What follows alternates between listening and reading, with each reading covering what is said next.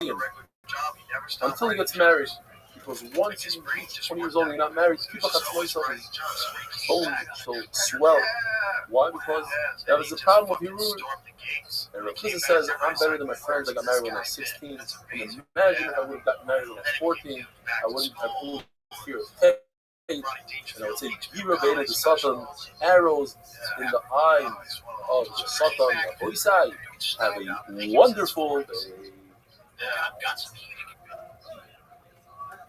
It's not just hard to measure, it gets on other people. I read this story about this guy who was on TRT cream and his child. Hey, Miss Aquarius. How are you?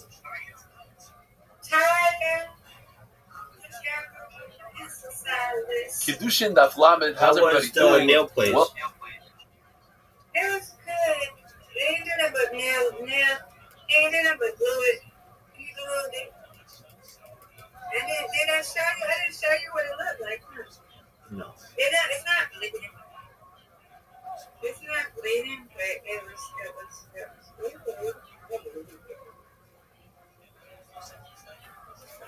no, this is what it looked like. Can you see it?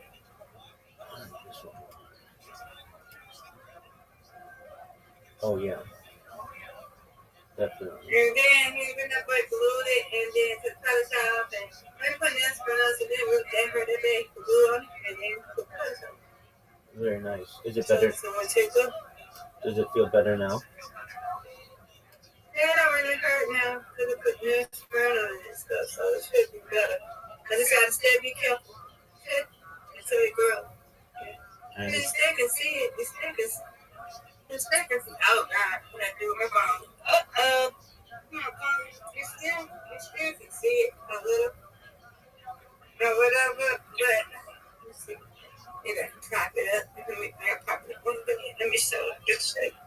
Yeah, you still can see it, but not as bad. But still can see it. Hold on.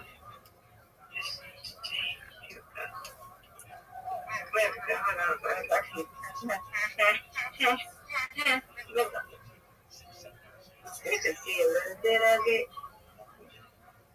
See? Yeah. You can see it. Yeah. But he glued it, so it's not really moving. That's good. Let me go check with him. Come on. What is this thing is getting on my nerves. Come on. Thank you. I just can't see you. Oh, good. What's good?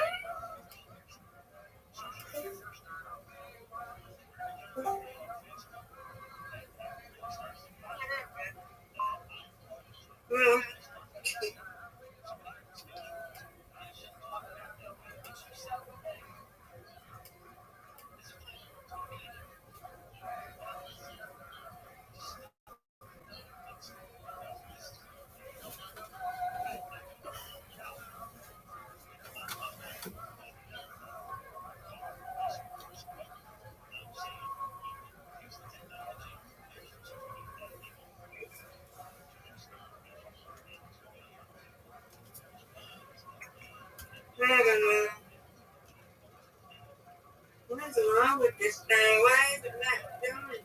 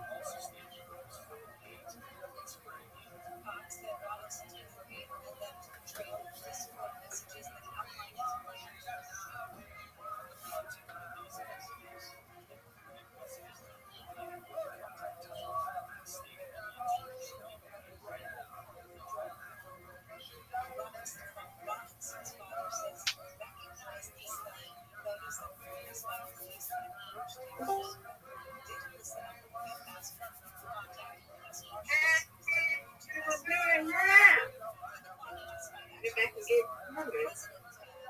Nope. Now this thing is stuck. There we go. There we go. Yay! There you go. Did you take a nap today?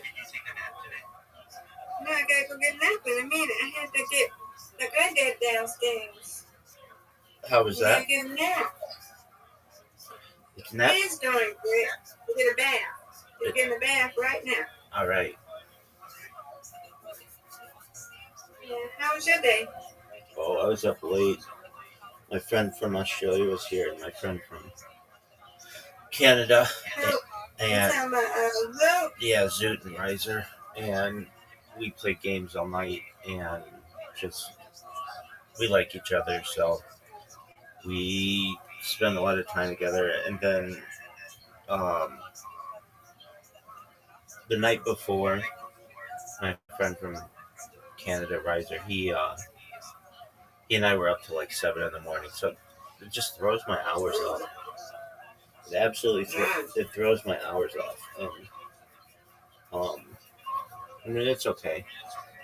And then yeah, and then I've got to redo my my streams.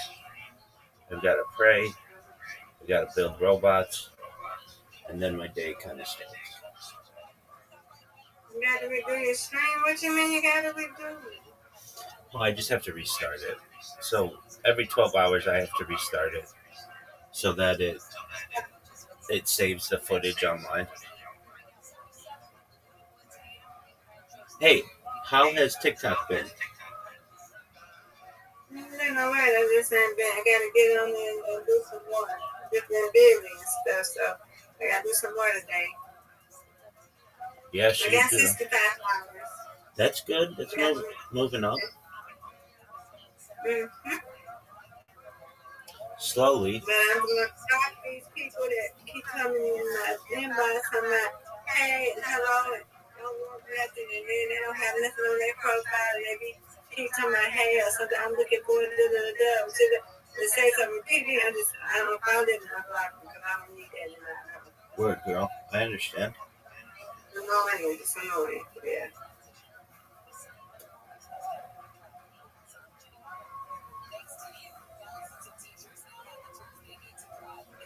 Yeah, I'm just coming in here because I see Brandon, one of his accounts is at 120, 121. He's past me soon, so I got to get back up here. He's in competition with you. He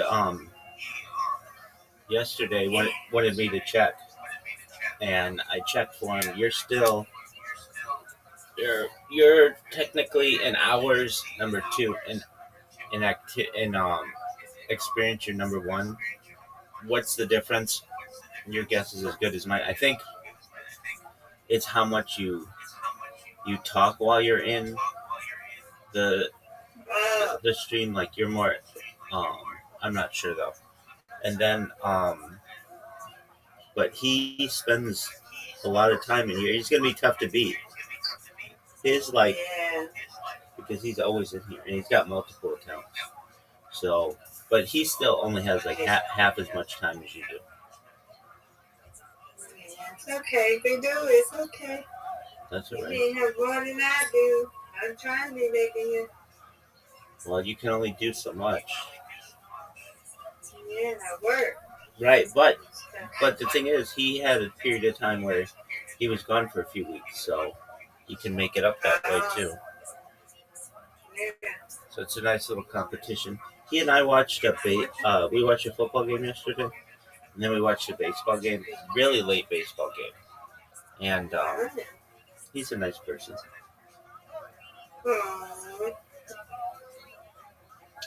Yeah, he got multiple accounts. I don't know. He is a computer whiz. He's got so many different computers, and I mean, he's streaming right. He's not even there right now, and he's streaming on multiple accounts. That's hard to do. Like, you know how hard it is for. It is. It looks hard to do because you got it too. You get one piece. Yeah, but I mean, like what he's doing, where it's watch stream. that's difficult to do because it takes a lot of processing power on your device. So, but he likes computers. Yeah, I don't need all that. I understand. So yeah, that's. What are you doing this weekend? Anything special?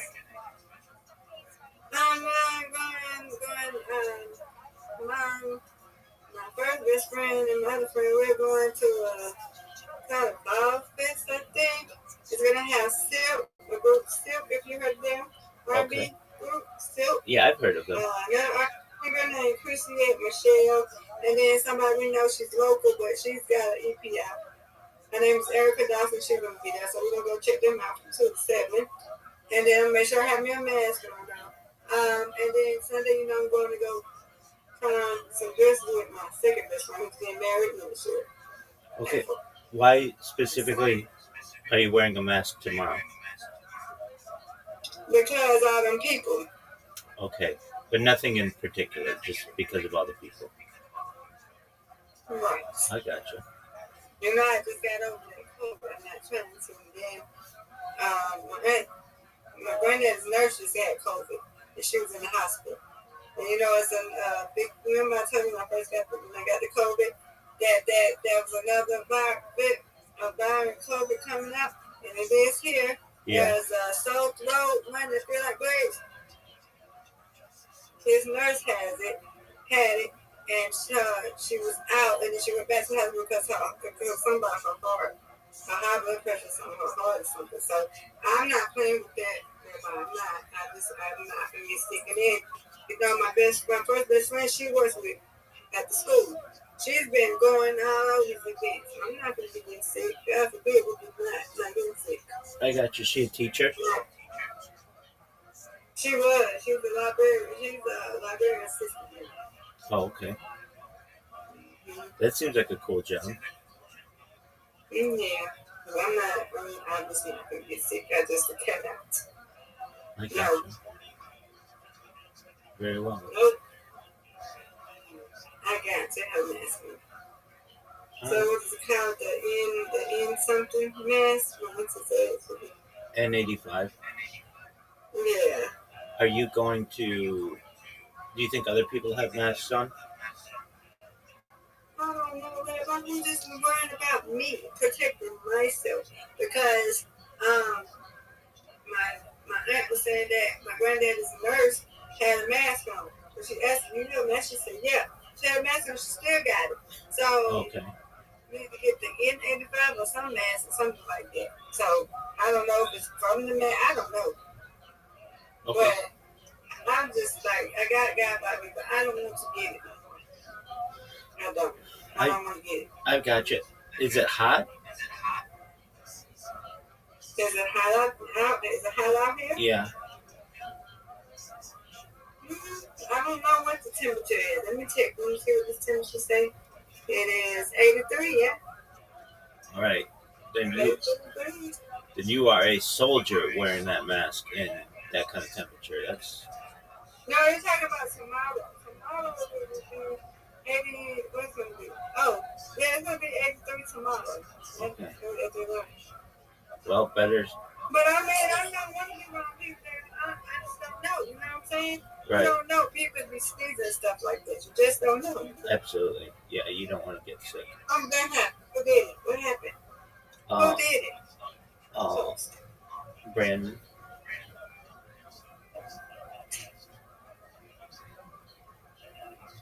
I didn't know who dropped us. Brandon, one of his streams went down, and then he just restarted it.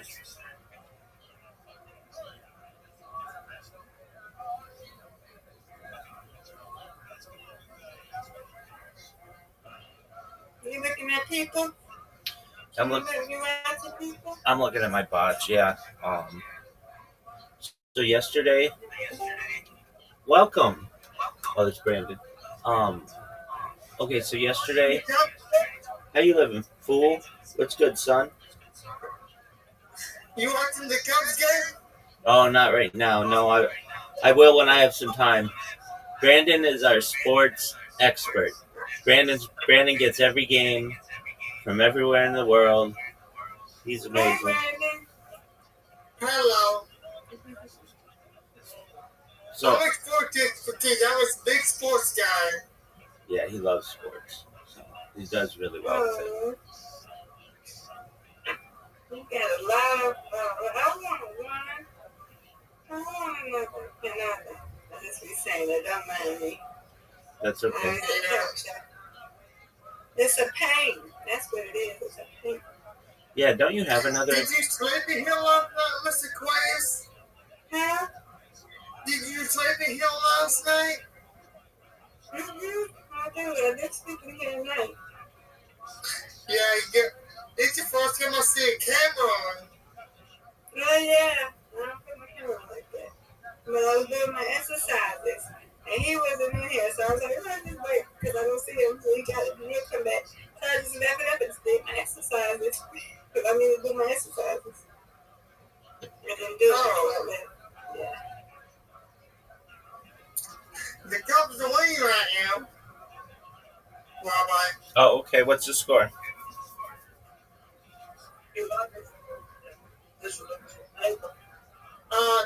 The Cubs, they're up by. All right, let me find it. Okay. Let's see. There's the card. I can find the cats. Stop.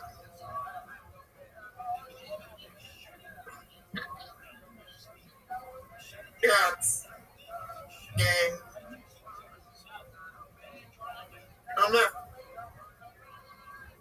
following the Cubs game now. Okay.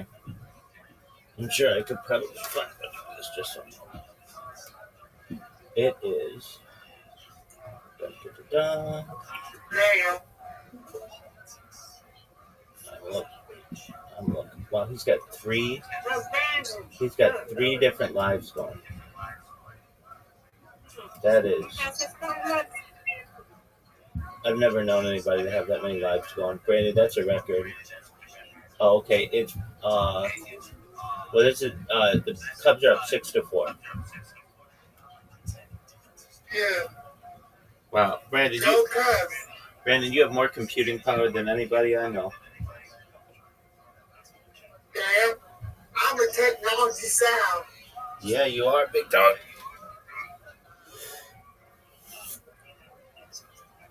The second, the National Central. Brandon, you going to that? Brandon, you going to that high school football game tonight? Brandon? Are you going to that high school football game tonight? I'm going to it, and I will share it. I'm going to it while I'm sharing it. Oh, wow, cool. Okay, very cool. Yeah, Brandon. What did he say?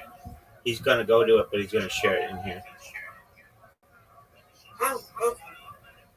I'm not going to go to it, but I have nobody take me. I'm going to share the radio in here so you guys can know the score. Okay, very cool. Very cool. Brandon is a sports guru. He loves the Baltimore Ravens. We've learned. I'm a sports guy. Yeah, he loves the Baltimore Ravens. We've learned that. And he watched. I love the Cubs. And he likes the Cubs. Who do you like in basketball? Boston Celtics. Okay, so he likes the Celtics. And then who do you like in hockey? Nashville Predators. And he likes the Nashville Predators. So those are 4 completely unrelated teams, and I love it. And he likes the University of Kentucky. Yeah, I cheer for Kentucky Wildcats. Yeah, so I love it. He has all his teams. Why do you like Boston Celtics? Because I don't know if you know his MVP. I don't forget his name now. Kevin Garnett? Something. Jason. Oh, I know his name now. Jason Tatum. Oh, Jason Tatum. Okay. Yeah, I love him because of his shoes. Okay, very well. How about you, Miss Aquarius? What basketball team do you like? No. Well, come on. Lakers, I like. Okay. Lakers. Yeah, good on you. Just because I did like Rondo, I think he was playing. Yeah, I liked him. Rajon Rondo. Yeah, him. Yeah, I like him. Hawks. I love my Hawks. Excellent. Very well. It's tough to be a Hawks fan. I'm a big Baltimore Ravens fan. Yeah, he is. Not. I talked to Rabbi, but Rabbi saying that to go live game. Is it okay if I go live game Baltimore Ravens game? You do whatever you want to do, Brandon.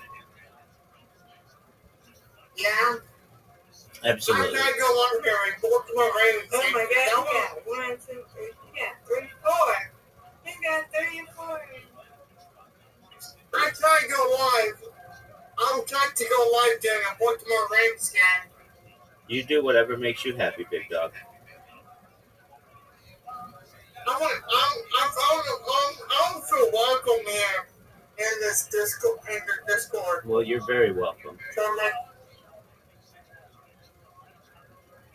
Mikasa. all the other Discord servers, people are mean. Yeah, Miss Aquarius and I know that very well. Yeah. I tried joining your server because I know you like baseball and you like NFL. Yeah, I like all the sports. So I try to share it here with you as much as possible, Mr. Class. Yeah, well, we appreciate it. That's good. Thank you. That's right. This is my home. I'm away from home too. That's right. Yeah. This is our home, yeah? Word, girl. They're trying to share my screen here,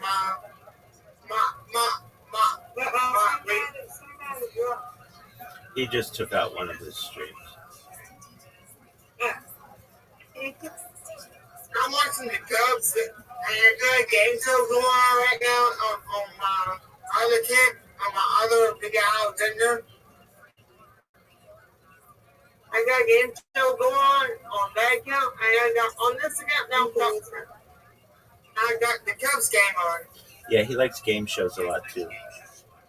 I can't see that one. I can't see that one. This Cubs game? I can see the Cubs game, but the other one it won't. It's not.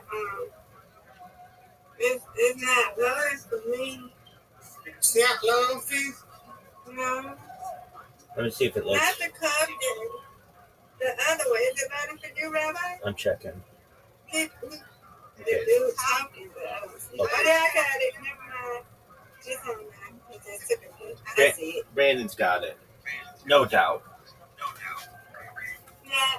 Thank you, baby. If you need me for anything, like if my screen's messed up, just yell at me, and I'll be here to help. Same here, my man. It happens. Miss Aquarius and I both know that Discord is imperfect and it doesn't always work. So we are very understanding. Yeah, Discord is perfect. Always, yeah, Rabbi all the time. So, okay. Sunday, I pass your church. My local church is in here. Your local church is in here? Not like church. My church I go to is Northern First Baptist. It's in my state, my county. And they're in Discord? No, they do their things online, through YouTube and Facebook. Oh, okay, I got you. There's a concert about Jesus Christ in here. All right, well, whatever you want to Can I do. share about Jesus Christ? As You can share it if you wanted to, if you want to. well, I'm Jewish. I'm Jewish, so that's not really what we practice. But if it makes you happy, Brandon, you do what makes you happy. You know, I'm a Christian. I love Jesus. There you go. Me too. There you go. All right. Go Jesus, go. There you go. Yeah, I love Jesus too. Mercy, not Sunday. Now, I won't share the Cubs game because right now the Cubs, they're like sports system. The Cubs got 6. They got 4. Yeah, they're winning. We watched the game yesterday, Miss Aquarius. It went to 12 innings, which is a lot. That's 3 more innings than it normally is supposed to go. And the team won in the bottom of the 12th, and it was very exciting.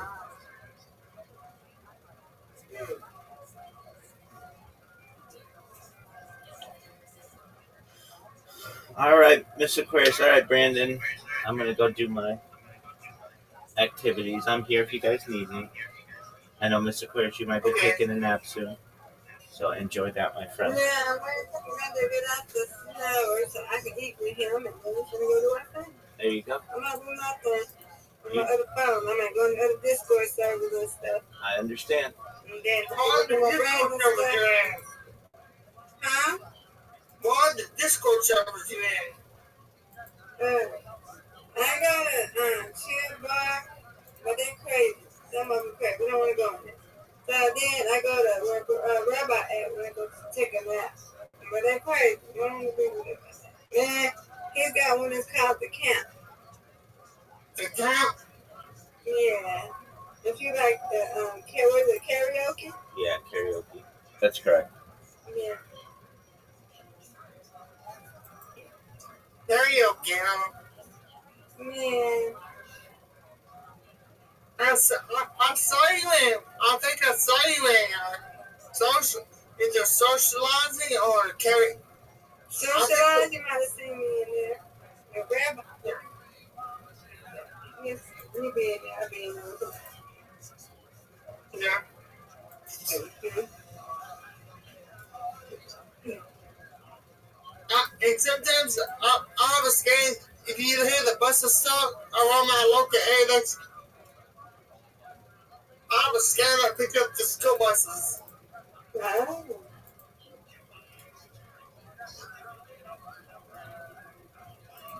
Nice.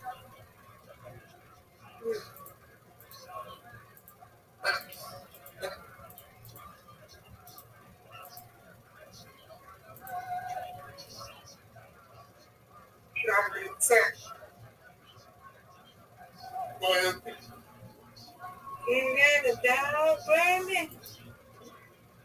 So I got 4 dogs. My other dog died. I'm sorry. Samson, my black and brown dog, he died. He died. Yeah, buried. But every time another dog named DJ, I kept getting smoky, but they died. Well, that's what happens. You have 4 dogs, Brandon? I didn't have 4 dogs, but 1 dog died. Okay, so you got 3 dogs now. Yep. Well, that's great. I was Princess and S'mores. Princess and S'mores. What sweet names.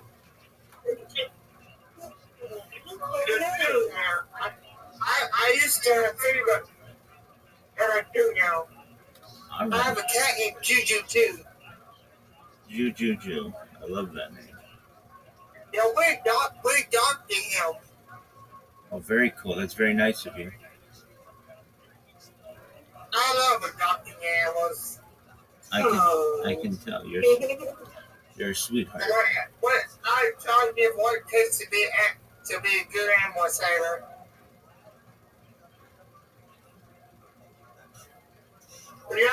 Right now, my victim is the quest. We walk by faith. That's right. That comes in.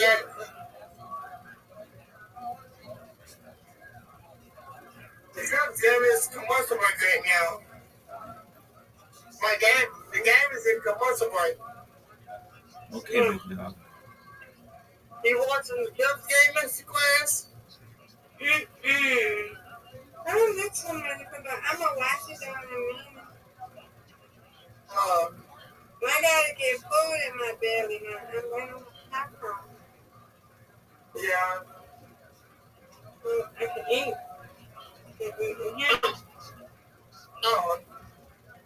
Holiday. 4-6.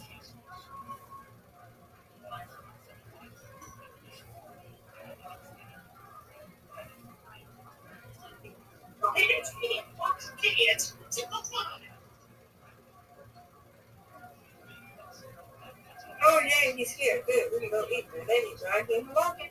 And him, Papa walking. Yes, I do. Yeah, I'll be right back. All right, Mr. Aquarius. Right back. Okay, Mr. Class. Okay. Move on.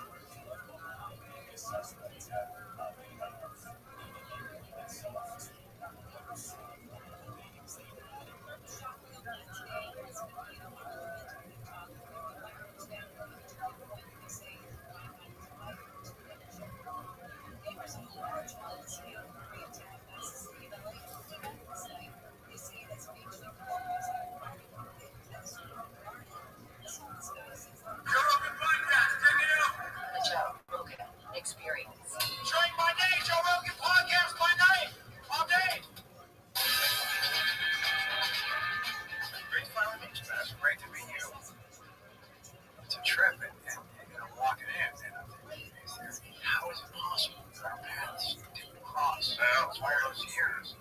Yeah, I mean, it's conceivable we were in the same venue, or the same building, or the same party, or probably something. I kind of avoided parties.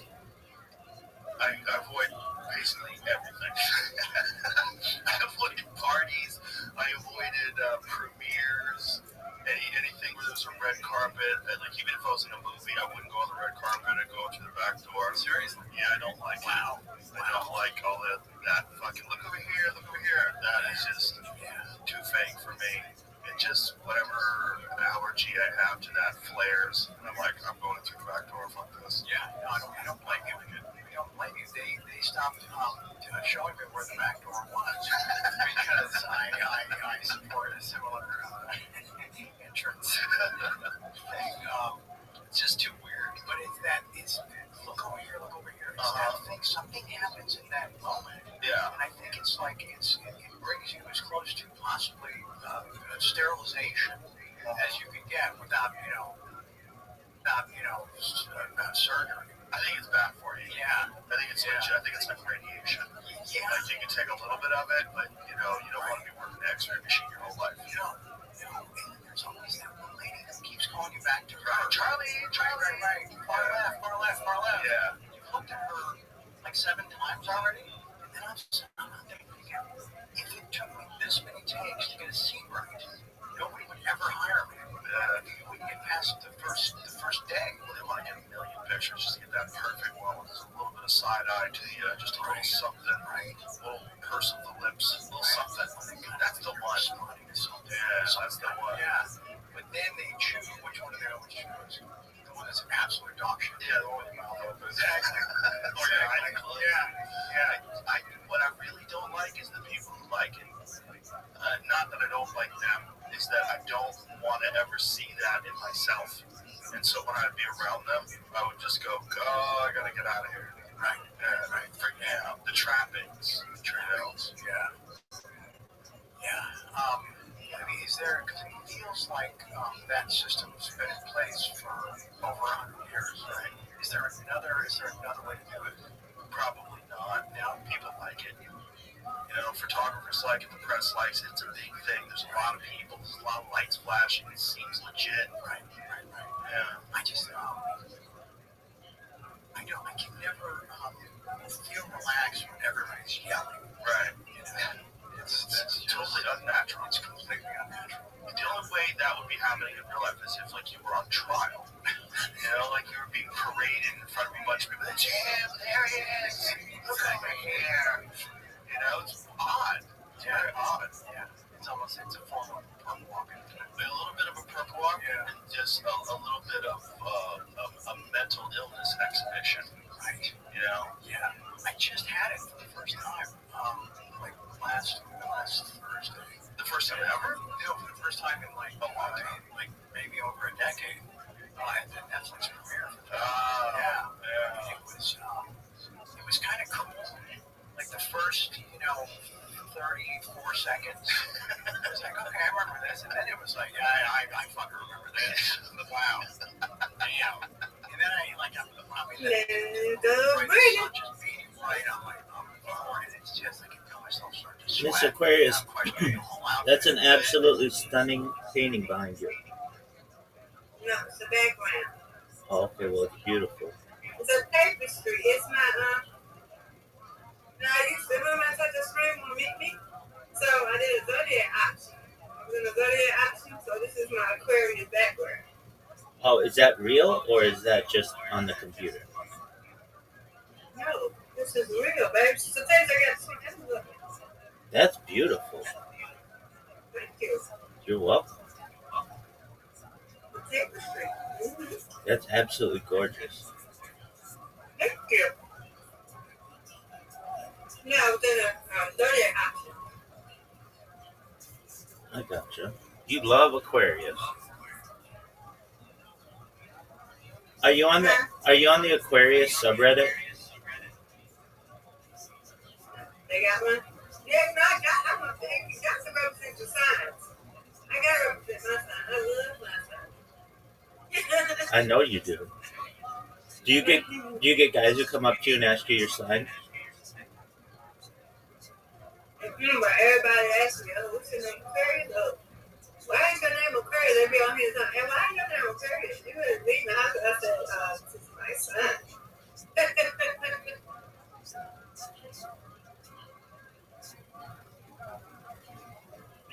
Let me ask you what your son is. Have you ever had a girl ask you what your son was? Yes, I have. Yeah. Mm-hmm.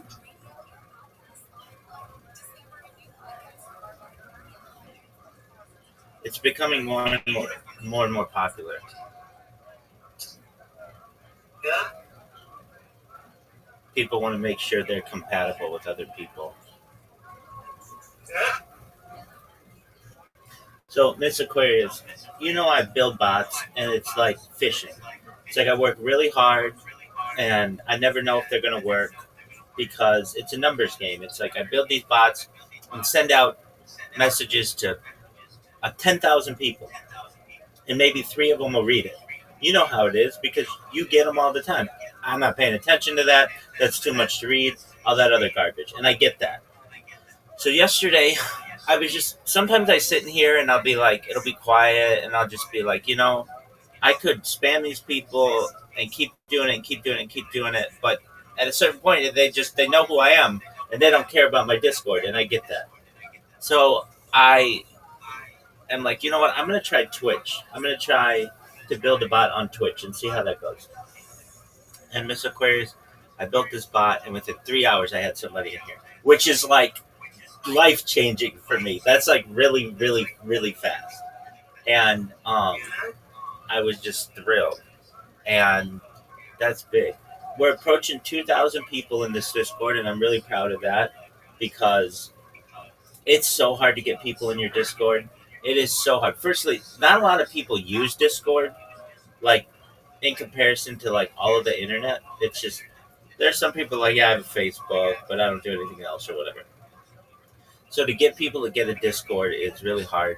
And then to get them to join your Discord is very difficult. And to get them to stay is even more difficult because it's like, oh, I don't want anything having to do with that or whatever. So I'm really happy with that. And so we, in like a year, well, technically like a year and 3 months or something like that, we've gotten 2,000 people in here. And that is a lot of people. That is a lot of people. I mean, I have friends of mine who don't, like, who try to promote their own Discords. They don't do it the way that I do it, though. And they'll get, like, 60 people in their Discord, which is still good. 60 is still good. I'm not hating on that. But to get, like, thousands of people is a really big deal. And especially, too, because you have to be 18 to be, at least in this call. And so I have to reject like 1 of every 3 people who come in here because they're not 18. There's this one girl who came in a couple days ago. She came in and she sounded young. And I'm like, how old are you? And she's like 18. And when I hear like 18, that's like, no, you aren't 18. You would just say that you're 18. And usually I'm smart enough to be like, or like a kid isn't smart enough to be like, I'm 25. Like if you say 25, like that's a random number, but everybody says 18. So I'm like, you're not 18 or something like that. And she's like, no, I am. I'm like, all right, and what year were you born? She's like, 2007. And I'm like, oh, well, that would make you 18, like barely. But okay, I'm like, did you have a birthday earlier this year? She's like, yeah, it's January 27th. I'm like, so you're really 18? She's like, yeah, I'm a senior in high school, but I turned 18 earlier this year. I'm like, oh, okay. Well, how you doing? And then I know I'm breaking. No, I'm breaking up. I know I am. No, I am. It's all the stuff that I got going. So anyway, so we talked, and whenever I'm able to talk to someone who's like 18, 19, I really try to push them to get into IT, into information technology, because they can make a lot of money. Better than, better than a lot of other jobs. And they can become independent because they get a skill set that allows them to move from other positions. So we talked about that, and then she came in yesterday, and she was all really excited because she got a girlfriend, and that's her thing. She was really happy about that. So, um, but uh, but so I'll get people like that. But then last night, in the middle of the night, somebody came in. Now it says you have to be 18 years old. Like there's only so much I can do. And this person came in, and I'm like, "How old are you?" And they're like, 7.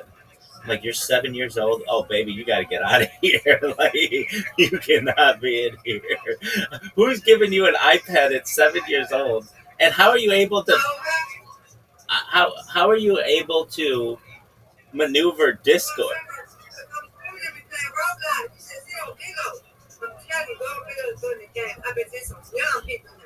Oh, I'm sure. I'm sure. I'm sure. So if I didn't kick out kids, we'd have way over 2,000 people by now. But I don't want them in here. There was one kid who came in. He was like 17 and like 306. I've had people who are like they're like 17 and 360 days, and they're like, "Can I please be in?" I'm like, "Come back in 5 days. Come back in 5 days." You, can you hear me? Yeah, it's you.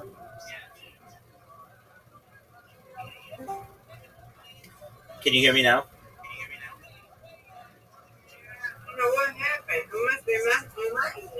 That's okay. It could be a combination of my end and your end. So I get some people who come in here and they're like, "I'm 17. I turn 18 in 3 days or 5 days." I'm like, "Well, then come back in 3 days or 5 days. I'll still be here." And then they come in, and then it's cool.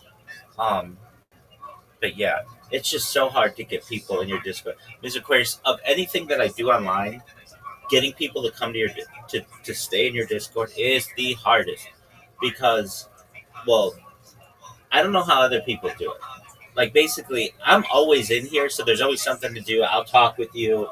We'll play a game. We'll do something. But like for the other Discords that are just kind of dead, there's nothing going on there. I don't know how they do it. Like how, I guess it's just like a core group of friends that kind of do things, and I get that. Then you get these really big Discords, and people make money on their Discords, like a lot of money, through promotions and stuff. So they'll be like Chill Bar is a really good example.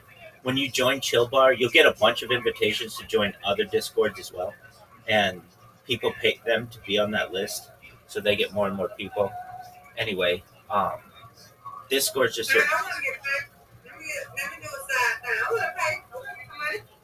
oh, I understand.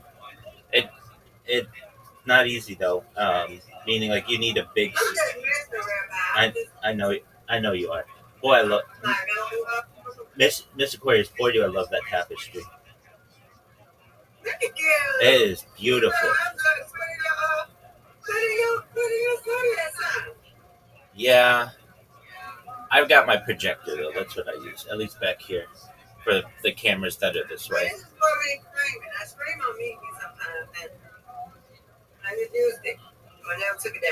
I get that.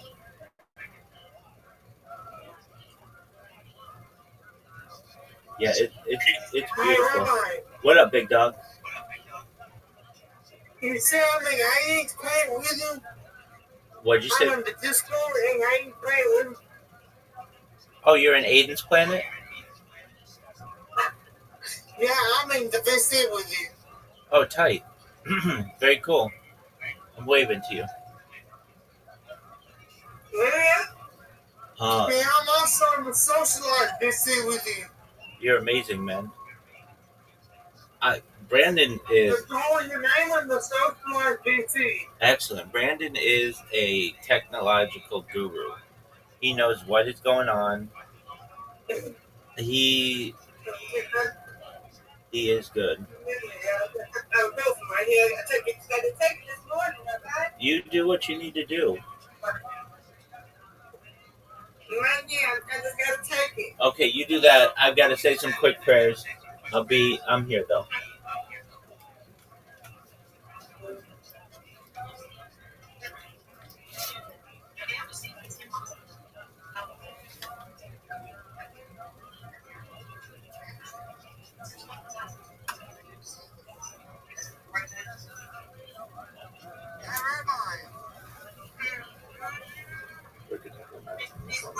trying to get next to that.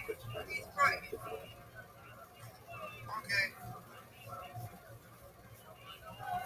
See if it comes on.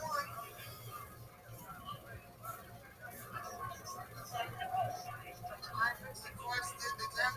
Do you want my screen? Where it's like? To break, okay? Huh?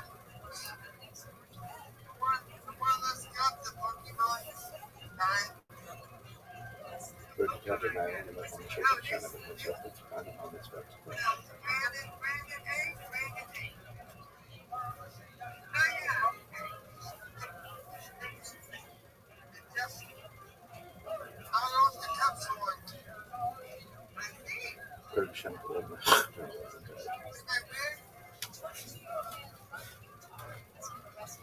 Shema Yisrael, Adonai Elohim, Adonai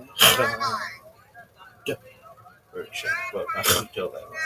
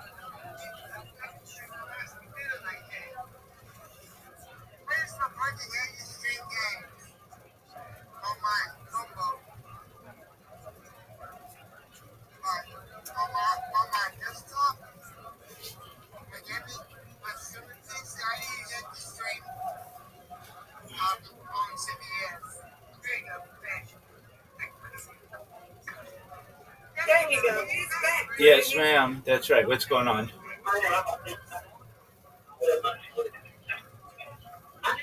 What's up, Rabbi?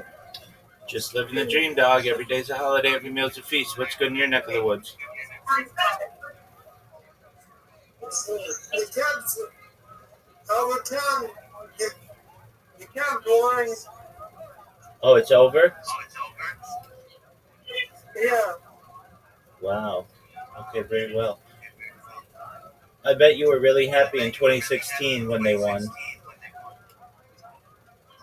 I was. Yeah, that was a long time coming. I'll be back. I gotta go throw my plate away. Okie dokie. Did you say your prayers? I did, my friend. Oh.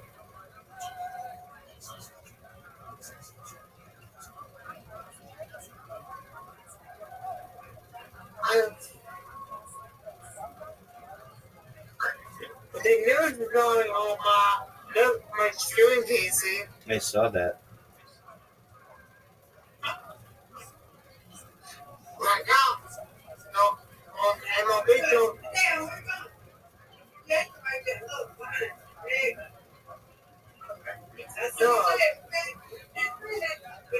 Oh God.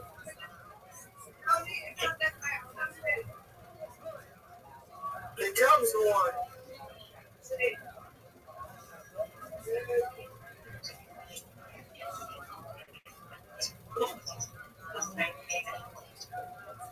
Marty.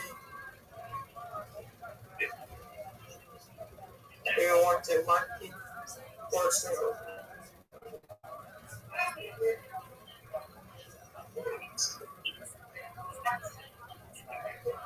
First pitch is game tomorrow.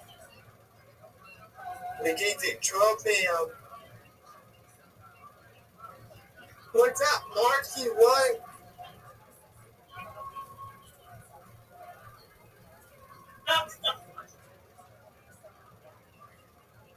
I'm gonna get that.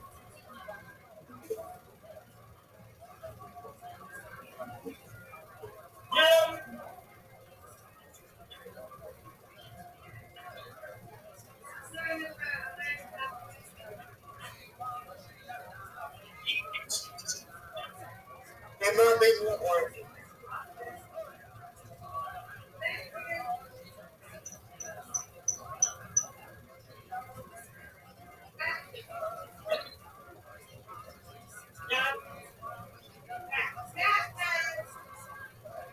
The Cubs have won the 7 of their last 9 games. You see this, Rabbi? Yep. Cubs win. Woo-hoo.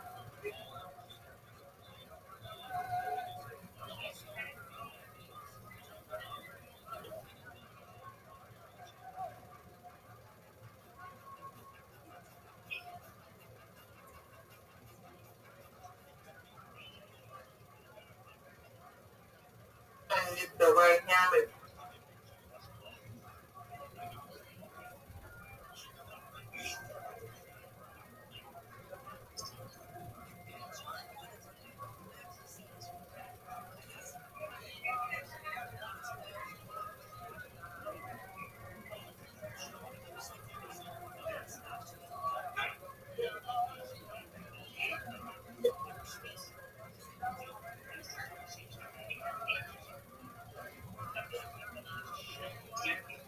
Rabbi, you see him streaming and doing to create a voice chill? Yep, I see. I'm streaming a game. Okay, cool. A video game.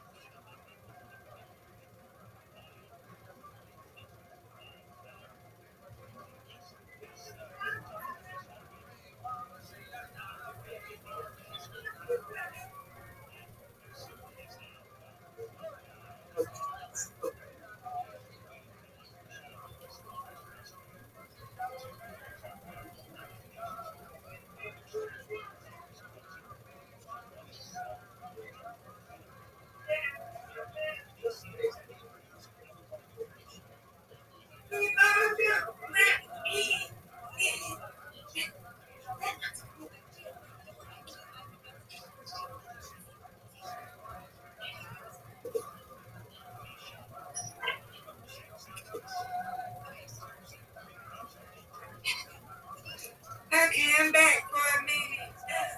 For a minute, and then I'm gonna go on my bed and I'm gonna take a nap. Good on you, girl. It's time to take a nap in a minute. There you go. Babe, with Papa, we done ate, and it's time to take a nap. Excellent. Nap time, right, Rabbi? I have to get my nap, right, Rabbi? Yes, ma'am. Yeah, Rabbi, make sure I get my nap in. It's one of the most important parts of the day. I'll get a nap. Word, girl. Yeah, with that. So you getting a nap? That's right. That is right. Yeah.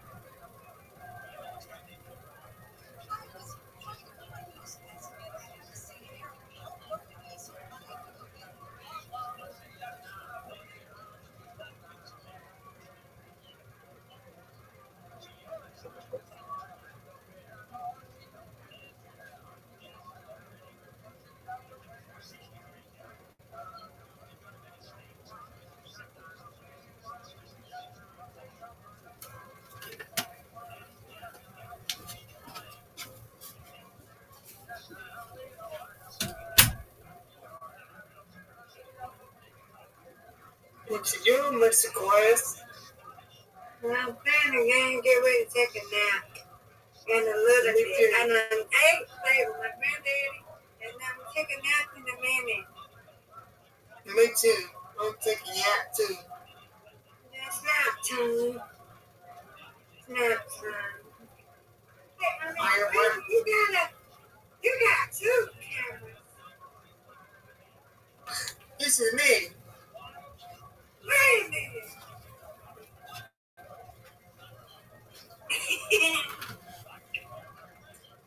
That's Brandon. Rabbi! What up? I get to see Brandon now. See? Yes, ma'am. He's a good-looking dude. Brandon. Hello. Hi.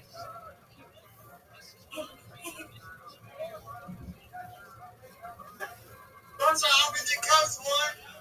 Yeah, we know the Cubs won, big dog. He's excited. I know he is.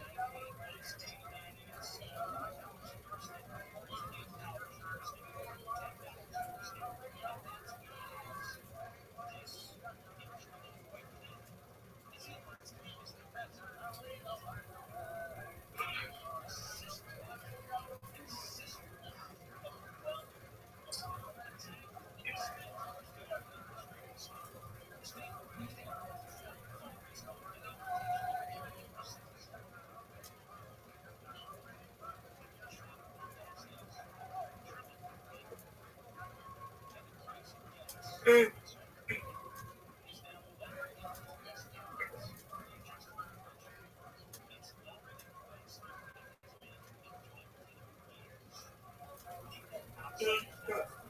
Which one am I?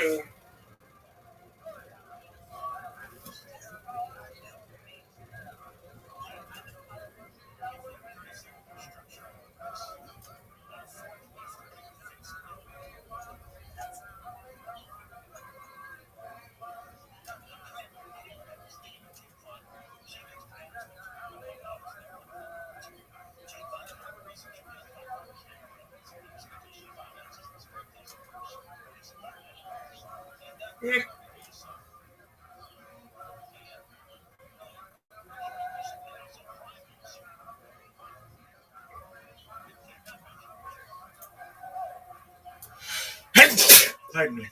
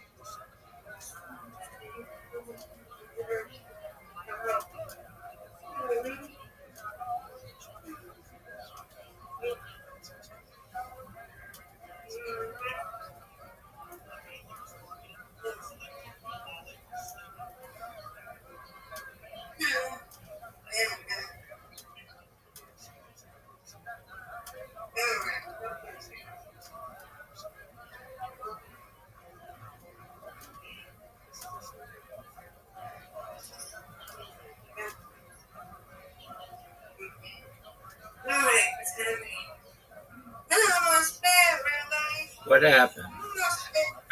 What happened?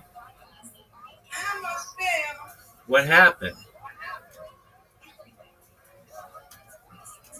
I was in the bathroom washing my hands and I almost fell trying to dry my hands. Well, fortunately you did not. Good job. I hit my elbow. I almost came. Okay. Yeah, it's time to lay down. Yes, ma'am. Get your beauty rest. It's time to lay down, Rabbi, okay? Yes, ma'am. In a little bit. Sweet dreams. Right here. Excellent.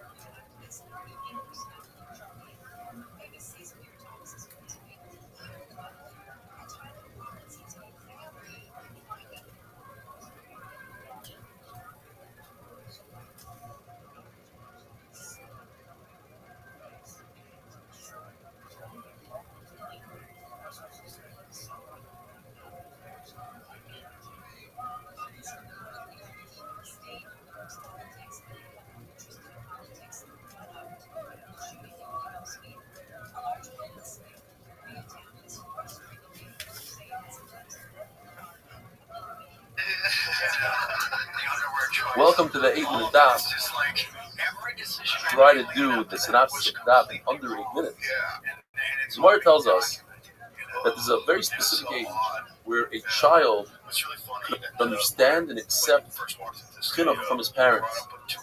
During that age, that's when a father should give chinuch, should admonish his son according to one child, or marry off his son. And that age is either between the age of 16 and 22, or between the age of 18 and 24. But any younger than that, the child's intellect is not developed to the point where he can fully understand the musar and the chinuch. The Gemara tells us a person has to teach his son Torah. And there are some who say that not only his son, but a person has a gift to teach his grandson. And the Gemara brings a case of a person by the name of Zvilim ben Don, that his grandfather taught him Torah, the Miksuva, Mishnah, Agada. The Gemara says that it happens to be that the key of his grandfather is to teach him Chumash and let the kid continue on his own. But a grandfather teaches his grandson Torah, the pasuk, the Torah considers it as if he accepted the Torah himself from Sinai. The Gemara brings a smack for that. You see that the pasuk, which discusses teaching a grandson, is right before the pasuk of Chayrev of Har Sinai. The Gemara tells us a story that Yeshua Levi grabbed his grandson for the one child, and he didn't have time to put the proper head covering on. So he wrapped himself with a sheet. And the Gemara says, why? What was the rush? He says, I'm going to Makabel Torah from Har Sinai. I don't have time for the proper covering. And the Gemara learns from that for breakfast, you eat meat before you take your kid to a yeshiva is not proper. First, you drop off your kids in cheder, and then you eat breakfast. The Gemara says, you do is first you do chazara with your kid or your grandchild, and then you add another pasuk and bring it to the Mishnah. Saying Kriya Shema every day a number of times. There's a double nun over there. And the Gemara learns from there that you should triple up your Torah, meaning, according to one shot in Rashi, that is, that every day you should divide your day into two. Learn Chumash, Mishnah, and Gemara. For Tosfos, it means that every day you should learn Gemara, because Gemara, Bavli, includes Torah, Mishnah, Haggadah, it includes everything. The Shinantam, but the Torah also should be sharp. How to gamdim the Torah. Don't stutter and tell the person when he asks you should know everything clear. Gemara tells us that there were the previous generations people that were called Sefer. They were counters. They counted the letters, the words in the Torah. They were able to say this letter is exactly halfway through the Torah. This word is halfway through the Torah. But us, in the time of the Gemara, they weren't Baki and Chaseris and Yiseiras, the extra Vavs, Yud, how to read it and what exactly is considered a word or not. And they also weren't even mumchem to understand how many psukim there are in the Torah. You see, in Eretz Yisrael they took a simple pasuk, like Hine and Noifi Ba, which is very long, and they divided it to 3 separate psukim, so you have a different count. There should be 5,888 psukim in the Torah. The Hillim has 8 more than that, and the Yamim has 8 less than 5,888. The pasuk says it's 5 psukim. But when you learn Torah, even with your own father, you can go to war and battle with him. But at the end, the Sufa, the Saifa, at the end, it's Vahiv, it's Achava. Even though it's a Sefer, it's a Muhammad through learning, and then there's going to be a lot of love. The Samtim is Dvarei, the Samtam. Torah is the complete and perfect antidote to the Yitzhara. The Yitzhara, even his creator, the Rabbi Shalom, calls him Ra, evil. And without HaKadosh Baruch Hu's help, we would never be able to overcome the Yitzhara. But all HaKadosh Baruch Hu asks is, move forward. Shall we make a move? And we try to beat him, and then he'll help us out. Because the Yitzhara renews himself and finds Kabbalah every single day. One way out of it, the best way out of it, is to learn Torah. In Togda b'Chaminuvah, Shlep him, learn Torah. There's a rabbin there. And I do want to give a tremendous yishur koach to our artist, Yoshi. He did such a phenomenal piece here with this art. He tries to entice you with the types that we have in our days. All you need to do is shield it with Torah. The Gemara tells us that a father must help his son get married, and he must help his daughter. How do you help your daughter get married? by buying her nice clothing, by giving her money. She has a nice nadin, so that other people will want her. A person must teach his son a trade or business. Why? Because, according to one man, the Omar, business is not enough. Because what if you don't have business that day? If you have a trade, you can always fall on it and make a parnasa. So you won't have to come to the last things that we used to steal from other people. Also, it says, you can learn Isha as Torah. You can also learn Isha Shuddha Kamashmai. When it comes to Kibbutz Avayim, there's Chiyuv. The Mechabed of father and mother, and the fear of father and mother. That halacha of the fear of parents also applies to a daughter. So then why does the Torah say the word Ish? A man is never under somebody else's resource. A man is always independent, and therefore he's always kind of in fear to keep it out. Whereas a woman, once she marries somebody, she's under his restriction, so therefore she's not chayiv in kibbutz. But once a woman gets divorced later, then she's people come back. The Torah compares Kibbutz Avayim and Moira Avayim to Kibbutz and Moira Amakat, the Mechabed and fear of his Baruch. And when you fear your own parents, you have your own parents as if you fear and Mechabed and Baruch himself. Because the three of them, the parents, and HaKadosh Baruch Hu, are partners in the creation of every human being. Rabbi side, have a wonderful day. While your dad is holding you the same. Is that part of the reason they recommend like an inner thigh application? I guess that no one person would get it as the first year having sex. Exactly. Or your horse, right? It's fucking good for the horse. So there was Kedushin Daf Lamed Aleph. How's everybody doing? Welcome to the 8-minute Daf. Today's Daf is just an incredible Daf about Kibbutz Avayim. Very, very famous stories and a lot of great insights. When it comes to Kibbutz Avayim, the Torah gives us two psukim. One about kavod, one about yira, fear and honor. When the pasuk talks about Kibbutz, the father comes before the mother, and the reason is because typically a son gives more honor to a mother. She speaks sweeter to him, nicer to him. So the Torah has to say no. You have the father first. When it comes to yira, the mother comes first, because typically a father teaches his son. Torah says more yira. A father and mother who are married, then the son should be mechabed the father, because the mother also has a key to mechabed the father. They're divorced, and they call it a jitwa. The Gemara tells us that initially when HaKadosh Baruch Hu said Anochi Hashem, the Ummah Sa'ilam, they said, what is this? But then when HaKadosh Baruch Hu said Chabad Savicha, they realized that Hashem wants us to be Chabad parents, and that's the same idea to Chabad him. He wasn't in it for himself. The Gemara tells us there's so much to learn from the non-Jew Dama ben Sina, the famous story. Chachamim came to purchase an extremely expensive jewel worth 600,000 golden coins. And because Dama ben Sina was his father, Messina, was sleeping on a pillow with the key to the safe, he refused to wake up his father, and he lost that property. A year later, he had a para aduma, red heifer. He realized that this is no coincidence. His Baruch was paying him back. So he told Chachamim, and they came to purchase it. He said, I could ask for any amount of money. There's only one like this in the entire world. But I'm only going to ask for what I lost last year. And the Gemara tells us, Dama ben Tzina didn't have the chiyuv of Kibbutz Avayim, and this is how he acted. Certainly us, we have a chiyuv. And there's a concept. A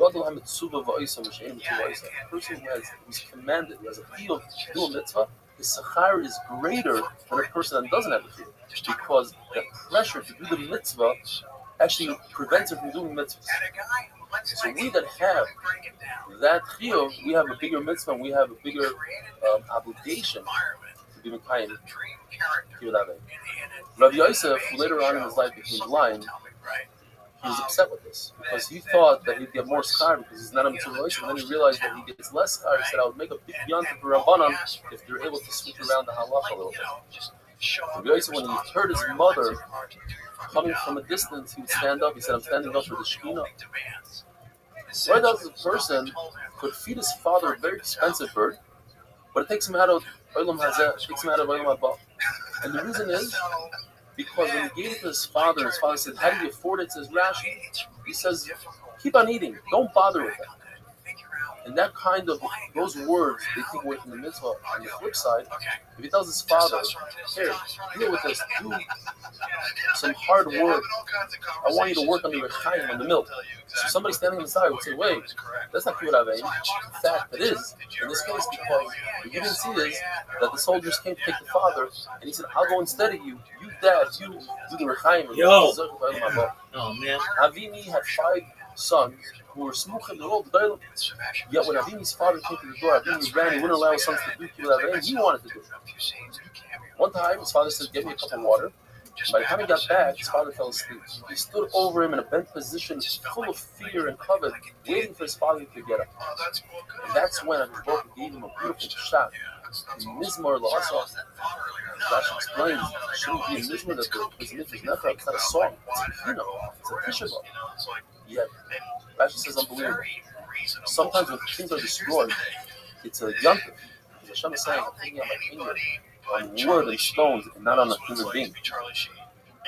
When a father and mother want to give to a child, the Gemara tells us the father, especially the father, if I'm talking, we shouldn't take from the father. So take from the mother, she does it wholeheartedly. The father might have some sort of chalisas hadas underneath.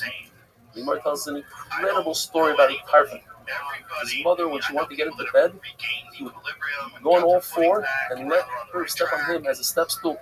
As you can see, a live demonstration in Shir. Nevertheless, the Gemara tells us that that's not even half of what a person has to do without an aim. A real test would be if she took his money and destroyed it, threw it into the ocean, and you don't see it. The government says so much is without an aim, severe avera. Praiseworthy is a person that was born without parents, because that's how chomer it is. The pastor Shalom Yoiver on it. He himself, Rabbi, was a blessing from a father and a mother, and so was Abaya. Although throughout Shas, at least 15 times, Rabbi says, unruly aim. Says the Gemara, aim is not his real mother, aim is the woman who brought him up. Ravasi wanted to be careful with Kibbutz Avein. His mother, when the gun says she lost her mind, she ran away to Israel. When he heard that she's coming to Israel, he wanted to go out and meet her, try to get a heter from Rabbi Yochanan to leave Israel. Rabbi Yochanan wasn't so happy. He says, listen, I'm not going to be upset if you leave. So he left. By the time he got to his mother, she was already there. He felt really bad that he left her Israel for the reason. When a person, instead of using his father's honor, send me out of here, get me out of here in honor of my father. Instead of saying that, he says, in my honor. That's not Kibbutz Avein. When a father dies, he should say, Abba Moiri, Hareini Kaparsim Shvavai Halavai, because both should put his einish on myself. And afterwards, he says, Tikvarim with brachos, lashon like what we say today, Avoisai, have a wonderful day.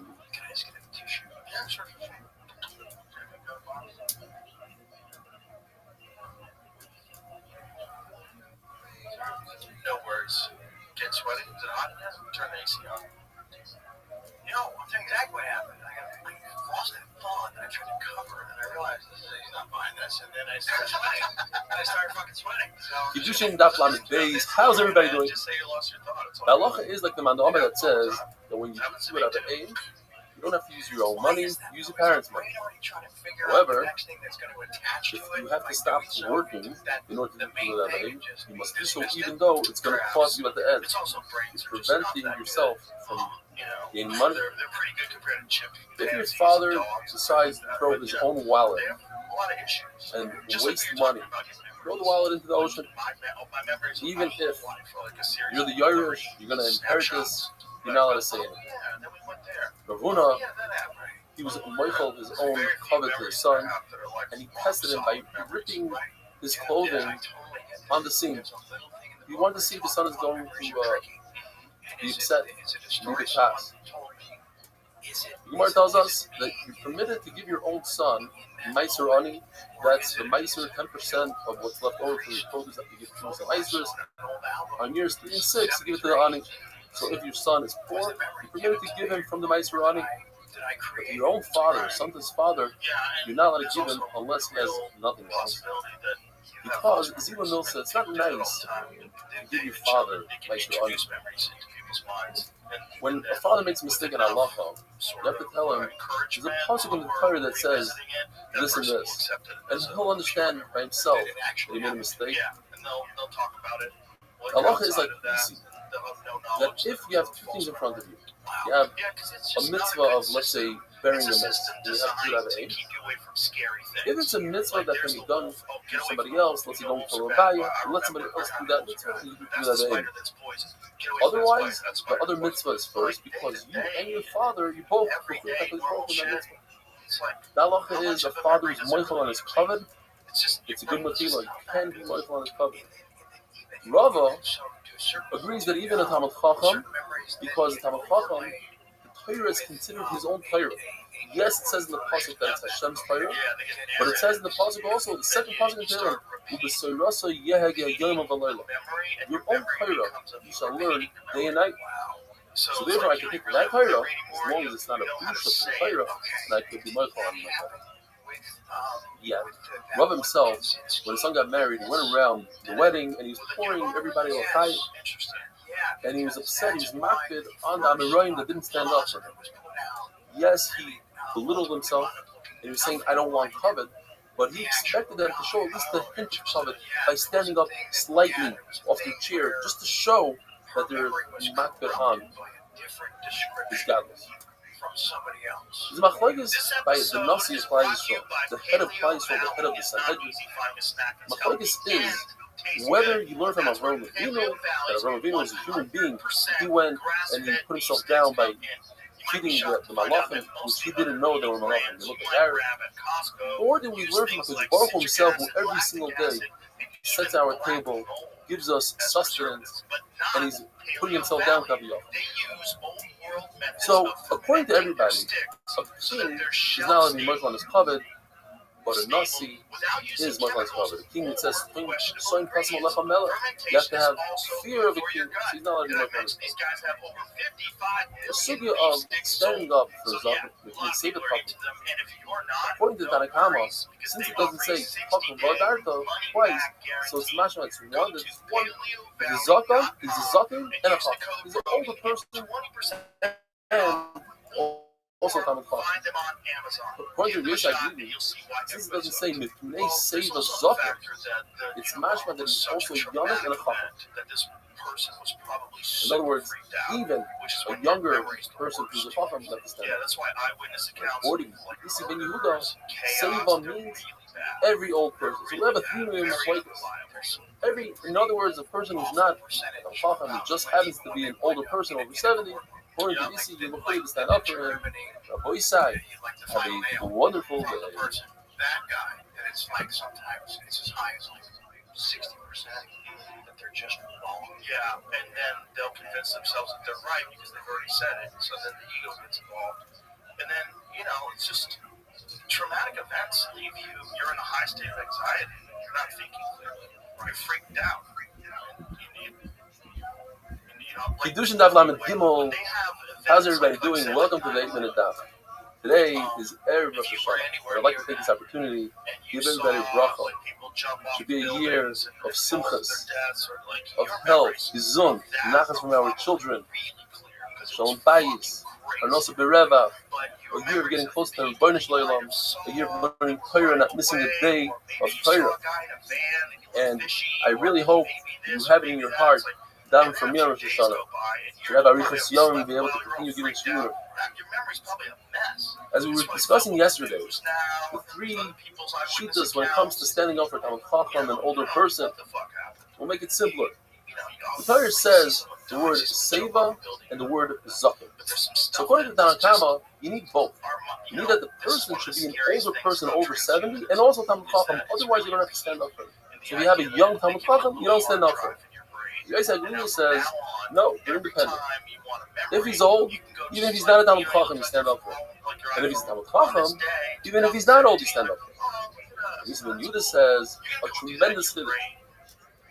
If Zakim is a Rasha, you stand up for him because he's a Zakim. If he's a Talmud Chacham and he's young, you also stand up for him. And guess what?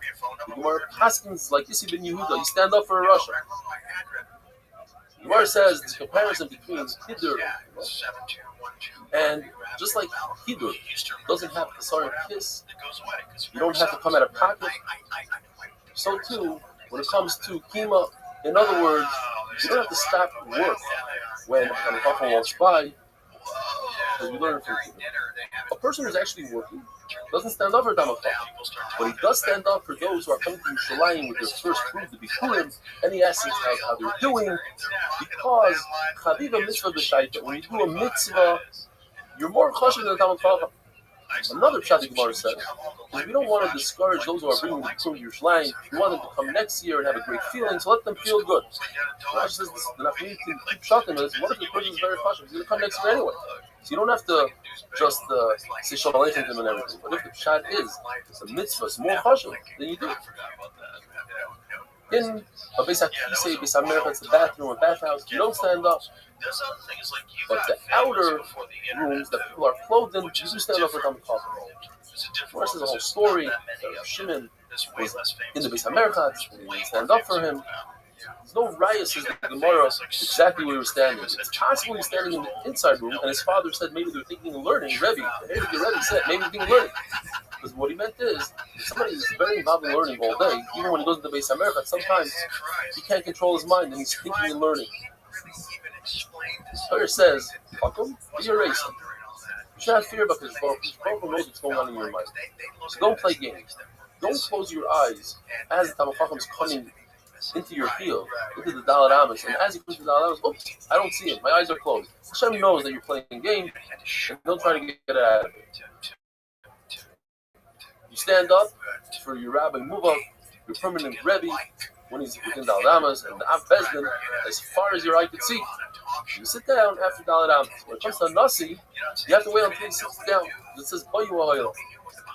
The Lord tells us you only stand up for your Rebbe twice, once in the morning, once in the evening, because even for HaKadosh Baruch Hu, you only say Shema twice. Nevertheless, the Talmud Chacham should be careful not to make people stand up for him. In fact, if the Talmud Chacham goes out of his way to make sure they don't stand up for him, look at Arichas Yomim. But if you're Talmud Chacham and you don't stand up for your Rebbe, you're considered a Russia, you don't have Arichas Yomim, and you forget the learning. Abaye would be upset to curse those who were learning Torah and say, oh, I don't stand up for my Rebbe because I'm learning Torah. Get cursed for that. The people from Muslim Chassia, they were so used to coming to Chachamim that they didn't even put on a head covering when they walked in front of the Chachamim.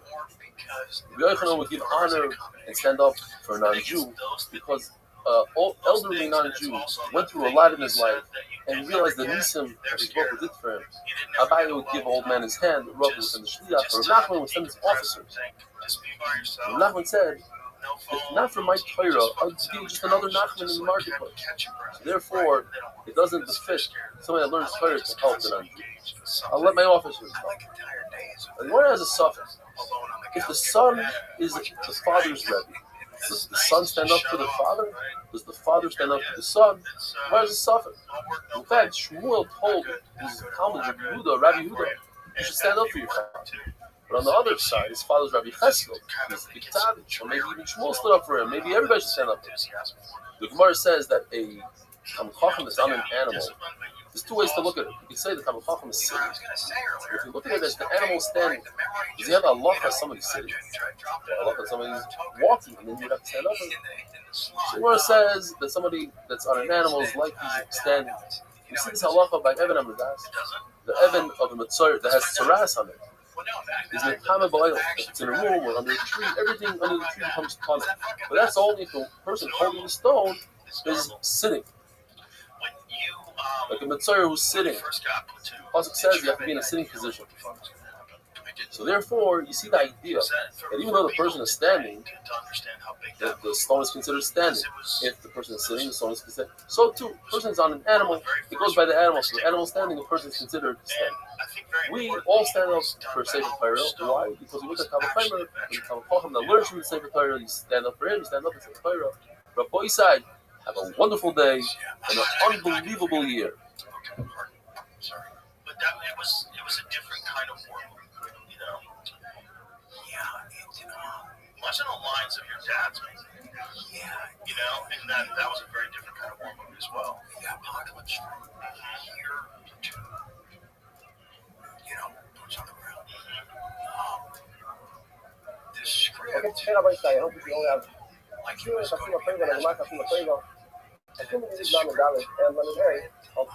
and some of them go together. I'll put it together at the end of that. Now, in 8 minutes, Okay, so it's time. Sometimes it's not to the rule. But everyone tells us, if you can do the rule, not necessarily 100%, even if the says, accept it, doesn't mean it's only accepted it, and you accept the other things too. Like we see by Abel, it says it's used for Abel. Any type of food, besides water and salt, it's not the only thing, it's also, you can't use mushrooms, because also they don't give you any, they don't sustain you. So, over here also, we have a rule. It says that the woman is obligated to every mitzvah say. If it's not man drama, it's not have to do with time. If she's talking, if she doesn't have to do every mitzvah say, it has to do with time. Or man drama. Now, it's not 100%. But before that, it's not 100%. Now, where do we learn it from? We learn it from Tefillin. You know, it says we learn from Tefillin. Tefillin is two types. There's a hektish, there's Torah, and there's Tefillin. First house of Yasma, and then the second house of Yasma. Tell me the same way. We know the babies don't have to learn Torah, so that's obligated to learn Torah. As we learn what? Also, that's obligated to wear Tefillin. Yeah, so Tefillin, I don't do the whole Torah. The same way the Tefillin is a mitzvah of Torah, it has to do with time. You don't do it today. You don't do it on Shabbos. And ladies don't have to do it. Some people don't have to do any other mitzvahs that take as man drama. For example, Shaifa, they are obligated to some mitzvahs that say, as man drama, like matzah. The reason is because matzah, the Torah says matzah is like punished. Whether it's obligated not to be punished, is obligated to yet eat matzah. Don't for Hakas, ladies are obligated to come for Hakas. So the reason is not teaching you the whole Torah, will be obligated also in mitzvahs that say. Because man is drama. You don't go here and make them tired of every mitzvah that say. But man is drama. As far as making in the break, that's why because Hakas is not needed. It's extra. Trying to teach me that don't learn from Hakas and Hakas, gotta make it.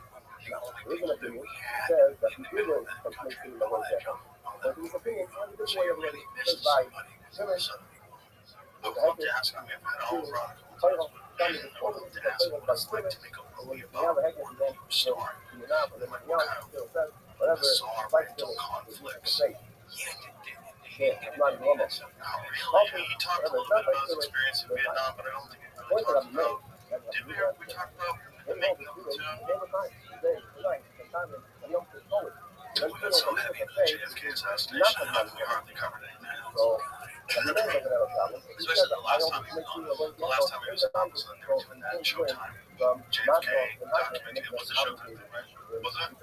I think it was, yeah. That was multi-part. Yeah, she said he put together so his recall is insane.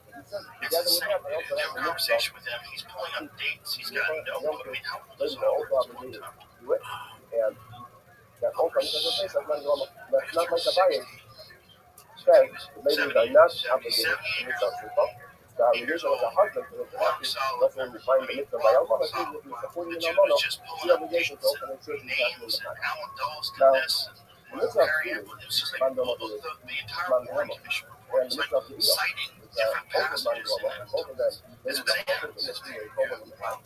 Both. Ladies are talking, why don't we say the next thing is like that? But they both do it. You wouldn't say that, you know, so the time and there's a lot of people that wanted him dead, for sure. There was a lot of fuckery going on with the Warren Commission. For sure. There's a lot of nonsense with the autopsies. There's a lot of nonsense with the single bullet going through both him and Connolly, and leaving more bullet fragments in Connolly's wrist than that magic bullet was missing. The one they found. It's like bullshit. The story's filled with bullshit. And no one really knew how much bullshit it was until they had that video that they played of the Zapruder film, the World Rivera show, when Dick Gregory came on and was a comedian, just Red Wild, came on and had the footage of the Kennedy assassination. Everybody sees Kennedy. His head go back to the left and right. Or that there, and you immediately apply just simple common physics to it. Especially when you have a fire weapon, also you're got shot in the chest too. Like grabs his neck, right? Clearly, you got shot right there. And there's always that talk about doing a drink. But there's two different autopsies. There's the autopsy in Dallas, this is an entry. as the autopsy of Bethesda, Maryland. It says it's tricky on me. Interesting. Yeah, 2 different autopsies. Yeah, and it also looks like by the time they got to Bethesda, they kind of glued his head back together again, or at least put the pieces back to take a photo of it. It's like more was missing from what they were talking about in Dallas than Bethesda. That's the shot. Okay, the way we got talking, Yes. There's a great book. some witches say, even though it's not as manual, this is He was somehow an accountant, hidden event, and and they had some sort of assignment. so that's how we learn that talking from witches say And it's so he decided not to as manual read the because only entire these thing. and not the others. And so Or in we the learn it reading from of the feeling as entire we thing, saw, he the Torah says finds it's so only many feeling the talking. contradictions, so many things that Yeah.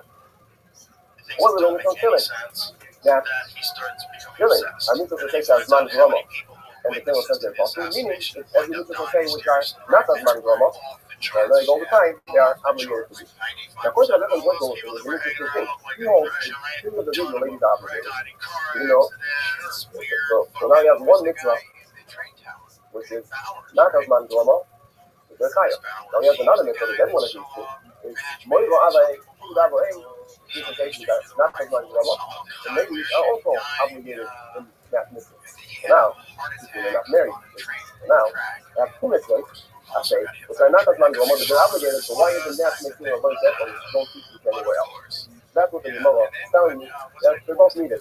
You can't play one from the other, you need both, but it's not considered including avoid effort. Oh yeah, that's the guy. That's the reason why they had to Now go we're to moving the to military. mitzvah loitak. And that's the mitzvah says that they're obligated in every single mitzvah loitak set aside. So what's the reason they're tired? They're tired of loitak? Because they're doing in the process. The process teaches that the people and then those pieces of the Torah, God is loitak. Explain it. His mouth is fell out. Also for dealing with any dealing with that to do with business, monetary issues, things like that. And also if anyone kills a woman, or not skilled woman, has the same Allah, but the same man, it's equal. The Gemara says the Torah needs to write all three. The Leviticus right only to they're obligated in on things I would think. Switzerland teaches the Torah, the right meaning I would think because that's the only way they can live. And this is right like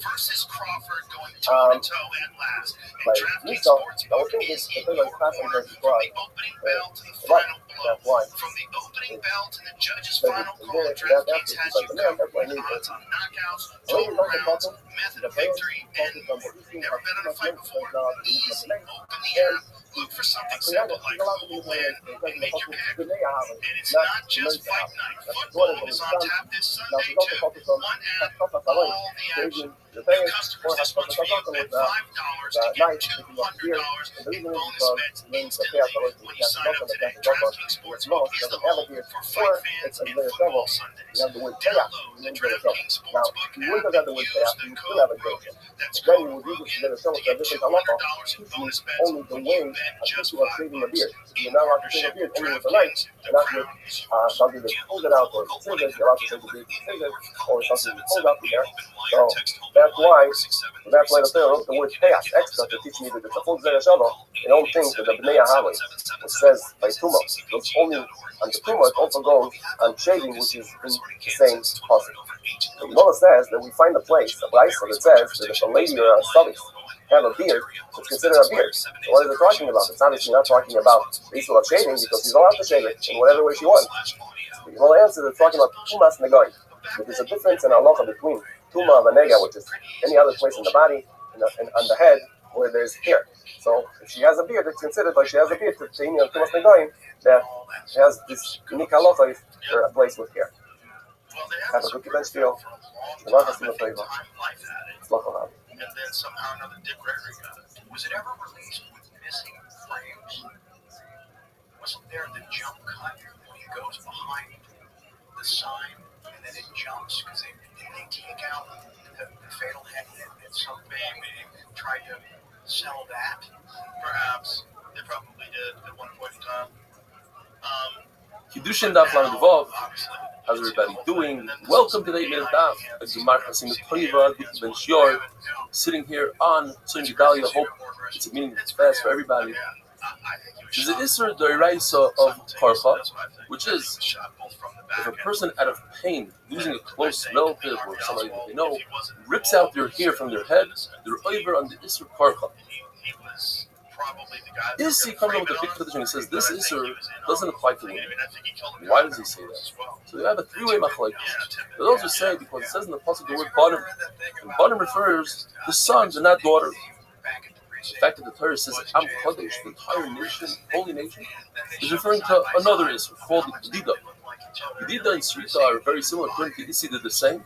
Gedida is where a person takes a tool and rips his skin out of pain for the mace, and Srita is with his hand. Now, he holds that Gedida is an entire body. Everybody holds it's on the entire body, all skin, whereas Karpa is only in the head. So therefore, he removes that Isser. He says that doesn't apply to women. Abai and Rava have different reasons. Abai and Rava both say that the word banim doesn't refer to sons, rather refers to children. And it says, they both say that all of Klal Yisrael are considered banim regardless. And we're going to get into it a little bit. So according to Abaya, this is going to hold as a Gzir Shava from Karcha from the Kahana. Now without the Gzir Shava, we would think that, as you see in the parasha, it says, B'nai Arab, the beginning it talks about the sons of Arab. Does it refer to the entire parasha afterwards, including Pasuk Hey that says about Karcha? Because without the Gzir Shava, I would say the Pasuk Gimel makes a break. It should become Tameh to a sister who was never married. That applies also to women. Women should bury a sister that was never married. That's a positive, that's a mitzvah say. Go ahead and bury them. So perhaps it's a hefsek for all the lois essays that come after that. So the B'nai Aaron doesn't apply to Pasuk Hey. Because we have Gzir Shava, it does. According to Rava, this Gzir Shava only comes to teach us that Karcha is not just B'nai Nechem like the Pasuk says. It's referring to the entire head, all hair in the back, in the front, and the sides. And if a person rips out 5 different places of his head simultaneously, he's chayav 5 times. And it only applies if you rip out your hair for a mace. Rava doesn't hold like Abaya. You can learn a second Gzir Shava from the extra hay of Karcha. So Rava learns the Gzir Shava B'nai Nechem from Tefillin. Just like tefillin, women are potter from wearing tefillin, so too they're potter from the Isser of Karcha. When Abaya uses Gzir Shava B'nai Nechem to teach us that tefillin must be put on the head where there's hair. And the fact that brought in the share that if you put your tefillin shorosh slightly below the roots of your hair, in other words, if somebody has long hair coming down, that's not the muffin. The muffin is where the roots are. Slightly past that, the Shabur says it's not Yaitza, and it's a bracha of Akala. It's possible that a person wears tefillin his entire life, and he's never Yaitza. According to Rabbi Yehuda, Klal Yisrael are considered banim children only when they act like children. Even proper, according to Rameir, even when they act b'shtus, or they're not loyal, like Amon, or mashkisim, even if they do avodah zarah, they're considered banim. A person does tshuva after he does avodah zarah, not only is considered a ben, but he's considered b'nei ma'aliyah, a great son. The Mishnah tells us, brand new Mishnah, there's a pasuk that the following things don't apply to women at all.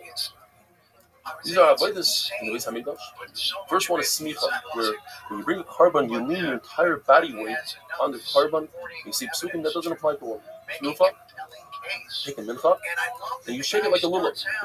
Forwards, backwards, up, down. Besides, a mincha soita and a nazira, which do apply to women. Women doesn't do the avodah kohanim doing malika, which is the way you chef the bird in the Beis Hamikdash with your thumbnail, chazah, sprinkling of the blood, even that of a bird, because it's got flavor that you learn from an animal. An animal, you can do shechita with a Yisrael. Yisrael is kosher with the shechita. From that point on, the trend takes over. But when it comes to a bird, the malik is only with the kain, so certainly from that point on, it has to be done with the bird, and not a woman. The hazah of the paraduma is sprinkled towards the Beis Hamikdash by paraduma, and the parapnimi and kippy bring a har. That's partial. That's the first psukim that's only the tango. To receive the blood after shechita, only a kain, not a woman. Hagasha, to take the mincha in its pot and touch the southwest corner of the mizbeach. It's not a woman. Mitzah, to put your hand into the flour and grab 3 fingers worth of flour to make it mitzah. That's only by a man. Kohen and Hakara and putting the carbon onto the Mizbech. We learned the idea of Tnuva with the Kohen from Saita, and the fact that it has to be the owner as well. We learned that from Shana. Look at Zereshava, Yad, that the Kohen together with the Bailam, even the Saita, the Kohen does together with her, and that's how you do Tnufa, Rabbi side. Have a wonderful day. Between 1950 and 1960, it's like the world becomes a different place in 10 years. Between 1960 and 1970, it's like, what? This world is crazy. The music is crazy. The culture is crazy. The movies are nuts. Everything is wild. It's very psychedelic. Then Nixon comes along in 1970, passes this sweeping Schedule 1 act, makes all mushrooms and LSD, makes Kiddushin Daf Lamed Zayin. How's everybody doing? Welcome to the 8-minute Daf. The Mishnah tells us that any mitzvah that's dependent on the land, on the karka, or on the growth that comes out of the land, like Shemitah, that's a mitzvah that only applies in Eretz Yisrael. Besides two mitzvahs, Arla, Yisr, to have any benefit, any hana from fruits that are less than 3 years old, and Kalayim, that's putting together two species of plants. And that's Allah Mishmasina that those two things also apply in Chutzlah. According to Lezer, the word Moshe means every single place. Therefore, the Isser of Chadash, and that is that all grain that took root before the second day of Pesach is usher until you bring the carbon oimer. And that Isser applies every single place, even in Chutzlar, according to Lezer. That's how most Rishonim passing today. This of Chadash applies in Chutzlar as well. Rabbi Shmuel says that the word Moshe means after you inherit Eretz Yisrael and you settle in it, Yerusha and Yeshiva. And therefore, the Isra of Chadash only applies in Eretz Yisrael and not in Chutzlar. In other words, according to Lezer, when it says the word Bia and Moshe, B'yachal, Bia. And some say that it applies also when the word Bia is by itself. Why? Because we learned from the Purim and to make yourself a king. And it's not considered Shnei Ksuvim Abayim Kach. But typically speaking, when you have one halacha in the Torah, you take that one halacha, and you learn the entire Torah from that one halacha. When you have to say the same exact thing, Shnei Ksuvim Abayim Kach ain't melamded. Because Baruch was saying it's only these two places. However, if each one of those places has its two, there's a reason why the Torah said this and this. So now you can learn from it. So what's the two? By Bikurim, the person has hana, immediate satisfaction when he has fruit. So you think, why wait for 14 years until you inherit Eretz Yisrael and you divide up Eretz Yisrael? We're in Bikurim right now. Says the pasuk, no, you wait for 14 years. I would think that Bikurim is like Chala. Chala, the Torah says B'vayachim. Immediately when you come to Eretz Yisrael, you chayiv in Chala. Bikurim is also something you give to the Torah. On the flip side, king, I would also think that it's something that you should do immediately when you go to Eretz Yisrael. The king leads the war. I need a leader. I need a general for the war. Mashma no, you wait 14 years. That's why you have an individual who brings the Nesachim, you bring the carbon. In carbon is required. You bring oil, you bring wine. Nesachim, you bring wine. That only applies once you have Yerusha and Yeshiva. 14 years in Eretz Yisrael. But according to Rabbi Kiva, that an individual was already bringing Nesachim in the Midbar. So when the Torah says that when you come into Eretz Yisrael, so what's going on when I come to Eretz Yisrael? What changed? I already brought Nesachim. Oh. What Rabbi Kiva means that when you have a Bamas Yachid, you have your own private Mizbeach in your backyard. When you come into Eretz Yisrael, what changed is now you start bringing Nesachim on that private Bama, whereas in the Midbar you did it. Any mitzvah that's dependent on the person, not on the ground, like Shabbos, Mila, etc., that you have to do all over the world. Zara, when the Torah says it straight out, all over the world. Now, it says, Moshe, by Shabbos, to teach us that this applies everywhere around the world, but that you don't need to do Kiddush, you don't have to make Kaddish Shabbos. All other Yom Tovim, Rosh Hashanah, Yom Kippur, Sukkot, It's dependent on Bezdin in the Kaddish the month in Yehuda. Once you know when there's Kiddush HaChodesh, you know when Yontif. So I would think that maybe every Shabbos is dependent on Bezdin saying, oh, today's the Kiddush. No. That Kaddish Baruch Hu is Kaddish Yisrael and Shabbos. The issue that we have to eat halal, fat, blood, today, not only in the time when it's Korbanos, even though it says the halacha by Korbanos, because we have this idea of Moshe everywhere. Matzah Mara, even though there's no carbon Pesach, same reason. Yo, now it says the word bia like tefillin. What's going on? Toaster questions. To teach us that Toaster question. Can you hear me? These two mitzvahs. Yo, toaster question. Can you hear me? How's your day going? Toaster question. Toaster question. Toaster question. Do you talk? Did you hear me? Hello? Oh yeah, now I can hear you. What's going on, big dog? How's your day going? Good. How'd you find out about me, my friend? I don't know. Someone followed me. On Twitch? Yeah. You're amazing. Excellent. Thank you so much for being here. Do you mind if I tell you about myself? Sure. Excellent. I'm Rabbi ROTHSCHILD. I stream my life 24 hours a day, 7 days a week, 365 days a year for world peace. I've been doing so for more than 3.5 years.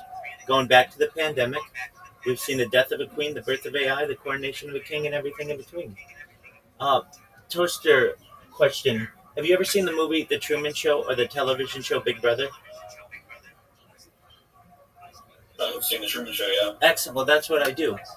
In 2018, The Economist magazine stated that data was Earth's #1 resource, that it overtook petroleum, and I have more data archived on the internet than any person ever, which may make me an influential person someday. And if that happens, toaster question, I'm going to make you financially independent and your friends and family financially independent. If you're not already, I'm going to make sure that you have generational wealth, and I want you to be able to start charities and philanthropic organizations of your own. How does that sound? Okay. Excellent. I talk about other things to help the world, like ending world hunger through the use of technology, such as agricultural drones, floating greenhouses, saltwater greenhouses, things like hydroponics, vertical farming, cloud seeding. I talk about ending world thirst. I'm sponsored by a cryptocurrency that's worth about $100 million. One of the things that we do is we build wells in developing nations like Nigeria for the betterment of people's lives. I'm an advocate for the LifeShare program, and most importantly, desalination technology, where we pump Earth's seawater onto land to make it drinkable. How do those things sound to you, toaster question? That sounds good. Excellent. I'm also an advocate for futurology. I like to talk about science and technology, especially big ideas like anti-gravity, antimatter, faster-than-light travel, faster-than-light communication, space elevators, space tourism, terraforming of other planets, intergalactic travel, things like alien disclosure and de-extinction. People don't know this, but the first successful de-extinction took place in the year 2003 with the Pyrenean ibex, which was a goat located in northern Spain, southern France. Fast forward to the year 2021, a company out of Dallas, Texas is founded known as Colossal Bioscientific. They've made it their goal that within the next 3 years, or by the year 2028, to reintroduce the woolly mammoth into the Arctic Circle using Asian elephant surrogates. I just think this is a mind-blowing opportunity. Additionally, they want to reintroduce the Tasmanian tiger, followed by the dodo bird. They recently made headlines with their direwolf project, and I find these types of stories to be really interesting. Additionally, I talk about things that may affect you and your friends and family. When you were born, the average life expectancy for you, toaster question, was probably about age 80. I want to increase that, and if you want, I want you to be able to increase that to age 100, 120 through the use of technology, all with your consent. Things like oxygen therapy, peptides, human growth hormone, stem cells, things like testosterone replacement therapy, red light therapy, cold shock therapy, ambrosia therapy, cryonics, cryogenics, nootropics. But eventually you may be able to get to 120 years old. You may say, Rabbi, everything that you said came true. It's been great. We accomplished all our goals together. but my body's starting to break down. What's the next plan? And again, this is with your consent. If you want, you may be able to utilize a type of technology known as mind uploading technology, where we scan your brain with your consent, knowing where every atom is in your central nervous and your peripheral nervous system, basically like a CAT scan or an MRI, for later and save that information for later download as an android, an avatar, a cyborg, a cybernetic being, a clone of yourself, a robot, an ethereal being, whatever you want to be. But essentially, what I'm saying to you, Toaster, question is there may be an opportunity of digital immortality. What are your thoughts? I think it sounds pretty cool. Excellent, man. Well, that's great. Well, I'm always live 24/7. Other things that I like, in addition to technology, I love sports. There's a big fight on in about 2 hours. That's going to be on Netflix that we're going to live stream. We watched Thursday night football last night. We'll watch college football. Sunday, of course, the NFL will be big. Monday night football, we're in a bunch of fantasy football teams. When I say we, I and other people in here. So like football a lot. Like art. I love music. I talk about live streaming my life. I'm live right now on 22 different YouTube streams alone. So you can watch my life in 365 degrees for the last basically 4 years. And I'm creating the world's largest time capsule or timeline of human society. Essentially, in the past, people would write journals or diaries, and I do the same, but with video. And not only do I archive my life, but I archive world news events. Like I previously said, the death of the Queen, birth of AI, coronation of a king, elections, assassinations, everything. I've got a radio that's going 24/7 in the background that basically archives every news event, and just do my best to be an interesting person for people of the future. We've built a really great community here. We're approaching 2,000 people in the Discord, and I just got a new member with you. If you want to know how I did it, I create robots. So I've got like right in front of me, I've got like a bunch of different devices. 1, 2, 3, 4, 5, 6, 7, 8. I've got 8 devices just here, right? And then here I've got 9, 10, 11, 12, 13, 14, 15, 16, 17 right there in total. And then another 18, 19, 20, 21, 22. And then like the one behind me. In total, I've got like 33 different devices going at any given time. And many of them are live streaming. Some of them are robots. And just do my best to be able to spread good vibes and love to the world. So that's what I do. How about you? What are your interests? What are your favorite things?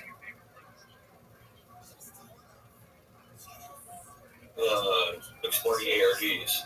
Okay. Will you enlighten me? Alternate reality games. Excellent. So is that on a computer or is that in like virtual reality? No, so it's basically like if someone were to roleplay the character and say, hey, there's something going down, they basically make a whole scenario of how they're a player.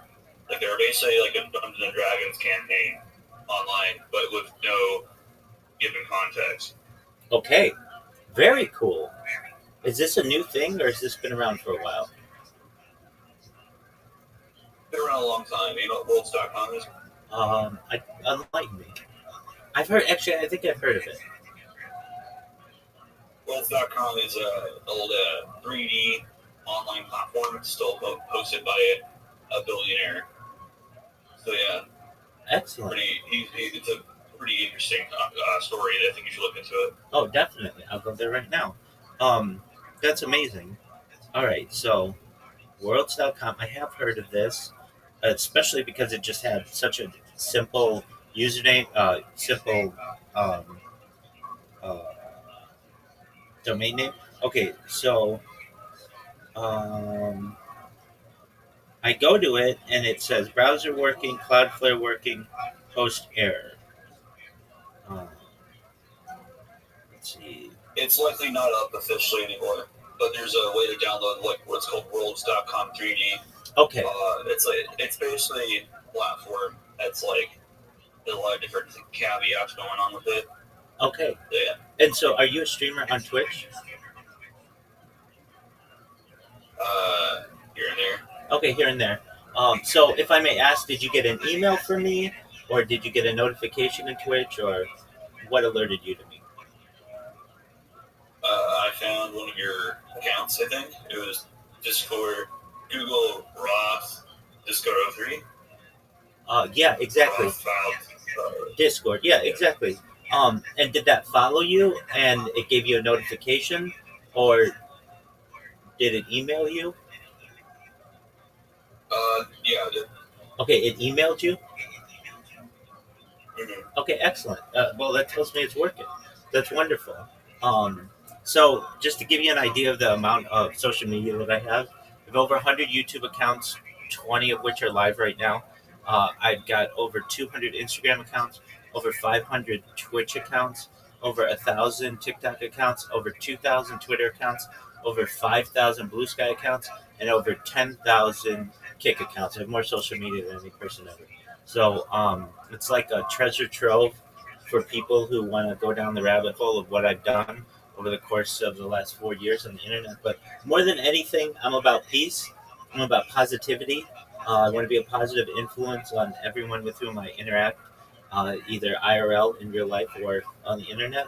I'm here to have an optimistic view on the future, and just most of all, I want to give people hope.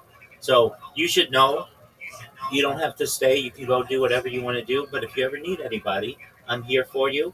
And I just want you to know I really appreciate you coming in. That just want to make sure I'm able to say that. Now, worlds.com is something that you download. I'll look into it more. What other games do you like? Well, you know what Gary's Mod is? Please enlighten me. It's a game on Steam. You know what Steam is? Oh, yeah, I know it's Steam. Yeah, definitely. Okay. So there's a game called Gary's Mod, and you can download it for it's like $10 Okay. with that. And you can go on these servers called Dark RP, and Cinema, Swamp Cinema. It's crazy stuff on there, but yeah. Okay, so let me make sure I've got the right one. This is sometimes shortened to Gmod. It's a sandbox game. Yeah, Gary's Mod. Yeah. Yeah, and basically it has like a open world aspect. It's like a physics sandbox. Yes. Excellent. Well, that's a cool one too. Okay, what got you into these kind of games? The role playing aspect. Yeah. Oh, the role playing aspect is what got you into it. Okay, I gotcha. Do you play any games like Grand Theft Auto or Fortnite or anything like that? Nope. Okay, so you are strictly these role playing games. Okay, excellent. What else do you like to do? Do you play any sports? No. Okay. So no sports. You really like these games. Do you like social media aside from having a Twitch account and you do a little YouTubing? Do you like to? Are you more someone who watches streamers, or are you more someone who streams themselves? I do a bit of both. Okay, very cool. Do you multi-stream? Like, meaning when you stream, do you stream on multiple platforms simultaneously?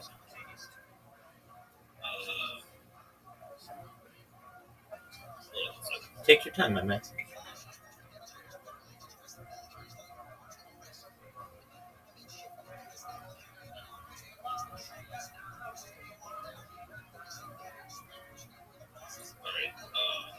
Yeah, I kind of do that. Okay, I can stream on some stuff. Yeah. excellent. Well, very well. What are your other favorite platforms? Well, this one. In Discord? Yeah. Yeah, definitely. I get that. Discord's a great platform, and while a lot of people complain about it, it's the best that we have. It has the most amount of features. It's the most stable. So yeah, definitely. What other Discords are you in, if I may ask?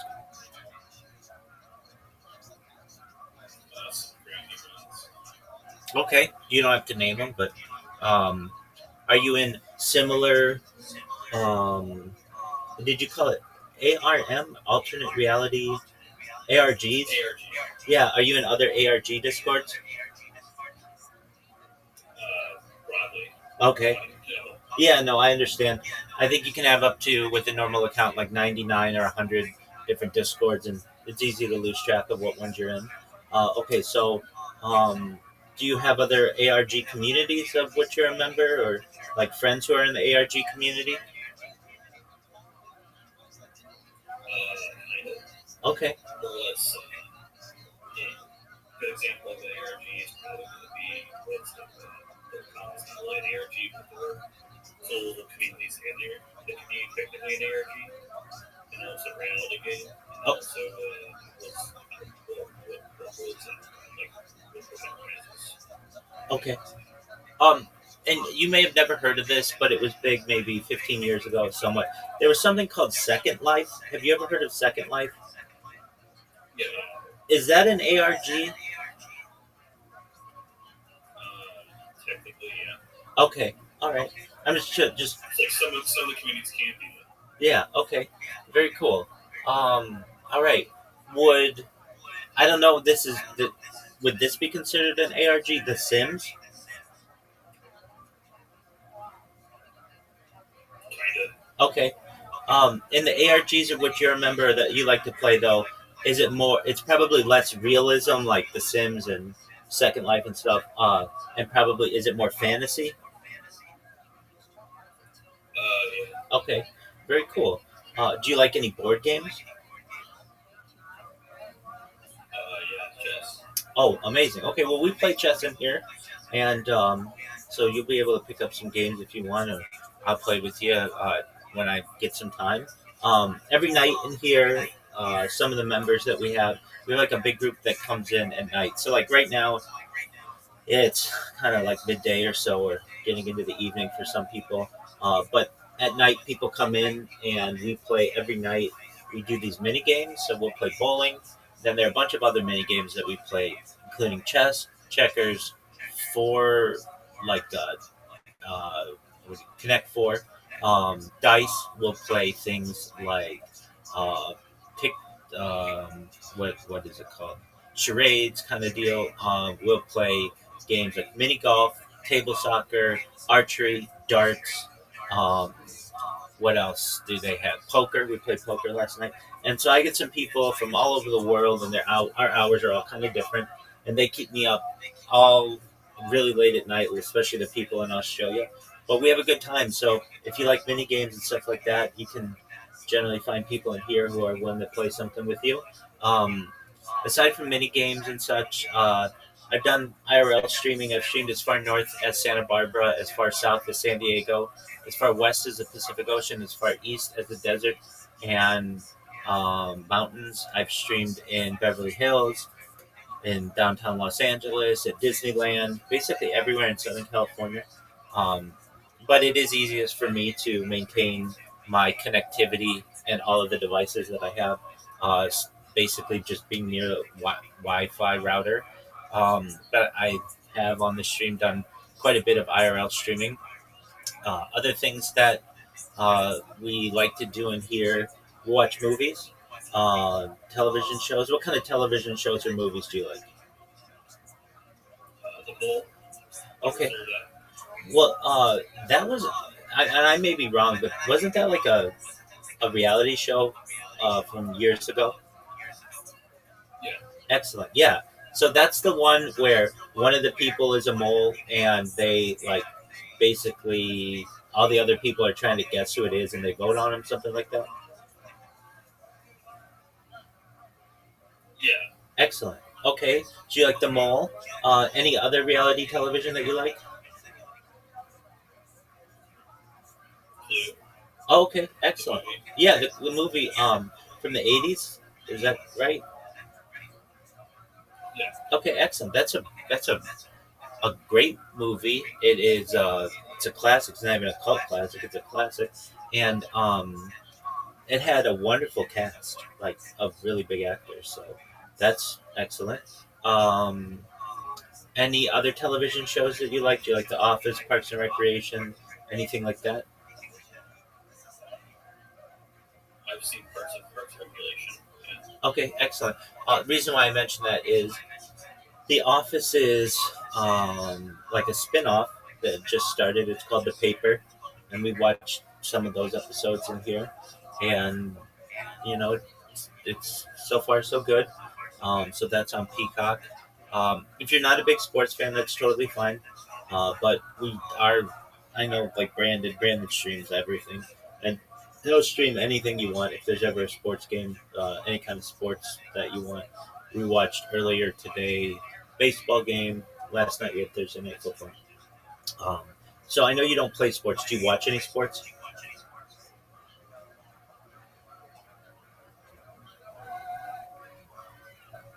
Here or there, yeah. Okay. Do you have a favorite team or a favorite sport?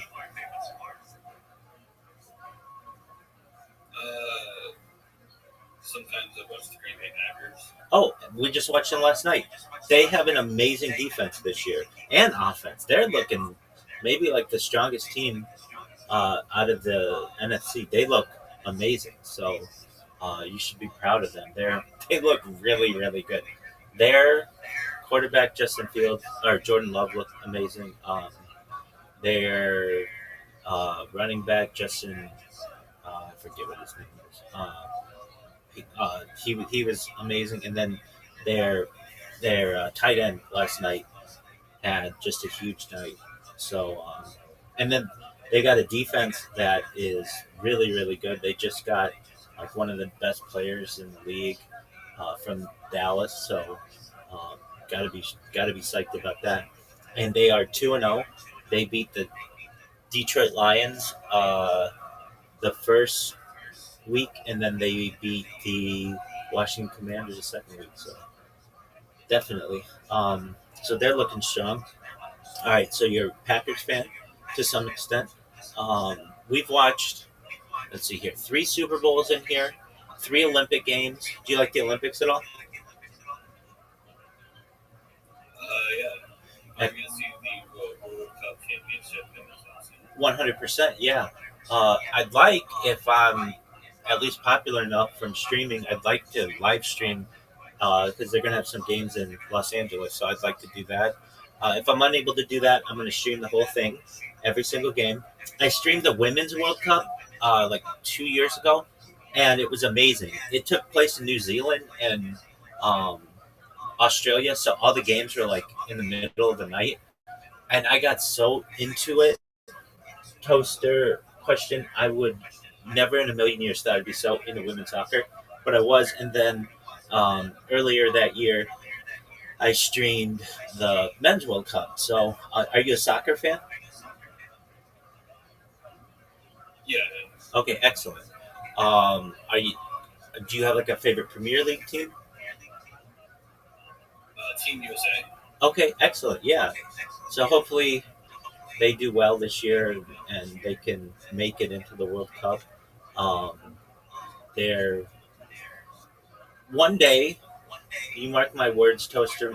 Question: when it might be in the next 100 years, I'm not sure, but the United States will be in the World Cup final, and it will be the biggest sporting event in the history of the United States. Would you agree that would be giant?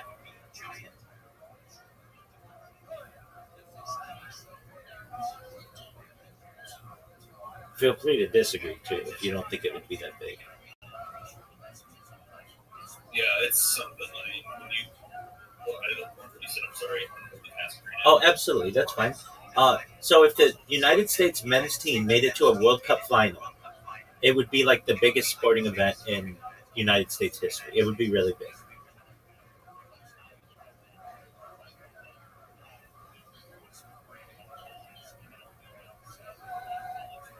That's okay if you're multitasking. I understand.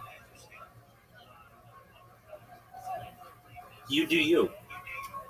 So you ever heard of Swamp Cinema? Please enlighten me. It's a Gary's monster that has a lot of. It's basically a lot of different characters people play. Okay. It's something. I think it's pretty nice. If you ever get a chance to download Okay, Swamp Cinema, Gary's Mod, Swamp Servers. Is it swamp.sv? Yes, that's the thing. Okay, very cool. Welcome to the Swamp. We're a unique Gary's Mod gaming community.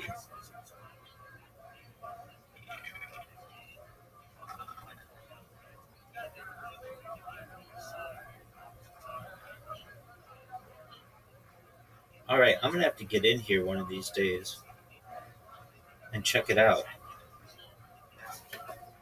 It looks really cool. Alright, well, in the meantime, I don't want to take up your or distract you from your games.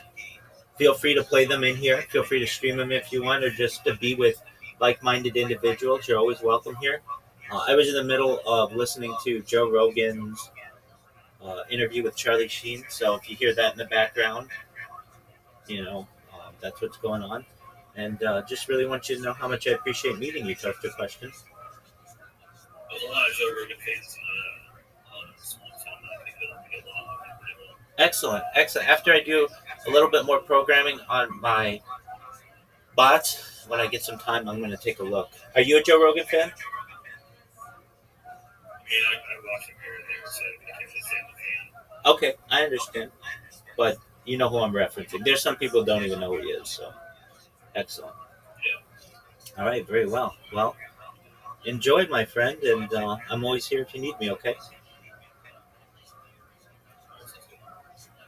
We had him on, and it was incredible. First of all, I listened to the book first before I had him on. I listened to the audio version. I was like, this is nuts.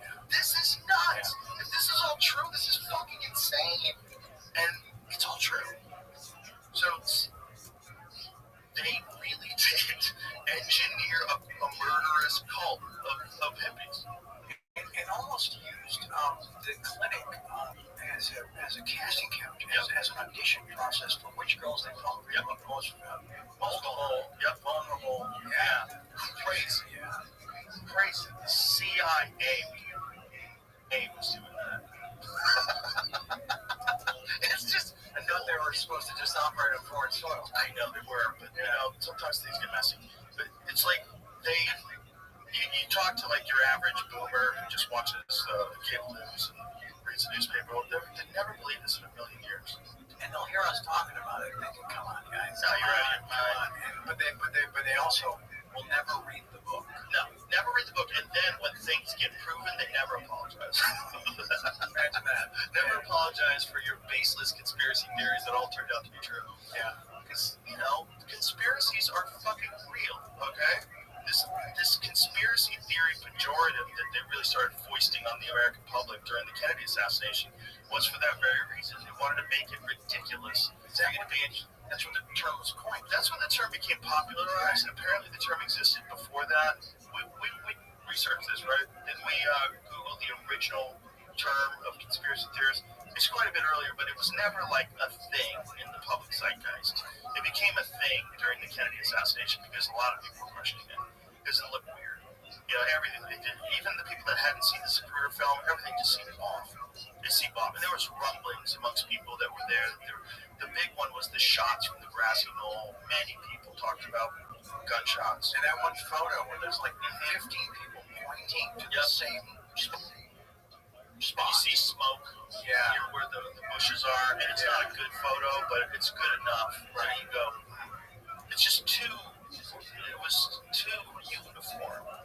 They all were pointing. We heard shots from back there. There is a thing that does happen, especially if you look at Dealey Plaza. Have you ever driven through? I have. Yeah, weird, right? I've walked the whole. It's weird. Crime scene. Yeah. It's weird to be there. First of all, it's so little. You can't believe how close everything is. Yeah, it's real little. But they sent him into that tight turn and put him into that convertible nickel jar. I mean, completely planned. And you watch the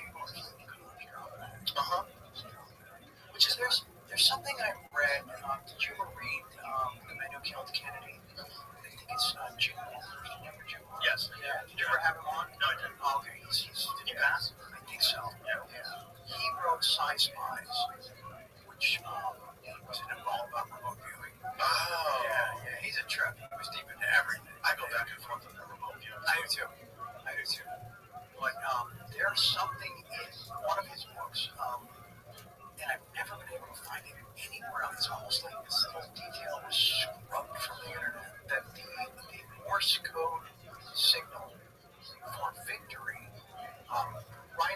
fatal headshot went out over every Dallas police radio. Have you ever heard that? I read that. And this is disclaimer. I'm not coming up with this. This is not my original data. But yeah, when I read that, that was creepy. That's crazy. I don't know that he would have just added that for color. That's not something you just throw out there. Yeah, that's a weird thing to have.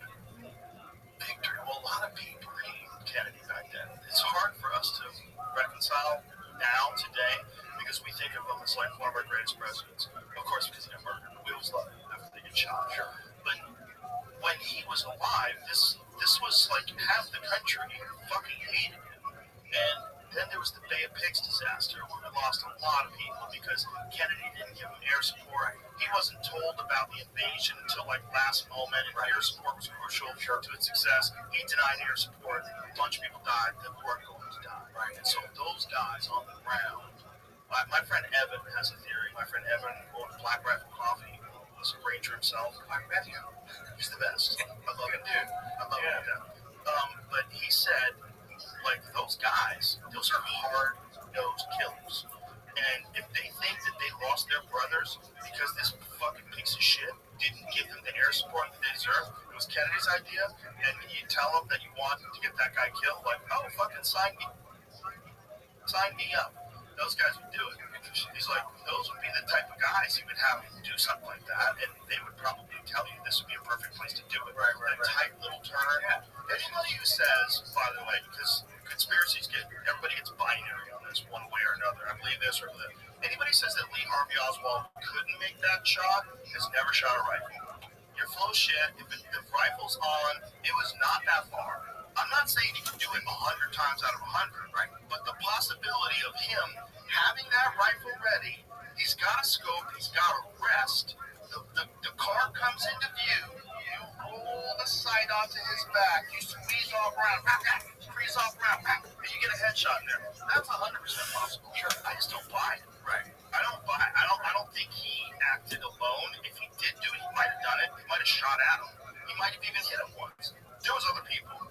He was the patsy, and I think when he said, "I'm just a patsy," right. The way he said it was not like a guy who murdered somebody. The way he said it was like, "I can't believe they set me up." Exactly. So I think he was in on a bunch of it. Sure. I just don't think he pulled the trigger. Right. Or if he did pull the trigger, he was one of many people that pulled the trigger. That's what I think. Yeah. But there was a lot of other people saying, "Oh, he couldn't have made those shots because the rifle scope was off." You don't know what the fuck you're talking about, because I can get your rifle scope to be off in 5 seconds. Okay, if your rifle scope's perfect, is it zeroed in? Bang, I drop it on the ground. Try it again. Yeah. It'll be off by 6 inches at 200 yards. Yeah. You're gonna play. That's the thing. They're fragile. They require micro adjustments. Allen wrenches and hex keys and shit. Right. They don't torque them too much. You get it dialed in perfect on a 30% of dollar. Right. Yeah, on a rifle from 1963. Magazine. Yeah, of course that thing can get knocked off easy. Right. Like almost instantly, you can knock that thing off. There is a thing about the tree, though. What about the tree? That he had to shoot through a tree, because what they've done in a lot of the reenactments, supporting that he was the lone gunman, they did cut out part of the tree that Kennedy's behind. They cut it out from the reenactment. Yeah. So he would have a clear field of view. But he had a clear field of view for at least a brief amount of time. Sure. That's all you should. That's all you need if you were good and if you practice. And I'm assuming that if you're going to go shoot the president, you probably get used to firing off a few rounds. You probably set up your targets. Yeah. You're not going to just hope that your accuracy is still there on 3 years ago. Yeah. You're going to practice. Yeah. So if you're going to practice, you're going to be quicker and quicker in the ground. Sure. He could have done it. I just don't buy it. It's just none of the evidence seems to point in that direction, including all the evidence that they tried to fabricate. Like the magic bullet one is nuts. Anybody who's ever shot anything with a bullet who looks at that and believes that went through 2 people and broke bones. Yeah. That looks like it's shot. That's trying to go swimming through. Yeah. It doesn't look like it ever hit anything. No, and I've had people debate me, taking the side of a magic bullet. They're looking me right in the eyes and believe it. And I'm just like, okay, well, cool. This is where we have to mind. Yeah, we have to walk away. They're out of their mind. They don't know. I could show them, like, let's go take a bone from a cow. Let's set up a bone from a cow, and I'll shoot it at 100 yards. One bone. Yeah, just one bone. Yeah. And let's take a look at that bullet. Right. Yeah. It's not going to look anything like that. It's going to be all fucked up. And there's the fragments. There's missing fragments from the bullet that are in Connolly's wrist that are more fragments that are missing from the actual bullet that are attributing to the wound. Yeah. But they did it. That's what's nuts. You know, if I talk about it to the cows, do you know about the palm print, though? Oh, that they linked the rifle to Oswald because of a palm print on the stock when they went to visit McLaurin. Yeah, they didn't get it until after the autopsy. Yeah. It wasn't there, and then surprise! How convenient. Yeah. And also, says who his fingerprint was on it. You could just say that back then, 1963. Right? It says we found a fingerprint. Oswald is a lawyer. No one's representing him. He's dead. Yeah. No one's gonna say my client is innocent. He's fucking dead. Okay? Pin it on him. Nobody gives a shit. Then everybody just mourned the fact that the president was dead, and then all of a sudden you got Lyndon Johnson full steam ahead with Vietnam War. It's nuts. Yeah, if you usually look at what happens after the Yeah. major event, it's Things got very different. Yeah. They got very different. That's when we really start to see. Yeah. Okay. Yeah. Kennedy was trying to be a real president, and they were like, oh, none of that. Yeah, it was the Federal Reserve. It was Vietnam. It was like all these big, really Big things. He wanted to get us out. He wanted to kill the CIA. He wanted to do a lot of things. And they were like, not today, sir. And then that's the real argument is that we haven't really had a president since Kennedy. Everything after that has been the president's more of a Well, man, I'm going to be right back. I'll see you in like probably half an hour. The giant machine behind it continues to run exactly as it always has. Yeah, I mean, just for where I sit, there's not a lot you can do about it. There's nothing. Yeah, you can talk, but look, if they haven't done anything about the Kennedy assassination, you can't do shit. Yeah. You can put pressure on people. And you definitely can hurt their chances of getting reelected if people find out that they're very disappointed in you for not supporting this or not telling us about that or lying about this or you were involved in that. Yeah, but other than that, there's not much you can do. Yeah, that's why I don't really weigh in anymore. It's probably split out. It feels like I don't know, it's wasted energy. It definitely is a lot of that, but it's also like a show. You could watch the show. Hey, have you sure watch the latest episode of the Epstein Files? What's going on? Yeah, Yeah, it turns into kind of like a show. It turns into a parlor game, also. Right? That's how my dad described the OJ case. This is like the greatest parlor game ever. Right. Boy, I remember watching that verdict on TV live in my apartment with this girl I was dating. She was a really sweet girl. And she couldn't believe that he was innocent. Yeah, she didn't understand it. She was so confused. She was like, no, how? She kept like putting her hands on her face. No. It completely torqued her whole reality. Yeah. I was on Mexico doing a low rent sci-fi film called The Arrival. I love that movie. Oh, don't say that was a low rent movie. I love that movie. You know who turned me on to that movie? Dave Foley, who's a good friend of mine from News Radio. Okay. When we were on News Radio together, he fucking loved that movie because this is a so underrated sci-fi movie. I'm like, okay, cool. And I checked it out. It was great. I loved it. Thank you. It was the first film that actually incorporated a mashup of puppets and CGI at the same time. Because at that point it was either one or the other, and the other hadn't fully really arrived yet. Right. Yeah. So that was kind of cool. But no, we were.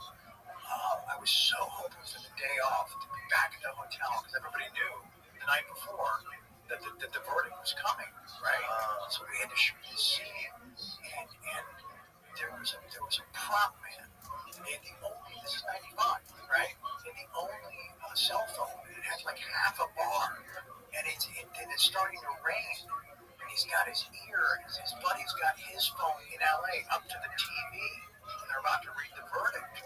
So we all gather around the prop man, and we're watching him. He's kind of leaning to keep the signal, to keep it to kind of connected, and then we can see when he hears it. He slumps a little bit, right?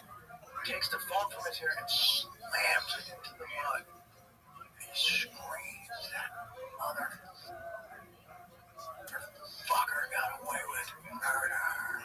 Wow. Voice like echoed through the mist. It was gnarly. That's a wild scene. That's how I read about the O.J. verdict. Yeah. Wow. Yeah. Wow. Dave Anderson was there with me. He's a buddy I grew up with. He's in the book. He's a two-time Oscar-winning FX makeup artist, And so if you ever run across Dave Anderson, ask him about the O.J. verdict. That's a crazy scene. Imagine a guy reacted like that. He was our only connection to it. And everybody was so invested in this thing. And it was really hard to go. And that was like, do you remember time of day that might have happened?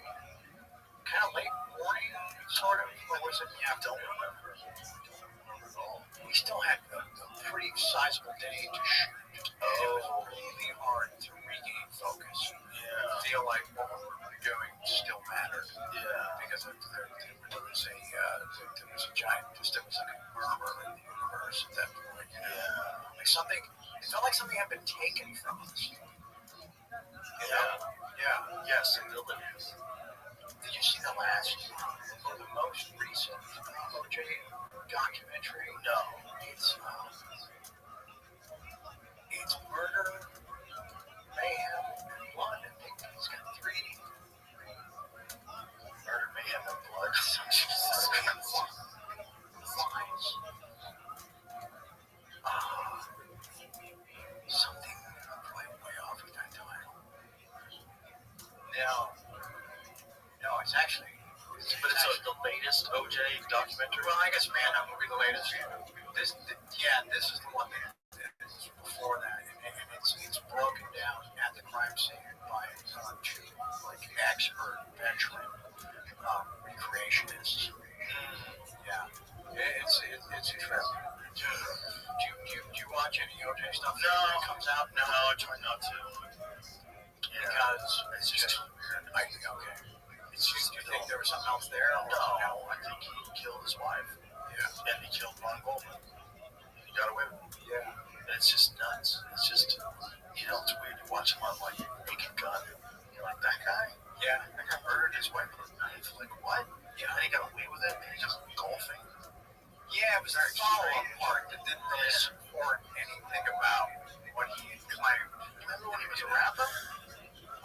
You remember the Juice is Loose? You remember that? Oh gosh, I think I willed that one out of mind. He had like a king's robe on and like a bunch of hot ladies around him. Okay, it's coming back to me. Yeah. He made a rap song. Wow. Yeah, he was like embracing the heel role at one point in time after the guilty verdict or the not guilty verdict, and so he got into like rap. Probably just for monetary grab. I would imagine. Yeah. Why don't you play the Juice is Loose? It's so bad.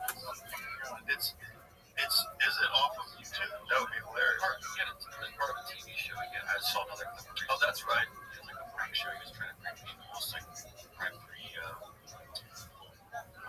Jackass. Yeah, I'm not trying to think of the name on that TV. They're doing all the celebrities. Oh, Punk. O.J. was doing that? Everybody would just run away screaming. He did it to a lady, like, walking towards her with his knife. Oh my God. That was one of his scenes? Jesus Christ. You got juice. Damn. Also, the music video had a bunch of, that was naked ladies, yeah, appeared on, like, pay-per-views. The Spice Channel. Spike, remember the Spice Channel? Yeah, but that whole thing, going from that verdict to try going back to work,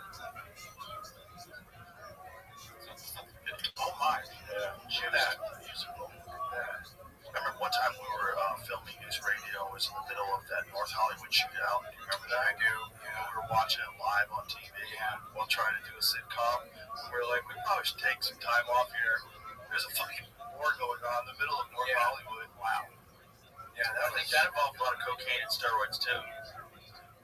From the guys. Yeah. You know, they were definitely on steroids. Yeah. But I think there was probably some meth, something like that. Some sort of cover there. For people who don't know the story, these guys, they robbed a bank. Is that what they did? Yeah, but waited. Yeah. Like, could have driven away. Could have left with all the dough. And they decided to give it a shootout with the cops. Yeah. Killed cops. Right? Yes. I mean, and they got killed. A bunch of cops got hit. And the cops were like horribly outgunned. Oh yeah. The cops had their 9mm pistols. These guys had fucking machine guns, bulletproof vests. Yeah.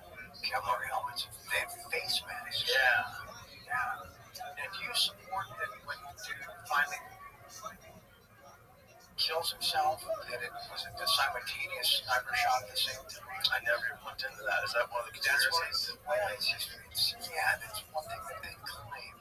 That he got shot and shot himself at the exact same time. It's possible, but why would they? What does that serve? What does that? Maybe they were already going to shoot him, and he shot himself. They didn't think he was going to shoot himself, and they pulled the trigger right when he did. Got it. That's what I would guess, if that's the case. But it sounds like they have to be let off the hook. At that point, that dude has to be put down. Yeah, I mean, one of the guys had already been shot, and he was shot in the leg, and they didn't get him any medical help. They knew he was going to bleed out. You know, I think that was the case. I think he got shot in his femoral artery. The first guy says he died by, this is from Wikipedia, he died by suicide via gunshot to the head from his handgun, simultaneously being hit by rifle fire from an LAPD officer, one round striking and severing his spine. Whoa. The other guy got shot over 29 times and died from blood loss. Wow. I mean, what are the odds? Crazy. Yeah. Well, it sounds like there were a lot of bullets were flying in his direction. Yo, there he is. Can you hear me? Yes, sir. If you're recording that around. Hello. I got some friends watching right now. Oh, shout out to your friends. You guys are amazing. Yeah, can you say shout out to Rick Ryan's 01 on Swamp Cinema? Yo, shout out to Rick Rhymes 01 on Swamp Cinema. You're the man, you're the myth, you're the legend. People should want to grow up to be like you. You're amazing. Yeah, he says he got him talking. We were just talking about you. Excellent. If you go in the upper left corner of this Discord, you'll see a red circle that says 24/7 YouTube streams. If you put that into YouTube, you can see all my content. Well, basically like live. Yeah. So I've also got another friend I was talking to, and they're probably watching too. So I've got some people that I'm talking with. So, but yeah, this is the Swamp Cinema community I was talking about. Shout out to you guys. You guys have a wonderful community. Yeah. If you guys didn't know, I stream my life 24 hours a day, 7 days a week, 365 days a year for World Peace. I've been doing so for more than 3.5 years. I have more social media than any person ever. I have over 100 YouTube accounts, 20 of which are live right now. I have over 200 Instagram accounts, over 500 Twitch accounts, over 1,000 TikTok accounts, over 2,000 Twitter accounts, over 5,000 Blue Sky accounts, and over 10,000 Kick accounts. I know that in 2018, The Economist magazine stated that data was its number one resource, and I have more data than anybody. And if that's true, if that makes me an influential person someday, I'm going to make the whole swamp community exceptionally wealthy. You guys will be able to have condominiums overlooking the swamp or on a deserted island or wherever you want to be. I want to make sure that you're all taken care of exceptionally well, including I want to make sure that you're all independently wealthy if you're not already. I want to make sure that you all have the opportunity to have generational wealth if you don't already have it. And I want you to be able to start charities and philanthropic organizations of your own. So if there's any topic or subject near and dear to your heart. I want you guys to be able to ensure that you are able to help whatever the issue or cause is. I talk about things to improve the world, like ending world hunger through the use of technology such as agricultural drones, floating greenhouses, saltwater greenhouses, hydroponics, vertical farming, cloud seeding. I want to help end world thirst. I'm sponsored by cryptocurrency. That's what all my merch is. The name of the cryptocurrency is called Harry Potter Obama Sonic 10 Inu. It's a mouthful. That's kind of its pizzazz, as it's such a long name. It's worth about $100 million. And one of the things that we do is we build wells in developing nations like Nigeria for the less fortunate. Additionally, I am an advocate for the Life Share program and, most importantly, desalination technology, where we pump Earth's seawater onto land to make it drinkable. I talk about other things that are fascinating to some people. They're fascinating to me, certainly. Scientific advancements, futurology topics such as anti gravity, antimatter, alien disclosure, artificial general intelligence, artificial superintelligence. I talk about things like space tourism, space elevators, space slingshots, things like terraforming of other planets, space travel. I talk about invisibility cloaks. I talk about replicators, Santa Claus machines, de-extinction technology. People don't know this, but the first successful de-extinction took place in the year 2003 with the Pyrenean ibex, which was a goat located in northern Spain, southern France. Fast forward to the year 2021, a company out of Dallas, Texas, is founded known as Colossus Bioscientific. They've made it their goal that within the next 3 years, or by the year 2028, to reintroduce the woolly mammoth into the Arctic Circle utilizing Asian elephant surrogates, which I just think is a really exciting opportunity. Additionally, they want to reintroduce the Tasmanian tiger, followed by the dodo bird, which I think will be really exciting to be able to archive. Additionally, they've made headlines with their direwolf project.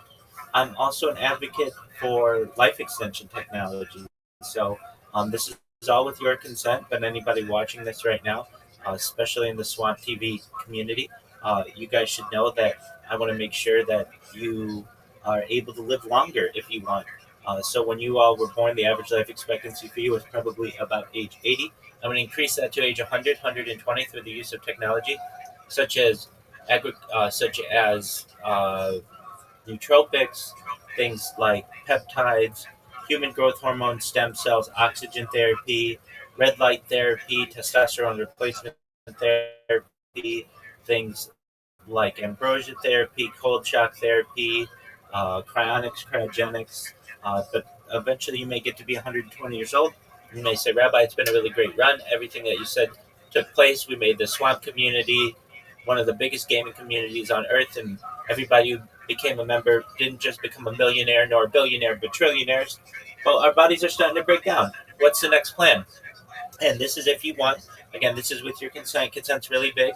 But if you want, you may be able to utilize a type of technology known as mind uploading technology, where we scan your brain into a computer like a CAT scan or an MRI, knowing where every atom is in your central nervous system and your peripheral nervous system, for later download as an android, an avatar, a cyborg, a cybernetic being, a clone of yourself, a robot, an ethereal being, whatever you want to be. But what I want you all to know, if you're watching this and you're a member of the Swamp community, is that you may have an opportunity at digital immortality. And if you have any questions, feel free to ask Toaster your questions, and feed them through him, and I'll answer any questions that you have. But I appreciate you all checking me out wherever you are.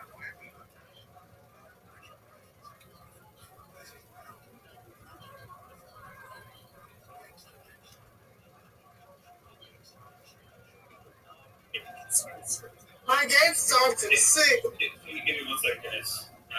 They were just watching you, but everyone didn't know what was going on, so That's okay. you know how people get excited about something, they're like, what the heck? 100%, my friend.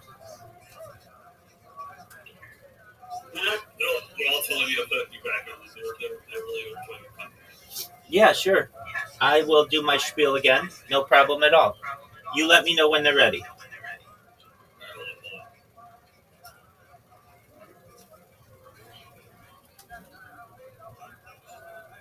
I'm sorry, Rabbi. You're good. Brandon, I'm talking to some people right now. If you would, just listen for a little bit. You should know, Brandon, there's a really big boxing match in about an hour and 15 minutes that we're going to watch, okay?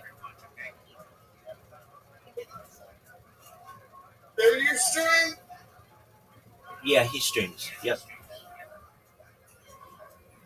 Yeah, so anyway, there's some people in here called Kilburn right now. And also, I can't pronounce their name. They're all hanging out, listening right now. Kilburn's listening. Rick Grimes did it too. Excellent. So, yeah, Shout out to Kilburn. Shout out to Rick Grimes. Shout out to everyone else in the Swamp community. If you don't know who I am, you will. I'm Rabbi Rothschild. I stream my life 24 hours a day, 7 days a week, 365 days a year for world peace. I've been doing so for more than 3.5 years. Going back to the pandemic, we've seen the death of a queen, the birth of AI, the coronation of a king, and everything in between. I have more data archived on the internet than any person ever.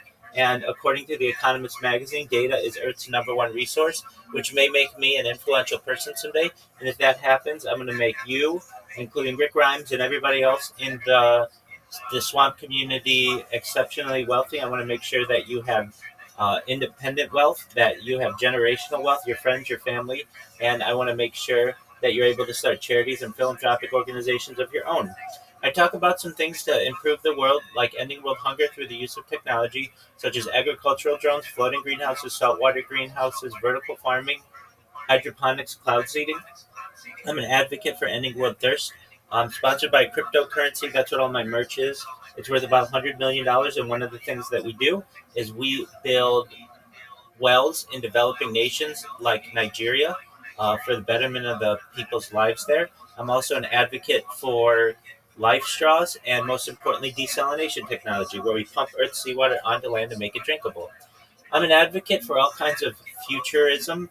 I'm a futurist myself. Things like anti-gravity, antimatter, transhumanism, things like artificial narrow intelligence, artificial general intelligence, artificial superintelligence, things like space tourism, space elevators, things like terraforming of other planets, interstellar space travel, things like transatlantic tunnel systems, perhaps trans-Pacific tunnel systems, a Bering Strait tunnel.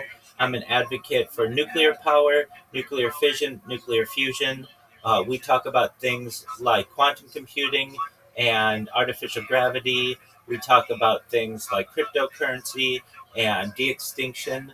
I'm an advocate for things like, in addition to de-extinction, things like perhaps Santa Claus machines and replicators, invisibility cloaks. If you don't know what de-extinction is, the first successful de-extinction took place in the year 2003 with the Pyrenean ibex, which is a goat located in northern Spain, southern France. Fast forward to the year 2021, a company out of Dallas, Texas is founded known as Colossal Bioscientific. They've made it their goal that within the next 3 years, or by the year 2028, to reintroduce the woolly mammoth into the Arctic Circle, utilizing Asian elephant surrogates, which I just think is a really exciting opportunity. Additionally, they made headlines with their direwolf project. They want to reintroduce the Tasmanian tiger, followed by the dodo bird, after the woolly mammoth, which I think is really exciting. I'm an advocate for life extension technology. This is all with your consent, but if you want, we may be able to extend the average life expectancy for someone like you from age 80 to age 100, 120 through the use of technology such as agriculture, such as oxygen therapy, human growth hormone, stem cells, things like perhaps peptide. Go ahead. Sorry to cut you off. You're good. Some of these people think you're trolling. You know what the term trolling is? Yeah, I get trolled all the time. No, I'm very real. I'm absolutely serious. Yeah. So you're very real. I let you say your piece. All these people are genuinely actually shocked. That's what they're trying to figure out. Is like, you ever seen the anime Elaine? No, who's that? Elaine is like a TV show, an anime show back in the 90s, where they had a bunch of devices all hooked up. We were just wondering how does one pay for all these devices to stream at once? Yeah, so by trade, I'm a certified project management professional. I've launched apps successfully on the App Store and Google Play. I've also had major contracts with Fortune 100 companies. So I've been able to make a good living in my life and be able to buy them. And then essentially from power, we have solar power that allows like actually a rebate from Southern California Edison every year. So the power isn't too big of an issue. Right now, I have over 33 different devices and basically just do my best to archive every aspect of human existence for the past 3.5 years. Does that answer your question? Yeah, so they're just trying to question the legitimacy. Obviously, there's no way someone can stream 33 different devices. Yeah, So that's fine. Just go to YouTube and you can see I'm live on 20 different YouTubes live. Like that's pretty impressive right there. yeah, I showed that. Yeah. Okay. So in addition to that, I mean, like these are other robots that I've built on my phone. So like you can see, like I'm not touching this phone, but it's got a you'll see it works on its own. It's got like a screen clicker on it, and it just automatically. This one here creates clips of people live, and then puts my Discord in their clip, and then a lot of times they'll see it and they'll come in here and say, "Hey, what's going on? I saw." But I mean, as you see, it's clicking on its own. I've also got. I'll show you the robots that I make. Um, so the ones that I have on Twitch, I'll show you. I've got them on Kick and on Twitch. So just one moment, and I'll get this device and show you. Hey, tell us, sir, what are you streaming on? Just one. I'm shooting on Brandon, just one moment.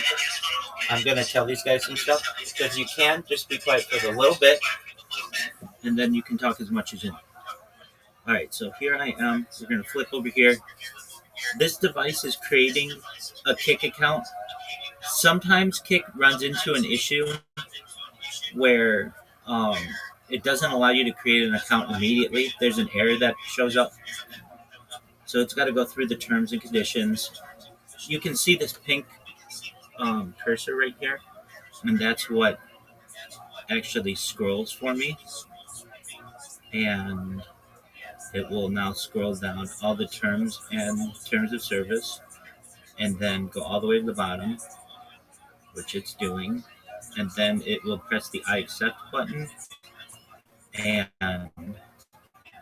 if it wants to create the account, it'll allow me to create the account. If you see there, it says unknown error, please try again. And that's fine. That just means I created a bunch of accounts too quickly. So what it's going to do now, without me doing anything, it will close this. It will close this and reopen a new Chrome session, and then it'll just do it all again. And then once it logs in, it follows people automatically. It creates a clip of them automatically, and it spams them. Okay, so then over here we have another device. This one. So what happens is you can follow 2,000 people on Twitch simultaneously, like at one time, and unfortunately, this account is at its 2,000th, though it is following people. So this could just be an erroneous message. So it just follows them. You can see the pink cursor automatically follow them. And that's that one. And then this other one I have. Just one moment. Okay, so this one you'll be able to see momentarily. All right, so what this is the one that got Toaster question in here, and I just use macro recorder. So all I hit is play, and then what it's going to do, it goes to a random word generator. So the word history, it copies it, and then it's going to open up a new Twitch page, and it's going to search everybody whose name has the word history in it. And then it can recognize, it's very smart, so it has the ability to differentiate where the follow button is. And it has image detection, and so then it just presses it and follows them. So as you can see, it just followed that person. And then I have to have it wait 10 seconds in between follows. If you follow people too quickly, then it won't follow, like it triggers Twitch's anti-botting measures. And so it just followed those 3 people. And then it's going to scroll down and follow the next group of people. And so here are 2 more. And it will detect you.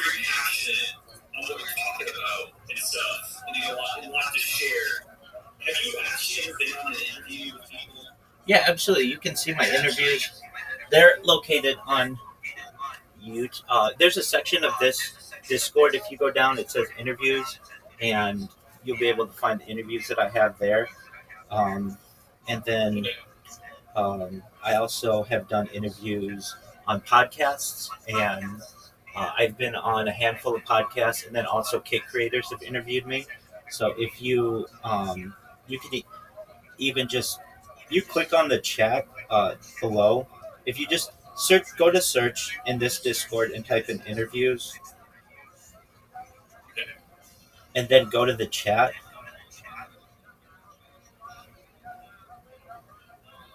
You'll see a list of interviews that I have in there. Some of them have been banned from like different accounts that I have, but I have a bunch of other that have been on there too. So the folks on that I'm talking with right now, they think it's not real. They think all of this is crazy. Like they don't know exactly. Like in game, I'm known as General Toaster. Okay. And I mess around with these guys a lot, and so Kilburn is one of the guys that kind of want a questions in mind. He's like, this doesn't seem to be real. So they're very orientedly focused on what is called RP lore on Swamp Cinema. There's things called ponies versus planners. Okay. And it's been a thing that's been going on for a long time. I just been role playing it out. I'm so sorry. I didn't want to explain here. And the folks on Swamp are just like curious on how, they want to introduce their stuff to you. They want to show that you're real and stuff. But I don't want to confuse you by having their lore and then your situation because you're wanting to share. So yeah. Feel free to clarify anything you want. I'm here to answer any questions that they have. You ever played Half-Life 2? I've only heard of it. I have not played it. If you get a chance to play Half-Life 2, there's a character called Dr. Isaac Kleiner. Dr. Isaac Kleiner was what is concerned in the Gmod community as like a default character model, and it was one of the most popular models of Garrett's mod. A lot of memes and stuff. To specify, how old are you exactly? I'm 39 years old. 39 years old. You're about as old as the other. Ask him if someone's asking if ponies can beat humans is the question that one of the people that's watching this live. Do you think ponies hypothetically can beat humans or can be? Are you asking can beat or be humans? Can be beat.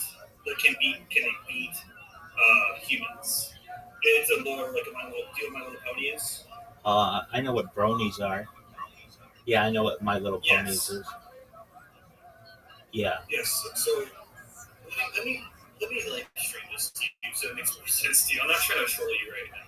I'm legitimately this is real. You're good. That's fine. I get trolled every day. So check out my live stream here. You can see them live, right? Yes.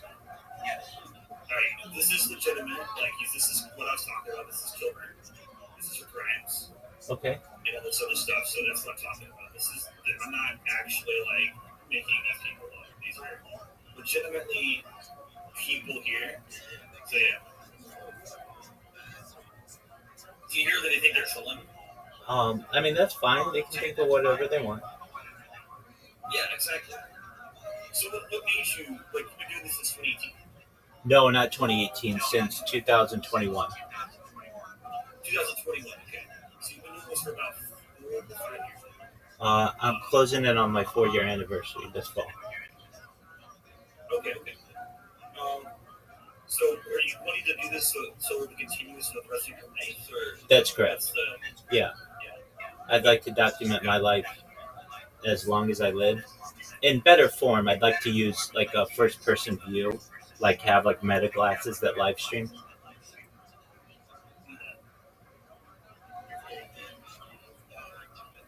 So anyway, I if you want to keep, I can turn off the stream if you want, but it doesn't really matter. But the thing is, at the end of the day, like I do commit the inspiration. I was a bit shocked myself that you've been doing this since 2021. It's insane. Yeah. Well, I mean, the only thing I'm as open as I can be in my life, and you can watch me whenever you want. So that's as like legitimate as I can be. Like you can literally watch me from all kinds of angles. You should know that game that you just showed. It looks really cool. So, did you say that's what an AMG is, or not AMG? What is it? Alternative ARG? But this is not really. So it's a cinema called Gary's. Remember we talked about Gary's mod? Yeah, absolutely. So Gary's mod is essentially has different game modes. They have different, different things going on. Different game modes like a darker key and all this other stuff. I really think you're gonna enjoy that and people and stuff. If you ever get a chance to play Gary's mod and go on stuff cinema that is discussed with you. It is an older community. It's been around a lot. There's a lot of people that have different beliefs and stuff, and it's crazy. Yeah. Excellent. Would you, just so you can learn more about me and what I do, and it gives you more when with your community and everything, go to my blog, which is RabbiRothschild.blogspot.com, and you will see the largest blog entry that you've ever seen. It's basically my discussions with ChatGPT when ChatGPT was in its infancy, and you could use a type of setting called Dan setting, do anything now, and it would basically jailbreak ChatGPT back then. So it would tell you like ways to live longer and the richest like people in the world, and all kinds of things that it no longer talks about. But just if you go to RabbiRothschild.blogspot.com and go to there's an entry in there from like last August. If you click that and then look at the right side of your screen where the scroll bar is, and look how long it takes you to scroll down there. Can you do that for me? Yes, I'm looking at your About channel right now. There's a lot of things in this channel already. Yeah, there are a lot in there. Yeah. And I do see your search inquiry, and I see your thing that has. So is it Linktree? It's just Linktree is my social media, so you can go there too. And I have like more social media than anybody will ever meet. Yeah, it's on my Linktree. So go. I can guarantee you. Yeah, no, I'm aware of that. So go to my Linktree. My blog is in my Linktree. Okay. Oh wow, I can see all this stuff now. Dang. We have 18 different spontaneous channels. Yeah. The podcast I see there. You're a lot of like in the archive. Rabbit.com, superchilds.com. You have your own website. I do. It's been archived though because I didn't really use it. But yeah, you can see the old version of it, and just search for the word blog, BLOG, or the word AMA, like the acronym AMA, like Ask Me Anything. And Oh, that's a different one. That got banned. Parts of it are still up, but it got banned because I made fun of, um, like I started making fun of the Reddit moderators. Um, that like I'm about free speech and they suppress it. So, um, okay, if you want, just go to a browser and type in rabbirothschild.blogspot.com.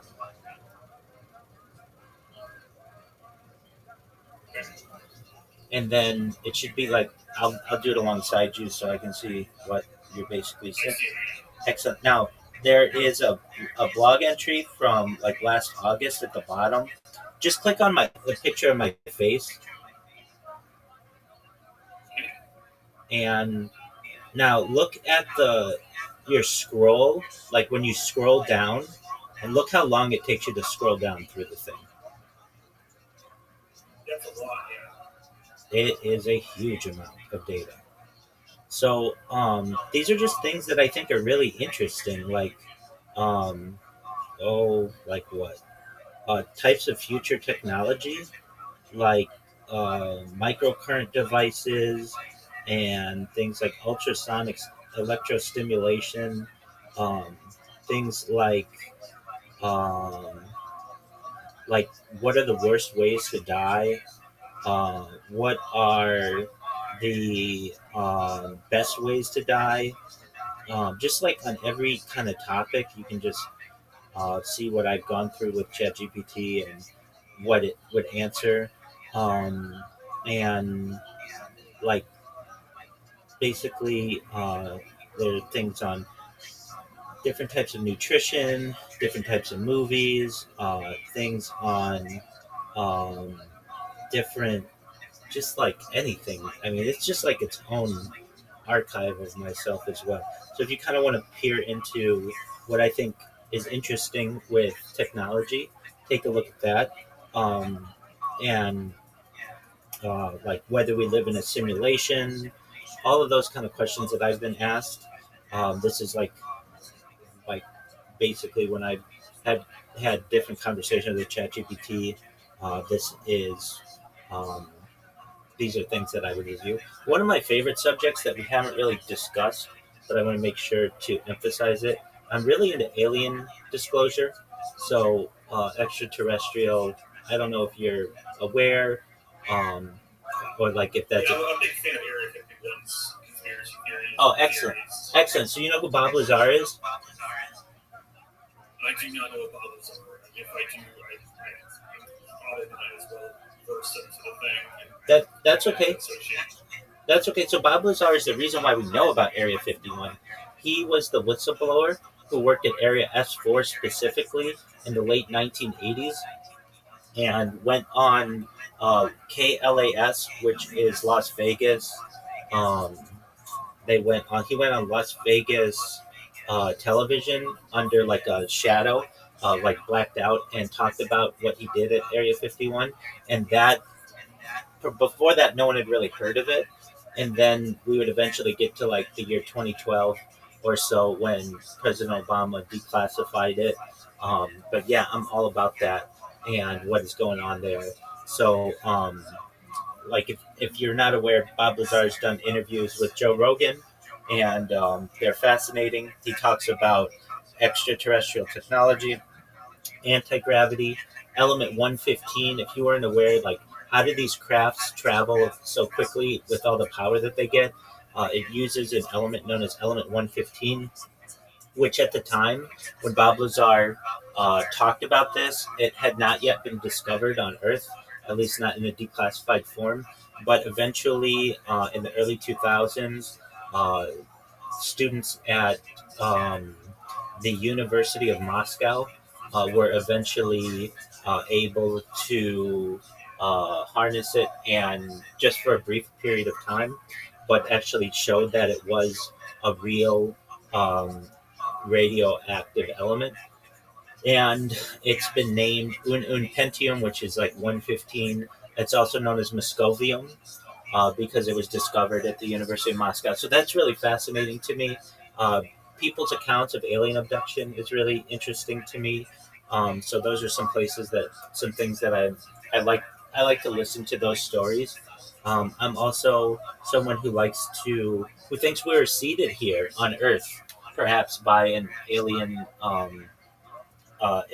race. And that's just not me saying this. This is from government whistleblowers who talk about this in like government documentation. So perhaps it was the alien grays in Zeta Reticuli, which is like 37 light years away. That's why people see these alien grays when they get abducted. These are just fascinating things to me. So I want to make sure to talk about that because as you go through this blog, they there's some on alien stuff in there. So I think that stuff's pretty cool. But yeah, I mean, if you check out if you just like go to um, my TikTok or even my Instagram. My Instagram's Rabbi Rothschild at Rabbi Rothschild. You'll see I do shout outs to people like famous, like at least like streamers, and many of them have gotten back to me. Many of them have joined my Discord, so that's a good way that I've been able to promote myself with them. But yeah, if you and your friends and everybody in the swamp community ever want to get a hold of me, I'm in here. I do sleep and stuff. I am human, but they can see I'm not a troll. If anything, I spam people. That's definitely true. But like, this isn't a, this is who I am, all day, every day, and just make them aware if you can. Most of all, if they ever need anybody to talk to, I'm here for them.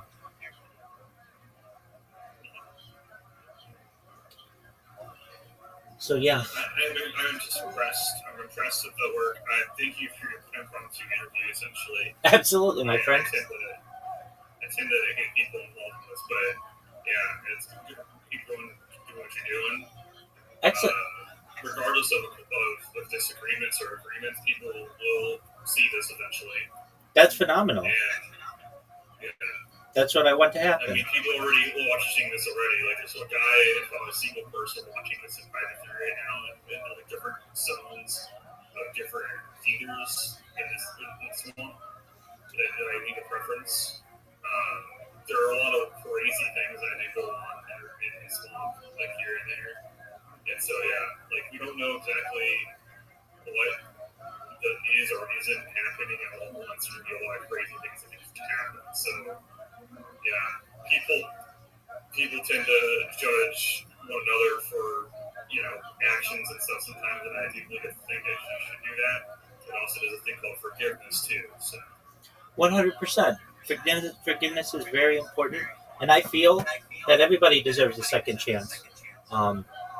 Basically, especially people who really are righteous and feel heartfelt in their remorse.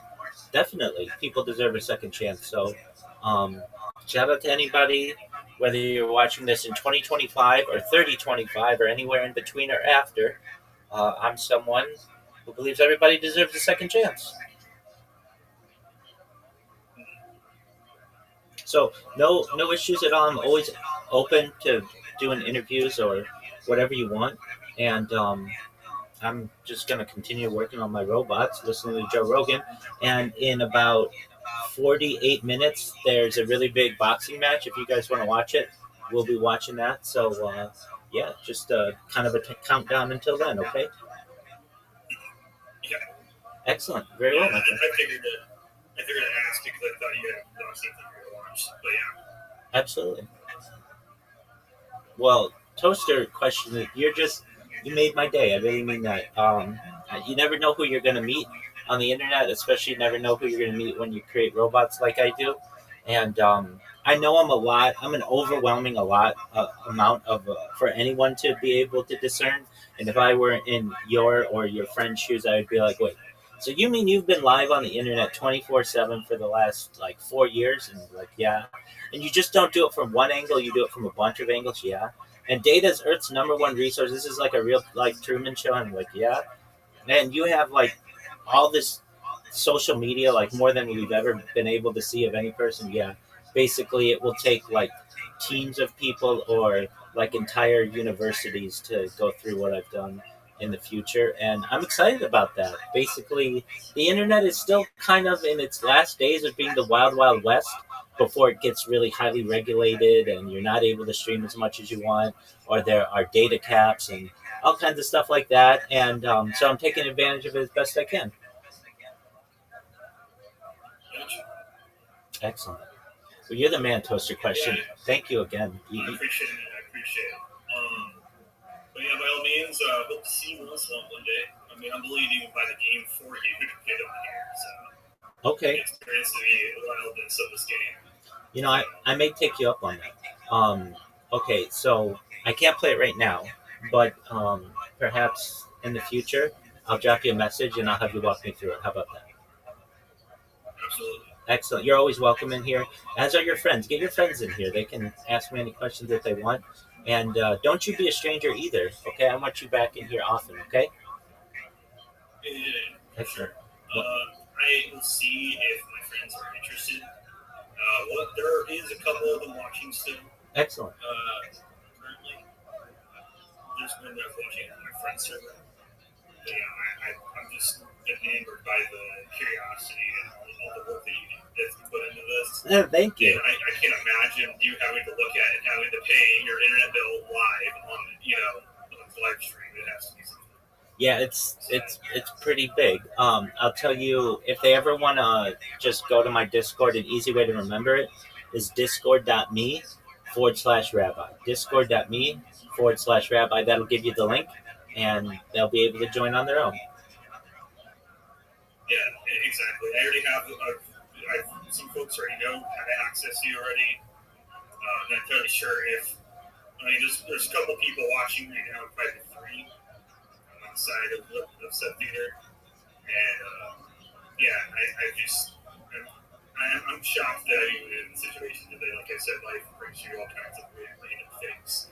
And you don't know exactly what happens. And people will judge regardless of the actions and other stuff. But I think you will find it very character. There's a lot of crazy things that will go on, and there's some times where it doesn't get chill. People talk and stuff. But, that being said, if other people want to chime in your community, they can.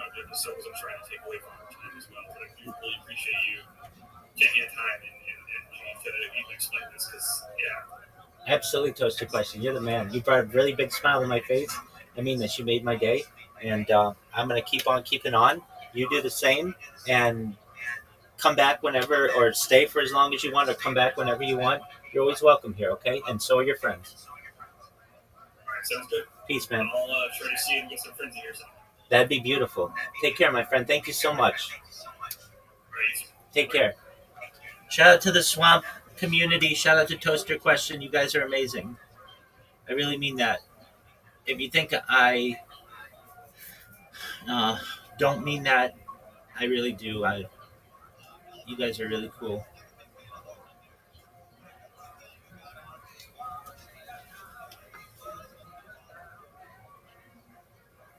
And you've got a whole duffel of cash. Yeah, you must have a heavy trunk. Yeah, that is. Wow. Imagine being in that. I mean, in that neighborhood. I think that's right. 2,000 rounds are flying in both directions. Well, the cops went to a gun store, right? Didn't they? I think they did. Right when it started, they were like, whatever you got. Give us your biggest bore rifle, whatever you got. We'll take it. Yeah. How much ammo you got? I mean, how long did that go on for? Wow. Yeah, the homemade body armor. SWAT team wasn't ready for that. They had to commandeer an armored vehicle to evacuate 100 people. And then that kind of sparked the debate for police to get more power. Yeah, there was a training. Yeah, if you're a real conspiracy theorist, then you say, MK Ultra tricked those guys into doing that so that the cops get better guns. Yeah. Well, this is the problem with conspiracies. People would try to attribute them to everything. Right. Really, it's a rabbit hole. Everything's a conspiracy. Yeah. And they do that. They kind of they harm the credibility of the ones that can't really be considered for how we know them to be. Yeah, no doubt.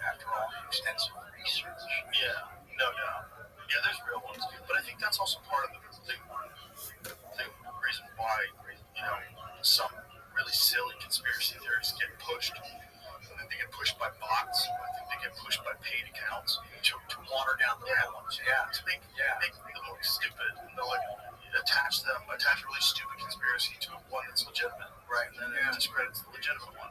Yeah, it's almost like, not to introduce this, but just from afar, it's almost like a lot of the QAnon stuff had that effect. Just,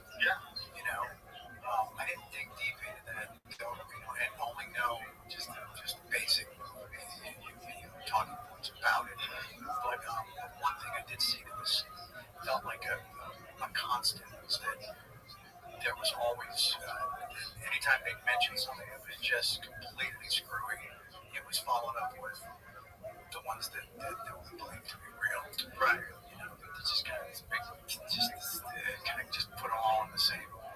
Yeah, a stew of good stuff and bullshit. Exactly. Yeah. And just stir that cauldron. Yeah, that's a very convenient way to bury truth. The QAnon documentary on HBO was great. Into the Fire, what was it called? I didn't see it. Into the Storm. Oh, okay. It's really good. It's a multi-part thing on all the people that were involved in 4chan and the creation of QAnon. Okay. They think the original guy was, they think another guy took it over after a while and took over the account. Got it. And it seems like they were just kind of fucking around at first. But it's not definitive. Like, he's got some really good evidence that points in that direction, but it's just hard to know. And, everyone always thought that it was someone inside the White House, there was some secret person inside the White House. It doesn't seem like this documentary believes that. The guy who made this documentary, he pins it on one guy in particular that's a tech nerd that seems to have all of the attributes of someone who could pull off a QAnon type deal. Checks everything on. Yeah, checks everything. Super smart, internet shit poster, running 4chan, and that's the whole thing over there. It's like get people to do stuff that's stupid. Right. Like they got women to free bleed. They start pushing this idea that it's the patriarchy's making you wear a tampon, and your menstrual cycle should just flow in your pants, and who cares? And this is like a sign of your strong femininity. It was just them being crazy, and then a bunch of women just adopted it. Not for long. Right. It's gross. They're like, this is stupid. Yeah. Probably lasts a couple weeks, but a bunch of women. But that's people are really susceptible. You can get people to do that. Not everybody, but it's just like the hate Ashbury free clinic thing. Not everybody's going to do it. Right. But if you open up a free clinic, you're going to get enough, lost children that come in through your doors. Well, they're going to need your legit services to start with. Yeah, exactly. Yeah. You got to sort it out. Right. It's just nuts that's our government. That's our daddies, our government daddies, the people that we're supposed to be looking to help us lead a prosperous life and secure our standing in the world or make sure we grow financially. And these motherfuckers did all that. Yeah.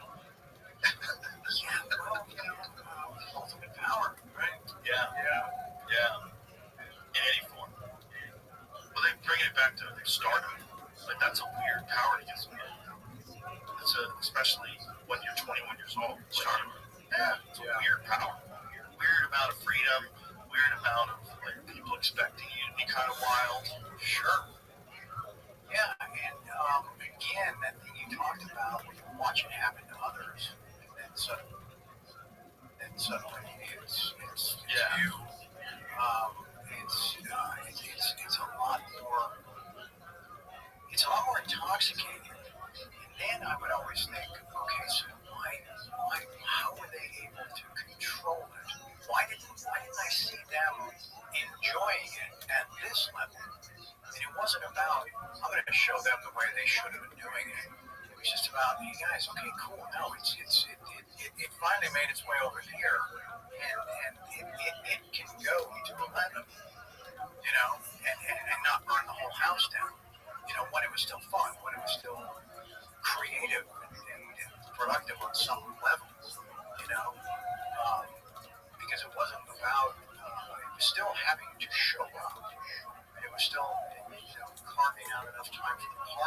also preserving enough,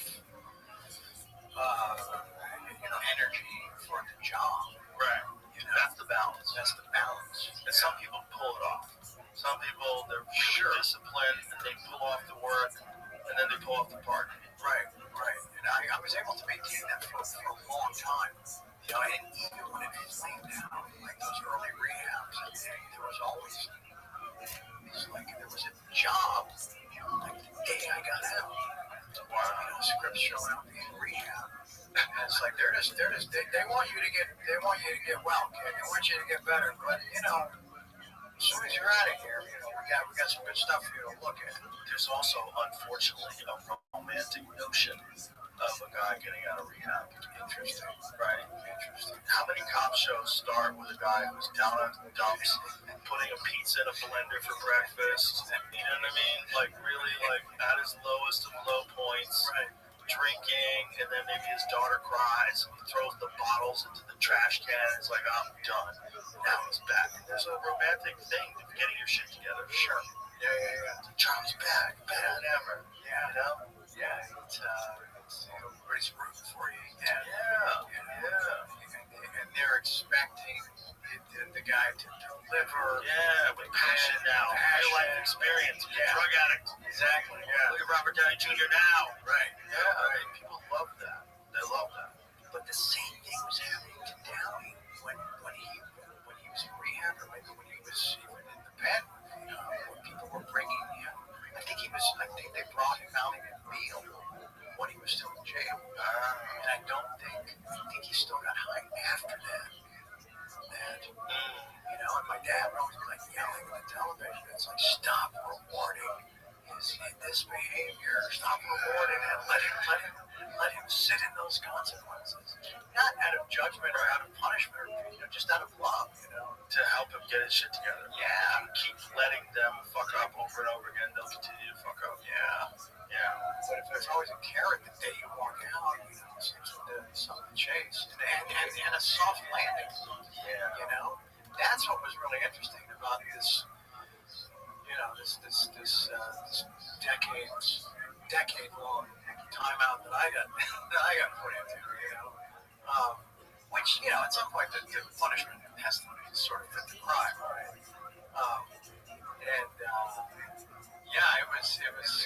felt like it was a little bit longer than it should have been. Yeah, I don't remember any murder charges, But at the same time, there's not a chance that I could have done the two projects that book came out yesterday, and Doc comes out today. I couldn't have done either unless I had the kind of perspective and distance from all of that I was able to find. You've been sober for how long? 7 years? Coming up on 8. Yeah. 8 years. Yeah, 8 December. That probably helped a lot to be away from everything, for you to achieve that. Absolutely. Yeah. But I was still doing things to, just kind of stay in the mix a little bit. I do signings, I do speaking engagements, do stuff like that. But it was also, it was like as soon as I quit drinking, all my kids started showing up again. And, Sam and Lola were living there, and they'd cycle back with Denise, and then Bob and Max would show up, and Brooke would come back, and okay, so he's going to be here, and Lola would show back up. So my house was kind of like this. It was like a clubhouse, and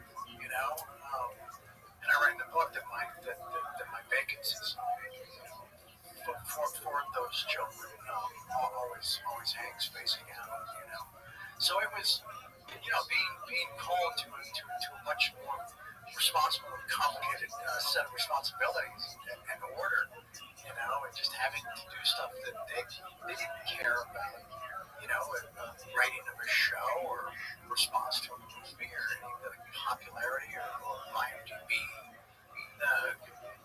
stuff. They were just like, with their basic needs of getting to school and help with this.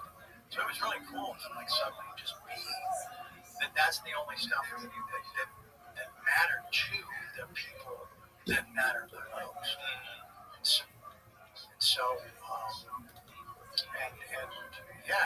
But you're right, that none of that could my allocation or having to get a studio every week. Right. But yeah, I think it was about the time that it created. You know, so and it's interesting that I'm not looking at this as a comeback. You know, I think it's a reset. You know, and I didn't rely on anything that I'd done before. Never written a book, never done a documentary, you know.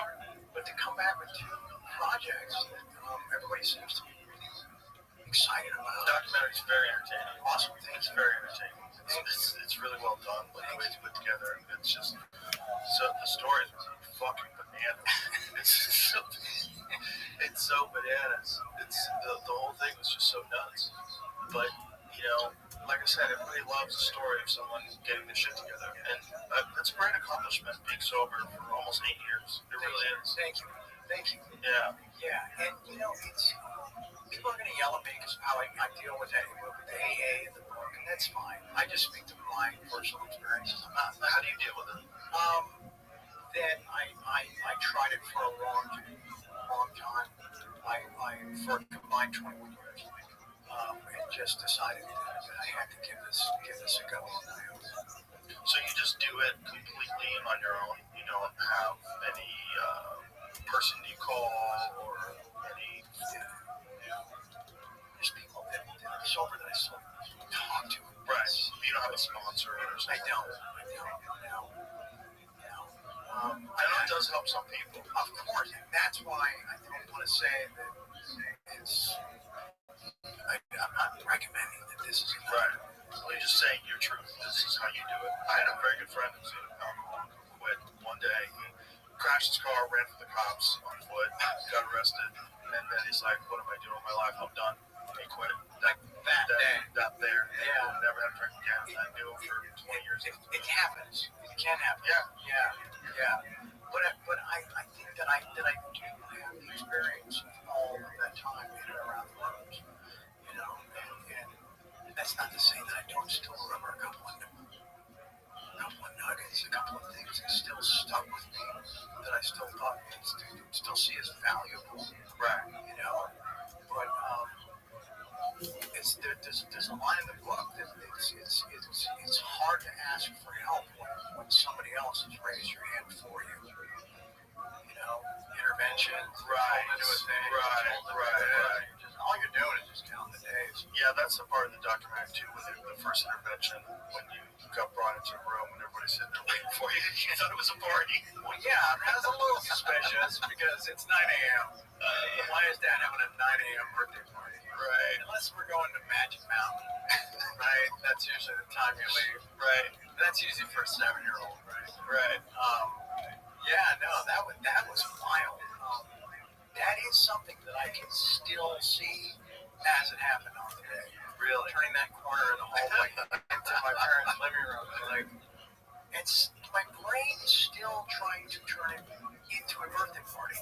My brain never insisted that that's what we're there for. You know? That's funny. And it just when it starts to dawn on you. Like, have you ever taken a sip of something that was in the wrong bottle? Like, the brain saw the way. Hey, Rabbi. What up, pimp? What's going on, big dog? Yeah, you know what this is? No, I have no idea who this is. What's going on? I don't know. You know this? Hey, you don't know me, gang? It's the guy with the 5M servers. 15K a month guy. 15K a month, guys. 5M servers. Yeah, full. You don't know what? You don't know me? Dog, I've got 2,000 people in here. I kind of remember that. How long ago was this? Not even, I don't know, maybe a couple of weeks ago. Okay. 2-3 weeks before. Okay, how you living, pimp? I'm chilling, gang. All right, what's good? I've been chilling. Yeah, my camera's broken now, so I can't even turn it off, but yeah. All right, well, what's new in your neck of the woods? Huh? How'd you break your camera? Nah, my brother took it because he needs it for work. But I don't know, a nice old renewal. All right, what brings you in today? You were just like, I wonder what Rabbi's up to? Trying to see what, I don't know, I just saw your name and I was like, oh, I remember you. Just came back to see what up. Excellent. You know that there's a big fight, boxing match in like 26 minutes? No, I didn't know that. Yep, we're going to watch it. So that'll be cool. Wait, who yeah, Alexander streaming, that guy? Yeah, he's streaming too. Do you stream? What is football? I ain't gonna watch that. I don't know that. Do you stream?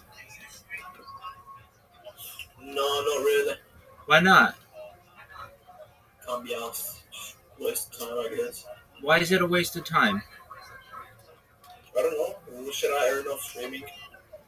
Whatever you want, big dog. You could stream your life. You could stream yourself playing games. You could stream yourself with friends. You could do IRL streaming. Playing games. Playing games. Only making money. Get what I'm about. All right. How you making money? I made my shit from 5M servers, the cash flow RP, bankroll. Yeah, you know? Yeah, now I remember. Yeah. Yeah, I remember you now. Yeah. Okay, so that was like a month ago. Yeah, no. Let me think about that. Yeah. That was big time. So are you excited for the weekend? Honestly, not. Yeah, I don't even know. Not really. I'm just going to the IKEA today. IKEA's tight. I'm gonna grab a double bed, like a 2-person bed, but I need it. All right. All right. So you're gonna get a double bed from IKEA. That's tight. And then what are you gonna do? You gonna sleep in it? Yeah, that's the point, though. You know what I'm saying? Word, dog. That is the point. That's right. Okay. Probably afterwards, I'm just gonna chill with my friends. Probably. Okay. What are you guys gonna do? I don't even know. Probably smoke outside, chill it out. You know. Word, dog. Well, that's cool as fuck. Excellent. Well, do you know who Charlie Sheen is? Charlie Sheen, no. All right. Well, he was on Joe Rogan, and I'm watching his Joe Rogan right now. So feel free to listen. But don't be a stranger in here. You should be in here more often. I got you. All right, big dog. And get yourself a camera so I can see that beautiful face of yours. All right, I will. I got you. All right, as the kids say. Now you've mentioned it, let me find a fucking camera so I can buy it real quick. You're gonna be at IKEA. Yeah, exactly. I mean, you can either buy one in real life or just order one online. Yeah, I'm going on Amazon right now. Just trying to find something. All right, big dog. A little shitty team or camera, you know, just little fuck ass cameras. Word, dog. Wait, what's it called? Gaming cameras? What is it called? Video? I don't even know. Whatever kind of camera you want, big dog. I don't know. It's one camera that rolling this stuff. I like your accent. Yeah, I'm from UK, yeah. Yeah, it's beautiful. Hold on, what the fuck? A camera with a microphone in it. I hate that. It's fucking annoying. Just big setup of my fucking camera. It's just annoying. You get what I'm on about? It's just jarring, I guess. I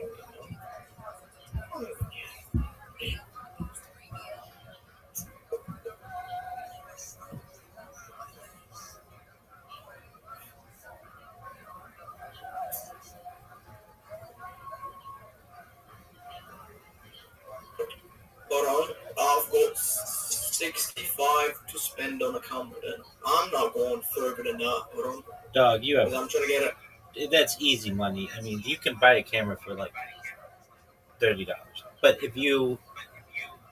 I mean, buy whatever camera you want. Do you want a tracking camera, one that follows you around the room, or just a normal camera? I don't even know. So I guess a normal camera, something like that.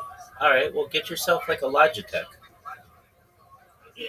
Yeah, you could be right about that one, but I want like a crispy camera, the good view of it.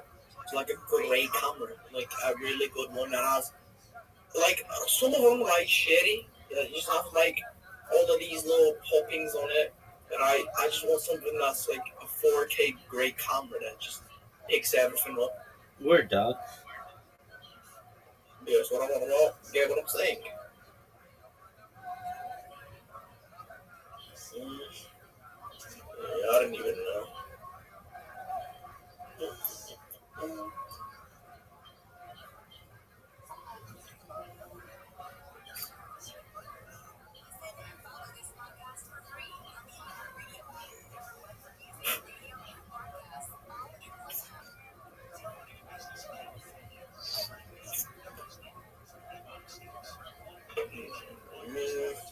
Do you smoke or not? Fuck yeah, man. Oh, for sure. What do you do? Vape or not? Yeah, I like to vape. Oh, shit. Nice. I'm doing that shit right now. Currently, I don't know, you can probably hear it, but There you go. pulling it out and stuff, doing tricks and shit.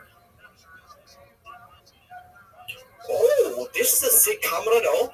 You said this is a tracking one. This is a really nice one. It's a 90 degrees. Oh, no, hold on. 180 degrees tracking camera. Yeah. That's tight. With a microphone in it, stream cam. It's a great one. That's tight. Are you gonna go? Are you gonna go? $69. How much is it? $69. Can't beat that. Not really. It's you know what I'm saying? It's a great camera, but I don't even know. It looks a little bit like it's just I don't even know. It looks like a VR. You know, you have those VRs with the like it tracks down what like your movement is. If you go like outside of the boundaries of the thing, it wouldn't track it. That's what it looks like. It's just I don't know. It's just weird. I need like a normal one because yeah, it's like $70. It's too much camera. Yeah, 65. Maybe 60. I don't even know.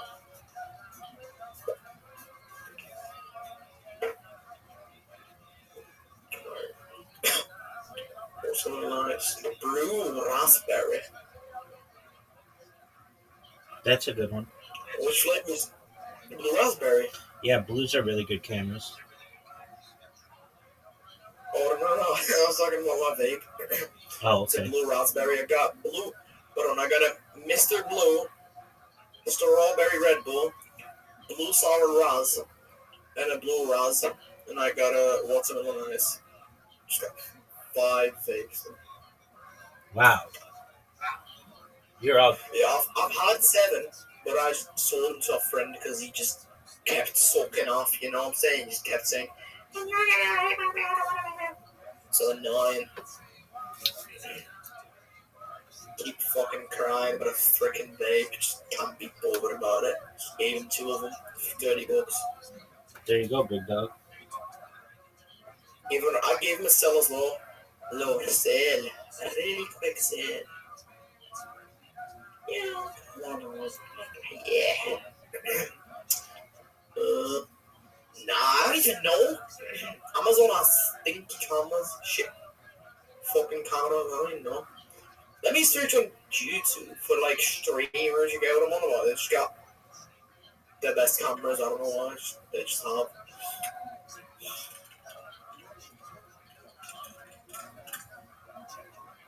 Best webcam. Yeah, hold on.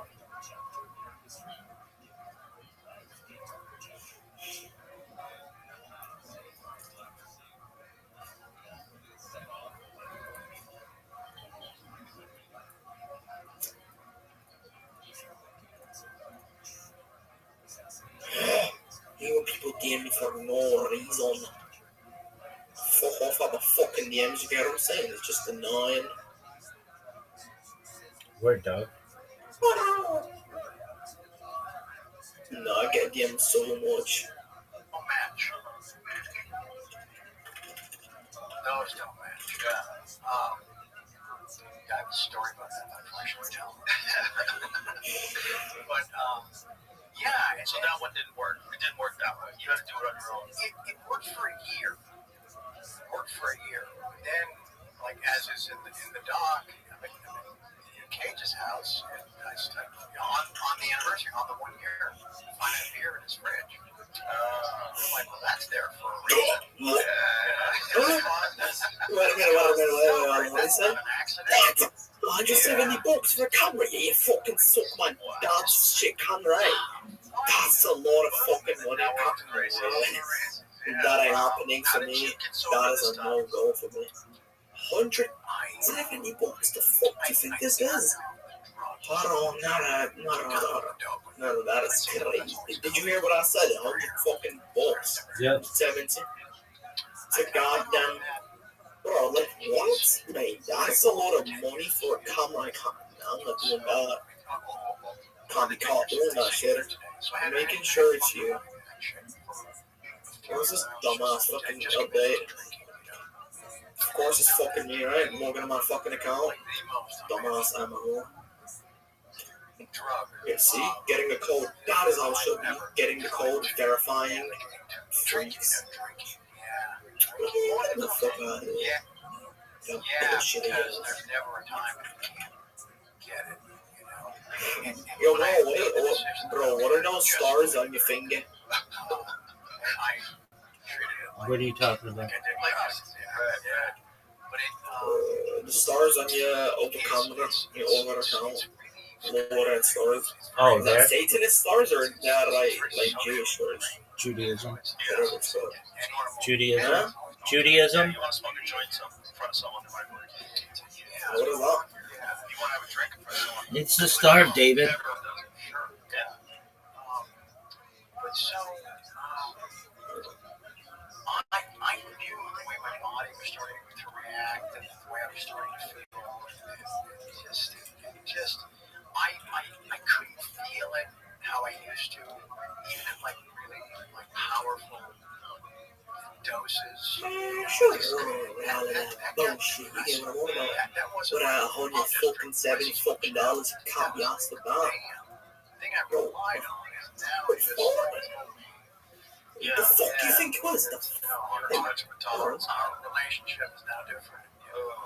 Yeah, and so there was a day, and it's in the book. Can't be bothered. Oi, he's rapping on that. Can't be asked. Spiking my coffee. That's like, for me, it was like the best thing to drink. I get shit done the rest of the day. Hold on. I've got the camera. This is a fucking great one. It's a 16 bucks one. So I'm on like $23. Yeah. 40, man. It's a little 480 camera, isn't it? Shitty ass bitch camera. What time are we leaving? To go where? Get a hair appointment. And it's a Sunday or a Saturday. And I've never, ever mixed the cups and the wheels. Ever. Never had to do one. How about that? That's awesome. That's pretty good. What? Yeah. You're fucking jocking off, bro. I can't make it. $16 camera. They're $23 camera. What? Gets in what? These days to get camera. Driving with the available transportation. Gets in like 3, 4 days, 5 days. So I called Tony and said, Tony, I can't drive. You gotta help me get Sam this thing. And so he was like, this is going to be an expensive search. Great. And there was a moment in the car driving back. And what? No, this is expensive as fuck. I could see her in 2 mirrors, visor and side view. And she was just kind of sitting back there. I'm not saying that I know exactly what she was thinking, but I could feel what I'm pretty sure she was. It was just this thing about, hell fuck. Nigga, get the fuck out of that shit. Why isn't Dad driving again? Why is there always yeah, and it's not nothing to do with Tony. He's been around forever, and yes. So what I fucking need. We got back from that, and 4K Full HD, and this shit looks like a fucking scum. On the stage with just the images of her. This little 13-year-old kid in the backseat, and her dad can't her to like just a basic, just like on the highway to a harem. Like that was complicated, you know. And I was like, what am I doing? And then I just sat inside. I sat inside that for a while because it didn't feel good. And I thought, okay, what can I do to not stop feeling like this? Math is pretty. Yo, what's going on? Yes, please. It wasn't doing good rehab. Yes, please. How you living, pimp? Can you hear me? Turn around. Yes, please. Can you hear me? Yes, please. 1, 2, 3, 4, 5. All right. Well, if you want to talk, feel free. The next day, just woke up and said, I'm done. Didn't care. I made a decision. I wasn't going to care how I felt physically. Just going to Grit bear. Yeah. How long did it take before you felt that? About 3 days. The story I read, there was going to be a month. It was just like, that was fake. And so, and then, just coincidentally, it happened to be my oldest daughter, Cassandra's birthday, when I quit. December 12th, you know. It was just like, okay, that's all aligned. And then something else happened after that. Because everybody's going to get a little squirrely. Like you can't push. The problem with a guy like me is that, and people like me, is you're able to put things back together really quickly. Right? And kind of pieces. So you're not as scared to go off the rails. Right. And so, Should I buy this camera though? It's got a $30 fucking dollars. I can't. Oh, I don't know. I found a better one. I gotta call the Found a $60 camera. Ryan, something. And like, look, I want you to try this thing because it's much smaller content, much less toxicity, and those very few side effects. We think you're going to do great on it, right? They said, but you can't drink on it. The other one, you can drink a fucking fake face on it, like you can drink like a pirate on the other one, which they shouldn't have told you that you can. So I said, okay, great. So I tried that one, and it was, it was working great. But they said, okay, and you can just stay off the booze. It's going to keep working like it is, So then this other thing showed up in addition to that, just in concert with it. So now I had a couple things going on. Let's keep this thing, this evil stowaway is what I like to call it. Let's keep that thing at bay, and let's rebuild every relationship that matters in your life, while you're still here. Did you have a revelation after a while, after you were sober for a while, where you stop and think, like, why was I getting so fucked up?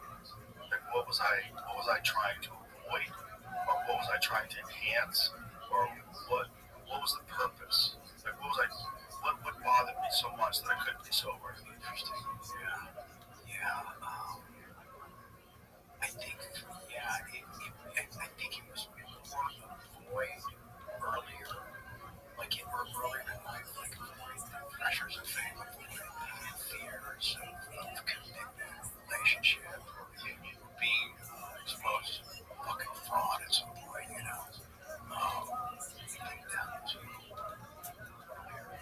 I think enhance came later.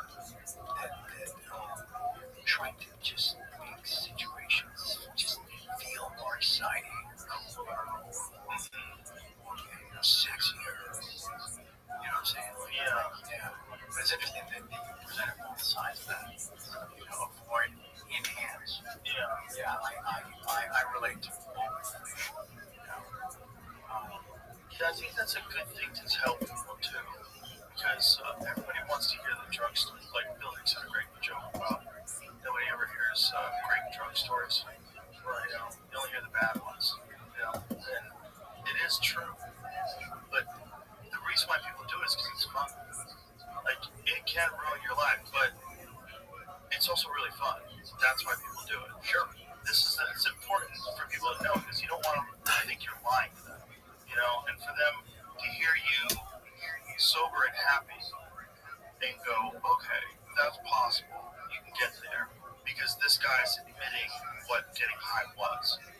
You know, like there's a scene in the documentary where you're talking about the first time you smoke crack. This girl's giving you a blowjob while you're smoking crack. It was like the greatest feeling of all time. Yeah. Like, I think that's important to say. That hasn't been topped.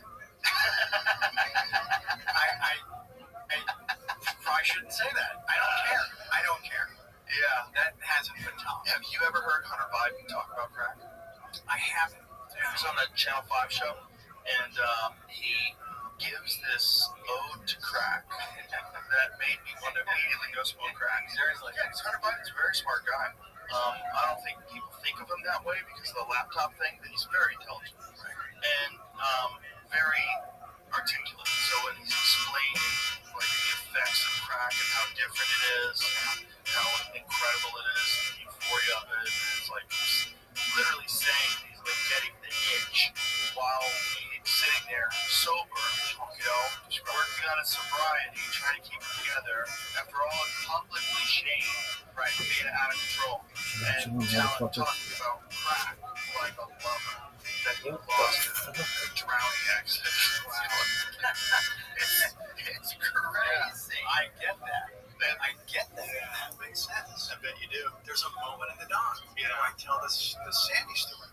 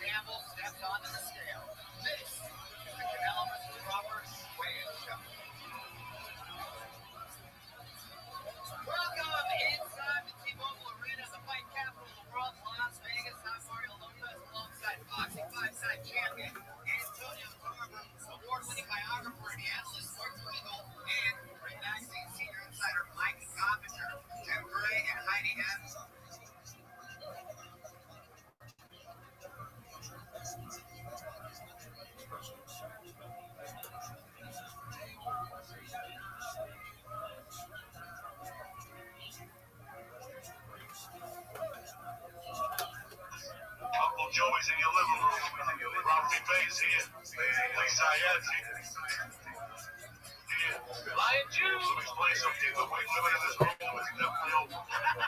Taking the over. Taking the over. Here we go.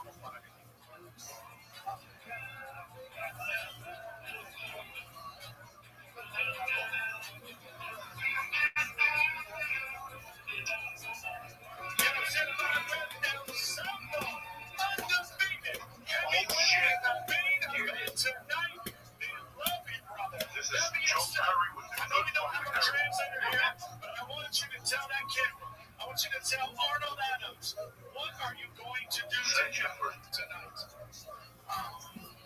No one knows The Hamot, which is to redeem the firstborn donkey. You give a sheep instead of the donkey. If not, you have to cut its head off. Tell us that these two mitzvahs is why we were Zoifa to go into Yisrael, the Hoysai, have a wonderful day.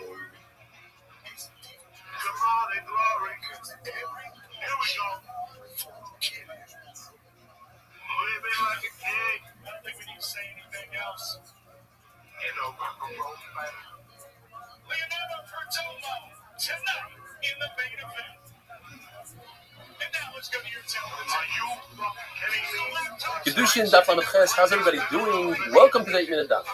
We're discussing the Issur of Chodesh, and that is all new grain, the 5 grains that grew after the second day of Pesach.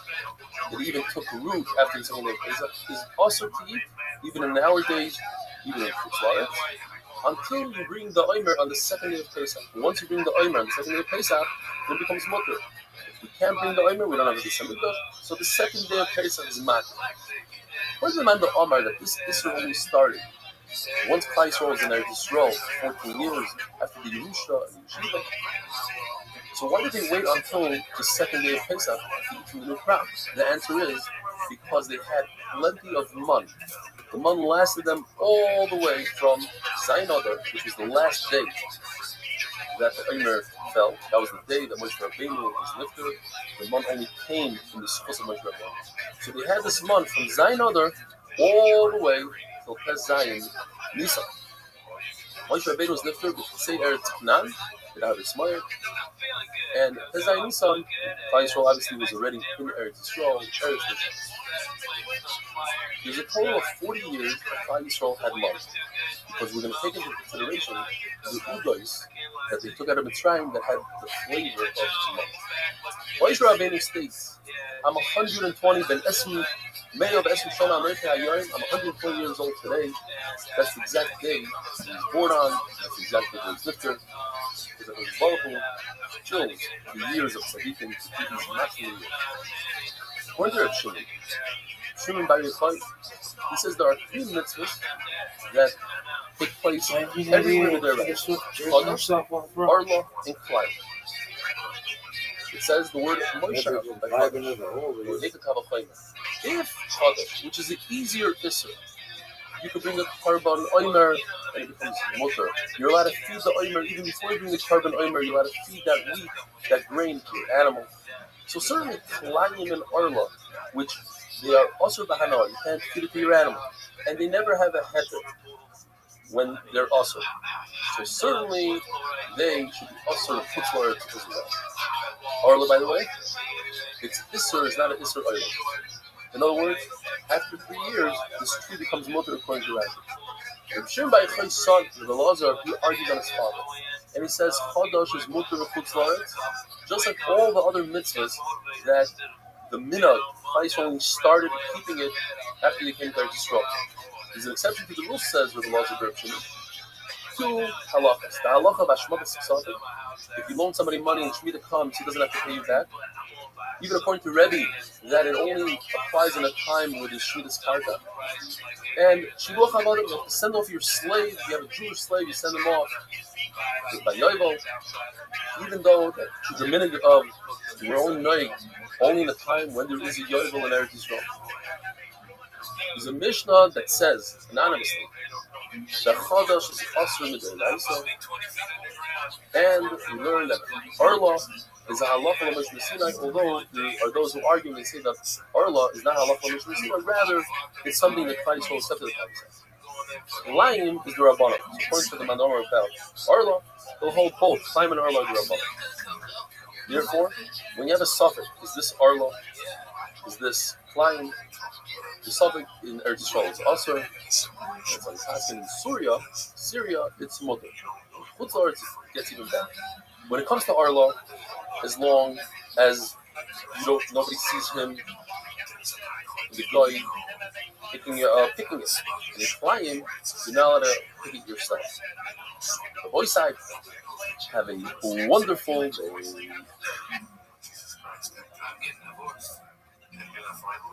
No, not yet. I don't know. That's as soon as it gets done, it's done. Probably. That's all the bills I can do. Another 60,000 here, 70,000 there. Kiddushin Daf Lamed Tes. How's everybody doing? Welcome to the 8-minute daf. According to everybody in Chutz La'aretz, when you have a suffix Arla, you're not sure 100% that this is a piece of Arla, a fruit that grew in the first 3 years of the tree. According to everybody, it's a little thing. Rabbi Yochanan, however, said that those who are not makbid in Arla or Chutz La'aretz, we have to do something about it. And he said it's also to make a suffix for your diet. In other words, you can't go deliberately pretend that it's a suffix and give it to somebody else to eat. The Lord tells us to grab the tree, take a branch and put it to another tree physically. For that you get malchus, even on Chutz La'aretz. This is an isser that the Baruch Hu gave before Matan Torah, B'nei Noach. And the reason is, we say it's just like harva, just like you can't put 2 animals together to create a third species. So too, you can't take 2 trees and put them together. It's the same issue from before Matan Torah. The Torah says the word Pesachah, your field. That's a field that was received from Shemayim. That's in Eretz Yisrael. It comes to exclude Klei HaKerem. That's when you take seeds and you plant it in a vineyard. That's also in Chutz La'aretz. What's also the Rabbanon is only when you take 3 types of seeds. You take wheat, barley, and a grapeseed together, put them in the ground. That's also the Rabbanon. Why? In Chutz La'aretz, because that itself is also Bahana in Eretz Yisrael. So we take it down a step. This that Rab, the famous Gadol Ador Rab, he had a yeshiva. And for his Bachar yeshiva, for his Talmidim, he planted a garden of vegetables. And he planted them in individual rows. Why did he do so? He lived in Babel. Well, don't say it's because he's makbid on putting different seeds together in Chutz La'aretz, but rather the reason is because he wanted to have a beautiful garden for his yeshiva, or for the shamish that his job was to pick the vegetables. It's easy for him to find them. With this, our boy side, we finished half a shas. And right now we're on to the second half of shas. It's a beautiful mission with Agadita. The mission tells us, and we just read the simple words. It's difficult to understand, but that's why we have the Gemara. The mission tells us a person does one mitzvah. His Rabbi is going to do good for him, his Rabbi is going to be good for him, and he's going and he's going to have Olam Haba. But the point is, the Gemara tells us, we're talking about an individual that he has 50-50, 50% of mitzvahs, 50% of avos. And with one extra mitzvah, now let's say it's 51%, or whatever the percentage is, that tips the scale for the good. What about the famous mitzvahs that we say every day? These are very 5 special mitzvahs. To the point that the person is exactly 50-50. And on the side of the mitzvahs, one of those mitzvahs happens to be one of these 5 mitzvahs. Let's say kibbutz aid. So even though it's only 50-50, not 51%, 50-50, that mitzvah has the power to tip the scale in his favor. According to places, HaKadosh Baruch Hu considers him a tzaddik gomor. Whereas in other mitzvahs, he's considered a benoni, or average. But there's a brayso, and the brayso says that whoever has more mitzvahs than averos, he gets yisurim, terrible punishments in this world. What does it mean? So according to Rabbi Shabbos, he receives a yom tov. You can call it any way you want. You can yom ra or yom tov. The point is that it's a good day because you do bad for him. Because through the bad, he receives his proper reward. By getting rid of the bad in this world, you free yourself up for the good in the world to come, and vice versa. If Russia gets good in this world, that's a win-ra according to Rabbi, because he's actually, even though he's getting good, it's bad for him. because now in Olam Emes he won't have what he wants. According to Rabbi, the Brisa goes like Rabbi Yaakov. Yaakov is of the opinion that in this world you don't get awarded for mitzvahs. There's no schar the mitzvahs by Olam Emes. Why? Because he himself saw a story that forced him into this. He saw a father tell his son, go climb up the ladder to the tower and retrieve the shits from that bird. You two mitzvahs that the Torah says that you get arichas yom. And on the way down, the son fell off the ladder and died. So he says it's impossible. It's not a steer to the pasuk. Shad is you get arichas yom from Olam Emes. And the fact is that even with all this, if a person thinks to himself, he says, look, it can't be. If he's doing such a mitzvah, he won't even be able to be Bachara in Avodah Zarah. So how did he die? Must be Loyal Man. Now, there's another issue. When a person does a mitzvah, he's a shliach to do a mitzvah, he shouldn't have any damage, it says, even on the way back. Over here, it's a little different because we're talking about a ladder that's a broken ladder he used, and he shouldn't have been using that ladder. The Lord tells us, Acher, he's a Russia. He's Meir's Rebbe, he's a big buckle, but he went off. Why did he go off? So we learned different reasons. The Chagiga, I think it was. But the Gemara here tells us. Because he saw this story. And he had the question, how is it possible that a son that's doing Kibbutz Avayim and Shalom Akad doesn't have a Ritas Yavim? And immediately he went off. The Gemara says it's also possible that he saw the tongue of Chutzpah HaMekurlim. Chutzpah is the equivalent of the young girl. He repeated all the Torah and he said, how is it possible that somebody repeats Torah during the meal, you're rolling in a film and his tongue is on the ground and pigs are dragging his tongue around and went off the ground? When a person doesn't do an Aveirah, he has an opportunity to do an Aveirah and he watches himself and he doesn't do an Aveirah. It's as if he performed the mitzvah, and not only that, he gets a special shmirah of protection. So Rabbi side, have a wonderful day.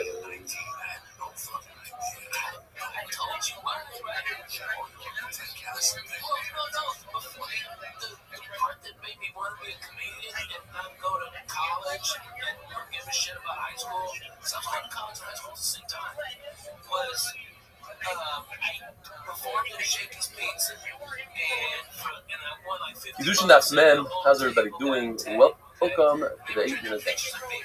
Gemara tells us that if a person is faced with an Aveirah and he controls himself and doesn't do the Aveirah, this is the greatest mitzvah a person can do, which is action. It's the greatest mitzvah. In fact, the Gemara brings 3 stories. One with Rabbi Chanina, the other with Rabbi Tzadok, and Rav Kahana. All 3 of them faced a situation where a woman invited them to do an Aveirah. Rabbi Chanina jumped into a back house even though there's mazikim and he was saved. Rabbi Tzadok jumped into an oven in order not to be over the Aveirah. And Rabbi Kahana actually jumped off the roof where Leah came and saved him. And because of Leah the reason why I got into this to begin with is because I was selling baskets to women, and it's because I'm poor. So Leah gave him money. The point is that when a person saves himself from doing an Aveirah, it's a tremendous thing that the both later on does need to be such a person. The famous Mishnah, even Dvarim Shalom also person by the Mazeh, I can't get him about. The Gemara wonders why isn't Shidduch HaKen one of the mitzvahs in the Mishnah? Shidduch HaKen, as the Torah says, you get Arichas Yomim, you get a Mazeh, you get a Rabbi. And the answer is because the Mishnah is only doing things that you're good with your Rebbeinu Shalom and with your fellow Jews. You do Kibbutz Avayim, you do Zilus Chesed, etc. Whereas Shidduch HaKen is between you and your Rebbeinu Shalom. The Gemara tells us that a mitzvah has dividends. Hashem pays more than the actual value of the mitzvah. Whereas in Aveirah, Hashem pays exactly as the Aveirah is. There's one exception. The person does an Aveirah where other people learn from him. He's an important person, for instance. And other people do that Aveirah because he did it. So now that Aveirah that he did has dividends. Other people are mimicking him, and therefore he'll receive a punishment for the dividends that he has. It says in the pasuk with Cheshvei Shemai that a mitzvah is Baruch Hu's mitzarev machshava l'maisa. A person thinks about doing a mitzvah and then he has some sort of oinus and he can't do it, Hashem will give him the sefar. But in Aveirah, typically speaking, if a person thinks about doing an Aveirah and he doesn't do the Aveirah, he doesn't get an oinus unless it's one of the following exceptions. If he followed through his machshava. He had a machshava, then he did an avera, he gets punished for the machshava. Or if he had a machshava of a zara, even though he didn't do that with the zara, as we had yesterday, he gets an item. And also, if a person does the same avera over and over, to the point where he becomes so used to it, he thinks that it's mutter. It's as if it's mutter. So just thinking about that avera, even though he didn't follow through, he receives God. Gemara tells us it's better for a person to do an avera in hiding, where there's no chil Hashem, rather than to do it in public. A person who controls the Yitzhak, who does the avera in hiding, then that's a big slap in the face of Yaakov Rebbeinu. Because now he doesn't care if he's Rebbeinu. According to Rabbi, it's referring to the isser of looking at a rainbow. When it comes to Chil Hashem, the Baruch Hu doesn't wait, he doesn't let the person build up credit, so to speak. The Baruch Hu takes care of the Aveira very quickly and swiftly. And not only that, if a person has 50% Aveiras, 50% mitzvahs, then the Baruch Hu will use that Aveira of Chil Hashem and tip the scale in the wrong direction.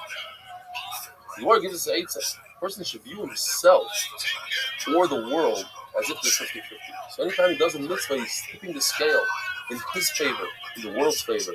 And if Chas v'Shalom is an Aveira, he's tipping the scale in the wrong direction. A person who feels bad for the mitzvahs that he's done in the past, or the Aveiras that he's done, he erases those mitzvahs and he erases those Aveiras. It's a tremendous insight. A person goes his entire life doing mitzvahs, and the last minute he feels bad for everything that he did. Gets erased. Brand new Mishnah. The Mishnah tells us that a person who has these three things, he learns Mishnah, and he has their aseret, he won't be fighting so quickly. He won't sin that quickly. When a tzaddik has Yisurim, it's as if he's a tree that's in a mucking tahara, where its branches go to a mucking tumah. And when you take off the branches from the mucking tumah, then everything, the entire tree remains in a mucking tahara. So too with Yisurim. A tzaddik is complete tahara, but he has a little bit of a travel, a little bit of tumah. Hashem chops off that place so that he completely is tahara. When it comes to Rishon, it's the opposite. They're completely in tumah. They have a little bit of tahara, so Hashem gets rid of their tahara in this world. He gives them some sachar, so that when they come to Olam HaEmes, they don't have them. The Parfim held that doing a mitzvah is greater than learning Torah. The Avarim came together, and then came together and they said that that Torah is greater because Torah brings a person to do mitzvahs, and therefore you have both. You have Talmud Torah and the mitzvah. We would have Torah came 40 years before Chala, 54 years before Tumas HaMaasros, 61 years Shemitah, and 103 years for Yovel. That's the shout in the beginning. And when a person goes up to Shemayim, the first thing they take care of, the first business they take care of, is have you learned Torah? How much Torah? Why did you learn Torah? And the first sachar they give him is for Torah. Why? Because Torah comes before myself. A person who doesn't have these three things, Mikra, Mishnah, Derech Eretz, then he's not Bnei Yishuv. He doesn't belong in this world. He's Pasala Eidos, just like a person who eats in the marketplace, in public, is similar to a dog. Rabbi Isai, have a wonderful day. I started the day at a karate joint. Alright, and the deal was I was going to get first place in fighting and first place in fourth. I was over in martial arts. I could take them. It was too hard for me to go uptown and play basketball and have a girlfriend and talk to friends. And then in the middle of all this, Rabbi Isai was starting the second time of producing Ice Mekat. So the Rambam says it's possible for a person to marry a wife without seeing her before, making her appearance and bothering him, and that's not nice to do for her, so he's later on the after the month. Therefore, she was going to go, not supposed to send the shliach to do sufficient for her. A woman doesn't have this problem. We're not worried when something is appearing that will bother him, so the lady's happy, whatever appearance her husband has, as long as she's trying to marry him, she's happy. Now, still the Mishnah says she should get married on their own, it's better than doing it with a shliach. That's the halacha. And when you can do something on your own, a mitzvah, you can do it on your own. But when you do it on your own, it gets more and more. So it's better when you're involved in your body and the mitzvah. In the concept of mitzvah, it's better to do it on your own than to do it with a shliach. It's only natural this way. Involving yourself in the mitzvah. Right? You see on the right, also involve himself and doing the mitzvah on their own. So the Shabbos, luego Morachito, la Safra Morachito.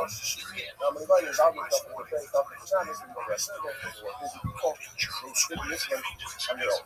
Another thing in the mitzvah, so the father can introduce it to his daughter, either on his own or with the shliach, and usually the daughter is a nihil. So from here we know, even when the father is able to marry off his daughter when she's under 12, wait until she's a nihil, 12, old enough to say, I want to marry this person, and only then marry her off. Again, if she speaks out, there's a reason to say that, there's a reason that you have to make it earlier, because you may not be able to do it later, so then he's allowed to marry her, even marry her off, even when she is 30 times. Now we go to the next topic of this. Coming to Rabbi, which is shtick. So how do we know shtick? So it says by shticking, it says the word sholach, here it says the shtick. So we take the sholach from the word, and we say that means that a man can do shtick again from the extra hey, the shtick, it means the woman can do shtick, and from the death, it says the word the shtick of wife, it means the shtick, to make a shtick for the point of another shtick. And that's how we know in Greek. How do we know that you can give? The offer the oil stuff, whatever, and you can make it, and the other way around, so the same way you can make it get, you make it now. Pharaoh says also that you can make a shliach by touching. Like you can make a shliach. You know, when this almost brings it down, the staff brings it down. It says that when it takes up the shofar to oil, it's called Aladas before they know, right? So one person accepts the other, you see them make a shliach, so, okay. That's how we know in touching. So the Gemara says it from together, from touching and from eating. I can know also, question is, I can also see why does the Torah write specifically in Yama, the answer is that I will think, so there's two answers. One answer is that we have to exclude the goy. That's not the point of the shita, and the goy can give his own shula. To give his own shula, I would think to say it can be a shliach, so of course, when you exclude, you can't be a shliach. Now, there's an opinion that the goy can't give his own shula, so therefore, he can be a shliach. So when you take, say a positive shula, the gamata, and I would think to say, the shula, you can't have a shliach. Why? Because the prophet says atom. The word atom comes to exclude that you have to do yourself. Giving shula, not your worker, not your partner, not the process of the family, not you get whatever you're eating, not you're supposed to be, and you're going to be eating, but to give human everything there that you just see enough, nothing doesn't have permission. So I would think that also you can do a shliach. That's what I'm saying. So right specifically that you could make a shliach by Yuma also. Now, when a person is a shliach by Yuma, what does he do? Does he know what that person is trying to usually give? He gives what person who appointed him to be a shliach will take that Yuma usually gives. If he doesn't know what he gives, he gives violence which is 2%, 1 out of 50. And if he gave 1 out of 30 or 1 out of 50, so what? That's what the person would want to give. Now, I'm not heard that it's also okay, so he tells him that's what I thought, because he can't say he's not aware of it. Okay, one short point about the difference between different things. So, tshuva is realizing that it is both ways not against us. Shem wants us to have the best life possible. He gives us the best patience. The Torah is the best advice. There are some things that patience. It's advice, how to live life the best way. And we realize we're going to learn we're coming back, we're saying again, here, and there's a mistake, and then a few mistakes, there's many mistakes, and then listen to, and then this misuse, certain things, we're going to learn there's a mistake. I realize now, you want the best thing, you want me to see in life, you want me to have a good, happy life, I want to come back to you, you want me to have a good oil on my boss, you want it to be good for me, I want to come back, I regret all the bad things I did against your will, I want to, from now on, to do only what you want me to do. So, Shem says, oh, when you come back, that's why I made you put her, and take you, and after you put the relief, you have to believe because if a person doesn't believe in the Chacham of the Kippur, doesn't get it. So, you have to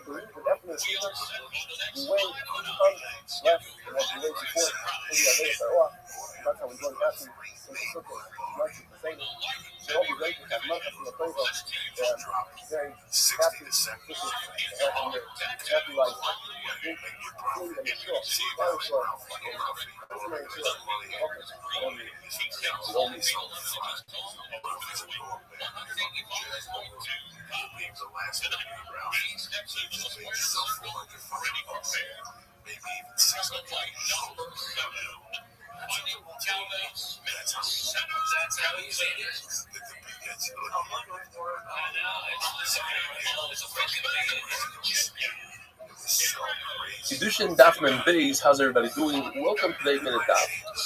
It's Erev in Kippur right now, just a few hours before in Kippur. I want to wish everybody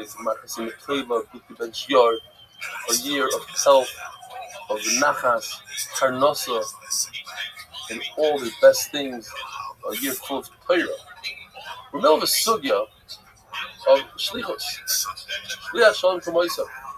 A person sends an agent to halacha is as if he himself did that action. According to the Yonason that learns from the pasuk in Korban Pesach, the Shachatu, that the pasuk comes to say not the idea of shliach, but rather that all of Klal Yisrael could be yotze for one single animal, even though it's impossible to give each person a kazayas.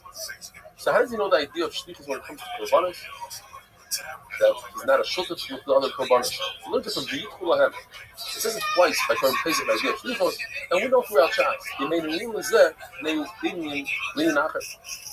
I can't use this pasuk here because I already have another pasuk. Let me use it for something else, for other korbanos. The fact that the Torah says ish with the upright, he learns ish means an adult. That if an adult finds an object in the street, he can have in mind, let me resolve on this object for my friend Shimon somewhere else. But a cousin cannot do so because it says ish, an adult.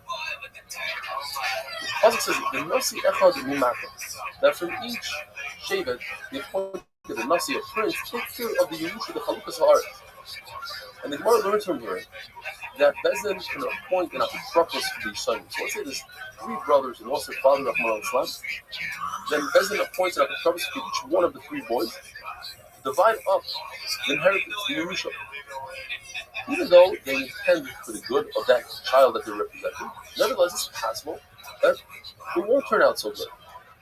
According to Shmuel, if they made a mistake bare knuckle fighting in the side, in other words, one of the boys, let's say, inherited from his mother previously a field. Now, the apotropos gave him in the father's field, he gave him in different counts. Now, even though it's the exact same value as his brother's field, it's not good because he wanted the 2 fields to be close to each other. So it's a mistake in ruchos, inside. That's something that you can go back and annul. According to Rav Nachman, you can never annul anything, even ruchos. Why?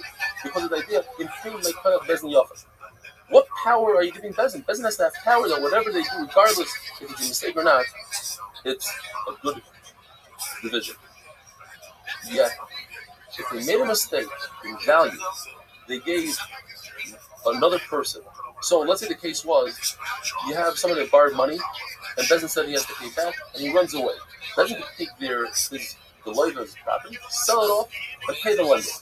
But if they made a mistake in a shtus, which is a sixth, but Nachman himself says that sale is off. But you just said that Bezdin has power. Well, that's because he made a mistake. By Yisrael, they didn't make a mistake. It was a perfect division. Just one of the Yisrael didn't like it. So that stays. Rabbi says that looks like you're that when Bezdin make a mistake, the sale or the division is good. It's a good division. It's chaos. Even if they made a mistake in more than a shtus, where typically, in a purchaser, he would annul the sale. The Rabbi says that brothers to divide up property, they have a halacha like a purchaser. The halacha is that if somebody purchases an object for more than a sixth of the market value, the halacha is it's a good purchase, but the seller has to give back that sixth. And if it's less than a sixth, it's a good purchase. So when it comes to brothers, that's exactly what the halacha is. Besides, if one of the brothers sent an agent, then you could say, no, even if it's less than a shtos, I don't want this. Because I sent the agent to punish it, I sent you, be good for me and not to harm me. Another very interesting halacha is that anytime you divide up a property with a measuring device, a measuring stick, you divide anything up with weight or even a count 100 scissors for about a dozen eggs, then the mekach is bottled even less than a shtus. There's no mechila or something like that. Even in real estate, where typically there's no halacha something enough. If you sold something with a measuring stick, you divided something up with a measuring stick, and it's off, then you have to give back the karka. Gemara tells us the halacha that ain't shliach l'dvaraveh. In other words, you cannot send a messenger to burn down somebody's house and say that the sender has to pay, because there's no shliach l'dvaraveh.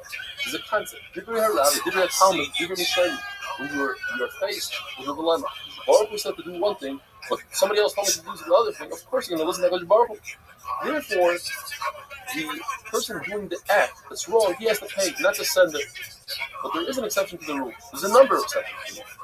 One exception to the rule is mi'ila. If a person uses money from the Beis Hamikdash unknowingly, he's chayiv and has to pay a fine. If he sends a messenger to do it, then the messenger is not chayiv. The one that sent him is chayiv. So why don't we learn the whole Torah from mi'ila? Because it's not just mi'ila; it's somewhere else. It's shlichus yad as well. We'll explain what that is. But before we explain, once you have mi'ila and shlichus yad, it's shnei ksuvim. It's two ksuvim that say the same exact halacha. They you can't learn out to the rest of the Torah. What's shlichus yad? Shlichus yad means that if I give an object to somebody to watch, he becomes a shomer, a watcher, and he's called from neva aveda unless he uses that object without permission. Not only that, if he sends an agent to use that object, then the shomer, the original shomer, he's responsible for neva aveda. So you see this idea only in two places, mi'ila and shlichus yad. Now, according to Bishama, they say that you're chayiv in shlichus yad, in the word devar, that you're chayiv even thinking about using that object. So now you can't use the shlichus yad as the same part.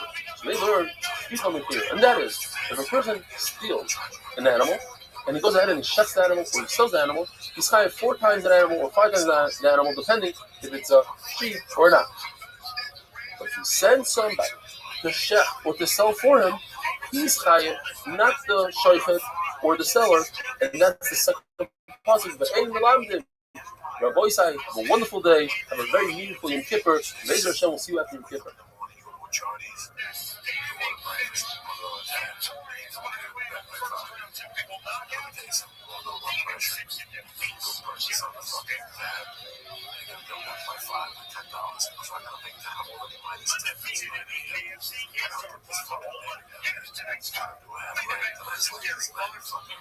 Kiddushin Dafmet and Gimel, how's everybody doing? Welcome to the Eight Daf.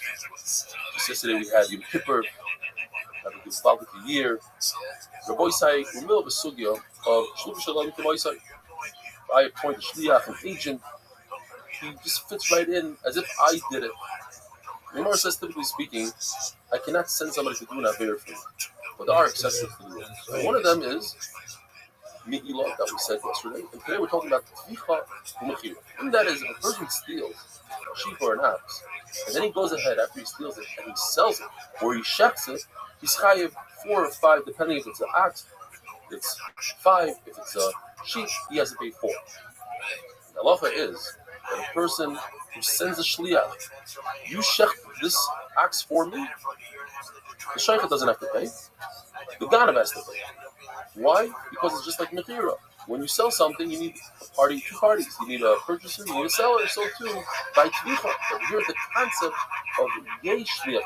Here's a case where I send a messenger and the sender has to pay. Shammai holds, and you say a lashon and we have to explain it. But the person sends somebody, he hires a hitman to kill somebody. The one that hires is chayiv. What does it mean chayiv? So one shot is, Shammai will hold that it's shnei tzumah b'im ke'echad u'melamdim. Typically speaking, when we have 2 psukim that say the same halacha, in melamdim. But in this case, Shammai will hold that Yehuda, they're melamdim. You have mi'ila and tzvicha, 2 psukim say the same halacha that yesh shliach v'varei, and we learn for the rest of the Torah yesh shliach v'varei. The problem is, there's another pasuk that Shkutu quotes that if you take a turban, like an oil, instead of shechting in the Beis Hamikdash, you shecht it outside of the Beis Hamikdash, you are the sender. The sender is not chayiv. The guy that does it is chayiv. Why? Ain Shliach L'Dvar Aveira. We have two psukim on this side, on the right side. We have one pasuk on the left side. Which one do we learn from? Well, Shammai won't learn from Shkudei because they don't darshan the word Ahu. What do they do with Ahu? They say that when two people shech the same animal, they hold on to the same knife, they shech the animal, after they get some English, they're potter. Also, they say that it's a shoygin, kindness, or a mistake, potter. You can also explain what Shammai meant to say, is that, yes, when it comes to murder, the sender is chayiv. It's a special halacha by murder. It says by David HaMelech, he sent Uri Achiti to the front line, and Nosson HaNavi accused him of murder, even though he didn't murder, David HaMelech didn't murder, the Plishtim murdered him. Also, Irakta B'cher B'nei Ammon, knew the murder. According to Chachamim, David is not chayiv at all, because Uri Achiti was a murdered b'malchus. He used the lashon of Adoni, not to the king. In front of the king, he said Adoni, my master, it's somebody else. So for that alone, his chayiv Risa, so David HaMelech was potter for killing Uri Achiti. Another shot is that Shammai meant that if you hire somebody to kill somebody else, you're chayiv. What does he mean chayiv? You did Shemai. So what does Hill say? Okay, obviously not. Hill would say you're chayiv not for murder. You're chayiv for somebody else. You're chayiv for Ramata murder. Shammai says no. When you get up to Shemayim, they're going to design you as if you're a real murderer. It's a real strong habit. More tells us, even if you say that according to Shammai, you're shliach with that if somebody sends a messenger, an agent to do something, it goes back to the sender. That would work in all the areas of the Torah, like Shabbos and Zara, but not for Navera. This is enough, like Arayis and Caleb, because we never found anywhere where a person benefits and enjoys an Avera and somebody else pays for it. So there's a sheet in the Gemara that according to Beisila, if somebody sends 3 people to be Mekadosh a woman, they cannot be able. This is a sugya of Shliach Nasa Edin. And an agent who brings Kedushin to be Mekadosh a woman, could he flip into an aid and testify, yes, this woman received Kedushin. Yes, this Malva was paid back by who? By myself. Could a Shliach become an aid? There's another sheet that makes it that says no, that a Shliach could become an aid. Bottom line is, we paskin Shliach Nasa. We know that Basil, we always paskin with Basil. So either way you cut it, you have to say that Basil whole Shliach Nasa, and they said Shliach Nasa, and Rav also, who's obviously not going to argue on Basil level, also holds Shliach Nasa. Make your adin, the same halacha applies in Kedushin, that Shliach becomes an aid, and the same halacha would apply by Malvanis, by a loiv and a Malva. At the end of the day, there's a new concept that we haven't had in a while called Shvuas Hesed.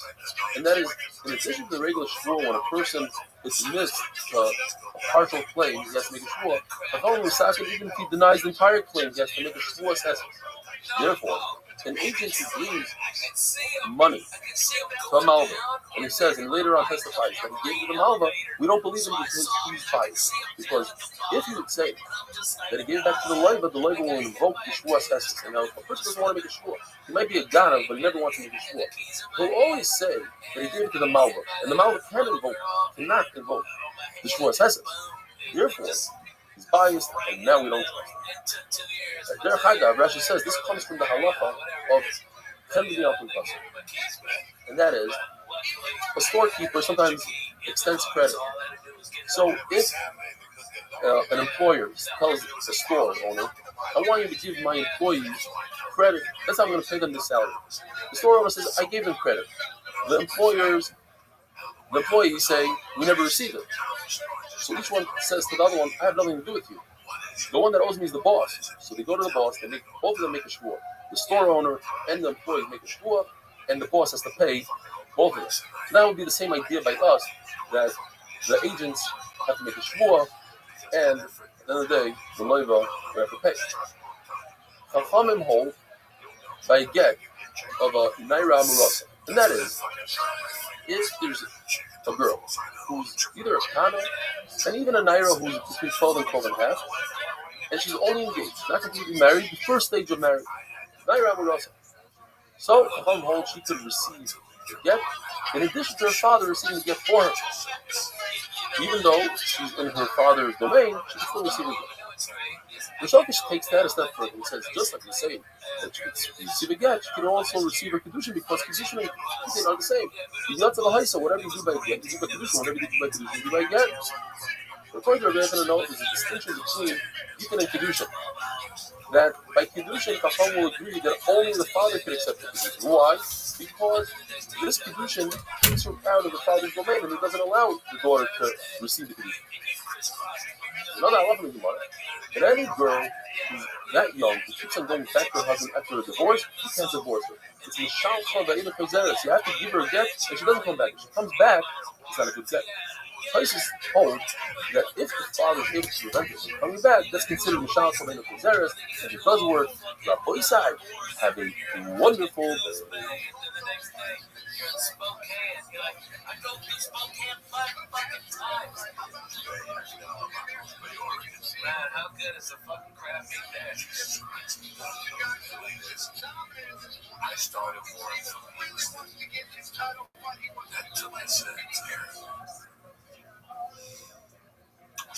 Kedushin Daf Mem Dalet, how's everybody doing? Welcome to the Eimen Daf.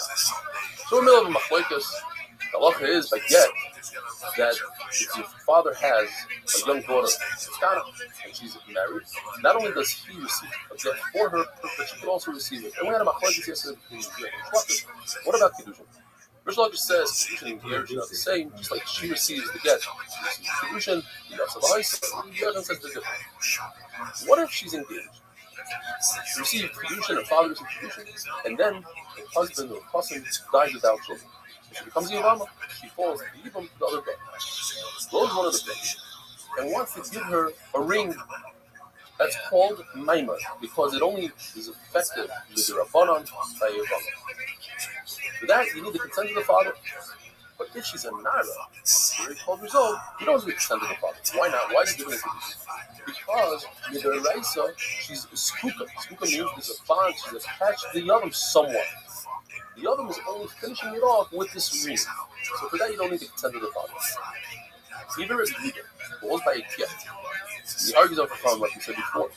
He argues over Chachamim that the girl cannot receive a gift. Over here, I'll admit that the girl could receive the Maimah because she's already in school. Some say that going on Chachamim, a Naira doesn't need the das of a father by Maimah because you consider Maimah something that could be done even forcefully by partner. Why? Because Rabbi holds that can be done forcefully. He compares Maimah to the regular act of Yibum. Just like Yibum doesn't need the consent of the Yibum to be done by partner, so too the act of Kedushin, even though it goes to the Rabbanon, still can be done by partner. Chachamim say on the other hand that no, the act of Maimah is like a regular act of Kedushin in a regular woman. For that, the woman needs her consent. So too Maimah. The Gemara goes on to tell us that our Mishnah, even this part of the Mishnah, is Reb Shimon, based on the end of the Mishnah, which we're going to have on Daf Mem Vav. You see, these machlokes, not on Mem Vav, but it's very similar to Mem Vav. I'm just going back to an original machlokes. If a person takes 5 collaterals from 5 different people, and he swears, now typically if he swore to one person, he is found to be a liar, he has to bring the Asham. Or maybe he swears to all 5, and he lies to them. Is it considered one shvuah or 5? I'm not like according to Shimon. In order for it to be considered 5 different shvuahs, he has to say the word shvuah lecha, shvuah lecha, shvuah lecha. That's it. And according to Rabbi, as long as he says shvuah all at the end, according to Anakama, he says shvuah in the beginning.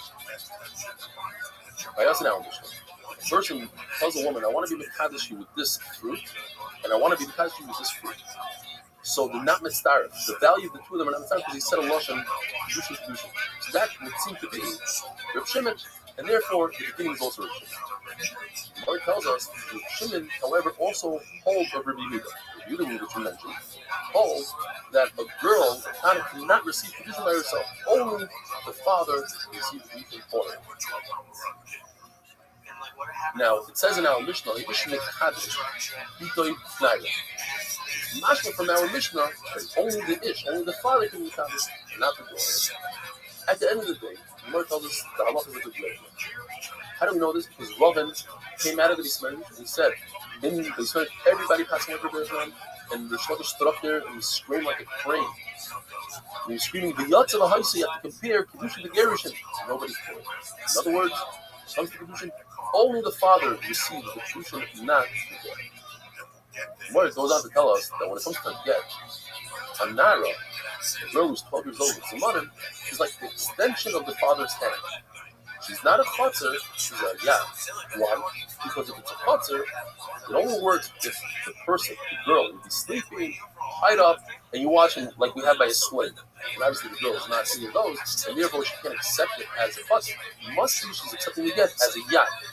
However, even though she's an extension of the father's hand, she cannot make another shliach. Because a hand doesn't have the ability to make a shliach. You need das to make a shliach. We have a sugya that we're going to go into tomorrow's daf. A minor that did not ask permission from her father to get engaged, became possessions on her own. So the Gemara tells us she needs a get because perhaps the father agreed to this condition. And she also needs something called niyah. She needs to refuse this condition because maybe she didn't accept the condition. So she didn't accept the condition. Why did she have to be niyah? Or I'm sorry, the father didn't accept the condition. The answer is because this act of niyah shows that it's not a real condition. It's only the rabbanon. And we want people to know that perhaps there's nothing going on here. And if this individual got engaged to her sister, people say, well, look, there was a get. It's the raisa. That engagement to the sister is nothing. Anybody can marry her. In fact, no one can marry her. Because perhaps the first girl is not possessive, and the second one is. We need to show that the first one might not be possessive, so she does miyun. And therefore, people will be careful with the sister. And the Gemara tells us this halacha takes place by shidduch. But this is shidduch. In other words, then we can say that the father agreed to it. We spoke about it, it was discussed. According to Rula, the Gemara says, a girl who gets engaged without the father's consent doesn't need a get, it doesn't need a it's a big fat zero. And either the child is called out no shidduch, or some say even who was talking about even in a case of a shidduch. Is that we found that she got engaged to herself according to Rula, we must be safe. We're talking about a yisrael b'chayah. In other words, she's already married once. Then, because she's married, she leaves her father's domain completely. The second time around, she got engaged to herself. This that we find that a father sells his daughter who's an almana. How's that possible? Must be talking about that he sold her as an alma, and her master married her. So he had some sort of consent to the marriage, but it's not really as if he married her off and never received anything, and therefore he's able halachically to sell her after she was already married. The boy side, have a wonderful day.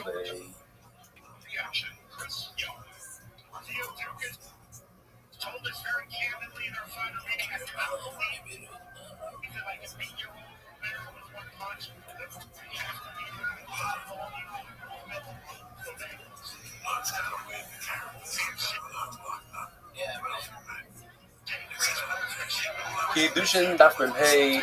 How's everybody doing? Welcome to the 8 Minute Daf. We're talking about a case where Tana accepted Kiddushin from her cousin without the father's consent. And then unfortunately this cousin passed on to the next world without any children. So if the Kiddushin was a good Kiddushin, then she would fall Yibum. So the halacha is that she is required to do chalitza, because perhaps the father agreed to this, and then midaraisa she falls Yibum even though it's only heresy. But she doesn't have to refuse the marriage, because everybody knows that a sister of a chalitza is only awesome to Rabbanan, and if somebody goes ahead and marries her, let's say Yavam, you marry her, everybody knows that the Kedushin is good Kedushin. And we'll explain. Because if this Yavam guy goes ahead and gives this Kana, the original Kana, gives her a ring, that's called Maimah. It's Kedushin only to Rabbanan, and because we require that he gives her a get for that Maimah, that becomes a problem. Now people think, hey, they were married to their Raisa, why did we have to give her a get? And it's possible that the Raisa, the father agreed to it. It's also possible that they're not married at all, but there's no connection because the father didn't agree to it. So therefore, we require her to do meal. That meal shows that there's a problem there. Meal is only Rabbanan. So people will be concerned and they'll think that if the Yavam got engaged to this kind of sister, instead of thinking it's nothing because he's completely married to the first one and he can't be married to the sister, so maybe he wasn't married to the first one at all. And therefore, she's an Ishasidish, and nobody will marry. According to Rabbi, we're not concerned that maybe the father agreed if they made a deal. If, let's say, two fathers had a discussion. I want my son to marry your daughter. Now, when it comes to son, it's a lot worse than it was. My daughter, there's a possibility that a father sees his daughter get engaged without his consent and is happy with it because Mesa can do Mesa virus. But a boy is always misguided. He wants to make sure he doesn't want his father to marry him off. So therefore, in that case that a father marries off his son to somebody else's daughter, you don't even need to. Another halacha, if somebody gives a young girl without the father's consent, gives her a bundle of vegetables in Kaddish, according to everybody, it's not a Kedusha. That's a bizarre. If he's in the Kaddish marketplace, it's a bizarre. The Gemara tells us a story. There was a couple that had a big argument. The father wanted his daughter, who's a kind of to marry his relatives. Oh, my relatives are the best. The wife says, no, my relatives are the best. I want her to marry mine. At the end of the day, the father was mevater. He agreed to his wife, okay, let her marry your relatives. Let's make a big party. Before they were even engaged, during the party, the father's relative went ahead and was mekadesh. So Rabbi says, in this particular case, because they made a big party, nobody wants to lose a party like that, so therefore the Kedusha is not good. Rabbi says, no matter what, once the father told the wife, let's marry off our daughter to your family, She'eres Yisrael Yasalav. Jews don't lie like that. And he'll never intentionally agree to it behind his wife's back. We know that marriage has two stages, Kedushin and Nisuin. If the father agreed to the Kedushin, stage one, the money part, the ring, and then he went off overseas to do some business, and the girl lost patience and she married the cousin without her father's consent. According to everybody, if she dies, the cousin doesn't get married. It stays in its proper place, goes to the father. However, there's a machlokes whether she could eat, meanwhile, until the father comes back, if she didn't truma, if she marries a Christ.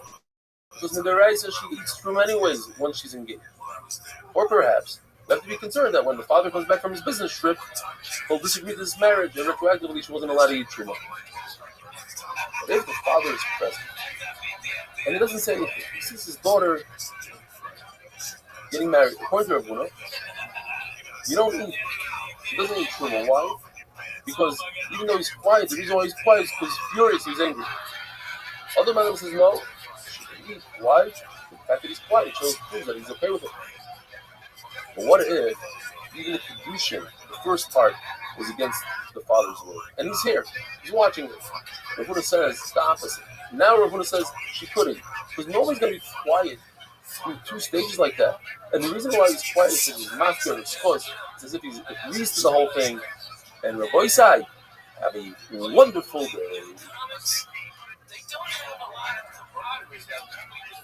Like the same guys that we used to roll with, I saw last night, and it was like even though I haven't seen them in a year, it was like I saw them last week. You know what I mean? Just we were down so much, you know. Like young, okay? So like young. Yeah, right? Kiddush Daf Memvav, how's everybody doing? Welcome to the 8 Minute Daf. We're kind of got engaged without her father's dad, without her father's consent. We have machlokes between Rav Asi and Rab whether or not she could renege on this engagement. She accepted it, but her father didn't accept it yet. According to Rav Asi, she could not renege. According to Rab, she could. We want to thought maybe we could bring a right from the father. The law is, if somebody seduces a girl, he has to pay 50 shekel knas to the father, even in a case where the father agreed that he should marry his daughter, but she doesn't want it. So isn't this similar to our case? Because over here we don't have the father's will to begin with, and she's against it. So you see that she could be moichel. So right to right. No, it's not a right. Because we could say, like we always learned in Peter, that we're talking about that the man didn't have das for Kedushin. He didn't want to marry her. And even if you say that it was the Shem Kedushin, it would be necessary to do another condition. More you merino to do another condition because he didn't have the father's perspective. And now we're in a brand new mission. If a person uses a lashon, he says he takes a fruit, he takes a date, and he says it's actually the quarter zoo, and then she eats the date, and then he gives her another one. So if one of them has a shavuot pruta, it's a good condition. We have machlokes. What exactly is this? It's point around the Shmuel from the beginning, where a person says a double lashon, "Skachili bezu," "Skachili bezu." He breaks it up very strongly with those words, "Skachili, skachili," and that the chiddush says that even though she's eating something and she has an immediate satisfaction enough, nevertheless, there's no kedushin with less than a shavuot. According to Rabbi, it's talking about the end of the mission. Where he doesn't say "Skachili," but rather he says "Skachili bezu," ubezu. All of the dates together. She's a shavuot pruta, then there's a kedusha. And the kedusha is that if she eats it right away, then you need the last date should have a shavuot pruta. And from here, the Gemara says we see a number of things. First of all, you see if somebody gets engaged, he tries to make a kedusha with a milva with a loan, it doesn't work.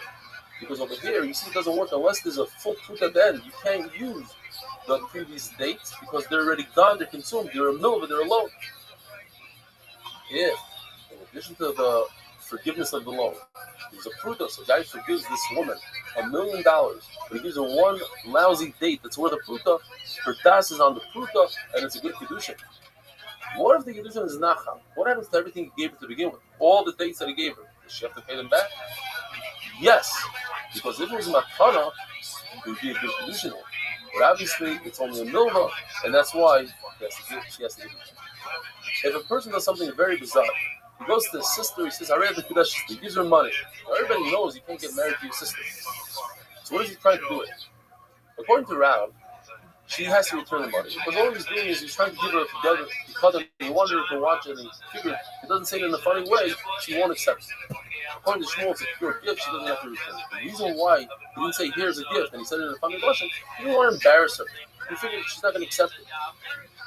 The halacha is that when a person separates challah from his dough, that's great, he gives it to the kohen. But what if he separates challah from flour? The halacha is that the kohen must return the flour. And the Gemara wonders why. Why does he have to return the flour? So the Gemara tells us because we're concerned that the kohen is going to fall in a trap. He's going to forget that he's not going to realize that what the Yisrael gave him is higher in more challah, and he's going to take that flour and add it to his own personal flour, and he's going to make bread out of it without being mafresh challah. And it's pebble. It's also the rice to eat it. Another side is no kohen won't make such a mistake. The concern is that the Yisrael will make a mistake. Yisrael will think that what he did was fine. He's mafresh challah from flour. Everybody knows he's supposed to take from dough. Oh no, that's just to make it easy for the kohen. Kohen agrees to take from flour, you could take from flour, but the truth is no. Rashis arisei seicha. Flour is only given from dough, not from flour. Now, there's a number of things more goes into it. Perhaps the kohen should keep the flour and just give a little bit of some icers from that flour that he gave. Why does he have to give it back to Yisrael?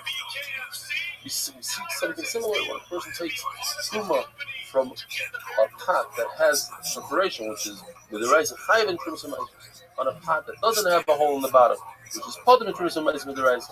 Or if we say he should take truma, even though he took truma, he should go ahead and take truma again, like as if he took truma from a non-perforated pot. Perforated, it's different. The pots is different than Mori says because when you have two pots, the person understands that he made a mistake here.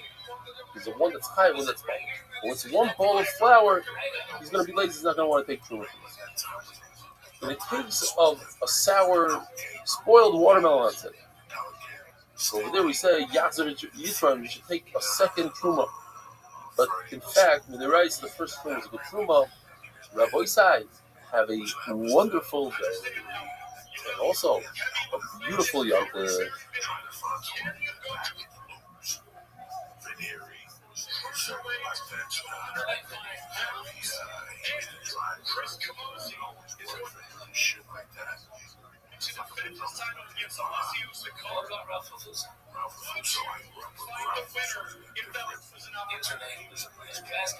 It's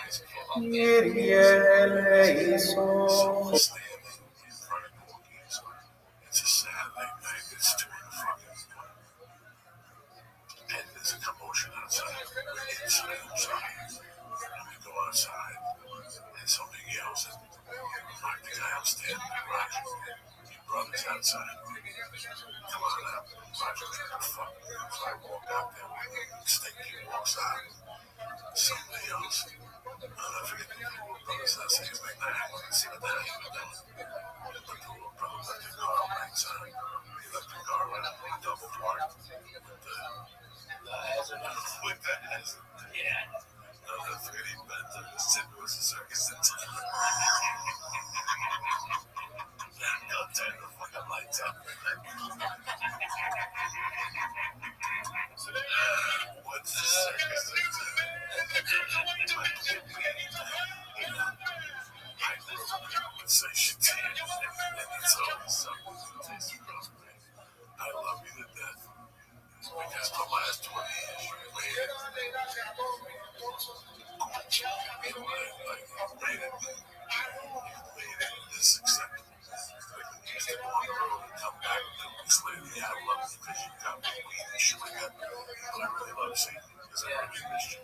I figure what I'm like this dog by myself. I'm fighting with motherfuckers.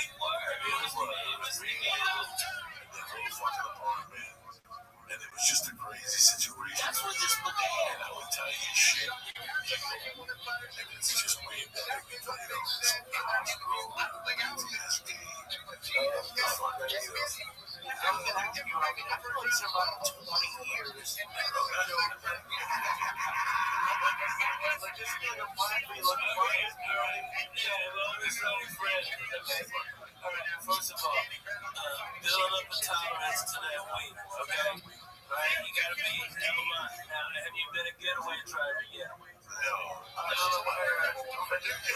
haven't been a getaway driver yet? And Coco's not the same Coco you was, okay?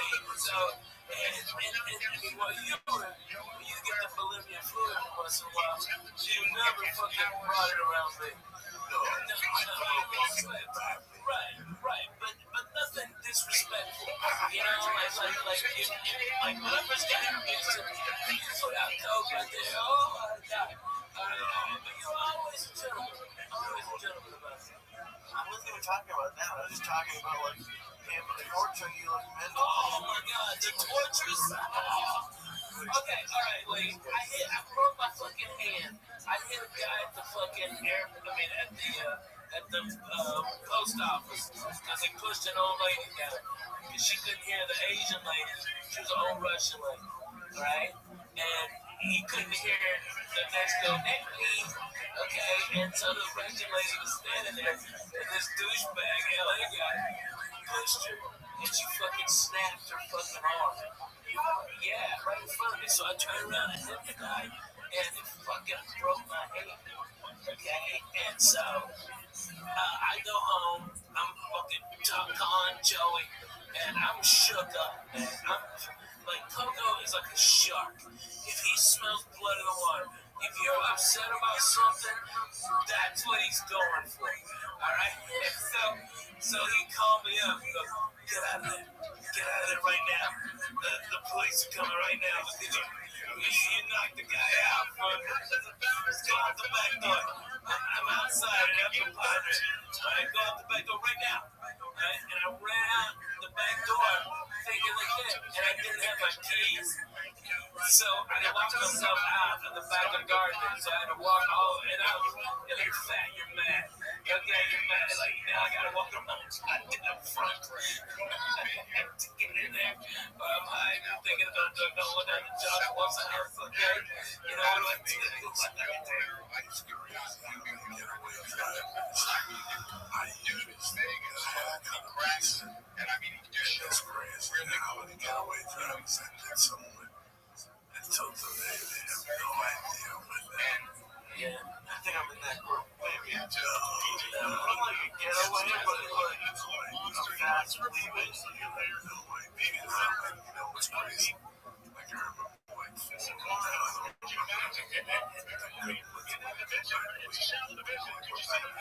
But I I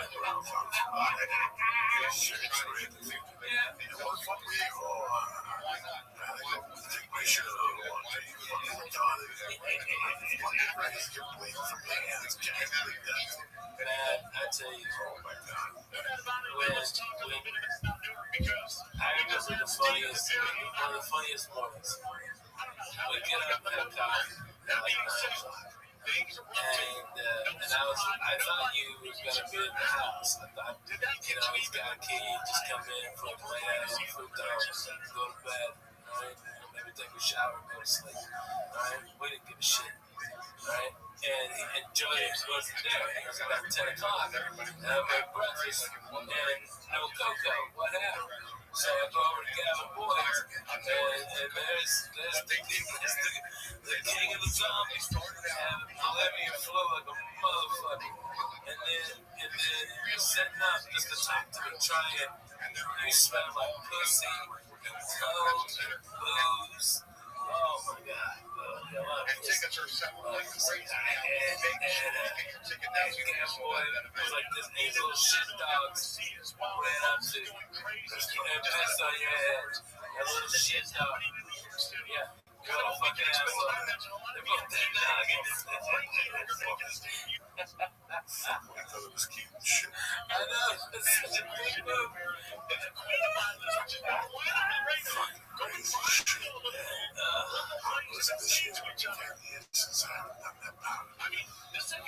Dude, I know.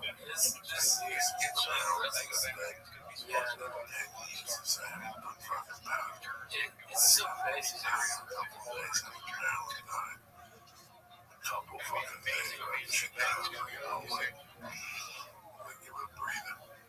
She's so sweet.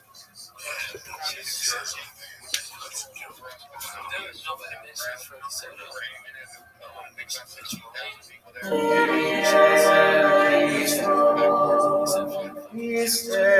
What in the fuck?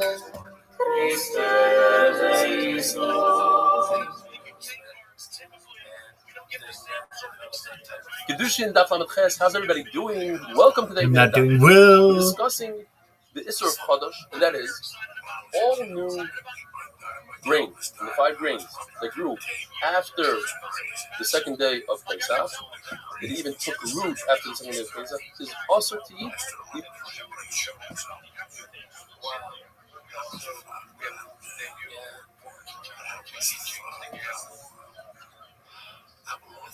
Kedushin Daf Lamed Gimel. How's everybody doing? Welcome to the 8-minute Daf. Today is Erev Rosh Hashanah, and I'd like to take this opportunity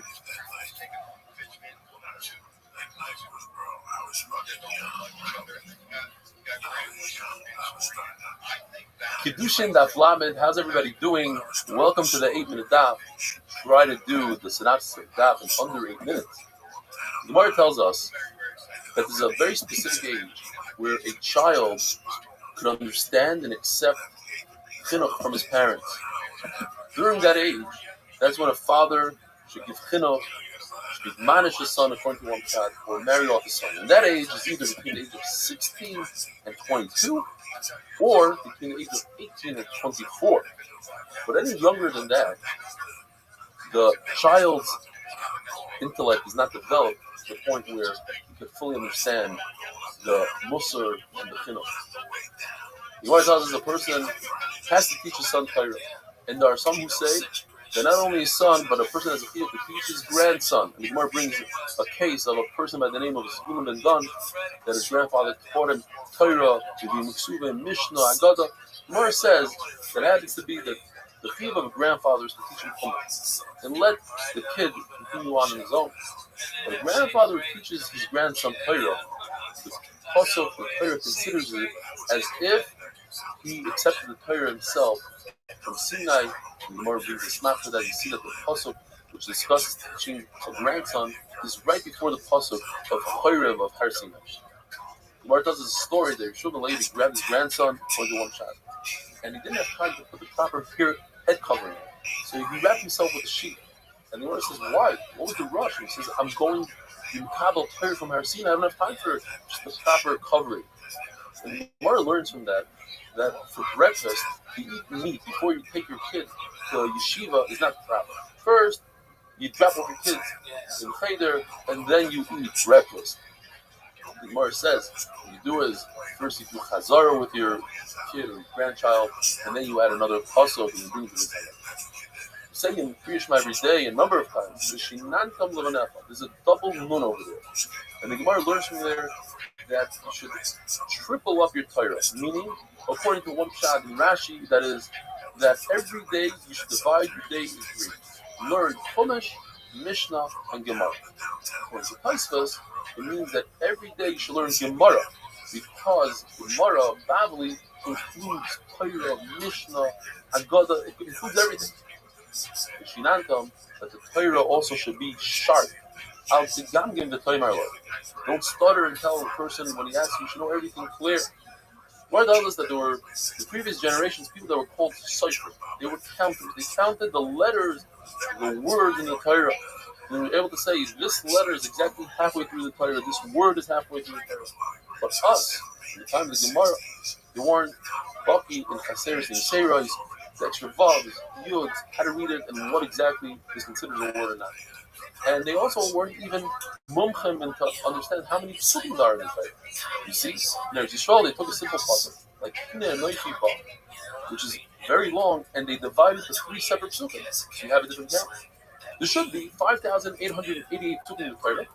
The Hillam has 8 more than that, and the Yamim has 8 less than 5,888. The pasuk says it's Vayid B'Sufa. And when you learn Torah reading from your own father, you can go to war and battle with him. But at the end, the Sufa, the Saifa, at the end, it's Vayid, it's Ahava. Even though it's a Sefer, it's a Muhammad, through learning, and then there's going to be a lot of love. The Samtim is Dvarei L'Samtam. Torah is the complete and perfect antidote to the Yitzhak. The Yitzhak, even his creator, the Rabbi Shalom, calls him Ra, evil. And with that, I Baruch Hu's help, what's going on, Amiga? Overcome the Yitzhak. But all of Baruch Hu asks is that we move forward, that we make a move, and we try to beat him, and then he'll help us out. The Yitzhak renews himself and finds Tafkilos every single day. One way out of it, the best way out of it, is to learn Torah.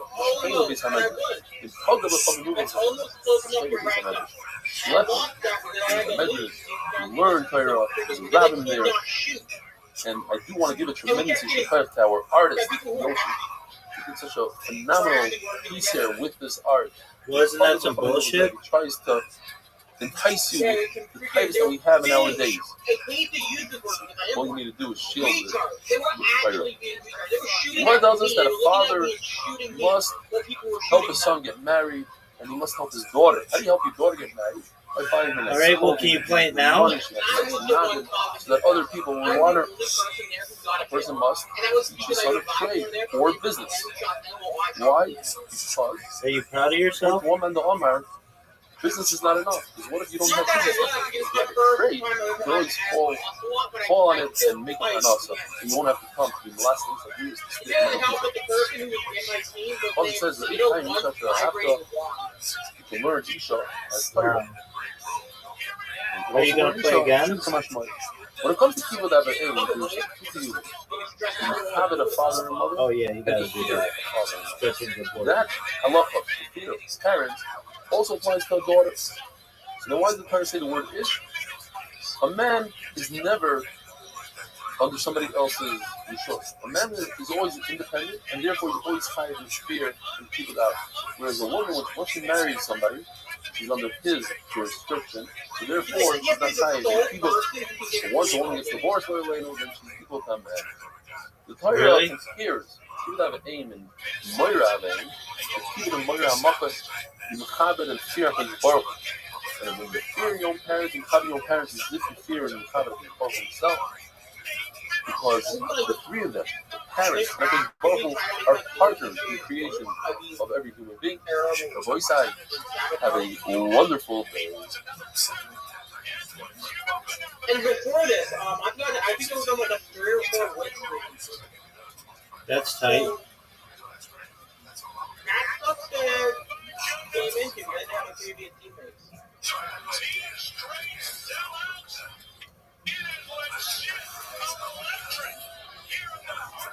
Kedushin Daf Lamed Aleph. How's everybody doing? Welcome to the evening of Daf. Today's Daf is just an incredible Daf about Kibbutz Avim, very, very famous stories and a lot of great insight. When it comes to Kibbutz Avim, the Torah gives us two psukim. One about kavod, one about yira, fear and honor. When the pasuk talks about Kibbutz, the father comes before the mother, and the reason is because typically a son gives more honor to a mother. She speaks sweeter to him, nicer to him. So the Torah has to say no. You have the father first. When it comes to yira, the mother comes first, because typically a father teaches his son Torah, says more yira. A father and mother who are married, then the son should be mechabed the father, because the mother also has a people to mechabed the father. If they're divorced, and the covenant is equal. So Gemara tells us that initially when HaKadosh Baruch Hu said Anointing Hashem, the Ummah Sa'ilam, he said, what is this? But then when HaKadosh Baruch Hu said Kabbalah Sadiq, they realized that Hashem wants us to be Kabbalah parents, and that's the same idea to be Kabbalah him. He wasn't doing it for himself. Gemara tells us there's so much to learn from the non-Jew Rabbi ben Sina, the famous story. Chachamim came to purchase an extremely expensive jewel worth 600,000 golden coins. And because Rabbi ben Sina, his father Messina, was sleeping on a pillow with the key to the safe, he refused to wake up his father, and he lost that time. A year later, he had a parah aduma, red heifer. He realized that this is no coincidence. His Baruch was paying him back. So he told Chachamim, and he came to purchase, he said, I could ask for any amount of money. There's only one like this in the entire world. But I'm only going to ask for what I lost last year. The Gemara tells us, Rabbi ben Sina didn't have the fear of Kibbutz Avim, and this is how he acted. Certainly less. He have a fear. And it's a concept. A person who he's commanded, who has a feel to do a mitzvah, the sakar is greater than a person that doesn't have a feel, because the pressure to do the mitzvah actually prevents him from doing mitzvahs. So we that have that feel, we have a bigger mitzvah, we have a bigger obligation to be trying to get out of it. Rabbi Yosef, who later on in his life became blind, he was upset with this because he thought that he'd get more schar because he's not a mature voice, and then he realized that he gets less schar. He said, I would make a big yontif for Rabbanan if they're able to switch around the halakha a little bit. And Yosef, when he heard his mother coming from a distance, he'd stand up. He said, I'm standing up for the Shekhinah. Where does this person could feed his father a very expensive bird, but it takes him out of Olam Hazeh, it takes him out of Olam Haba. And the reason is because when he gave it to his father says, how do you afford it? Says Rashi, he says, keep on eating, don't bother with it. And that kind of, those words, they take away from the mitzvah.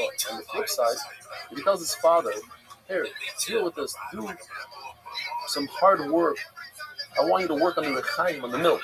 So somebody standing on the side would say, wait, that's not Kibbutz Avim. In fact, it is, in this case, because what you didn't see is that the soldiers came to take the father, and he said, I'll go instead of you. You, dad, you do the rechaim, and he's Zerkat Ayim Abba. Avini had 5 sons who were smoking, they were all g'daylim. Yet when Avini's father came to the door, Avini ran, he wouldn't allow his sons to do Kibbutz Avim, he wanted to do it. One time, his father said, get me a cup of water. And by the time he got back, his father fell asleep. He stood over him in a bent position, full of fear and covet, waiting for his father to get up. And that's when I gave him a beautiful shot.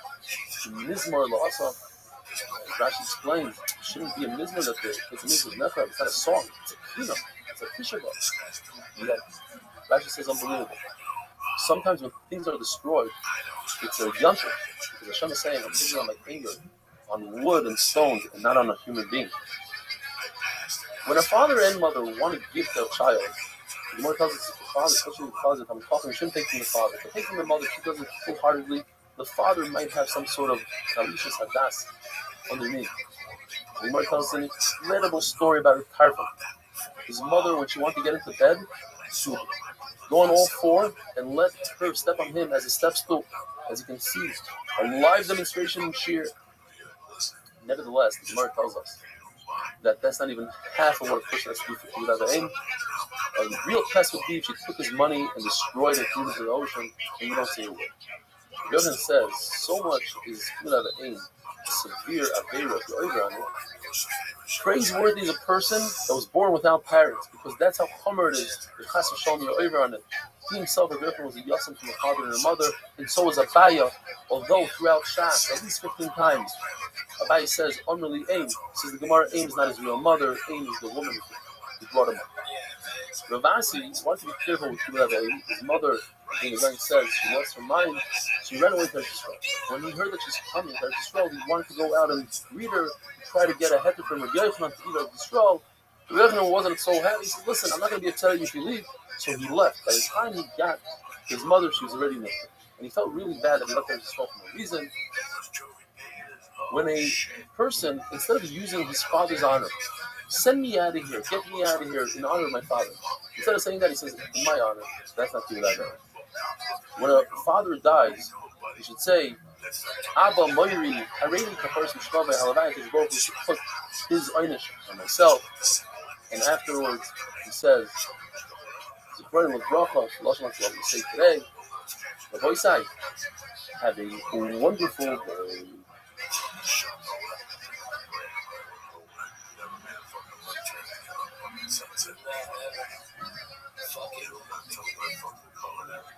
They don't know it's Tuesday. I know you can't turn after 11 on some parts. Yeah. I think Santa Monica too. Like not Stanley, but on the other side of Kiddushin Daf Lamed Beis. How's everybody doing? The halacha is like the mandama that says that when you give food out of aid, you don't have to use your own money, use your parents' money. However, if you have to stop working in order to give food out of aid, you must do so even though it's going to cost you at the end. You're preventing yourself from gaining money. If your father decides to throw his own wallet and waste money, throw the wallet into the ocean, even if you're the Yerush, you're going to inherit this, you're not allowed to say anything. The Huna, he was Michael, his own covet to his son, and he tested him by ripping his clothing on the scene. He wanted to see if the son is going to be upset, leave it pass. The Gemara tells us that you're permitted to give your own son Meiser Ani. That's the Meiser, 10% of what's left over from your produce after you give 2 Meisers. On years 3 and 6, you give it to the Ani. So if your son is poor, you're permitted to give him from the Meiser Ani. But your own father, son to his father, you're not allowed to give him unless he has nothing else. Because Zero Mill says it's not nice to give your father Meiser Ani. When a father makes a mistake in halacha, you have to tell him, there's a pasuk in the Torah that says this and this. And he'll understand by himself that he made a mistake. Halacha is like pieces. That if you have 2 things in front of you, you have a mitzvah of, let's say, burying a mace. You have to do that early. If it's a mitzvah that can be done from somebody else, let's say don't kill a Rabbi, let somebody else do that mitzvah, and you can do that early. Otherwise, the other mitzvah is first, because you and your father, you both in that mitzvah. The halacha is a father who's moichel on his covet. It's a good mechila, and can be moichel on his covet.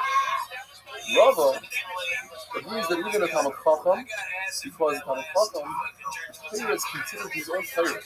Yes, it says in the pasuk that it's Hashem's Torah, but it says in the pasuk also, the second pasuk in Tehillim, is the Soilasa Yehageh Yom V'Layla. Your own Torah you shall learn day and night. So therefore, I can take that Torah, as long as it's not a busha to the Torah, and I can take my father. Yeah, Rav himself, when his son got married, he went around the wedding and he's pouring everybody a l'chaim.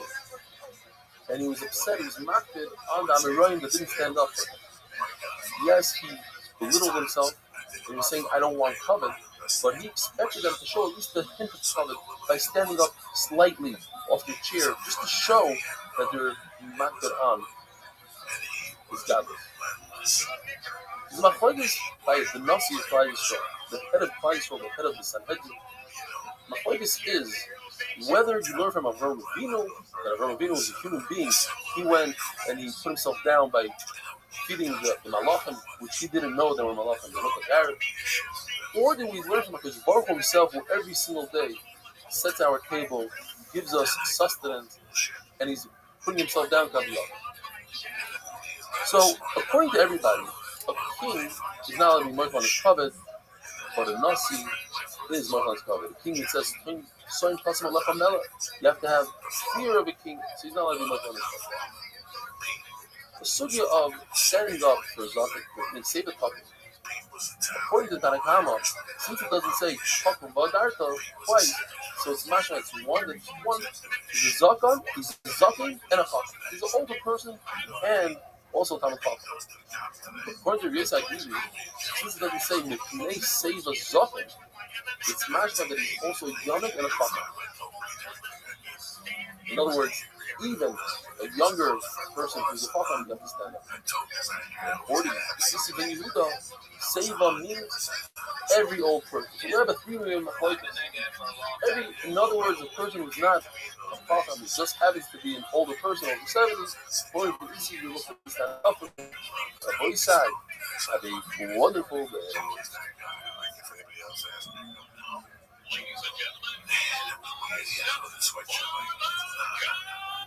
It seems like a liability.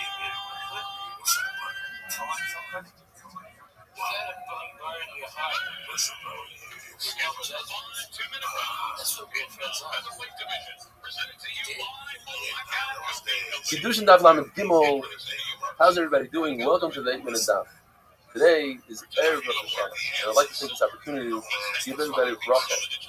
It should be a year of simchas, of health, bizum, nachas from our children, shalom bayis, parnosa bereva, a year of getting closer to Rabbi Shalom, a year of learning Torah, not missing a day of Torah. And I really hope that you have it in your heart, down for me on Rosh Hashanah, to have arichas yom and be able to continue giving shiurim. As we were discussing yesterday, the 3 shittas when it comes to standing up like a chacham, an older person, will make it simpler. The Torah says the word seva and the word zaken. So according to Tanakama, you need both. You need that the person should be an older person over 70 and also Talmud Chacham, otherwise you don't have to stand up for him. So if you have a young Talmud Chacham, you don't stand up for him. The Yisai usually says, no, you're independent. If he's old, even if he's not a Talmud Chacham, you stand up for him. And if he's a Talmud Chacham, even if he's not old, you stand up for him. And this is what Yudah says, a tremendous thing. That if a Zaken is a Russia, you stand up for him because he's a Zaken. If he's a Talmud Chacham and he's young, you also stand up for him. And guess what? The Gemara Paskins, like this, you stand up for a Russia. The Gemara says the comparison between Hidur and Kima, and just like Hidur doesn't have to start a kiss, you don't have to come at a pocket. So too, when it comes to Kima, in other words, you don't have to stop work when a Talmud Chacham walks by, so you learn from Hidur. A person who's actually working doesn't stand up for Talmud Chacham, but he does stand up for those who are coming to Yerushalayim with their first food, the Bikurim, and he asks how they're doing, because Chaviva mitzvah b'shaita. When you do a mitzvah, you're more chashuv than the Talmud Chacham. Another Tzaddik Gemara says, is we don't want to discourage those who are bringing the Bikurim to Yerushalayim. We want them to come next year and have a great feeling, so let them feel good. Rashi says this community Shatim is, what if the person is very chashuv? He's going to come next year anyway.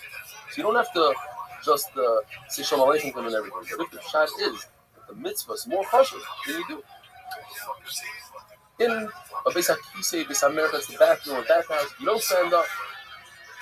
But the outer rooms that people are clothed in, you do stand up for Talmud Chacham. Well, this is the whole story. Shimon was in the Beis America, they didn't stand up for him. No raya says the Gemara exactly where he was standing. It's possible he's standing in the inside room, and his father said maybe they're thinking of learning. Rabbi, the Rabbi said maybe he's thinking of learning. Because what he meant is that somebody is very involved in learning all day, even when he goes to the Beis America, sometimes he can't control his mind and he's thinking and learning. Torah says, Hakum, be a racer. You should have to hear about this both. Both knows what's going on in your mind. So don't play games. Don't close your eyes as the Talmud Chacham is coming into your field. Look at the Daled Amos, and as he comes to the Daled Amos, oops, I don't see it. My eyes are closed. Hashem knows that you're playing games, and don't try to get out of it. You stand up for your rabbi, move up, your permanent Rebbe, when he's between Daled Amos and the Av Bezdin, as far as your eye could see. You sit down after Daled Amos. When it comes to Nasi, you have to wait until he sits down. This says, the word tells us you only stand up for your Rebbe twice, once in the morning, once in the evening, because even for HaKadosh Baruch Hu, you only say Shema twice.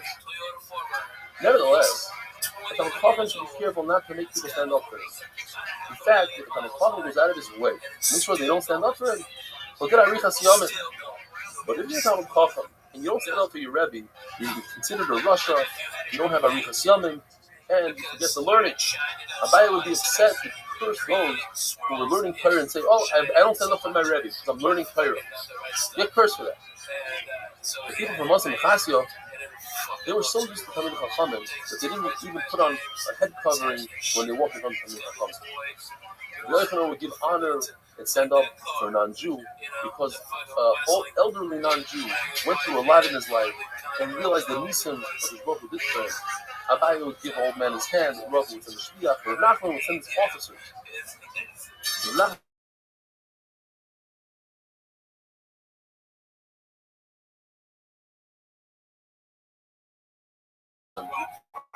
I'll let my officers. And where is the son? If the son is the father's Rebbe, does the son stand up for the father? Does the father stand up for the son? Why does it suffer? In fact, Shmuel told his Talmud, Rabbi Yehuda, you should stand up for your father. But on the other side, his father's Rabbi Cheskel, he's a big tzaddik, so maybe even Shmuel stood up for him. Maybe everybody should stand up for him. The Gemara says that a Tamachachim is on an animal. There's two ways to look at it. You can say the Tamachachim is sitting. If you look at it as the animal standing, does he have a halacha somebody sitting? Or a halacha somebody walking? Maybe you'd have to stand up. So the Gemara says that somebody that's on an animal is likely to stand. You see this halacha by Evan Amidas, the Evan of a mitzvah that has tzaras on it. Is mekana b'oil. If it's in a room or under a tree, everything under the tree becomes punished. But that's only if the person holding the stone is sitting. Like the mitzvah who's sitting. The pasuk says you have to be in a sitting position. So therefore, you see the idea that even though the person is standing, the stone is considered standing. If the person is sitting, the stone is considered. So too, the person is on an animal, it goes by the animal. If the animal is standing, the person is considered standing. We all stand up for Sefer Torah. Why? Because we look at Kalachayim, we have a learn from the Sefer Torah, we stand up for it, we stand up for Sefer Torah. So before you say, have a wonderful day and an unbelievable year. I don't know what happened to them. They were so good to me so long. I was on video.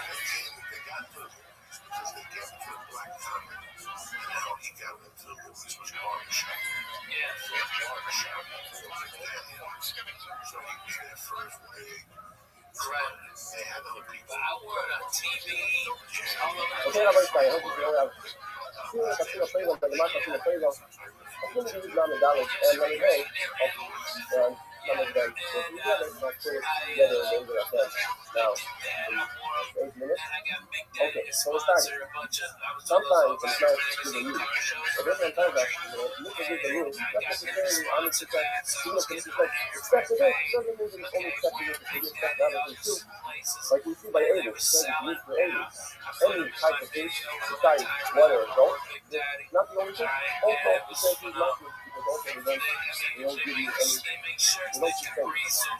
So, over here also, we have a rule. Says that a woman is obligated to every mikvah slave. If it's not manipulated, it's not have to do with time. If he's confident, if he doesn't have to do every mikvah slave, it has to do with time. It's non-woman. It's not. It's not 100%. Because before that, that's what she's called. Now, where do we learn it? We learn it from Philip. You know what I'm saying? Philip is Shita. He's a heck of Philip and Philip. In the first concept of and in the second concept of tell me in the same way. You know, the dirty don't have to learn Philip, and that's obligated to learn Philip. As we know before, they're also not obligated to wear Philip. Yeah, so Philip, I mean, the whole point of saying this thing is a mitzvah that carries back to your time, and we do it today. You don't do it for Shabbos, and then you don't have to do it. Don't do it, you don't have to do any other mitzvah that takes us to Rama. For example, you know, we are obligated to some mitzvah that takes as not Rama. Like matzah. The reason is because matzah, the people says matzah is like something that is obligated not to come, it's obligated to us to matzah. Don't forget it, maybe it's obligated to come or hack it. So the reason is not teaching you the whole payroll, will be obligated also to look at the face. Which is not in the Rama. The whole place of it, the most entire of every look at the face of not in the Rama. That's why this is in the verse, that's why we get hack not needed. That's the constitution. Don't live for not saying nothing. Government. Even if you says that he did win from Smithfield like that. But his opinion, everything way of running 25 winning. There's a heckler, feeling, some of the organisms are playing by winning. And when you have a heckler from them, then you have anything else, whatever, like the yeah, it's not normal. Also, whatever, it's not like feeling, they're fine. First thing I'll be made, that's what you do every day.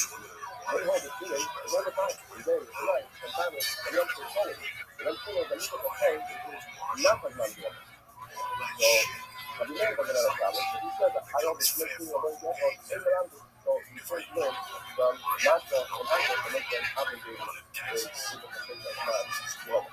The first thing I'm doing is, you visualize so how does you never do it? Not to live on master and actor. Together with that, they also have to mix up and teach people and then to maybe the old obligated to it. And that also, that's not like a virus. Says the ladies are not obligated to mix up people. The obligations are husband. Definitely find the list of Almana, putting in Almana, the obligations to open and serve these in the back. Now, the Mikra students, Mandama is Mandama. They have Mikra Korea, which are also Mandama, both of them, they got something in the students, over in the high. They got something, why don't you say the same thing about that? So they're not doing for the Rio, and it's a listen hacker. But they were the time and hacker, the time also the Rio. Las Vegas. Thursday, Friday, Saturday, 10 o'clock. Next Thursday, Friday, Saturday, 10 o'clock. And then I'm in San Antonio and LOL. Another message is a pillow, even if it's not normal, it's like I'm going to be also coming back here like Sunday, Monday, and Tuesday. Wednesdays I'm going to be around. Maybe, I don't know, maybe you and your family, maybe Sunday dinner someplace. Maybe go back to that Italian place I told you about. Like Tony's,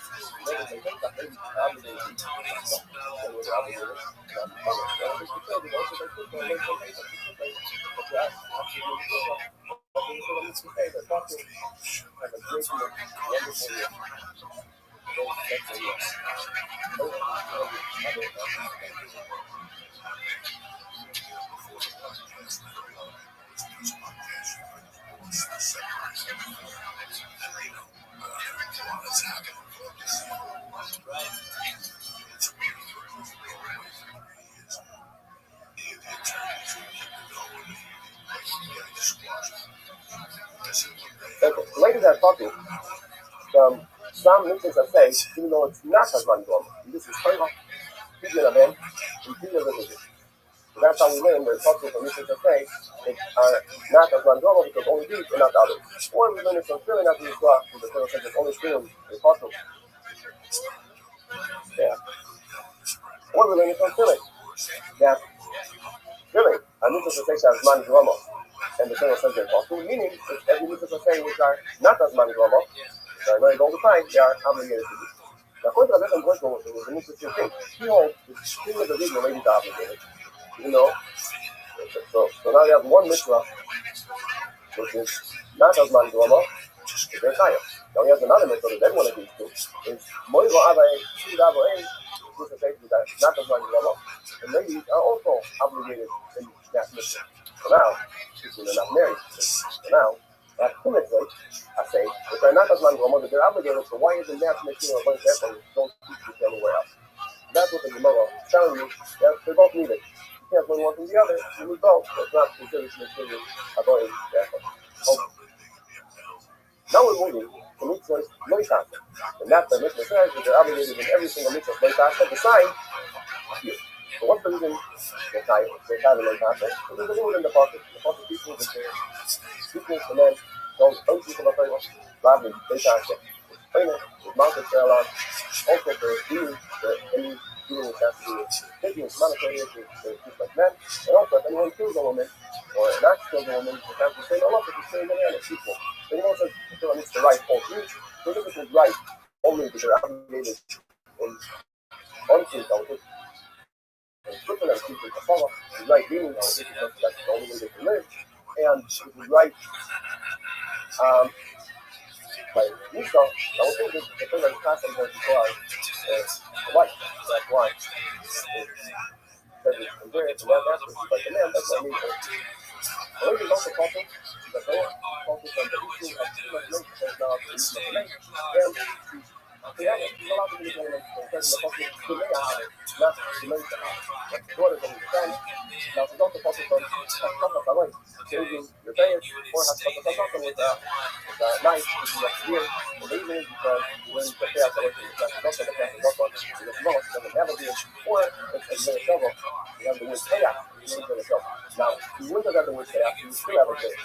Then you would use it to get a shovel for a different halacha, teach you only the way of shaving the beard. You're not allowed to shave the beard only with a knife, and not with something that pulls it out or scissors. You're allowed to take the beard with scissors, or something that pulls out the beard. So that's why the Torah wrote the word chaos extra to teach you that it's a full zera shava. They don't think that the Bnei Aharon, which says by Tumah, goes only on the Tumah, it also goes on shaving, which is in the same possible. The Gemara says that we find a place, a place where it says that if a lady or a stubborn have a beard, it's considered a beard. So what is it talking about? It's obviously not talking about the issue of shaving, because she's allowed to shave it in whatever way she wants. The Gemara answer is talking about tumas negoim. There's a difference in halacha between tuma of a nega, which is any other place in the body, and on the head where there's hair. So if she has a beard, it's considered like she has a beard. It's the meaning of tumas negoim that she has this unique halacha for a place with hair. Have a good Kiddush deal. The Lord has in the prayer. Local house.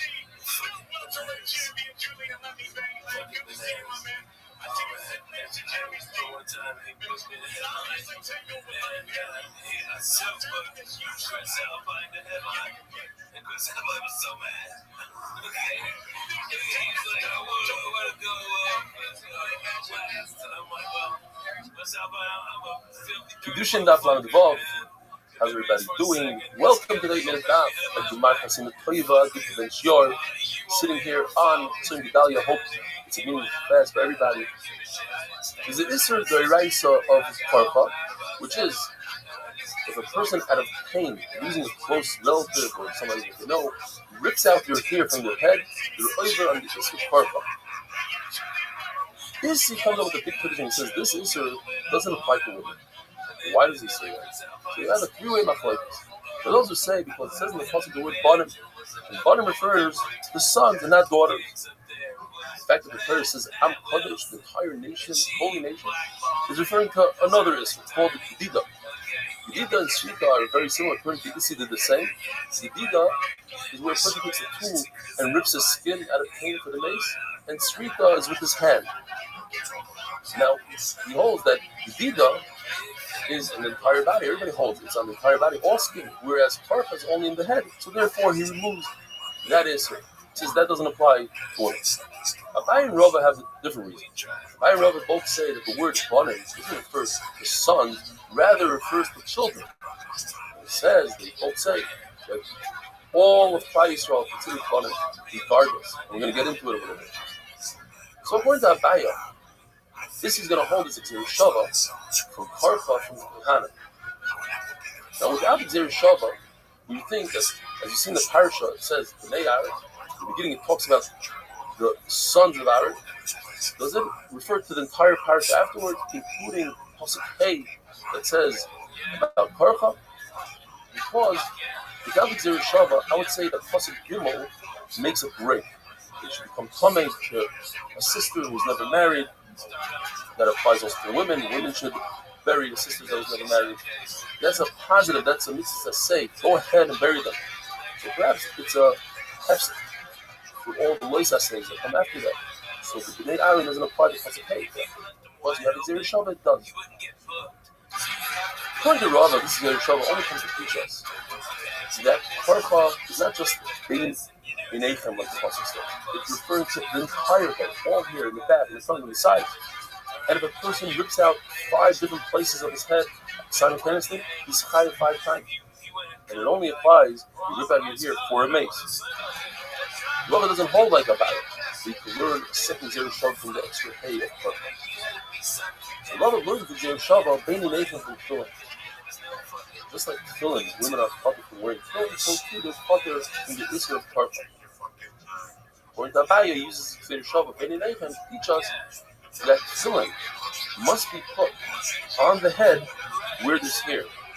And the fact that brought in the share that if you put your tefillin shorosh slightly below the roots of your hair, in other words, if somebody has long hair coming down, that's not the muffin. The muffin is where the roots are.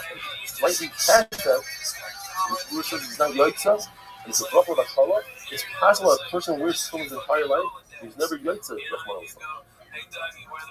According to Rabbi Yehuda, Klal Yisrael are considered budding children only when they act like children. Do the proper thing. According to the mayor, even when they act shtus, or they're not loyal, like Amon, or mashkisim, even if they do avodah zara, they're considered budding. If a person does shuva after he does avodah zara, not only is he considered a bed, but he's considered a ma'alya, a great son. The Mishnah tells us, brand new Mishnah, there's a concept that the following things don't apply to women at all. These are avodas in the Beis Hamikdash. First one is smicha, where when you bring the carbon, you lean the entire body weight on the carbon. You see psukim that doesn't apply to women. Shrufa, take a mincha, and you shake it like a lulav. Go forward, backwards, up, down. Besides, a mincha saita and a nazira, which do apply to women. One doesn't do the avodah kehanim doing malika, which is the way you chef a bird in the Beis Hamikdash with your thumbnail, hazah, sprinkling of the blood, even that of a bird, because it's got flavor that you learn from an animal. An animal, you do shkita with a yisrael. Yisrael is kosher with the shkita, but from that point on, the time takes over. But when it comes to a bird, the malik is only the kind, so certainly from that point on, it has to be done with it. And not a woman. The hazah of the paraduma is sprinkled towards the Beis by paraduma, and the paraklini and kippy being a parad, that's kosher, that's something that's only turned on. To receive the blood after shkita, only a kohen, not a woman. Hagasha, to take the mincha in its pot and touch the southwest corner of the mizbeach, that's not a woman. Mitzah, to put your hand into the flour and grab 3 fingers worth of flour to make it mitzah, that's only by a man. And hakara, I'm putting the carbon onto the mizbeach. We learned the idea of knufa with a kohen from a saita, and the fact that it has to be the owner as well. We learned that from Shana. Make it zero shava. Yad, that the kohen together with the bailam, even the saita, the kohen does together with her, and that's how you do knufa. Rabbi Isai, have a wonderful day.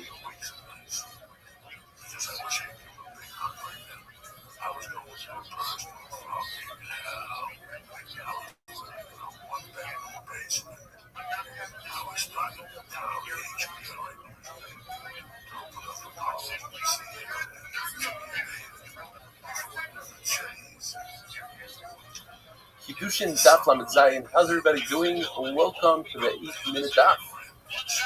The Mishnah tells us that any mitzvah that's dependent on the land, on the karka, or on the growth that comes out of the land, like Shemitah, that's a mitzvah that only applies in Eretz Yisrael. Besides 2 mitzvahs, Arla and Isser, to have any benefit, any anah from fruits that are less than 3 years old, and Klayim, that's putting together 2 species of plants. And that's halacha l'mishnah that those 2 things also apply in chutzlah. According to Lezer, the word moishav means every single place. Therefore, the Isser of Chodesh, and that is that all grain that took root before the second day of Pesach is usher until you bring the carbon omer. And that Isser applies every single place, even in Chutzlar is according to Lezer. And that's how most Rishonim passing today. Isser Chodesh applies in Chutzlar as well. Rabbi Shmuel says that the word Moshav means after you inherit Eretz Yisrael and you settle in it, Yerusha and Yeshiva. Therefore, the Isser of Chodesh only applies in Eretz Yisrael and not in Chutzlar. In other words, according to Lezer, when it says the word Bia and Moshe, V'yacha, Bia. And some say that it applies also when the word Bia is by itself. Why? Because we learned from Bikurim and to make yourself a king. And it's not considered Shnei Ksuvim Abayim Kachad. Typically speaking, when you have one halach in the Torah, you take that one halacha and you learn the entire Torah from that one halacha. When you have two psukim saying the same exact thing, Shnei Ksuvim Abayim Kachad ain't melamdin. Because both are saying it's only these two places. However, if each one of those places has its features, there's a reason why the Torah said this and this. So now you can learn from this. So what's the tzivus? By the Purim, the person has hana, immediate satisfaction when he has fruit. So you think, why wait for 14 years until you inherit Eretz Yisrael and you divide up Eretz Yisrael? Read the Purim right now. Does the pasuk know? You wait for 14 years. I would think that the Purim is like Chala. Chala, the Torah says B'vayachem. Immediately when you come to Eretz Yisrael, you tie the Chala. The Purim is also something you give to the Torah. On the flip side, king. I would also think that it's something that you should do immediately when you go to Eretz Yisrael. The king leads the war. I need a leader. I need a general for the war. Mashal no, you wait 14 years. That's why that an individual who brings this up, when you bring the carbon, many carbon is required. You bring oil, you bring wine, the you bring wine. That only applies once you have your Yeshiva 14 years in Eretz Yisrael. But according to Rabbi, that an individual was already bringing Nesachim in the Midbar. So when the Torah says that when you come into Eretz Yisrael, so what's going on when I come to Eretz Yisrael? What changed? I already brought Nesachim. So the Kiva means that when you have a Bamas Yachid, you have your own private Mizbeach in your backyard. When you come into Eretz Yisrael, what changed is now you start bringing Nesachim on that private Bama, whereas in the Midbar you did. Any mitzvah that's dependent on the person, not on the ground, like Shabbos, Mila, etc., that you have to do all over the world. Zara says straight out, all over the world. Now, it says, Moshe by Shabbos, to teach us that this applies everywhere around the world, but that you don't need to do Kiddush, you don't have to do Kaddish. All other Yom Tovim, Rosh Hashanah, Yom Kippur, Sukkot, it's dependent on Bezdin in the Kaddish the month in Yehuda. Once you know when there's Kiddush HaChodesh, you know when Yom Tov is. So I would think that maybe every Shabbos is dependent on Bezdin saying, oh, the days of Kiddush? No. Not because both of them Kaddish, Yisrael, and Shabbos. The issue that we have to eat Taylor, cat, blood, today, not only in the time when it's Korbanos, even though it says the halacha by Korbanos, because we have this idea of Moshe everywhere. Matzah Mara, even though there's no carbon Pesach, same reason.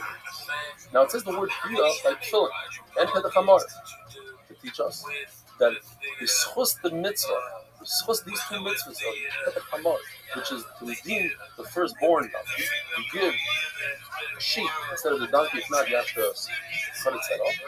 Tell us that these two mitzvahs is why we were Zoyka to go into Yisrael, the Oisai, having a wonderful day. That was a strange show.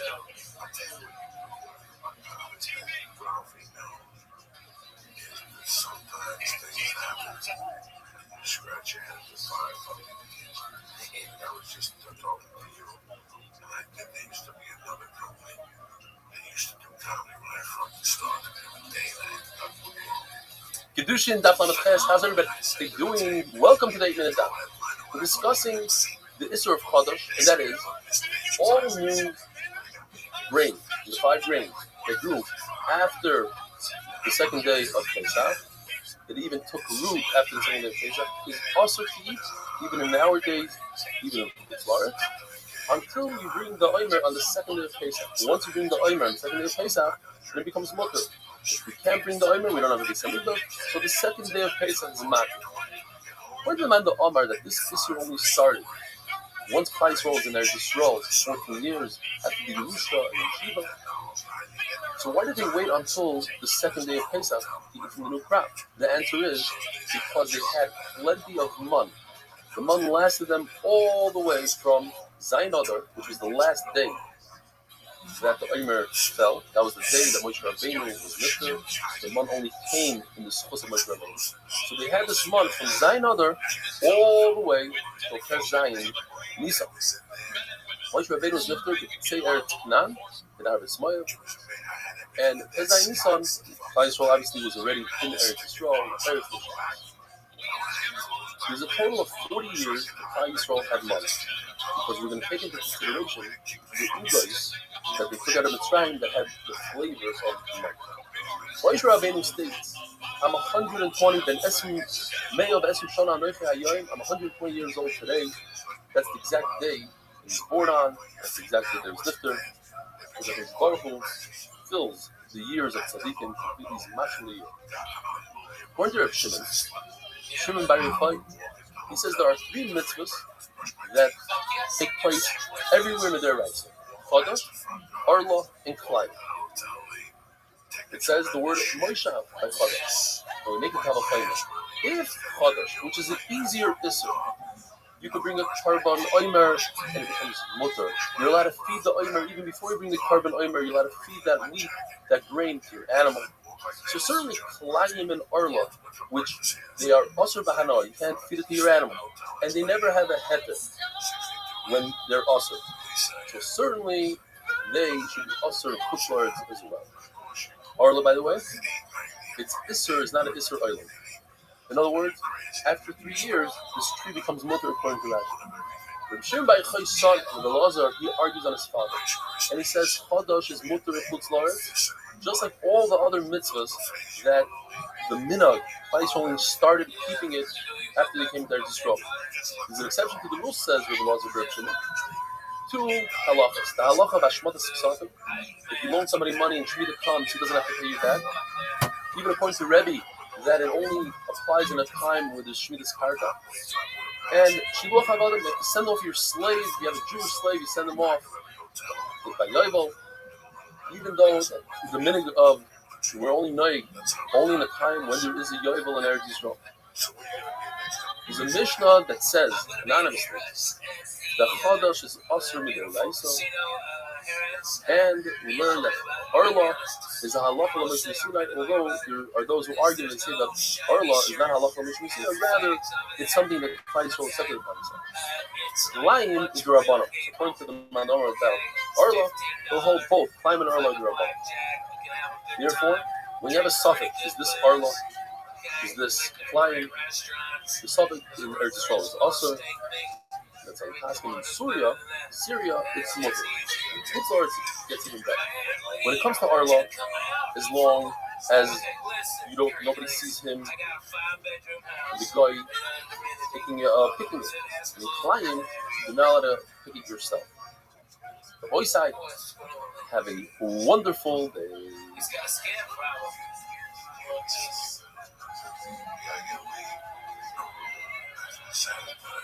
Okay, all right, done. I'll put him at the beautiful Caesar's Palace. No, good God, no. I don't need it. Kedushin Daf Lamed Tes. How's everybody doing? Welcome to the 8-minute Daf. According to everybody in Chutzlards, when you have a suffix Arla, you're not sure 100% that this is a piece of Arla, a fruit that grew in the first 3 years of the tree. According to everybody, it's more than the Rabbi Yochanan, however, said that those who are not makbid in Arla or Chutzlards have to do something about it. And he said it's also to make a suffix be a dime. In other words, you can't go deliberately pretend that it's a suffix and give it to somebody else to eat. The Lord tells us to grab the tree, take a branch and put it to another tree physically. For that you get malchus, even on Chutzlards. This is an isser that the Baruch Hu gave before Matan Torah, and the reason is, we say it's just like Harvah, just like you can't put 2 animals together to create a third species, so too you can't take 2 trees and put them together. It's the same issue from before Matan Torah. The Torah says the word V'sachcha, your field. That's a field that was received from Shemayim. That's an Eretz Yisrael. That comes to exclude Pleyat Keret. That's when you take seeds and you plant it in a vineyard. That's also in Chutzlar. What's also the Rabbanon is only when you take 3 types of seeds. You take wheat, barley, and a grapeseed together, put them in the ground. That's usher midrabanan. Why? Because that itself is usher b'hana in Eretz Yisrael. So we take it down a step. This that Rabbi, the famous Gala Adar Rabbi, he had a yeshiva, and for his Bachar yeshiva, for his Talmidim, he planted a garden of vegetables, and he planted them in individual rows. Why did he do so? He lived in Bavel. Well, don't say it's because he's makbid on putting the different seeds together in Chutzlars, but rather the reason is because he wanted to have a beautiful garden for his yeshiva, or for the shamish that his job was to pick the vegetables. It's easy for him to find them. With this, our boy side, we finished half a shot. And right now we're on to the second half of shots. It's a beautiful mission that God does. The mission tells us that we just read the simple words. It's difficult to understand, but that's why we have the Gemara. The mission tells us a person does one mitzvah. His world is going to be good for him, his world is going to be good for him, and he's going to have Olam Haba. But the point is, the Gemara tells us, we're talking about an individual that he has 50-50, 50% mitzvahs, 50% of it. And with one extra mitzvah, now let's say it's 51%, whatever the percentage is, that tips the scale for the good. What about the famous mitzvahs that we say every day? These are very 5 special mitzvahs. To the point that the person is exactly 50-50. And on the side of the mitzvahs, one of those mitzvahs happens to be one of these 5 mitzvahs. Let's say kibbutz avei. So even though it's only 50-50, not 51%, 50-50, that mitzvah has the power to tip the scales in his favor. According to Prices, HaKadosh Baruch Hu considers him a tzaddik gomer. Whereas in other mitzvahs, he's considered a benoni, an average Jew. But there's a brisa, and the brisa says that whoever has more mitzvahs than averos, he gets yisurim, terrible punishments in this world. What does it mean? So according to the Bible, Shabbos, he receives a Yom Tov. You can call it any way you want. You mean Yom Ra or Yom Tov. But the point is that it's a good day because it's too bad for him. Because through the bad, he receives his proper award in Olam Haba. By getting rid of the bad in this world, you free yourself up for the good in the world to come, and vice versa. If Russia gets good in this world, that's a Yom Ra according to our Bible, because he's actually, even though he's getting good, it's bad for him. Because now, in Olam Haba, he won't have what he wants. According to Rabbi, the Brisa goes like Rabbi Yaakov is of the opinion that in this world you don't get awarded for mitzvahs. There's no schar on mitzvahs by the. Why? Because he himself saw a story that forced him into this. He saw a father tell his son, go climb up the ladder to the tower and retrieve the chicks from that bird. She grew off that time. He told mitzvahs that the Torah says that you get arichas. And on the way down, his son fell off the ladder and died. So he says, it's impossible. It's not a steer into the puzzle. Shad is, you get arichas yamim in Olam Haba. And the fact is that even with all this, if a person thinks to himself, he says, look, it can't be. If he's doing such a mitzvah, he won't even be able to be bacharer in Avodah Zarah. So how did he die? Must be Olam Haba. Now, there's another issue. When a person does a mitzvah, he's a shliach to do a mitzvah, he shouldn't have any damage, it says, even on the way back. Over here, it's a little different because we're talking about a ladder that's a broken ladder he used, and he shouldn't have been using that ladder. The Lord tells us, Achad, he's a Russia. Meir's Rebbe, he's a big gadol, but he went off. Why did he go off? So we learned different reasons of Chagiga, I think it was. But the Gemara here tells us, because he saw this story, and he had the question, how is it possible that a son that's doing Kibbutz Avei, doesn't have a Remus Yavim? And immediately he went off. The Gemara says it's also possible that he saw the tongue of Chutzpis HaMekurgim. Chutzpis was the Mekurgim of the Yom Yom. He repeated all the Torah, and he said, how is it possible that somebody repeats Torah from the meal, the rolling and kill him, and his tongue is on the ground, and pigs are dragging his tongue around, and he went off the wall. When a person doesn't do an Aveira, he has an opportunity to do an Aveira, and he watches himself, and he doesn't do that Aveira. It's as if he performed the mitzvah, and not only that, he gets a special shmirah of protection. We side have a wonderful day.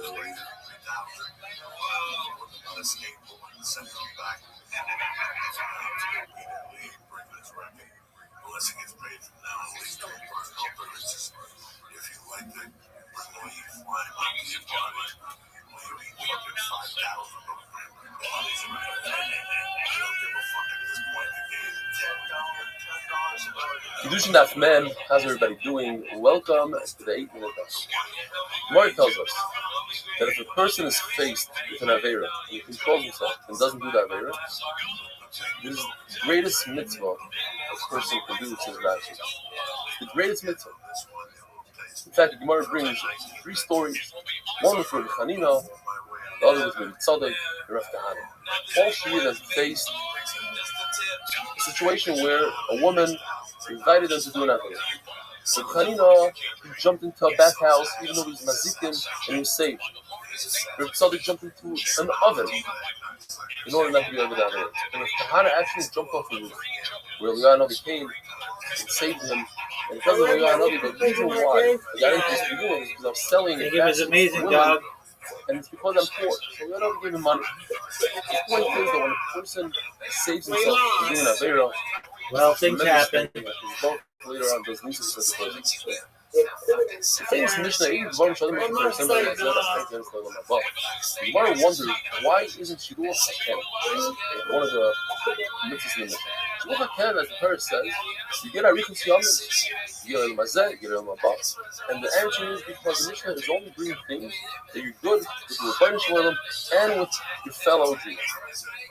You're doing Kibbutz Avayim, you're doing Gemilos Chesed, etc. Whereas Shiluach HaKen is between you and Rebbeinu Shalom. The Gemara tells us that a mitzvah has dividends. Hashem pays more than the actual value of the mitzvah, whereas in Avera, Hashem pays exactly as the Avera is. There's one exception.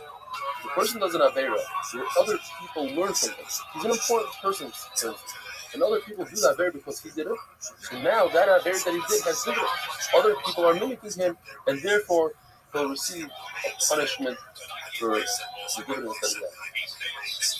It says in the pasuk L'chayshvei Shemai that a mitzvah which Baruch is mitzaref machshava l'maisa. When a person thinks about doing a mitzvah and then he has some sort of kindness and he can't do it, Hashem will give him the sechar.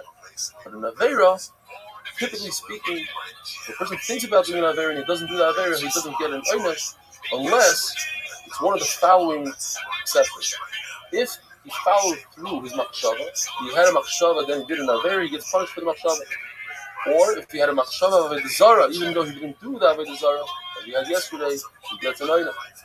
And also, if a person does the same Avera over and over, to the point where he becomes so used to it, he thinks that it's mutter. It's as if it's mutter. So just thinking about that Avera, even though he didn't follow through, he receives the item.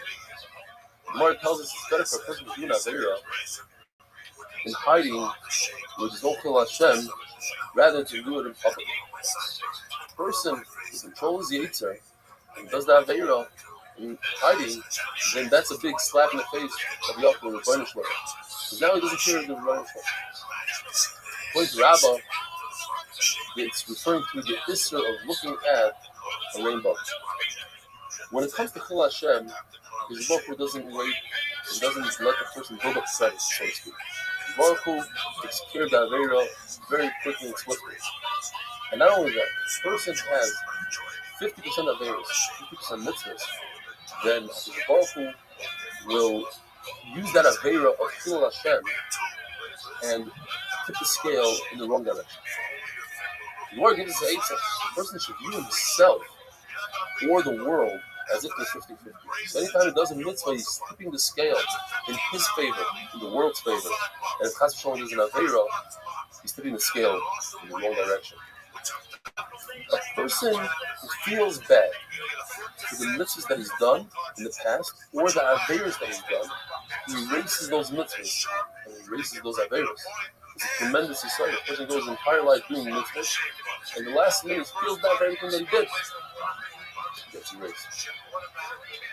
Brand new Mishnah. The Mishnah tells us that a person who has these 3 things, he learns Chumash, he learns Mishnah, and he has their Eretz, he won't be choited so quickly. He won't sin that quickly.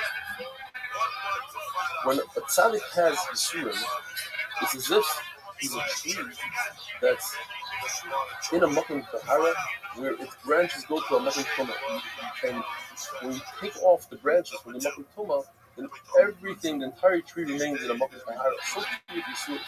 And Tzaddik is complete Tahara, but he has a little bit of a travel, a little bit of tumah. Hashem chops off that place so that he completely is Tahara. So when it comes to Yisrael, it's the opposite. They're completely in tumah. They have a little bit of Tahara, so Hashem gets rid of their Tahara in this world to give them some Sechar, so that when they come to Elam Emes, they don't have. The Tahara can be told that doing a mitzvah is greater than learning Torah. Many of the Rabbanim came together, Hanan came together, and they said the halachas of Akiva that Torah is greater because Torah brings a person to do mitzvahs, and therefore you have hope. You have Talmud Torah and the mitzvah. You would have Torah came 40 years before Kala, 54 years before Kumis Maestros, 61 years Shmita, and 103 years for Yovel. That's the shot in the beginning. And when a person goes up to Shemayim, the first thing they take care of, the first business they take care of, is have you learned Torah? How much Torah? Why did you learn Torah? And the first Sechar they give him is for Torah. Why? Because Torah comes before myself. A person who doesn't have these three things, Mikra, Mishnah, Derech Eretz, then it's not Bnei Yishuv. He doesn't belong in this world. He's Pasal Eidos, just like a person who eats in the marketplace, in public, is similar to a dog. Rabbi Isai, have a wonderful day.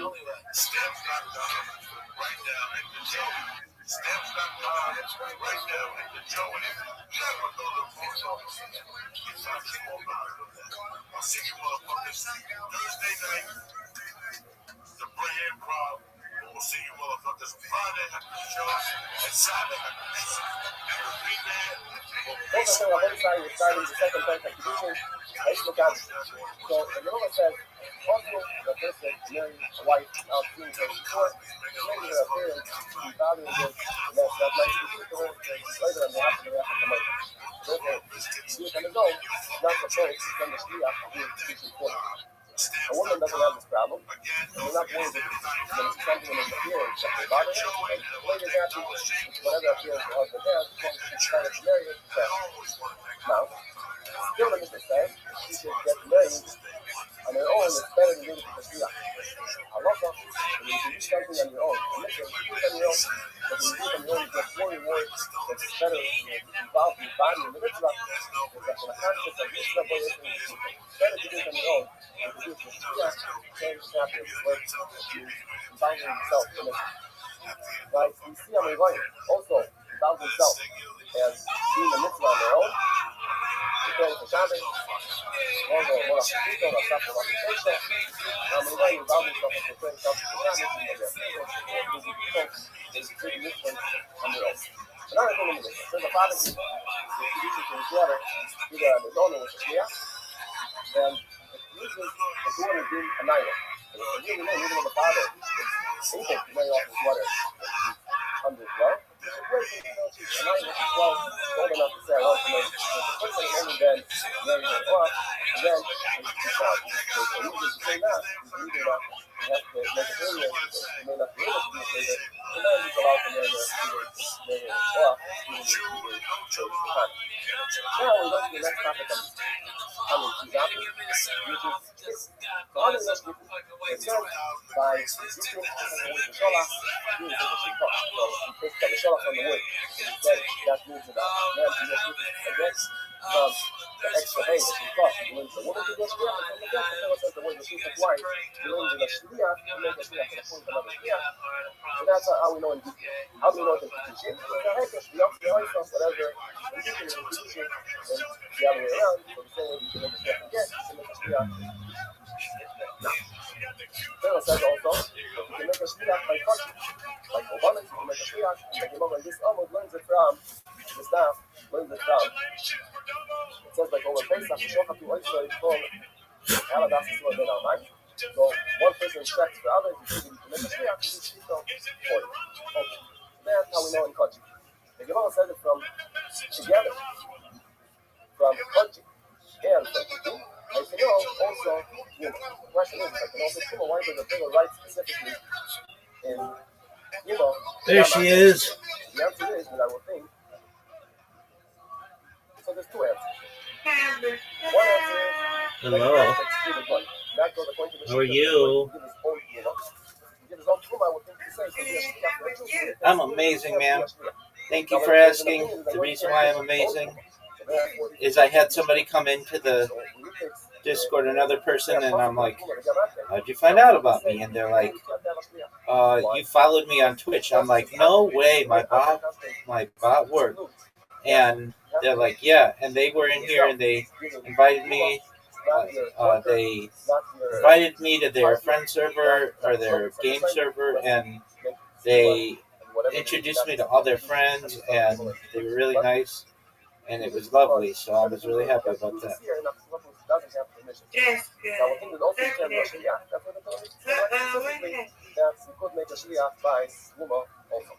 There you go. When a person is a shliach by Torah, what does he do? Right. If he knows what That's good, Rabbi. Yay. Yay is right. Now let's see you dominate, girl. If he doesn't know what he gives, he gives You got it. 2%, 1 out of 50. And if he gave 1 out of 40 or 1 out of 60, but he thought that's what the person would want to give. Go ahead, Rabbi. You got it. Oh, for sure, no doubt. That's right. Also, okay, if he tells him that's what I thought, Got it. not what I got. Boo. Yeah. I'll take it though. Short point about the Kippur, we're going to the Kippur thing. So, Mr. Quirce, that was terrible. That's, I think the Shlomo is not against that. Bingo slip. Hashem wants us to have the best life possible. And he gives us the best eitzos. The Torah is the best advice. It's not something Yeah. it's advice. Hey, he got more than And we realize we thought. saying Hashem, it's here. I made a mistake. See? You got it, Rabbi. No doubt. No doubt. I didn't listen to you. Certain things. Go. It was a mistake. I realize now that you want the best for me. You want me to succeed in life. You want me to have a good, happy life. Got I him. want to come back to you. You want me to have a good oil of love. You want it to be good for me. So I want to come back. I regret all the bad things I did against your will. So I want to, from now on, to do only what you want me to do. So Hashem says, Ooh. come back. That's why. All right, get these two.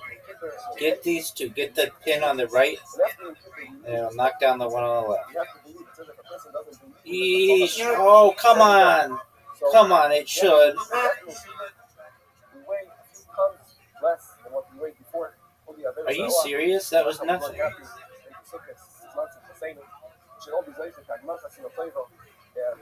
Get it. Oh, come on. Ooh, that was good. It should have been better.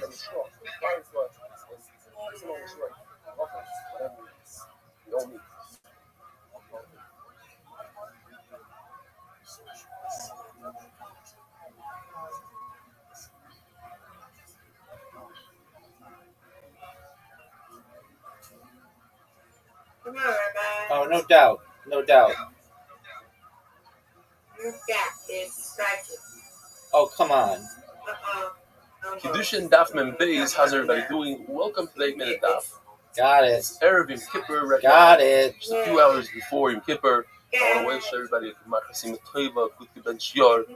a year of health, Get of a strike. nachas, harnasa, Oh, and and all you the best did. things. A And year you full did of get a Torah. strike. We're middle of a sugya of shlichus. Shliach shalom kamoisa. A person sends an agent to halachas. It's as if he All himself right. did that action. You now According to have a Rabbi that split. learns from the pasuk in Korban Pesach, the Shachatu, that the pasuk is coming to say not the idea of shliach, but rather that all of Klal Yisrael could be yotzei from one single animal, even though it's impossible to give each No person a doubt. kazayis. So how does he know the Big idea of score. shliach when it comes to korbanos? Big score. That he's not a shutaf with the other korbanos. He learned it from V'yikhu Lahem. It says it twice by Korban Pesach, the idea of shlichos, and we know throughout Shas. If I can't use this pasuk here because I already I'll have it, take let me it. use it for something else. I'll for take other it. korbanos. How when you win this, Ish Aquarius? Lifi Achloi, he learns Ish means an adult. That if an adult finds an object in the street, he can have in mind, let me be zoich on this object for my friend Shimon somewhere else. But a katan cannot do so because it says Ish, an adult. The pasuk says V'nosi echad mimata, that from each shevet, the appointed a nasi, a prince, take care of the Yerusha, the Chalukas Haaretz. And the Gemara learns from here Get that this one. Bezin can appoint an This one apprentice is for these Shainim. So let's say Yeah. there's 3 brothers, was also father of unreal. one Islam. Then Bezin appoints an apprentice for each one of the 3 boys. That's Divide big out time. the That's inheritance, big the time, Yerusha. Miss Aquarius. Even That's though big they time. intend for the good of that child that they're representing, nevertheless, it's possible that it won't turn out so good. According to Shmuel, if they made a mistake, beruchos, in the side, in other words, one of the boys, let's say, inherited from his Get mother it. previously a field. Now, the Apitrubas gave him from the father's field, he gave him in a different town. Now, even though it's Not the what I exact same wanted. value as his brother's field, it's not good because he wanted the 2 fields to be close to each other. So it's a mistake Get it. in Ruchos, inside. That's something that you can go back and annul. According to Rabbi Nachman, you can never annul anything, even Ruchos. Why? Because of the idea, Imkein may cut Get it, Bezin Miss Yafa. Aquarius. You got What it. power No are you doubt. giving Bezin? Bezin has to have power that whatever they do, regardless if it's a mistake or not, it's a good division. Yet, if they made a Got mistake in value, Beautiful they square. gave another I need person. that. That's what So I let's say need. the case was, you have somebody that borrowed money, Give it to me. and Bezin said he has to pay back. No. He runs away. Bezin can take This the is life a of his tough property, one. sell it off, and pay the lender. But if they made a mistake in Oh, a shtus, which is not a good sixth, at all. Rabbi Nachman himself says that sale is off. But you just said that Bezdin has power. Well, that's because they made a mistake. By Yisayim, they didn't make a mistake. It was a perfect division. Just one of the Yisayim didn't like it, Get it. so that stays. Rava says that looks like you're Shimon Gamliel, that when Bezdin make a mistake, the Get it. sale or the division is good. It's a good division. It's kaya. Even if they made a mistake in more than a shtos, No where typically doubt. in a purchaser, he would annul the sale. Rabbi Nachman says that brothers who divide up property, they have a halacha like a purchaser. The halacha is that if somebody purchases an object for more than a sixth of the market value, the halacha is it's a good purchase, but the seller has to give back that sixth. And if it's less than a sixth, it's a good purchase. Ooh. So when it comes to brothers, that's exactly what the halacha is. Besides, if one of the brothers sent an agent, then he could say, no, even if it's less than a shtos, I don't want this. Because I sent the agent, I sent you to do good for me and not to harm me. Another very interesting halacha is that anytime you divide up a property with a take it. measuring device, a measuring stick, you divide anything up with weight or even I win you one, Miss Aquarius. 100 Undefeated in bowling. a dozen eggs. Undefeated in friendship, Then girl. the mekach is bottom even less than a shtos. There's no mechila. Yeah, he is on right. something like that. Even in real estate, where typically there's no halachas on enough. Sweet dreams. God willing. Sold something with a measuring stick, you divided something up with a measuring stick, and it's off, then you have to give back the karka. Gemara tells us halacha that ein shliach l'dvar avei. In other words, you cannot send a messenger to burn down somebody's house and say that the sender has to pay, because there's no shliach l'dvar avei. There's a concept. Divrei harav, divrei talmud, divrei mishayim. When you're faced with a dilemma, Baruch Hu said to do one thing, but somebody else told me to do the other thing. Of course, you're going to listen to Hakadosh Baruch Hu. Therefore, the person doing the act that's wrong, he has to pay, not the sender. But there is an exception to the rule. There's a number of exceptions to the rule. One exception to the rule is mi'ila. If a person uses money from the Beis Hamikdash unknowingly, he's chayiv and he has to pay the chayiv. If he sends a messenger to do it, then the messenger is not chayiv. The one that sent him is chayiv. So why don't we learn the whole Torah from mi'ila? Because it's not just mi'ila; it's somewhere else. It's shlichus yad as well. We'll explain what that is. But before we explain, once you have mi'ila and shlichus yad, it's shnei ksuvim. It's two ksuvim that say the same exact halacha. They you can't learn out to the rest of the Torah. What's shlichus yad? Shlichus yad means that if I give an object to somebody to watch, he becomes a shomer, a watcher, and he's pattering neva aveda unless he uses that object without permission. Not only that, if he sends an agent to use that object, then the shomer, the original shomer, he's responsible for neva aveda. So you see this idea only in two places: mi'ila and shlichus yad. Now, according to Bishamida, they say that you're chayiv in shlichus yad from the word devar, that you're chayiv even thinking about using that object. So now you can't use the shlichus yad as a second possible. So they learn tficha mechira, and that is, if a person steals an animal and he goes ahead and he shechs the animal or he sells the animal, he's chayav 4 times that animal or 5 times the animal, depending if it's a sheep or an ox. But if he sends somebody to shech or to sell for him, he's chayav, not the shoichet or the seller, and that's the second pasuk. V'ein melamdin. Rabbi say, have a wonderful day, have a very meaningful Yom Kippur. Be'ezer Hashem will see you after Yom Kippur.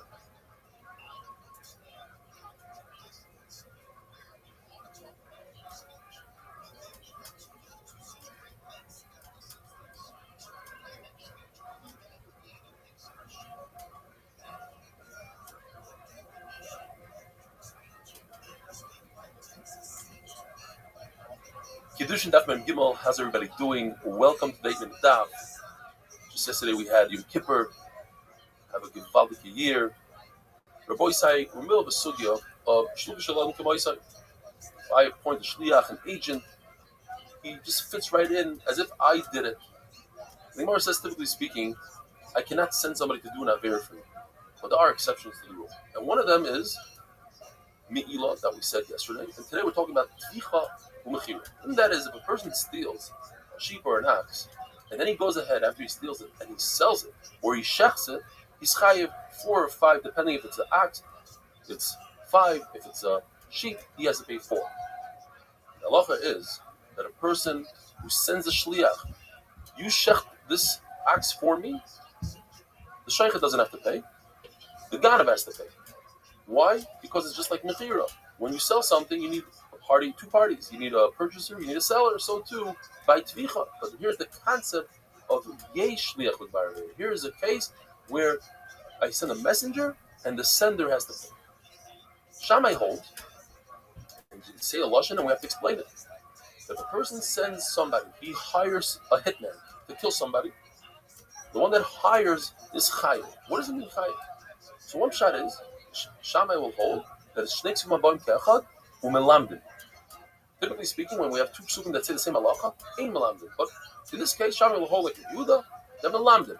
We have mi'ilah and tvicha, 2 psukim that say the same halacha that yesh shliach l'dvar, and we learn to the rest of the Torah yesh shliach l'dvar. The problem is, there's another pasuk, that if you take a carbon, like an oil, a chatos, instead of shechting in the Beis Hamikdash, you shecht it outside of the Beis Hamikdash, you are the sender. The sender is not chayiv. The guy that does it is chayiv. Why?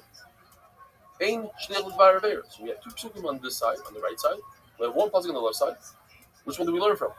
Well, Shammai won't learn from shechut because they don't darshan the word hu. Ahu. What do they do with ahu? We say that when 2 people shech the same animal, they hold on to the same knife, and they shech the animal outside the Beis Hamikdash, they're potter. Also, they say that if it's a shoygeg, oinus, or a mistake, potter.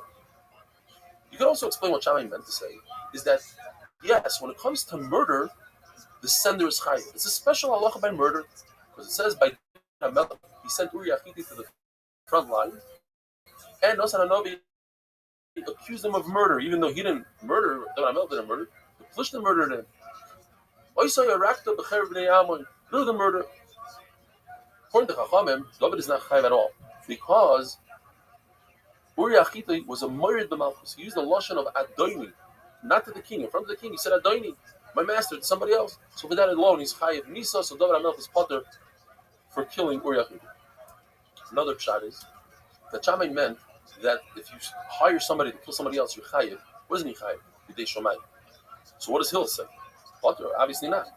Hill would say you're chayiv not for murder. You're chayiv for something else. You're chayiv for a gromata murder. Shammai says no. When you get up to Shemayim, they're going to bedan you as if you're a real murderer. It's a real strong aveir. Gemara tells us, even if you say that according to Shammai, yesh shliach l'dvar aveir, that if somebody sends a messenger, an agent to do something, it goes back to the sender. That would work in all the aveiros of the Torah, like Shabbos and Zizar, but not for an aveira that is ano, like Arayis and Chelam, because we never found anywhere where a person benefits and enjoys an aveira and somebody else pays for it. So there's a sheet in the Gemara that according to Beis Hillel, if somebody sends 3 people to be mekadosh a woman, they cannot be agents. So this is a sugya of shliach nasa eid, meaning, can an agent who brings kiddushin to be mekadosh a woman, could he flip into an aid and testify, yes, this woman received kiddushin, yes, this malva was paid back by who? By myself. could a shliach become an aid? This is another sheet of Beis Hillel that says no, that a shliach could become an aid. Bottom line is, we paskin shliach nasei. We know that Beis Hillel, we always pass like Beis Hillel. So either way you cut it, we're gonna have to say that Beis Hillel hold shliach nasei, and they said shliach nasei, and Rav also, who's obviously not going to argue on Beis Hillel ever, also holds shliach nasei. Mikir adin, the same halacha applies in Kiddushin, that a shliach becomes an aid, and the same halacha would apply by Mamanis, by a loiv and a malva. At the end of the day, there's a new concept that we haven't had in a while called shvuas hases, and that is, in addition to the regular shvuah, when a person admits to a partial claim, he has to make a shvuah. Chacham Rusakin, even if he denies the entire claim, he has to make a shvuas hases. Therefore, an agent who brings money to a malva, and he says, and later on testifies that he gave it to the malva, we don't believe him because he's biased. Because if he would say that he gave it back to the loiva will invoke the shvuas hases. And now a person doesn't want to make a shvuah. He might be a ganav, but he never wants to make a shvuah. He'll always say that he gave it to the malva, and the malva cannot invoke the shvuas hases. Therefore, he's biased, and now we don't trust him. Derech Hagav, Rashi says this comes from the halacha of chen b'ni alton kaseh, and that is a storekeeper sometimes extends credit. So if an employer tells a store owner, I want you to give my employees credit, that's how I'm going to pay them the salary. The store owner says, I gave them credit. The employees say, we never received it. So each one says to the other one, I have nothing to do with you. The one that owes me is the boss. So they go to the boss, both of them make a shvuah. The store owner and the employees make a shvuah, and the boss has to pay both of them. So that would be the same idea by us, that the agents have to make a shvuah, and at the end of the day, the loiva would have to pay. Chachamim hold by a get of a naira amurasa, and that is, if there's a girl who's either a tana, and even a naira who's between 12 and 12 and a half, and she's only engaged, not completely married, the first stage of marriage, naira amurasa. So Chacham holds she could receive a get, in addition to her father receiving a get for her. Even though she's in her father's domain, she can still receive a get. Rish Lakish takes that a step further and says, just like we say that she could receive a get, she can also receive her Kiddushin, because Kiddushin and Kiddin are the same. The Yatzav Haisa, whatever you do by get, you do by Kiddushin. Whatever you do by Kiddushin, you do by get. But according to Rabbi Yochanan, there's a distinction between Gittin and Kiddushin. That by Kiddushin, Chacham will agree that only the father could accept the Kiddushin. Why? Because this Kiddushin takes her out of the father's domain, and he doesn't allow the daughter to receive the Kiddushin. There's another halach in the Gemara, that any girl who's that young, who keeps on going back to her husband after a divorce, you can't divorce her. It's mishalcha ve'inu chayzeres. You have to give her a get, and she doesn't come back. If she comes back, it's not a good get. Taisus hold that if the father is able to prevent her from coming back, that's considered mishalcha ve'inu chayzeres, and it does work. Rabbi Isai, have a wonderful day.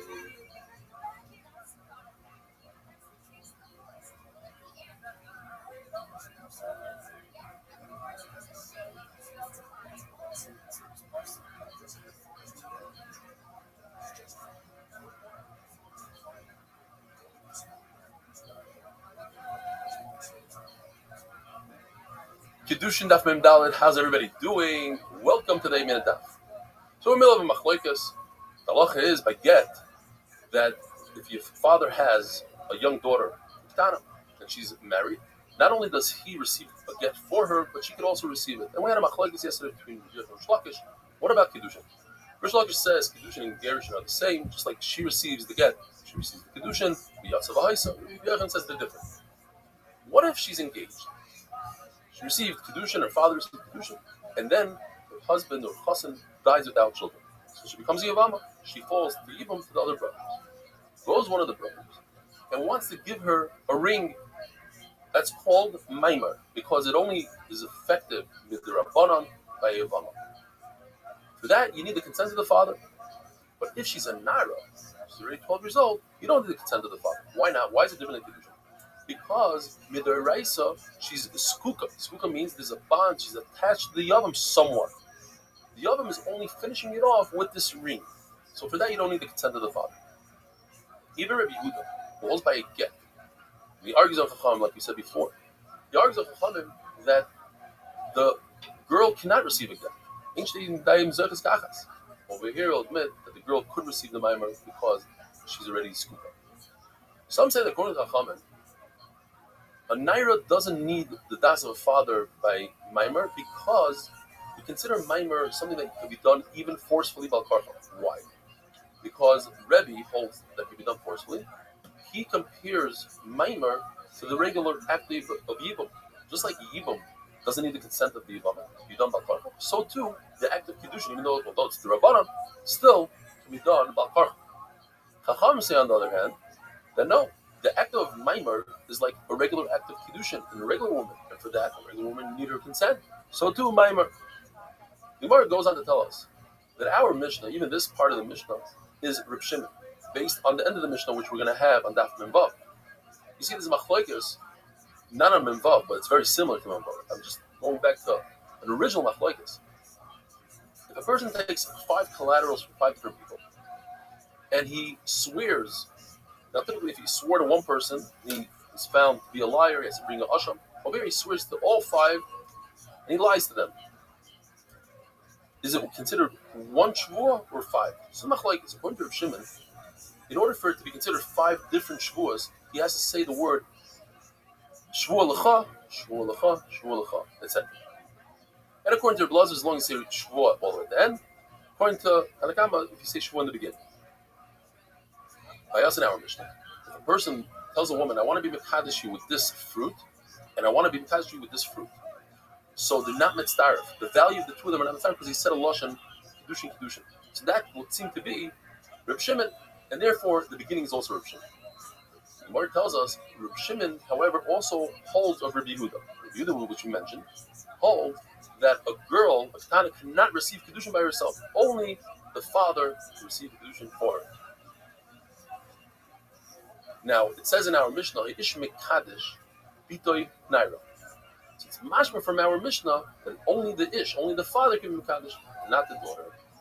At the end of the day, the Gemara tells us the halach is like Rabbi Yochanan. How do we know this? Because Ravan came out of the Beis Medrash and he said, in the Beis Medrash, everybody passing like Rabbi Yochanan, and Rish Lakish stood up there and he screamed like a crane. And he was screaming, V'yatza v'haisa, you have to compare Kiddushin to Gerushin. Nobody cared. In other words, when it comes to Kiddushin, only the father receives the Kiddushin, not the daughter. The Gemara goes on to tell us that when it comes to a get, a nara, a girl who's 12 years old with simanim, is like the extension of the father's hand. She's not a chotzer, she's a yad. Why? Because if it's a chotzer, it only works if the person, the girl, would be sleeping, tied up, and you watch him like we have by a slave. And obviously the girl is not any of those, and therefore she can't accept it as a chotzer. It must be she's accepting the get as a yad. However, even though she's an extension of the father's hand, she cannot make another shliach, because a hand doesn't have the ability to make a shliach. You need das to make a shliach. We have a sugi that we're going to go into tomorrow's daf. A katana, a minor that did not ask permission from her father to get engaged, she became Kadeshas on her own. So the Gemara tells us she needs a get because perhaps the father agreed to this Kedushin, and she also needs something called miyum. She needs to refuse this Kedushin because maybe she didn't accept the Kedushin. So she didn't accept the Kedushin, why does she have to do miyum? Or, I'm sorry, the father didn't accept the Kedushin. The answer is because this act of miyum shows that it's not a real Kedushin. It's only the Rabbanan. And we want people to know that perhaps there's nothing going on here. And if this individual got engaged to her sister, people say, well, look, it was a get. It's deraisa. That engagement to the sister is nothing. Anybody can marry her.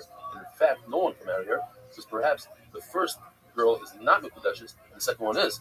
We need to show that the first one might not be Mekudeshes, so she does miyun, and therefore people will be careful with the sister. And the Gemara tells us this whole halacha takes place by shidduch. When there's a shidduch, in other words, then we could say that the father agreed to it. When he spoke about it, it was discussed. According to Ula, the Gemara says, a girl who gets engaged without the father's consent doesn't need a get and doesn't need miyun. It's a big fat zero. And either the pshat is talking about no shidduch, or some say even Ula is talking about even in a case of a shidduch. This is that we found that she got engaged to herself, according to Ula, we must be saved. We're talking about a yisayim b'chayav. In other words, she was already married once. Then, because she was married, she leaves her father's domain completely. The second time around, she got engaged herself. This that we find that a father sells his daughter who's an almana. How's that possible? Must be talking about that he sold her as an amma, and her master married her. So he had some sort of consent for the marriage, but it's not really as if he married her off and never received anything, and therefore he's able halachically to sell her after she was already married. But boy side, have a wonderful day.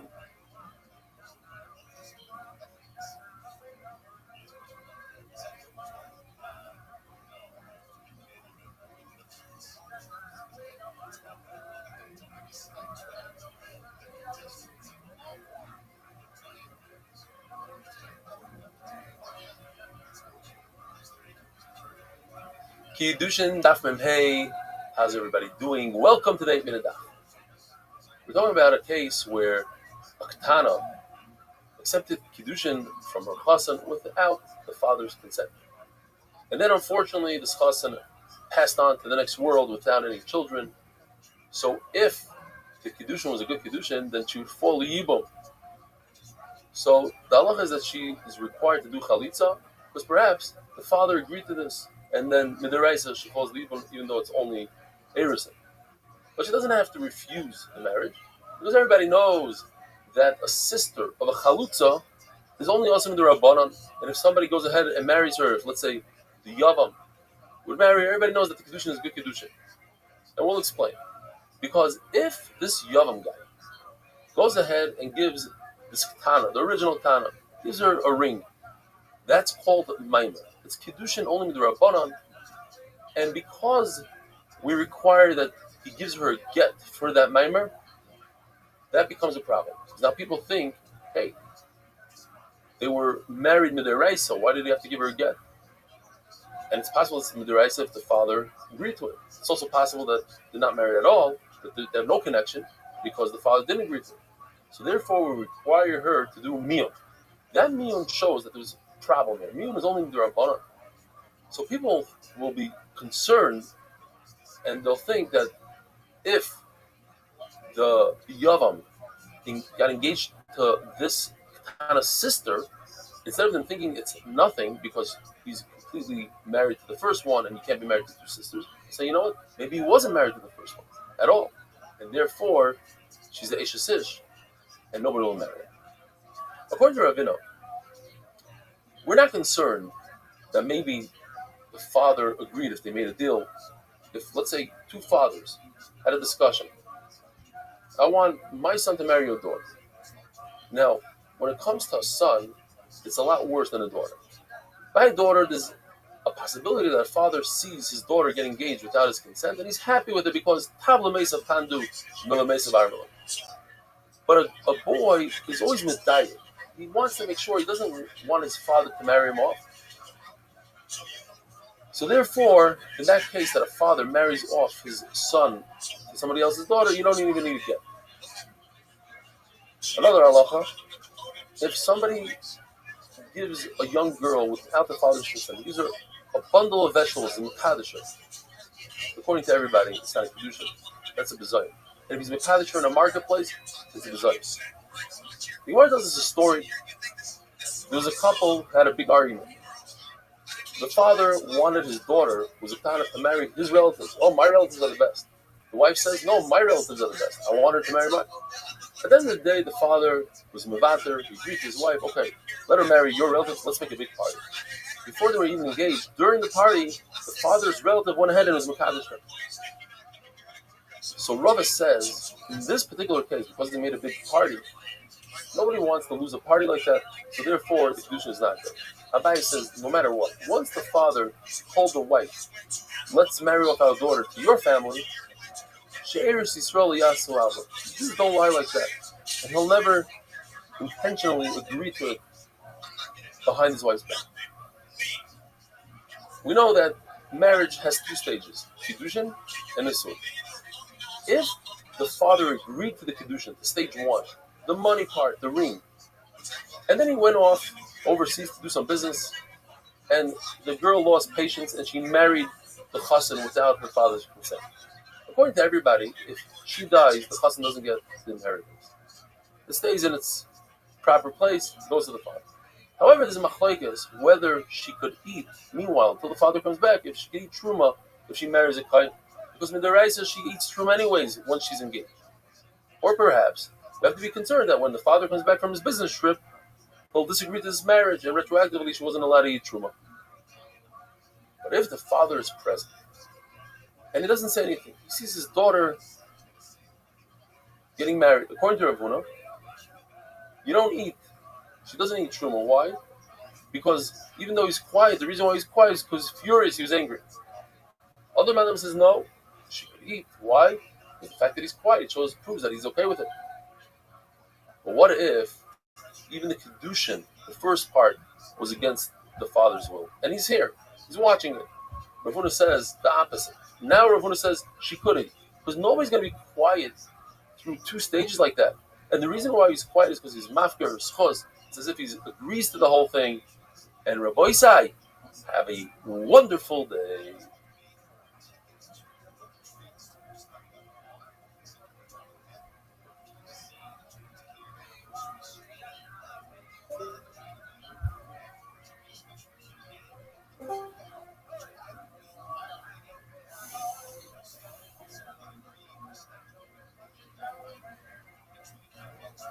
Kiddushin Daf Memvav, how's everybody doing? Welcome to the 8-minute Daf. Where Tana got engaged without her father's das, without her father's consent. We have a machlokes between Rav Asi and Rav whether or not she could renege on this engagement. She accepted it, but her father didn't accept it yet. According to Rav Asi, she cannot renege. According to Rav, she could. So you want to thought maybe we could bring a right from a father. The halacha is that if somebody seduces a girl, he has to pay 50 shekel knas to the father, even in a case where the father agreed that he should marry his daughter, but she doesn't want to. So isn't this similar to our case? Because over here we don't have the father's will to begin with, and she's against it. So you see that she could be moichel. It's a right to Rav. No, it's not a right, because we could say, like we always learned in Cheder, that we're talking about a pitui that the man didn't have das for kiddushin. He didn't want to marry her. And even if you say that it was the shem kiddushin, it would be necessary to do another kiddushin. Mari Merena Isha has to do another kiddushin because he didn't have the father's consent to begin with. And now we're in a brand new Mishnah. If a person uses a lashon, he says, he takes a fruit, he takes a date, and he says, "Iskachli b'tmorazu," and then she eats the date, and then he gives her another one. So if one of them has a shavar pruta, it's a good kiddushin. So we have a machlokes. What exactly is this case? According to Rabbi and Shmuel, talking about the beginning of the Mishnah, where a person says a double lashon, "Iskachli bezu," "Iskachli bezu." He breaks it up very strongly with the words "Iskachi, Iskachi," and the chiddush is that even though she's eating something and she has an immediate satisfaction enough, nevertheless, there's no kiddushin with less than a shavar pruta. According to Rabbi, it's talking about the end of the Mishnah, where he doesn't say iskachi, but rather he says iskachi bezu, ubezu. And all of the dates together is a shavar pruta, then there's a kiddushin. And the chiddush is that if she eats it right away, then you need the last date should have a shavar pruta. And from here the Gemara says we see a number of things. First of all, you see if somebody gets engaged, he tries to make a kiddushin with a milva with a loan, it doesn't work. Because over here, you see, it doesn't work unless there's a full prut at the end. You can't use the previous dates because they're already gone, they're consumed, they're a milva, they're a loan. If, in addition to the forgiveness of the loan, there's a pruta, so a guy forgives this woman $1 million, but he gives her one lousy date that's worth a pruta, her das is on the pruta, and it's a good kiddushin. What if the kiddushin is nacham? What happens to everything he gave her to begin with? All the dates that he gave her, does she have to pay them back? Yes, because if it was matana, there would be a good kiddushin here. But obviously, it's only a milva, and that's why she has to give it back. If a person does something very bizarre, he goes to his sister, he says, he gives her money. Now everybody knows you can't get married to your sister. So what is he trying to do here? According to Rav, she has to return the money because all he's doing is he's trying to give her a pikad, and he wanted her to watch it, and he figured if he doesn't say it in a funny way, she won't accept it. according to Shmuel, it's a pure gift. She doesn't have to return it. The reason why he didn't say here's a gift and he said it in a funny lashon, he didn't want to embarrass her. He figured she's not going to accept it. The halacha is that when a person separates challah from his dough, that's great, he gives it to the kohen. But what if he separates challah from flour? The halacha is that the kohen must return the flour. The Gemara wonders why. Why does he have to return the flour? So the Gemara tells us because we're concerned that the kohen is going to fall in a trap. He's going to forget. He's not going to realize that what the Yisrael gave him is chayiv in more challah, and he's going to take that flour and add it to his own personal flour, and he's going to make bread out of it without being mafresh challah. And it's tevel. It's also the rice to eat it. Another shot is no, a kohen won't make such a mistake. The concern is that the Yisrael will make a mistake. Yisrael will think that what he did was fine. He was mafresh challah from flour. Everybody knows he's supposed to take from dough. Oh no, that's just to make it easy for the kohen. But if the kohen agrees to take from flour, you could take from flour. But the truth is no. Reishis arisei seichet. Challah is only given from dough, not from flour. Now, there's a number of things the Gemara goes into it. Perhaps the kohen should keep the flour and just give a little bit trumas and meisers from that flour that he gave. Why does he have to give it back to Yisrael? We see something similar when a person takes truma from a pot that has perforation, which is midiraisa chayiv and trumas and meisers, on a pot that doesn't have a hole in the bottom, which is potem and trumas and meisers midiraisa.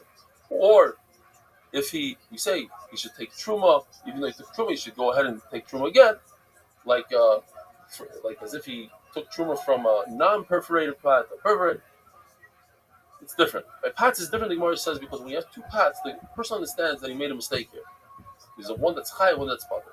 When it's one bowl of flour, he's going to be lazy, he's not going to want to take truma from it. In the case of a sour, spoiled watermelon, let's say, so over there we say, Yachzer Yitron, we should take a second truma.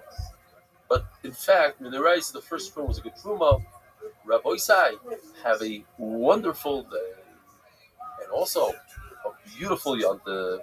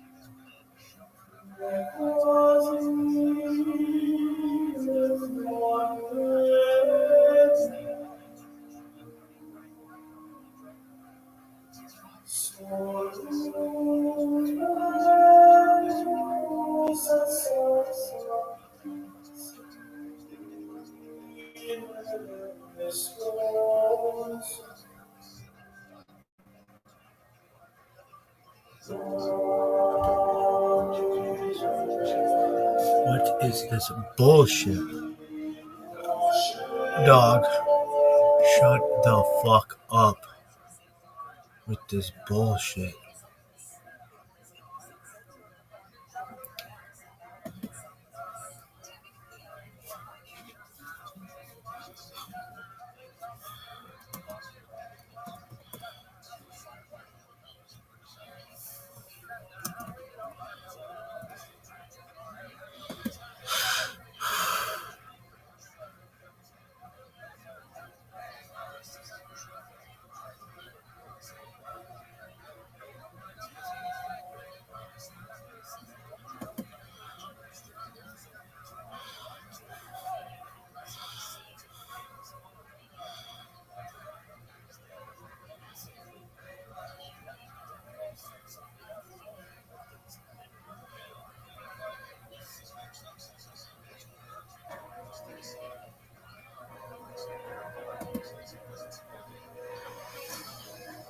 Jesse Hirsch from Kensington. From Boynton Beach, Florida. This is Jeff Gordon. Jeff Gordon, wow, you really fucking cleaned it up after your NASCAR career.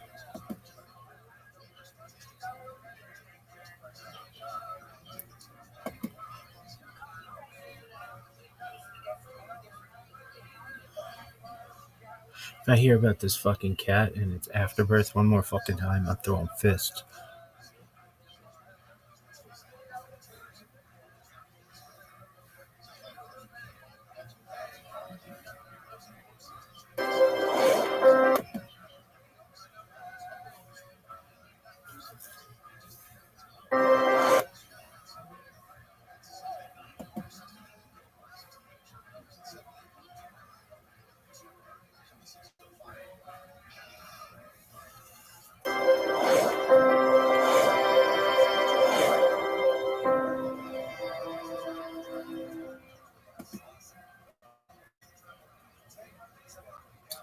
Bracha is Daf Samach Dalet. Oh, Yes, son of a last Daf of bitch. Masechtas Bracha is an amazing accomplishment. We finished the first Masechta of Shas. You should take this opportunity to make a commitment that you're going to learn Masechta Shabbos from beginning to end. It's an amazing Masechta. It's a very, very different style. But you're going to love it. If you're not part of a shiur, you're looking for a shiur, you can check us out online. There are over 2,000 people that watch the shiur every single day on YouTube. Search for Eli Stefanski or Ramat Shemesh Daf Yomi. We have an app, 8min Daf, and we are on Torah anytime. The Gemara tells us that Dog, no one gives a fuck. Are you serious? Are you serious? Come on, you little bitch. Come on, why are you taking so long? Go. Prepare, review. Gain knowledge. I get all that shit. Dog. Bracha is Daf Samach Dalet. Worst. Yes, it's the last Daf of Masechtas Bracha. It's an amazing accomplishment. We finished the first Masechta of Shas. You should take this opportunity to make a commitment that you're going to learn Masechta Shabbos from beginning to end. It's an amazing Masechta. I'm trying to, dog. No one's ever tried to fucking learn Shemesh Shabbos. And fucking, this is the worst. Harder than I have. Do you know how many fantasy football games I've had to interrupt for this fucking shit? This is the worst. Come on, work, baby. Bracha is Daf Samach Gimel. In the Beis HaMikdash itself, they didn't say the word Amen. They would say Baruch Hashem Elikei Yisrael Min Ha'olam V'ad Ha'olam. In the times of the Tzdukim, they added the words V'ad Ha'olam, and they said so in every single bracha. Rabbi says this following pasuk, you can read it front to back and back to front. Are you fucking serious? Referring to Rishaim that are doing Averis. Are you fucking serious? Then it's Eis L'Asos Hashem. It's time to stick up for Hashem. Or you can say that the pasuk is referring to Tzadikim. There are times that you have to be over on Divrei Torah. You have to do an Avera sometimes in order for Eis L'Asos Hashem. Says the Gemara, Hillel Zaken would say, Tell me about that fucking cat and its afterbirth. It's a black cat. It's a daughter of a black cat, of a black cat, of a black cat. Well, eat this black cat, kid. Bracha is not based. Welcome to the 6,000 new subscribers who just joined us in the last few days. Welcome to the original subscribers. We should all be zoicha together to start Shas and finish Shas with Mashiach b'Meheru b'Yameinu Amen. I'd just like to take this opportunity to point out some of the amazing benefits of Daf Yomi and some of the reasons why people fall off of Daf Yomi and what they can do to overcome them. Thanks. The saying is, it's not about the Daf, it's about the Yomi. Daf Yomi provides an opportunity to learn every single day of the year, even Motzei Tisha B'Av, Yom Kippur, Yom Tovim, Shabbosim, Sundays, vacation. Daf Yomi promises that you will become a better person, a better husband, a better wife, a better father or mother. Daf Yomi, as Meir Shapiro intended, unites all of Klal Yisrael, and is a special camaraderie between the people that come to share, and is a special unification between you and the Tanoim and Amoraim, and especially between you and the Kodesh Baruch. Daf Yomi Shas, that is, encompasses all of Torah. You're not just learning halacha or agadah, but you're learning it all. As Tosis points out, when the Gemara says Yashlish Adam, a person should spend a third of his days learning. Tosis says this means Gemara, which includes Mishnah, Torah, Nevi'im, Ksuvim, Agadah, Kabbalah, encompasses it all. Every daf will bring a new concept that if you haven't done daf yomi, you've probably never heard it before. When you travel, you will see people learning on the plane, in the airport. 90% of the time, those are people who are learning daf yomi. There's nothing like starting off your day with a good daf gemara, 45 minutes, an hour of Torah. And finally, when a person sets aside time to have a date with Kaviyachal Baruch Hu, that's an amazing connection that you make with Rabbi Shalom. And now, some of the reasons why people fall off the bandwagon. People say, the daf yomi is way too quick. I don't retain much. I've been learning this, I don't remember what I learned last week. Or they'll say, I'm used to how we learned in yeshiva. Love this. This is not the proper way to learn Gemara. You have to learn it slow, with lumdus. These are all valid points. I'm not going to get into whether you're supposed to learn like this, fast or slow. But the question is, what's the alternative? Are you learning every single day with Avrusam? Are you learning on Friday? Are you learning on Shabbos? Are you learning on Sunday? If the answer is no, then this is for you. The other question you have to ask yourself is, did you learn all of Torah? Did you learn all of Shas? When are you going to do that? And finally, the Zohar says, and the Goy talks about it, if somebody learns something in this world, when he gets up to Shemayim, he'll be able to learn that with HaKadosh Baruch Hu. HaKadosh Baruch Hu will explain it to you better. If you go through all of Shas, even if you don't remember it, even if you don't really understand it 100%, HaKadosh Baruch Hu will explain it to you even better. But if you don't learn it, you're going to be learning Chulin, Menachas, Tzvachim, Taharis, Kachim. And if you didn't learn it, you're not invited into the shir. And finally, one of the pitfalls that people have is when they miss a daf, inevitably you will miss a daf. There's sickness, there's simchas, there's vacation. And a mistake that the Yetzer Hara makes people do is, he says, you have to make it up. Don't go back to the shir, let's make this up first because I don't want to have a hole in my Gemara and my Masechta. And that's a big mistake. Skip what you missed, go back to the shir, go back to where Klal Yisrael is holding, write down what you missed, and you'll make it up at a different time. But today, you must skip it. Don't fall for that. And don't be a perfectionist when it comes to daf yomi. Don't say, well, I didn't finish the Masechta, I don't want to do this. I need to finish. Because at the end of the day, if you finish 2,700 daf versus 2,711, it's not the end of the world. It's better to do that than not to do it at all. And now, let's just jump in to the beginning of Shas. The Mishnah discusses Kriya Shema. The Torah says, say Kriya Shema twice a day. When you go to sleep, nighttime, and when you arise in the morning. And what is nighttime? The Mishnah and the Gemara bring down 6 shitas. The shita in the Mishnah says, Seis HaKechanim. And the Mishnah uses a lashon of when the Kehanim who are coming, they go in the Toivel, in the Mikvah, and then after Seis HaKechanim, they're able to eat Truma. Until what point can they eat? Can you say Kriya Shema? Rabbi Eliezer says, until the end of the first Mishmar of the Malachim, the night is divided into 3, so a third into the night. Chacham say, until Chatzos, halfway through the night. And Gamliel says, until Amud HaShachar, until the light of dawn. In fact, the Gemara says, Chachamim agreed with Gamliel that the time is Amud HaShachar.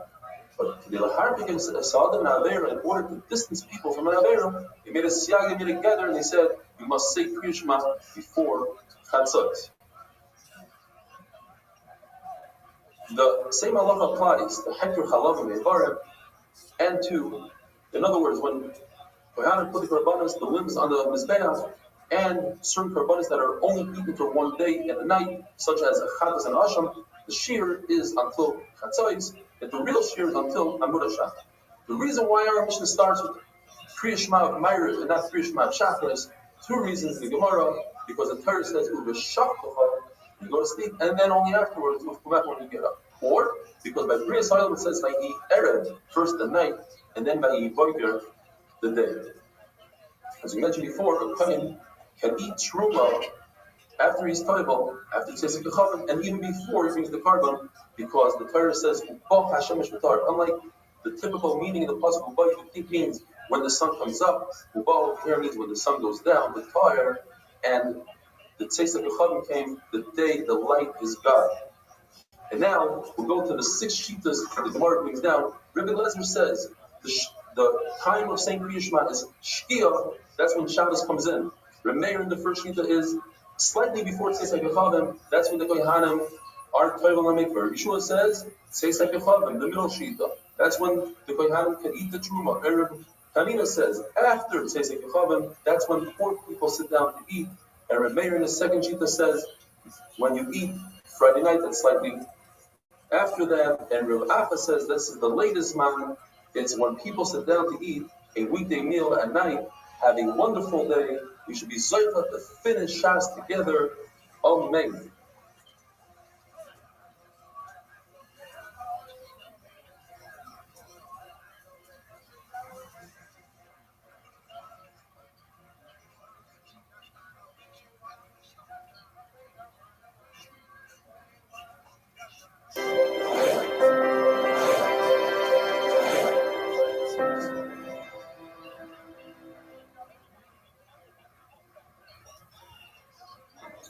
Rabbi is Dav Gimel.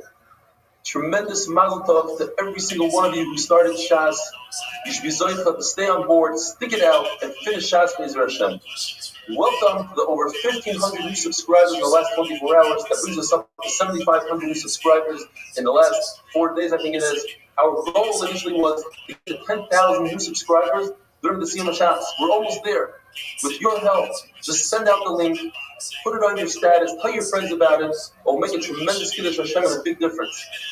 We learned in the Mishnah that according to Eliezer, you can say Kriya Shema until Soy Hashmur Rishayna, until the end of the first Mishmar. There are 3 Mishmars according to one sheet on Shemayim, that where the Malachim say Shira, and when one Mishmar ends and the next one begins, that's when you can say Kriya Shema. The question is, if you divide the 9 into 3, it equals to 4 hours each. So why didn't the Mishnah just say Kriya Shema for 4 hours? The answer is to teach us that the Mishmaris in Shemayim coincide with the Mishmaris down here. We also have Mishmaris. For instance, the first Mishmar, you'll hear the donkey zaying and making noise. The second, at the middle of the second Mishmar, you'll hear the dogs barking. And the beginning of the third Mishmar, the babies wake up to nurse. And when a couple wakes up, the wife starts talking to her husband. For another shot, all 3 of these signs happen at the end of each Mishmar. End of the third Mishmar is already daytime. I don't need a sign. But if you tell you that in a dark room and your wife starts talking to you, or your baby wants a nurse, you should know it's time to say Kriya Shema. He roars like a lion 3 times a day. And he says, wow to the nation that because of my sons, I had to destroy my house, and I had to burn my heichal, and I had to send price on the dogs. Says Rabbi Yosi, I was once on the way, and I had a davening. I went off the path, and I went into ruins. The Chul Barachas Yerushalayim. And Rabbi waited for me by the door, and when I finished, he said, Shalom. And I said, Shalom Aleichem, Rabbi and Moiri. He said, what are you doing here? I said, I had a davening. He said, daven, you can daven on the way. He said, daven and Tefillah Pshara. Says Rabbi Yosi, I learned 3 things from him. First of all, you don't go into a korban. And if you're traveling, you daven on the way. And what do you daven? Tefillas Habineinu, it's Tefillah Pshara. And Eliyahu continued and asked him, what did you hear in the korban? And he said, I heard a voice that sounded like a pigeon cooing, and the pigeon was saying, was a voice was saying, Oil of volume, like you just said, that I had to be matter in my house and burn my info, and had to be magnified. Says Eliyahu in the luncheon of a shvuah, and a double shvuah, I swear to you, double. And his Baruch Hu says this every single day, 3 times a day. When his Baruch Hu sees Klai Yisrael going into shuls, and they say, Amei Yishmi Rabba, he bows his head to Abiyachal, and he says, and he's mitzvah to Abiyachal, and he sent Klai Yisrael with the goddess. Why don't we go into a korban into ruins? There are 3 reasons in the Gemara. First is chashad, the suspicion. And that's a reason if you're going with 2 people, they're not that good, they're chutzim. So there's still a chashad that a person will be with a zayna. People will say there's with a zayna. The second reason is machpelos, and the worries that the ruins will cave in. And that's a reason, if you're going in with 2 kosher people, that you don't have a chashad. Finally, the third reason is mazikim, shadim. If it's a brand new place, and two people that are kosher, but it's in their place where the mazikim like to hang out, it's still dangerous even though you have two people. Or if you're just with one person, or you're by yourself, and you're in a field, so there's no women, there's no chashad, yet there's mazikim. Rabbi says that the night consists of 4 mishmaros, in other words, 3 hours each. The Rabbi says he woke up every night at Chatzos and it says, Kadmu Eini Ashmoros. I woke up 2 mishmaros before the end. Now, if you hold that there are only 3 mishmaros in the night, and you woke up in Chatzos, which is in the middle of the night, that means there's only 1.5 mishmaros left. How do we reconcile this? Says the Gemara, because Rabbi was saying that he woke up 6 hours to the end of the night, plus 2 hours, because kings would sleep 2 hours into the day. Basically, he woke up 8 hours before everyone else. 8 hours divided by 2 equals 4 hours. In other words, there's 2 mishmaros that he woke up before the other kings. Yes, it was only 6 hours of nighttime, 1.5 mishmaros, whereas 8 hours before the kings, which equals 2 mishmaros and 4 hours each. Rabbi Ashi says you could call 1.5 mishmaros, 2 mishmaros. The Gemara says halacha, in front of a dead person, you should not talk and learning, because it's loig l'rush. Since a dead person can't talk and learning, he'll feel bad. Unless you talk in learning that the dead person was mechadish. Another pshat in the Gemara is you shouldn't talk any shtuyot, you shouldn't say anything in front of the mace that still makes it feel bad, unless you're talking about the mace himself. There's a contradiction seemingly in the Pesukim. In one pasuk it says that David HaMelech woke up at Chatzos, the other pasuk it says that he woke up before the night. The Gemara has 3 pshat. Either David HaMelech was saying, I never slept past Chatzos, or he said that I was learning Torah up until Chatzos like a horse that dozes off, but he was learning in his dozing. And then from that point on, he would be misgaber kari, he would strengthen himself like a lion. Or the pshat is, until Chatzos he learned Torah, and then from Chatzos on, he would be basically shiros, message bachos. The word neshev means when something goes away, when the night becomes day, or when the day becomes night. The Rabbi says, Chatzos laila akum, I'd wake up at Chatzos. So in other words, David HaMelech knew when Chatzos was, and on the other hand, it seems like Moshe Rabbeinu didn't know when Chatzos was, because he says, Kach Chatzos laila, he tells Paro, Kach Chatzos, almost like Chatzos. 4 pshatim in the Gemara. Either David HaMelech knew and Moshe Rabbeinu didn't know, because David HaMelech had his kinar, his heart, which told him exactly when Chatzos was. Or the pshat is Moshe Rabbeinu also knew, just David HaMelech needed his kinar in order to awaken him.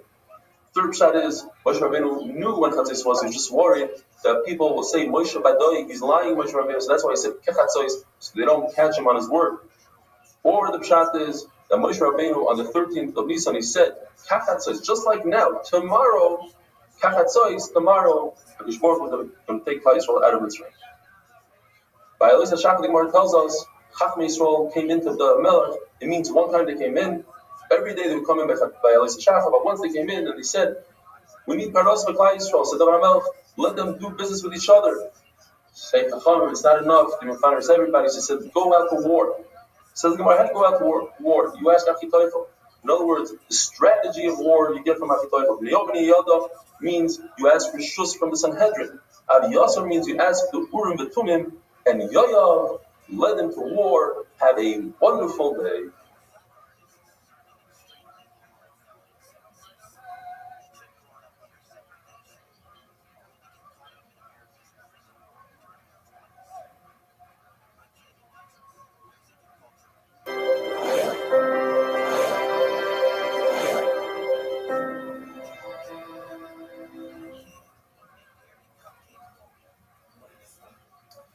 Bracha is Dav Dalet. I'd like to thank each and every one of you. A few months back, when I found out that my sister-in-law got sick, that day I started taking a daf. Just recently, I promised her that for Schus of Refuah Shlema, I'm going to try to get 10,000 new subscribers during the Siyum HaShas. In fact, today, Baruch Hashem, in your Schus, we achieved that monumental occasion, and Shoshana Razia Basilka should have a Refuah Shlema. I also like to thank the over 1,500 people who viewed the regular 42-minute cheer. You can find that on YouTube. Search under Eli Stefanski or Ramap at Shemesh Daf Yomi and subscribe. The pasuk says in Tehillim, David HaMelech says, "Shomra nafshi ki chassid ani."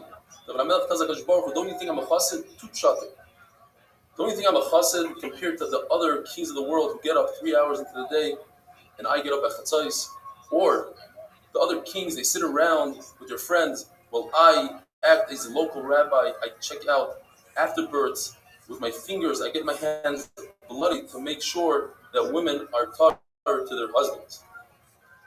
I'm a chassid. I ask Mipi Baishes, who's known as Ish Baishes. The reason why it's called Mipi Baishes is because he embarrasses David HaMelech. David HaMelech asks him questions and he says, is this tar? Is this kosher?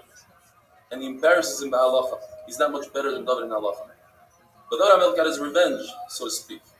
When he had a son Daniel, who was called Kilav because he was able to embarrass Mipi Baishes in halacha. It says in the famous pasuk, Lulei hemanti lirois betuv Hashem. The word lulei has dots on top of it, the kudos. David HaMelech wasn't sure that he would be zoicha to Olam Haba. And the reason is because he was worried, perhaps he'll sin and he won't be zoicha. As we see by Yaakov Avinu, even though HaKadosh Baruch Hu promised him shmira, protection, it says in the pasuk, by Yira Yaakov, he was worried. Why? Shema Yigrim HaChet. In fact, we see that the chet was guarded.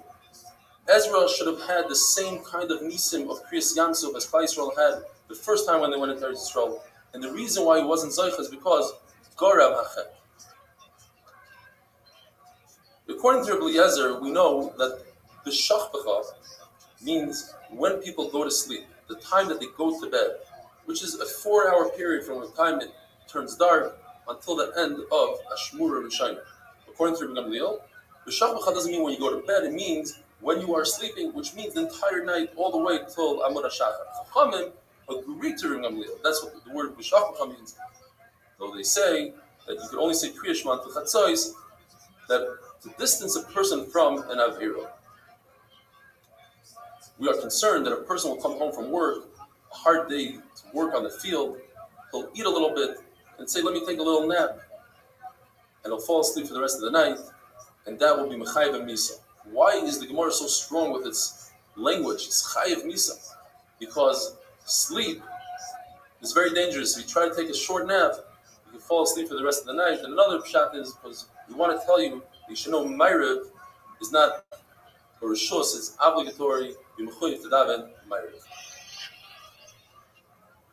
say Kriya Shema, it says in the Gemara, and then immediately you say Shemona Esrei, that goes according to Rabbi Yochanan. Rabbi Yochanan says you have to be Soymech Geula L'Tfilah.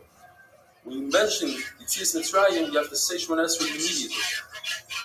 Rashi explains beautifully, and that is because first, you praise HaKadosh Baruch Hu, and Kaviyachol, you open HaKadosh Baruch Hu's heart, and once his heart is open, you can jump in and ask for your tzrachim and you say Shemona Esrei.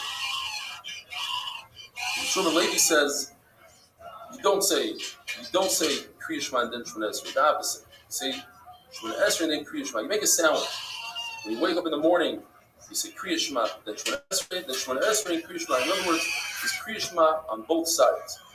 Why? What's the shayla? The question is, whether do we consider the Geulas Mitzrayim, the main part happened during the day, we know. But perhaps, as Rabbi Yochanan, there's a little bit that started at night, and therefore at night also you have to be Soymech Geula L'Tfilah. Shmuel Levi says no.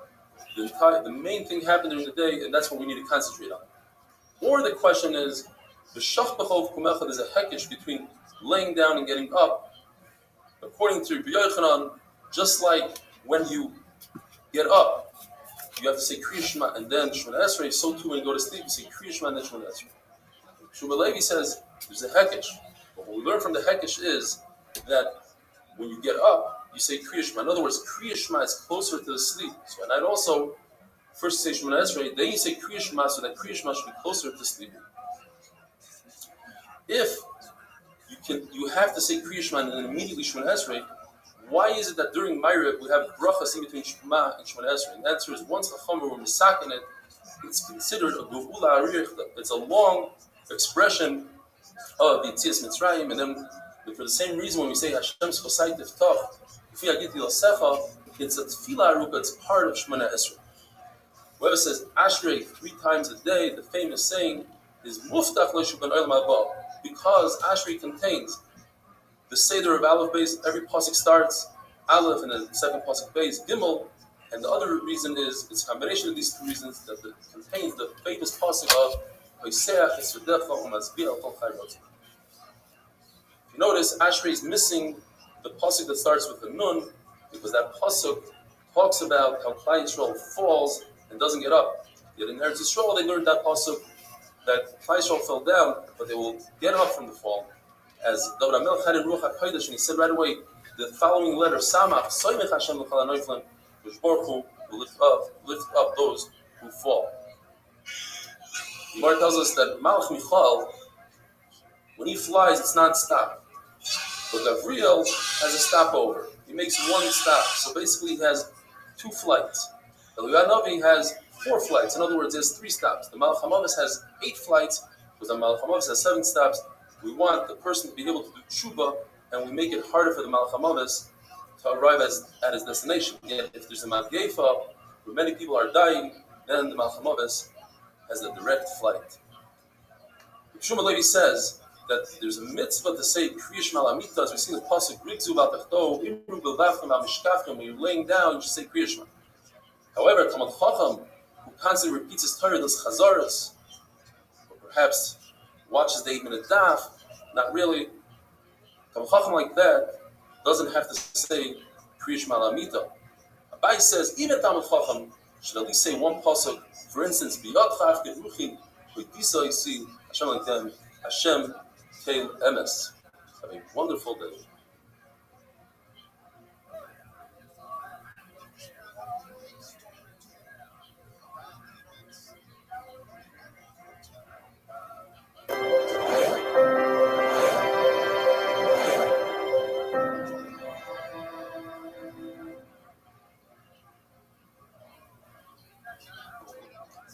Brachas Daf Hey. I'd like to apologize. We're simply overwhelmed by the vast amount of new subscribers that we just had in the recent days, and it's very difficult for us to get the video out to everybody. We're working on it. We bought new technology, and hopefully in the next few days we'll have it all sorted out. The Gemara says that a person should use his Yetzer Tov in a battle against his Yetzer Hara constantly. And if that doesn't work, he should learn Torah. And if he sees that he's not beating the Yetzer Hara, he should say Kriya Shema. If it's still not working, he should remind himself of Yom HaMisa, the day of his death. This has come as a surprise to some people that even Shas, all of Shas, came down to Moshe Rabbeinu on Sinai. As we learned in the pasuk, Ve'etin luchos ha'even, that's referring to the luchos, the Aseres HaDibros, Ve'atayra, the one is mechuyev to learn Torah, Chamisha Chumsha Torah. Ve'amitzvah is referring to Mishnayos. Asher Tosafti is Nevi Miksuvim. How do I get halacha? From Gemara. You cannot derive halacha from a Mishnah, rather from Gemara, and all these came from Moshe and Sinai. The Gemara discusses Kriya Shema L'Amita, that Kriya Shema L'Amita acts as a double-edged sword to kill away the mazikim, and Rish Lakish says to get rid of Yisurim. Says Rabbi, I don't need a pasuk for that. Every kid knows that the pasuk says if you do everything like Baruch Hu tells you, Torah is something that gets rid of Yisurim. Says Rabbi Yochanan, if you don't learn the Torah Chas v'Shalom, then Baruch Hu sends terrible Yisurim. So the Gemara, Baruch Hu doesn't act like a regular king. Regular person who gives a present to somebody, or he sells something, he's upset. Baruch Hu gave us the Torah, and he's excited about it. He says, if a person has Yisurim, and this is a Yisod for life, a person should introspect, should check to see what might have caused Yisurim. If he can't figure it out, he should assume it's because he's not learning Torah, he's Mevatel Torah. And if not, he should understand that Yisurim Shalahava. There's a concept that Baruch Hu gives you Yisurim in order to double your Sachar in Olam Haba. Baruch Hu says the Gemara gives Yisurim to the people he loves, on one condition, that those people accept it ba'ahava, and if they do, they'll be zoicha for children and arichas yamim. The machlokes, if Yisurim Shalahava is only in a situation where it doesn't create the Torah, According to one man, it's only in a situation where it doesn't create bittul tefillah, and according to Rabbi Yochanan, even if it creates bittul Torah and bittul tefillah, it's still considered yisurim shel ahava. The Gemara brings a kavachomer.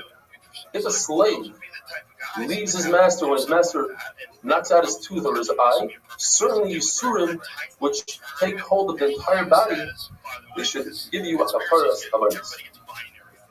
Rav Shimon Bar Yochai says, and this is also a great insight for life, anything good comes with a struggle.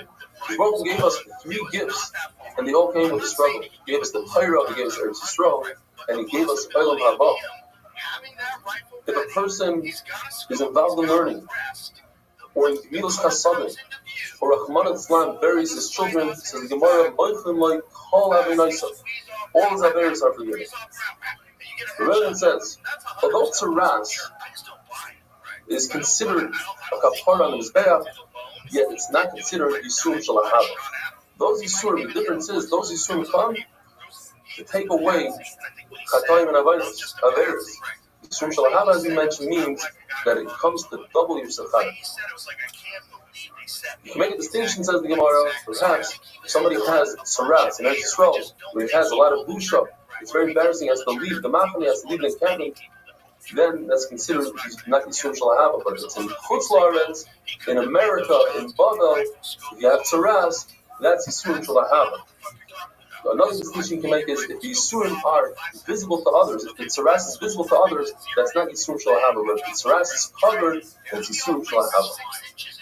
Famous lashon of Rabbi Yochanan had 10 boys that were nifter, and he carried on himself a bone of one of his children, of the last child that died, and he said, Dein Gaimu that Sirah here. This is a reminder of the Yisurim, of the Hava that HaKadosh Baruch Hu gave me. Because Rabbi Yochanan was a tzaddik, he didn't have Yisurim that weren't Shel Hava. And the Gemara makes a distinction. If a person never has children, that's not Yisurim Shel Hava. But if a person, Rahman Islam, loses a child, that's Yisurim Shel Hava. Here, Bar Abba was sick, and Rabbi Yochanan went to visit him. And Rabbi Yochanan asked him, are you happy with your Yisurim? And he says, no, I'd rather not have Yisurim, and I'd rather not have the Sechar. The explanation is because it causes things to be Torah. Rabbi Yochanan says, give me your hand. He gave him his hand, and he healed him. Rabbi Yochanan himself was sick, but he couldn't heal himself because a person cannot take himself out of jail. Rabbi Yochanan said the same thing. He says, I'd rather not have the Yisurim, I'd rather not have the Sechar. And Rabbi Abba took his hand and healed Rabbi Yochanan. Rabbi Yochanan once visited Rebbe Lazar, who was also sick, and he saw that his house was dark. He rolled up his sleeve, and it became light in the house. Rabbi Yochanan's skin shined. And he asked him, why are you crying? If you're crying about the Torah that you didn't accomplish, the famous concept, doesn't matter. The quantity, it's the quality that counts. And if you're crying because you don't have parnasa, so not everybody has 2 shulchanos, 2 tables. You have Torah, you should be happy with that. Says Rabbi Lazar, I'm crying about you, about your beautiful face, your beauty that one day is going to be buried. And he explained, because Rabbi Yochanan the Maharsha explains, Rabbi Yochanan was the last of the beautiful people that lasted from Churban Abayis. And that's the end of an era. So they both sat and they cried. Rav Huna, 400 of his barrels became vinegar. Chacham came to Matthias him, and they said, listen, you have to look into what you've done. There's a reason. And he said, what you questioned me? And they told him they knew. Explained to Rishonim, they knew that he did something. And he said, what you questioned the Rabbi Shalom that he'll do something without a reason. You see from here, every Yisurim, all Yisurim that we have comes with a cheshbon. And he said, I don't know. You tell me. And he said, well, perhaps you didn't pay your sharecropper. And he said, well, the sharecropper is a ganav. He stole from me. That's why I didn't pay. And so nevertheless, even though he's a ganav, if you steal from him, then you taste a little bit of the gneva. So he said, okay, I accept it by myself. I'll pay him back.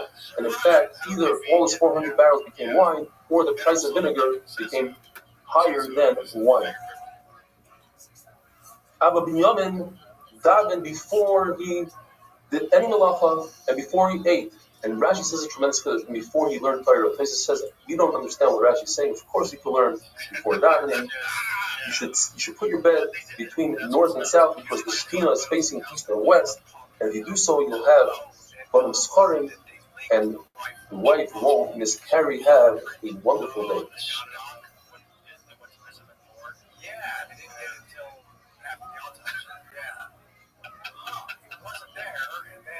Surprise! How convenient.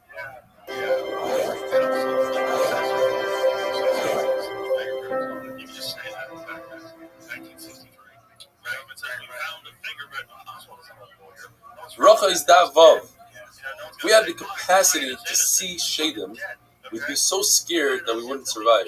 They're all around us, and there are many of them, many more than us. In fact, each person has 1,000 Shadim on his right side and 10,000 Shadim on his left side. And you can blame the Shadim for everything. The fact that our clothing is worn out, that our feet knock each other, that our knees are weak, that when we go to a shear, it feels as if it's crowded. It's all the Shadim that you can blame.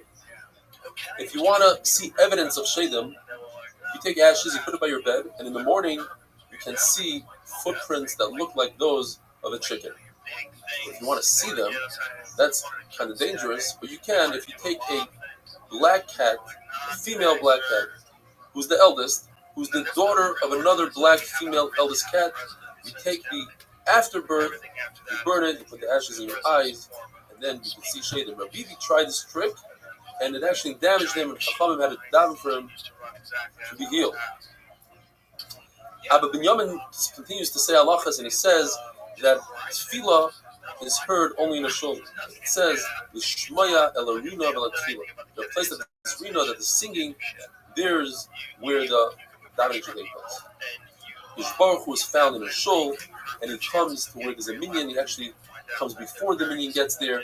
And Hakadosh Baruch Hu is there when he's doing the Torah, when there's 3 dayanim, the Torah is considered Torah. Hakadosh Baruch Hu is there when a chavrusa is learning Torah, and Hakadosh Baruch Hu is even there when a person is learning by himself. The difference between a person learning by himself and a chavrusa is that a chavrusa is exclusively written down in a sefer that's for everybody to see. Yet, for an individual, it will be in his own private sefer. That's how Tosis explains this. It says in the pasuk, "L'choshvei shmoi," the famous Gemara, that if a person thinks about doing a mitzvah, he had an einus and he couldn't do the mitzvah, he'll get schar as if he did the mitzvah. Hakadosh Baruch Hu wears tefillin. Hakadosh Baruch Hu says, if Klal Yisrael gave me this one great shvach and he said, Shema Yisrael Hashem Elokeinu Hashem Echad, I'm going to say, Umi Kamcha Yisrael Goy Chol Ba'aretz. What does Hakadosh Baruch Hu put in his tefillin? In one of the bottom he has Kimi Goy Gadol and the parasha Umi Goy Gadol. In the second bayis he says Ashrecha Yisrael and the parasha of Mika Amcha. In the third bayis it says Oya Nisa Lekim, and in the fourth bayis it says Ulititcha Elyon. If a person is used to coming to a shul and he doesn't show up, the Baruch Hu asks about it. He says, "Where's this guy?" If he finds out that it's because he went for Dvar Mitzvah, the person will have light.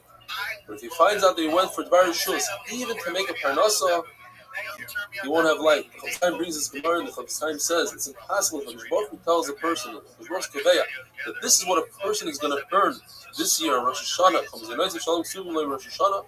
It's impossible that if a person has kavudik time to go daven and to go learn, and he takes that time instead of learning, he goes and he earns a parnasa. It's impossible that the Baruch Hu will take away from the earning that you're supposed to earn. In other words, you should stay and learn, and nothing will happen. It will make the same amount of money.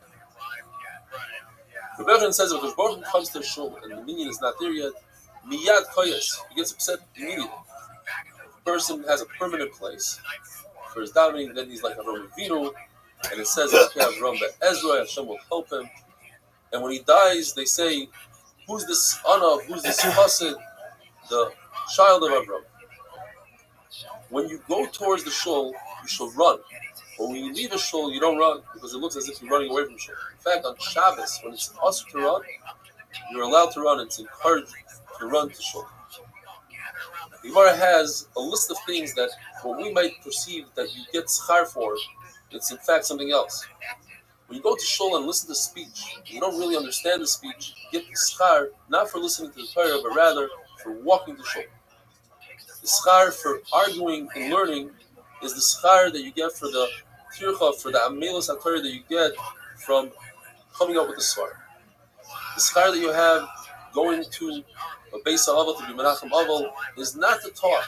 The opposite. Shtikusa is being quiet is what's preferred. When you fast, on a fast day, you think that the schar is for fasting. In fact, the schar is even greater when you give money to the poor person to break his fast. The schar of you masbid somebody saying a hesped is not in the speech that you give, but rather in the crying that you do. And the schar that you have from going to chasana is the schar for telling the chassan great things. If you daven in a shul, outside of the shul, according to Rashi, means opposite of Daran Kodesh, that wall, and your back is towards Daran Kodesh, you consider it a Russian. The Gemara says a story that Aliyah Navi met somebody that was davening outside the shul, and his back was towards Daran Kodesh. He said, shouldn't you turn around? And Aliyah Navi took out his sword and he killed the person. It says in the pasuk, Krum Zulus B'nei Adam. These are the things that people are used to, such as davening, and people disregard the davening. They don't treat it with proper respect. Rabbi says Krum is a lashon of a bird.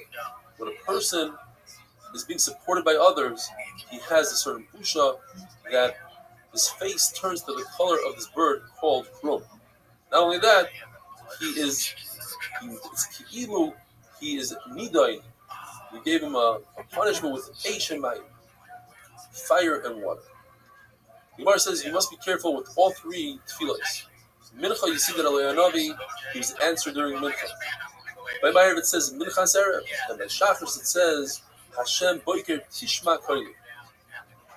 If you benefit from a wedding meal without creating simcha at the wedding, you're over on the 5 koilos that says in the pasuk Kol Sasim, Kol Simcha, etc. If you are Misameach Chasim Kala, you benefit from the 5 koilos that it says by Matan Torah, by He Koilos Ubrakim. The continuation of Kol Sasim, Kol Simcha is a very long pasuk. It says that Nevi'im Toido Beis Hashem.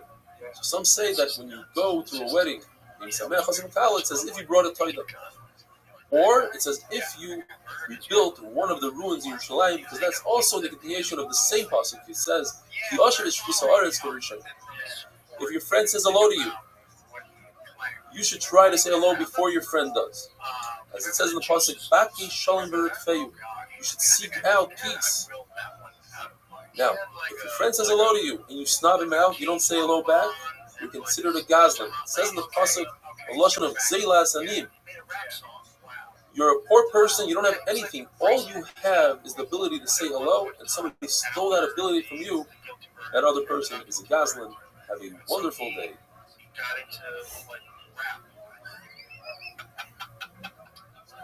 Probably just for monetary. I would imagine. You watch play the juice.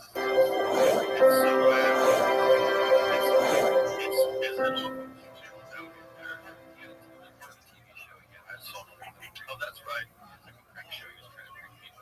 Bracha is Dav Zayin. The Gemara tells us that even HaKadosh Baruch Hu davens. But what does he say? Who does he say it to? The Gemara says he says it to himself. It's actually the same exact words as the famous song, just he says it to himself. The famous song, Tanya, Omer B'Shmuel Ben Elisha, Hamachas Nichnasi L'Haktis HaKoros. I once walked into the Beis Hamikdash to serve HaKadosh Baruch Hu with Koros. V'ro'isi HaKadosh Rikel Ko Hashem Tzvakos. I saw HaKadosh Baruch Hu himself. V'yoshev and he's sitting, V'Amar Li, and he told me, Barucheini, give me a bracha.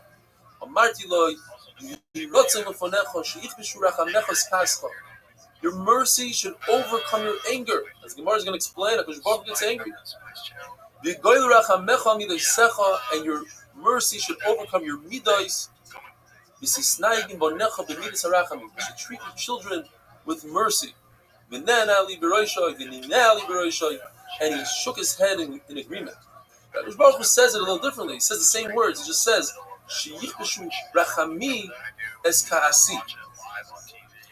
what do we learn from Rabbi Shmuel? We learn that HaKadosh Baruch Hu could ask a bracha from a basar v'adam, and he gave it to him and he agreed to it. So then any basar v'adam, even a hedyot, al-kiyah brikas hedyot kal benach, even a hedyot, a simple person could give you a bracha and you should enjoy it and benefit.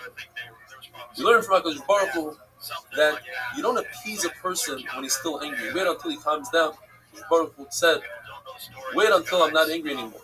When does HaKadosh Baruch Hu get angry? Every single day for a split second, for a 16th of a second, the Gemara says it's 158,888. One part of that, which is a 16th of a second, or the amount of time that says that it takes to say the word rega. And Bilam knew that second. Bilam wasn't that smart. His own donkey beat him in an argument, but he knew that split second. And when you know that split second, you could use it to curse somebody, and the curse works.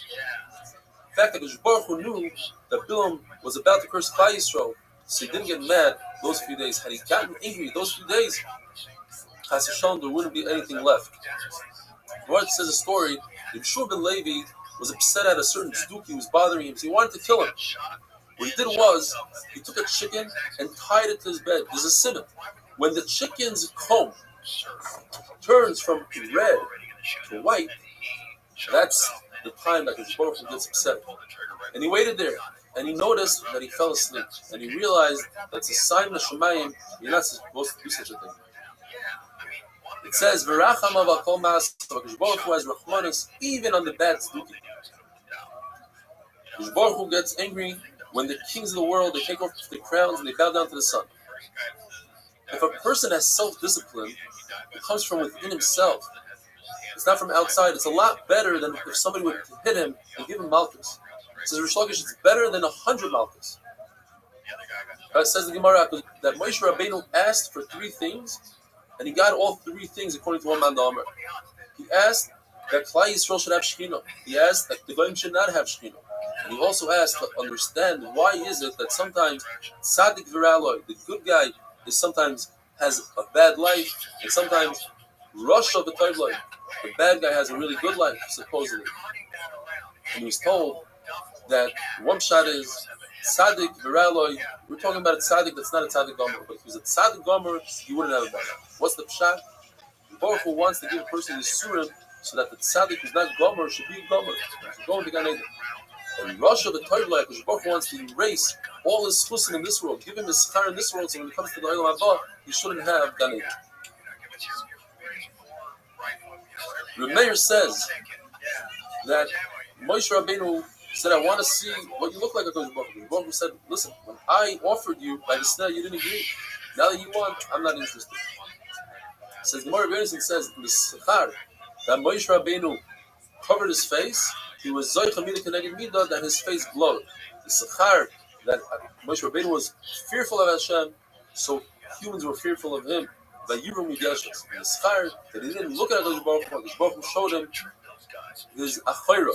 What does Achayra mean? Says the Gemara, he showed him the knot of the Tefillin Shorach. When HaKadosh Baruch Hu says something, he promises something, even if it's connected to a condition, if the condition doesn't happen, HaKadosh Baruch Hu still will fulfill his word. For instance, HaKadosh Baruch Hu said, I want to kill all of Klal Yisrael. And don't worry, Moshe Rabbeinu, I'll make you into a great nation. And then he didn't kill Klal Yisrael yet. He made Moshe Rabbeinu a great nation. In fact, Moshe Rabbeinu had, as the Torah tells us, 600,000 descendants. Rabbi said in the name of Rav Shimon Bar Yochai, Rabbi Avinu was the first one to call the Rebbeinu Shloim Master, Adon. And when Daniel was saved, it was in merit of Avraham Avinu calling the Rebbeinu Shloim Adon. Leah was the first one to be moided to HaKadosh Baruch Hu, to sing praise to HaKadosh Baruch Hu, to realize that what Hashem gave her was more than what she deserved. The name Reuven, says the Gemara, is made out of 2 words, Reuven. See my son. Leah was saying, look at Esau. He sold his Bechar willingly, then he complained. And he said that Yaakov took it away illegally. My son Reuven lost his Bechar to Yosef, yet he didn't complain. Not only that, he wasn't jealous, and he tried to save Yosef by Tzilei Miyodav. The name Ros comes to describe David HaMelech that would sing Shiros V'Shbachos HaKadosh Baruch Hu. In fact, you see that the name of a person has a tremendous effect on the person. A son, a kid who's rebellious is worse than the war of Gog and Magog to his parents. And the Gemara asks a question, when David HaMelech was running away from his own son Avshalom, it should have been the worst thing in the world, yet David HaMelech says, Mizmor LeDavid. He's saying a praise to HaKadosh Baruch Hu. Shouldn't it be Kina LeDavid? David HaMelech was relieved, like a person paying off a big debt. It's upsetting, but it's a relief. He was relieved that HaKadosh Baruch Hu told him you're going to have a rebellion from within your house, and he thought perhaps it's a mamzer or an eved that's going to rebel. He was relieved that it's his own son. His own son is not going to kill him. when are you allowed to start up with a bad guy, with a Russia? So the Gemara 4 ways. Either when it's Mila Dishmaya, it's the Shem Shemayim, it's not a mundane thing, otherwise it might be dangerous. Or if the Russia is not having a good time, it's not a good time for the Russia in his life. He's on the down, so on the down you're allowed to go after him. Or he's on the up, he's doing really well, but you're at Tzadi Gomer, go after him. The other thing is, even if he's not at Tzadi Gomer, still go after Russia if it's not a good time for him. If a person sets a permanent seat in a shul, then his enemies fall from within him, in front of him, and finally the Gemara says it's better to serve a Talmid Chacham than to learn Torah from him. Have a wonderful day. That's the whole thing over there. It's like get people to do stuff that's stupid, right? Like they got women to free. They start pushing this idea that it's the patriarchy's making you wear a tampon, and you should just your menstrual cycle should just flow your ass. This is like a sign of your strong femininity. It was just them being crazy, and then a bunch of women just adopted it. Bracha is Daf Ches. Today must be one of the highlights of my Daf Yomi career. I was singing over the Gemara Tanya on Rabbi Shmuel ben Elisha when suddenly one guy started singing the famous Avram Fried song, and then the entire group, 60, 70 guys together. It was an unbelievable feeling. If you want to be part of a Geshmak Chevra, a fun, entertaining shir, check us out on YouTube under Eli Stefanski. Understand why there are close to 2,000 subscribers. The halacha is, if a person has an oinus, he's sick, and he can't make it to shul, and he can't gather 10 people to his home, it's preferable that he should daven at the same time that they're davening in shul. HaKadosh Baruch Hu doesn't turn down the tefillah of the tzibur of the Rabbi. HaKadosh Baruch Hu says, whoever learns Torah, does milas chasadim, and davens with a minyan, it's as if they redeem me and my children from within the nations. Rish Lakish says, if there's a shul in a city and he doesn't go in, he's considered a bad neighbor, and because of him, he creates galus for him and for his children. Rabbi Ephraim was under the impression that there are no extremely old people in Babel, because it says in the pasuk "L'man yirbu yameichem," that's referring to Yisrael. When he found that there were old people, he said it must be because they come to shul early in the morning and they leave shul late at night, and that gives arichas yom. Rav Chizda says one should not sit right by the door to the entrance of the shul because it looks as if he wants to run away from shul. Rather, he should give himself 2 doors distance into the shul. The Gemara brings 4 pshatim from this pasuk. Al zois yispal kol chassid eilecha. Every chassid, pious person, should daven for this le'eis mitzvah. Right before he needs this thing, and he'll get it if he davens for it. What is this thing? The first pshat is, Rav Chanina says, it's referring to looking for a wife. As it says in the pasuk, matzah isha, matzah toiv, the matzah matches matzah in the pasuk.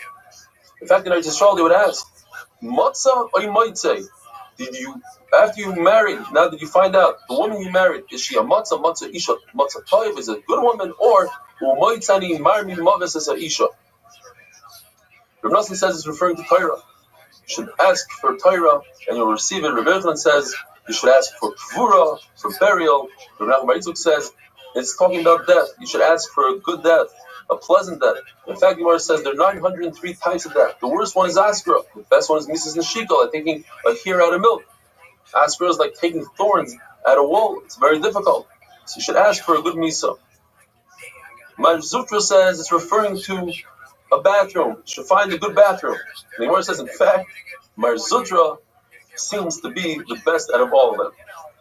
Says Rav Chizda, it's in the pasuk, Oyav Hashem Shari Tzion Mikol Mishkenei Yaakov. What does Hashem love the most? He loves Oyav Hashem Sha'orma Mitzuyonim B'Halacha. He likes the places that they come to the bottom of the halacha more than shuls and Bati Medrash. The halacha is one should daven where he learns. When Abaye heard this halacha, he changed his ways. He used to learn at home and go daven in shul, but then he changed it to where he would daven and learn in the same place. Rabbi and Ravasi, they had 13 shuls in Tveria, yet they chose to daven by the pillars of where they used to learn. It says, Ein leila HaKadosh Baruch Hu elo daled amas shel halacha b'levad. From the time the Chur ben Abai, HaKadosh Baruch Hu only has 4 amas of halacha. So in other words, that's why Abai also, he decided to daven in the same place that he learned halacha. That's why HaKadosh Baruch Hu is. Gemara says, somebody who has Yiras Shamayim and earns a living is greater than somebody that earns that just has Yiras Shamayim without earning a living. It says in the pasuk, Yagia kapecha yisaychel ashrecha v'toivlach. We learn ashrecha b'olam hazeh v'toivlach b'olam haba, whereas just Yiras Shamayim only has olam haba, not olam hazeh. There's a halacha that one should live right next to his Rebbe if he's subordinate to his Rebbe, if he accepts everything his Rebbe says. Otherwise, it's not good to live next to your Rebbe. We see that Shlomo HaMelech didn't marry the daughter of Pari as long as his Rebbe, Shimon Megari, was alive and he lived next to him. It says in the pasuk, V'oizvei yichalu. There's a halacha that if the Sefer Torah is open in Shul, you're not allowed to leave the Shul. Rabbi would leave the Shul between Garba and Garba, between Aliyahs. Rabbi asks, what about between Psukim? If there's a pause, can you sneak out? And he remains with the Teiku. Rabbi Shimon says, I turn my back to the Sefer Torah and I learn they're doing what they want to do and I'm doing my thing. The halacha of Shnai Mikra V'Echad Targum brings Arichas Yamin. You should say 2 Psukim and 1 Targum. What if there's no Targum on the pasuk? Like a Teres Divai. Atras Divai. Says Rashi, in that case, the Gemara says you should still say it, meaning you should say the pasuk 3 times, once instead of the Targum. One should not wait until Yom Kippur to say the Shnai Mikra V'Echad Targum, because Erev Yom Kippur is the day that we eat. It's as if you're fasting, and do not say Shnai Mikra V'Echad Targum earlier than the week that you need to say that. Rabbi Levi told his children, first of all, when you chef a bird, be careful that you chef all the breathing, the veins, make sure that all the blood comes out. Be careful with the Talmud Chacham that had Torah, even though you forgot it now because of Aynas, just like they put the broken Nuchais into the Aron. This person is a broken Sefer Torah. Rabbi told his children, do not cut meat on your hands. One shot is because it's a sakana. You might cut through, you might slip and cut your hand, or you might nick your hand. Some of the blood will go into the food and it'll disgust everybody. The halacha is you're not allowed to sit on a mita aramis, a bed of a goya. One shot is it's referring to going to sleep without saying Kriya Shema al mita. The other shot is Rabbi was telling his children who were kohanim, do not marry a geyores because you're a kohen. It's also, and some say that it's a goya mamish. Why can't you sit on her bed? There's a story with Rav Papa. A woman told him, a goya said, sit down. And he said, let me see what's underneath the bed. And she lifted up the bed and there was a dead baby there. She wanted to blame him for his death. Lacha is, one should not go behind a shul. It looks as if you don't believe in the shul. Gemara says there's a number of conditions here. If a person is carrying something heavy, it's obvious that he's not trying to avoid the shul. If he's wearing tefillin, it's obvious that he's Yiras Shamayim. If he's running, it's also obvious that he's trying to get somewhere. And if the shul has another door, then people will think he's trying to go to the other door, and it's not a bazar to the shul. Rabbi Akiva loved 3 things about the nation of Madai: that they cut their meat, they don't cut their meat on a table, and they would kiss each other only on their hands because of germs. And when they discussed private things, they would go into a field so nobody else could hear. Rabbi Yamil says, I like 3 things that the Parsim did. They had tznius in 3 areas: when they ate, when they went to the bathroom, and when they had relations. Afal Pikein, nevertheless, the Parsim are ready to go. With all this tznius, they're ready to go straight into Gehenna. The halacha is like Rabbi Yamil in the Mishnah, that you could say Kriya Shema all the way until Amud HaShachar. Rav Shimon Bar Yochai says that there's a possibility of saying Kriya Shema one after another. One will be for the night, one will be for the day. That is, if you say Kriya Shema right before Amud HaShachar and right after Amud HaShachar, the one after Amud HaShachar will count for the daytime, even though halachically right after Amud HaShachar is considered night. Since people get up then, do Yotzah, Kriya Shema Shachris, have a wonderful day.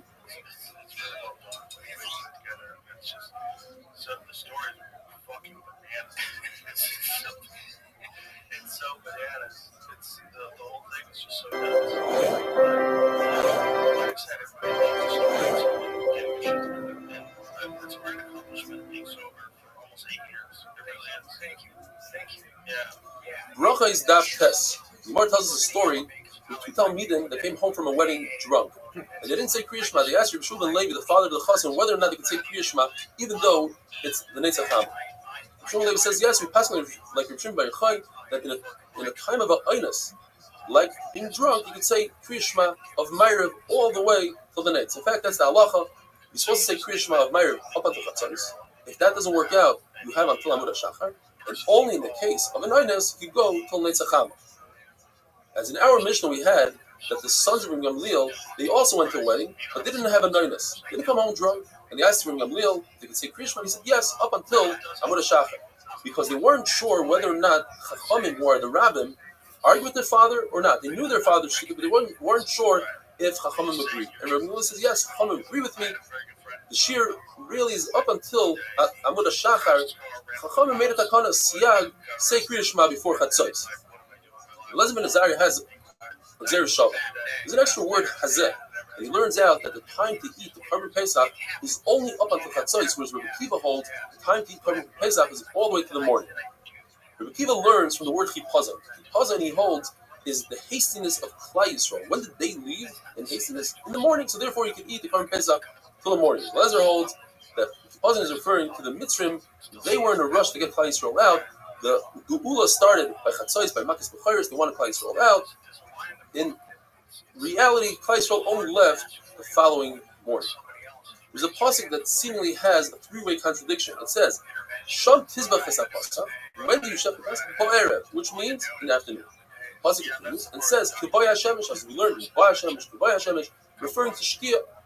Then the pasuk continues and says, "Moyed seis chametz Mitzrayim." When did Klai Yisrael leave Mitzrayim? In the morning. So which one is it? Is it afternoon, Shkia, or the morning? Says the Gemara. The pasuk is telling us three different things. Shchita of the Korban Pesach happens in the afternoon. Eating of the Korban Pesach occurs only after Shkia. Until what point can you eat the Korban Pesach? According to Rabbi Yeshua, which is like Rabbi Kiva, you can eat it all the way to the morning. And according to Rabbi Elazar, it's until Chatzos. The Gemara now goes on to explain a few psukim. When Akash Baruch Hu told Moshe Rabbeinu to tell Klai Yisrael to borrow gold and silver from the Mitzrayim, the pasuk uses an interesting lashon. Daber no ba'oznei ha'am v'yishalu. What's this no? I beg of you, please. Akash Baruch Hu told Moshe Rabbeinu, I don't want Avram Avinu to come to me with kindness. I promised that the Mitzrayim will enslave Klai Yisrael, and that they did. But didn't happen. So therefore, I beg of you that you should beg of them that they should borrow gold and silver.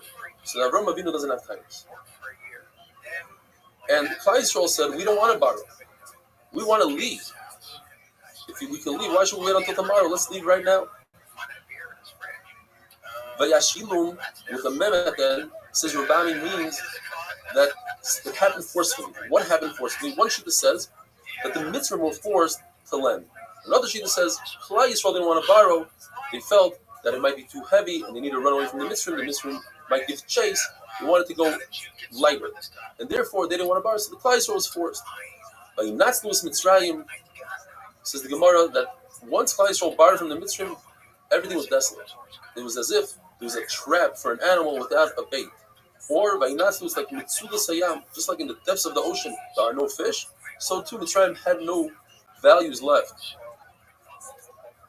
Eya Asher Eya. What's this double lashon? Because Baruch Hu told Moshe Rabbeinu, tell Klai Yisrael that just like I was with them now, I will be with them in the future Gullus. So Moshe Rabbeinu said, Klai Yisrael has enough on their head. Why should I tell them about future Gullus? Says Rabbi Shalom, you're right. Just tell them I'll be with them. What's the double lashon by Eliyahu Hanavi? Aneni Hashem Aneni. Famous story, Eliyahu Hanavi wanted to prove the Nivei HaBaal that they are false, so he had them try to consume meat with fire from Shemaim. It didn't work, and then he begged Rabbi Shalom, bring an ace, bring down fire from Shemaim and consume the meat. In fact, that's what happened. But Aneni the second time was Klai Yisrael shouldn't think it's witchcraft. They should understand that it's Min Hashemayim. Says the Mishnah, Kriya Shema in the morning is said for when you could differentiate between Tcheles and Lava. This is Tcheles and Lava. That's one shot. We had the opportunity today. The owner of Psil Tcheles came to our shir and gave us a live demonstration and lent this to me. The Gemara says that the Tcheles is within the Lava. If a piece of wool wasn't dyed completely, it didn't catch completely like this. When you can differentiate between the white and the blue, that's the shear. That's when you could say Kriya Shema. Rabbi Lezer says between tchelas and karsi. Karsi is a leaf. So when you can differentiate between the blue and the green, that's the shear of Kriya Shema. The same shear, the Gemara brings in another way. If you can differentiate between a dog and a wolf, between a donkey and a roid, which is a wild donkey, and Achayrim say it's when you can differentiate, when you can pick out your friend or an acquaintance, an associate from 4 amos away. Up until what time can you say Kriya Shema? One sheet is until Netzach Chama. That's the Lechatchila. The other can go even further. But Yeshua says until 3 hours Zmanios. In other words, you divide the day into 4. The light, that's the Machlekes from the Gra and the Magen Avraham. Magen Avraham says you start from Amal Shachar. The Vilna Gaon says you start from Netzach Chama. And that's when kings wake up 3 hours into the day. The Mishnah says whoever reads Kriya Shema past this time, at least he'll be Mekayim the mitzvah d'oraisa of Limud HaTorah. So the Rebbe explains what's the chiddush. He says because this person is saying it Baal Peh, and Torah Shebiksav can't say Baal Peh, nevertheless he gets Sechar. Rav Huna says the halacha is that Kriya Shema can be said the shear of picking out your friend 4 amos away. Rabbi says no, that's only in regard to tefillin. But Kriya Shema is kibasikin. Basikin means a type of a person that's a chassid, and a chassid would say Kriya Shema immediately before night, and not Shemona Esrei right after night, because it's the reason about Gimel Mitzvahs, he wants to say Shemona Esrei the earliest possible time, but you have to be son of Gulul Tefillah, you have to put Kriya Shema right before, and therefore, in order to time everything, you have to say Kriya Shema at the last available moment, right before night. It says, how do we know this concept? It says, you should have fear right when the sun comes out. That's Kriya Shema, Ol Malchus Shemayim. The pasuk continues. The Pnei Yerech, Dor Dorim, is talking about Mincha should not be said after Shkia. Rabbi Yosi ben Eliakim said in the name of the people in Yerushalayim that whoever says Geula right next to Tefillah won't be damaged that day. Reb Zera said he was damaged, and the Gemara says, why? Because he had a monetary loss, he had to bring a Hadassah to the king. People pay money to see a king. You're supposed to see even Gentile kings, to see the difference between a Goy and a Yid king. Reb Bruna says the Gemara, he was son of Geula Tefillah, and he was happy the entire day. He had a smile on his face the whole day.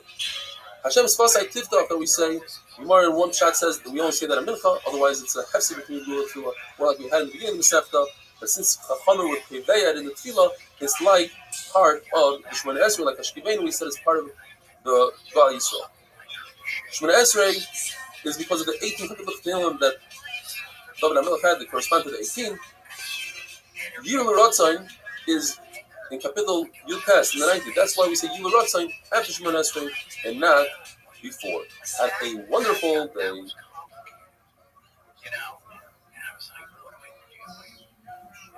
Just sat inside. I sat inside of that for a while because it didn't feel good.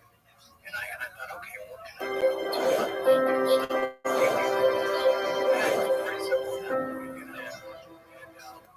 It wasn't going to read how it was going to do it dramatic. Is that view? The Gemara tells us a story that a mayor had really bad neighbors. So he davened that they should die. Beruria's famous wife told him that's not the way to do it. You're probably thinking, Yitamu Chataim in Aretz, you should get rid of all the Chataim.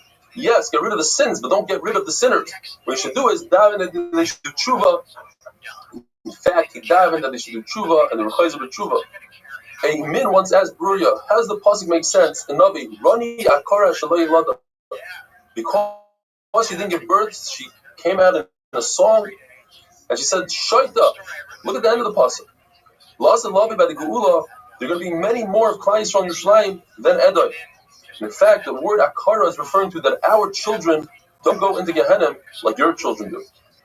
Rabbi Vo explained to Amin, why is it that David HaMelech put the parak of Avshalom, him and Avshalom, is the third parak in Tehillim, and the parak of him and Shaul is all the way at parak Nun Zayin. It shouldn't be the opposite. It's not in order of how it happened. So he told them, we believe in a concept called smuchim. When a pasuk is next to another pasuk, or a parak is next to another parak, we learn something from it. We learn from the parak Gog and Magog, which is parak Beis. If somebody might tell you, how is it possible that Gog is going to rebel against the Kadosh Baruch Hu? I'll tell you, look, my own son rebelled against his father. Shimba Yochai explained the famous pasuk in Ishes Chaim. Pil pasuk b'chachma, v'sari as chesed al shayna. Shlomo HaMelech wrote it about his father David, that he had Ruach HaKodesh later on in life about 5 times that he was in different worlds. One of them was the world in his mother's womb. He said Shira, he said a Baruch Nafshi about it. when he came out and he gazed at the stars and the mazalis, he said another Baruch Nafshi. And when he nursed, he also said a Baruch Nafshi. Two pshatim, either because humans are different than animals. You nurse from a clean place, or you nurse not in the Makim Erba. And he said Shira when he had the falling of the Rishayim, and when he spoke about the day of death. Rishonim Pazi says that it corresponds with HaKadosh Baruch Hu and the Neshama, the 5 times. HaKadosh Baruch Hu fills the whole world, the Neshama fills the whole body. HaKadosh Baruch Hu sees it, but is not seen. Neshama sees and is not seen. HaKadosh Baruch Hu feeds, mefarnes the whole world, and Neshama is mefarnes the whole body. HaKadosh Baruch Hu is pure, he's tar, so is the Neshama. HaKadosh Baruch Hu sits in the inner rooms, so does the Neshama. So therefore, the person that has the Neshama within him should come and praise HaKadosh Baruch Hu. Baruch Hu Nafshi, it says, V'chol Kravai, my innards. HaKadosh Baruch Hu is not like a human being. If an artist paints a picture on the wall, he can infuse it with life and a Neshama, where HaKadosh Baruch Hu not only can he infuse it, but he can infuse something within something. A baby that's within its mother can infuse it with life. As Chana said, Ein Tsur Chelikenu, and we learn Ein Tzayer. There's no artist like our God. In other words, HaKadosh Baruch Hu could create humans, and nobody can do anything similar. Ke'ein Doltecha, we learn Ke'ein Levaloischa. Ein Levaloischa meaning HaKadosh Baruch Hu outlives everything he creates, whereas an artist, usually his art outlives him. The Gemara tells us what happened in the story between Chizkiah and Yeshayahu, who were both tzaddikim. Chizkiah was the king, Yeshayahu was the Navi. They didn't want to visit each other. Each one held that they had more honor, the other one should come to them. So HaKadosh Baruch Hu made a compromise. He made Chizkiah really sick, and he told Yeshayahu, go visit Chizkiah. So he went to visit him, and he said, Kimeis Ata, you're going to die, Veloy Tichya, you're not going to live, which is a double lashon. The Gemara explains, you're going to die in this world, and you're not going to have Olam Haba because you didn't do Pru Revu, you didn't get married. So Chizkiah said, because I saw in Ruach HaKodesh that I'm going to have descendants that are not worthy. So Yeshayahu told him the famous line, why are you getting involved in the Rebbeinu Shloim's business? Let him do his thing, you do your thing. So he said, okay, so give me your daughter, and our 2 schusim will be zeicha that I won't have bad descendants. So he told him it's too late. The Xer already happened. So Chizkiah got upset. He said, even if a sharp sword is on your neck, you should never stop davening. And the Gemara tells us that immediately Chizkiah took the Musar, he got up and he went to the wall. What's the wall? The walls of his heart. He said within his heart. Or, lady says, he said something that has to do with a wall. He said, if Isha Shunamis, with a story with Elisha, that Elisha did Chis HaMesim to her son, in the schos, because she built him a wall, as Gemara is going to discuss later. So my grandfather, Shlomo, he built an entire Beis Hamikdash. Shouldn't I deserve the schos? Chizkiah told her, HaKadosh Baruch Hu, I did everything. What did he do? Says the Gemara, an amazing thing. He was soymech geula l'tefillah. Lady says it means that he took the book of medicinal remedies and he buried it. As the Gemara says, Chizkiah did 6 things. 3 things the Rabbanim, Chachamim agreed with, and 3 not. He buried the book of refuahs. He broke the copper snake that Moshe Rabbeinu made to heal people. People started doing avodah zarah to it. And when his father, the Rasha Achaz, died, he dragged his body in the streets on a bed of rope to show people that this is what happens when you do avodah zarah. Those 3 things Chacham agreed to. But what they didn't agree to, that when he plugged up the water of Gichon in order to thirst, to create that the soldiers of Peir shouldn't have water, they didn't agree to that. They said, let HaKadosh Baruch Hu deal with it. When Chizkiah gave the doors of Beis Hamikdash, the golden doors, to Sacher, they didn't agree to that. And when he did Hibur HaChodesh, he made an extra month of the year. On the last day of Adar, he said that's not good because that last day could be Nisan, and because it could be Nisan, you don't do Hibur HaShana on that day. If somebody uses other people's chusim when he dies, he says, HaKadosh Baruch Hu answered me in the schus of my forefathers, like Moshe Rabbeinu did in the schus of Avram, he's answered in his own schusim. But Chizkiah used his own schusim. He said, answer me in my schus, Asher Salachti Lefanecha, etc. So they used the schus of David. Now going back to the story of Isha Shunamis and Elisha, she said, let's make him a wall. So the machlokes, where did she put Elisha? She put him in an open achsadra, and she had to build a wall to divide achsadra. And then, what does aliyah mean? Aliyah usually means in an attic. It means she put him in the best of her housing. Or the pshat is she put him in the attic. and she had to build a roof. So why is it called a kir, a wall? Because it's kiruhu is a lashon of roofing. It says that she put a bed, a table, a chair, and a lamp. The Gemara says Elisha benefited from it. You're allowed to benefit from favors that people give to you. But Shmuel would refuse favors. He came with his own little suitcase. Wherever he went, he had all his belongings. Nobody could give him a favor. She knew more than her husband that Elisha was a Kaddish. How did she know? She noticed that flies wouldn't land on his table. Another side is she noticed that his sheets were clean. They didn't have any carry on them. Whereas his Misharis, Gehazi, didn't have Dusha. He grabbed her inappropriately. Says the Gemara that if a person hosts the Talmud Chacham and gives from his own belongings to the Talmud Chacham, it's as if he was makir b'tamid. The Gemara says 3 halachas in tefillah. First one is that you shouldn't stand in a high place when you daven. There should be no hardiness when it comes to davening. You're supposed to put your feet together like we do during Shemona Esrei, and you're not supposed to eat and drink before davening. If you do, it's as if you have gaiva and then you're trying to be man with Shem Shamayim. Shmuel said halachas like Yeshua. The Kriya Shema is said until 3 hours into the day. The Brisa says that if you say Kriya Shema after this man, it's as if you were Mekayim Talmud Torah, but you should say Birkas Kriya Shema 2 before and 1 after. Rav Chisda agrees to that. And in one lashon, Rav Chisda argues with that. Rabbi says somebody who says Kriya Shema in the right time has a bigger schos than learning Torah. Have a wonderful day.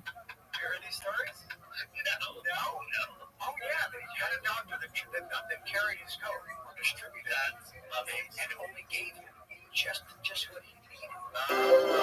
And I don't know, it's still shit right there. Exactly. You get a doctor with a fucking leather satchel. Clear your cooker out. Yeah, it's close. I'm making for it. As we learned, the pasuk says you must say Kriya Shema b'shach b'chov kumecha when people go to sleep and when people get up. We try to take it a step further, and they say just like when you go to sleep, you're laying down. So when you say Kriya Shema shel Arvis, you have to be in the laying position. And when we say Kriya Shema shel Shachris, you have to be standing up. Otherwise, the pasuk would say Ba'boker u'ba'arev. They still say, wait a minute. The pasuk says Uvelechtacha v'derech. You must say Kriya Shema even when you're walking on the way. Walking is not laying down, and it's not even standing. Therefore, say Basil, you can say Kriya Shema when you're sitting, standing, laying, and even while you're working. Both Basil and Misham agree that from the words of Shach b'chov kumecha, we can learn a big chiddush. That somebody that's oisig a mitzvah, he's preoccupied doing another mitzvah, he's parted from saying Kriya Shema. Uvelechtacha v'derech teaches us that not only a person that's actually doing a physical mitzvah, but even somebody like a chassan who's tarad in his machshava, his mind is preoccupied, he's also parted from Kriya Shema since he's about to marry a psula.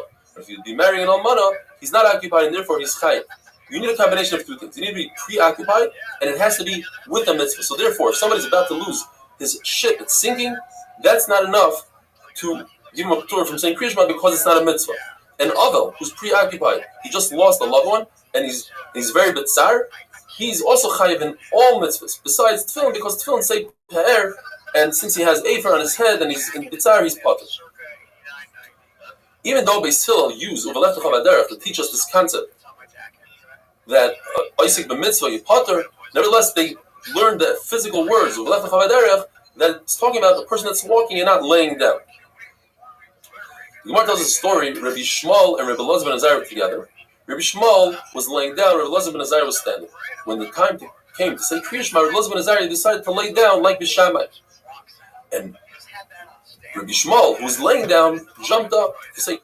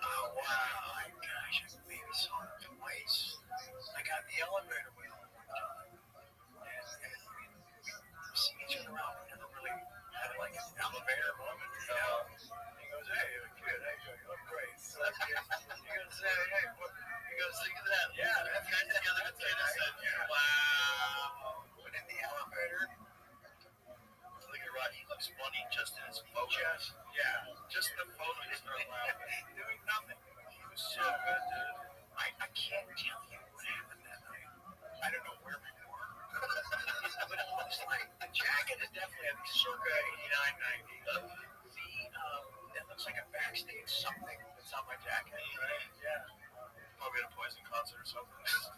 Perhaps.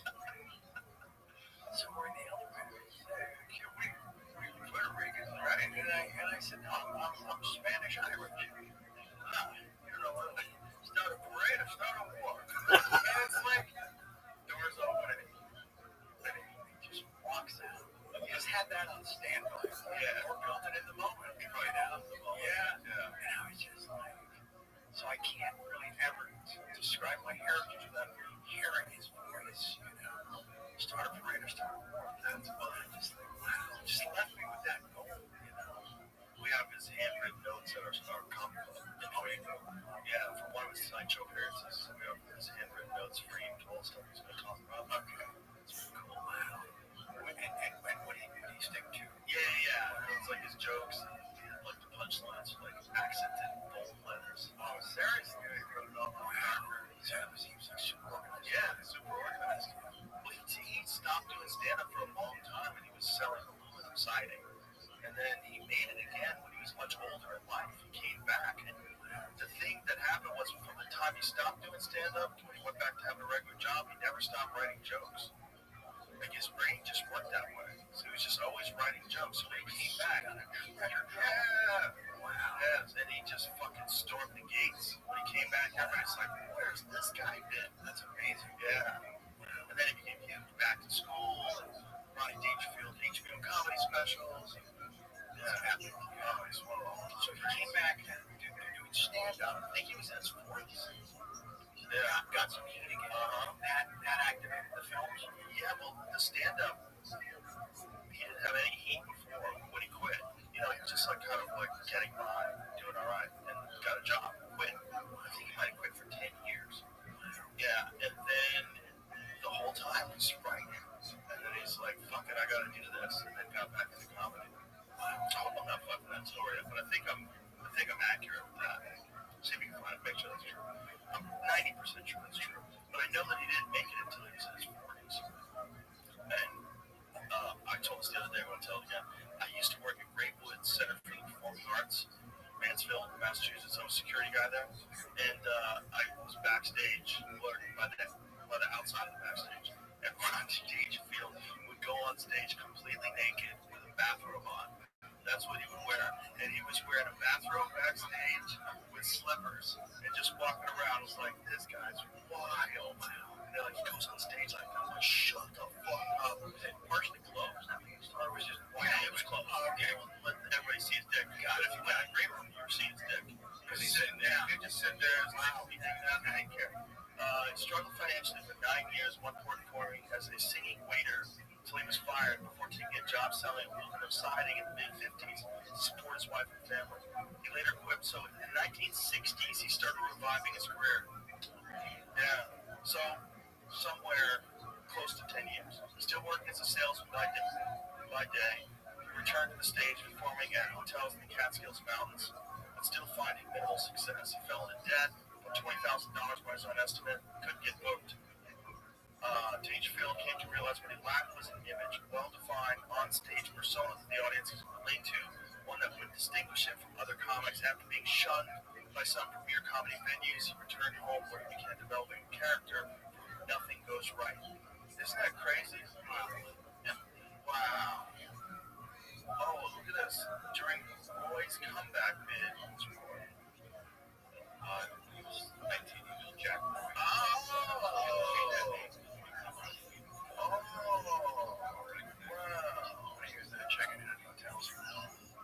Wanting to distinguish himself from longtime patrons who might have remembered him from the 1940s, Roy asked club owner George McFadden to change his name. He came up with Ronnie Dangerfield. Wow, he didn't want people to remember him as Jack Roy from back in the day. He didn't like his old act. Wow. He said, I don't know where it came from.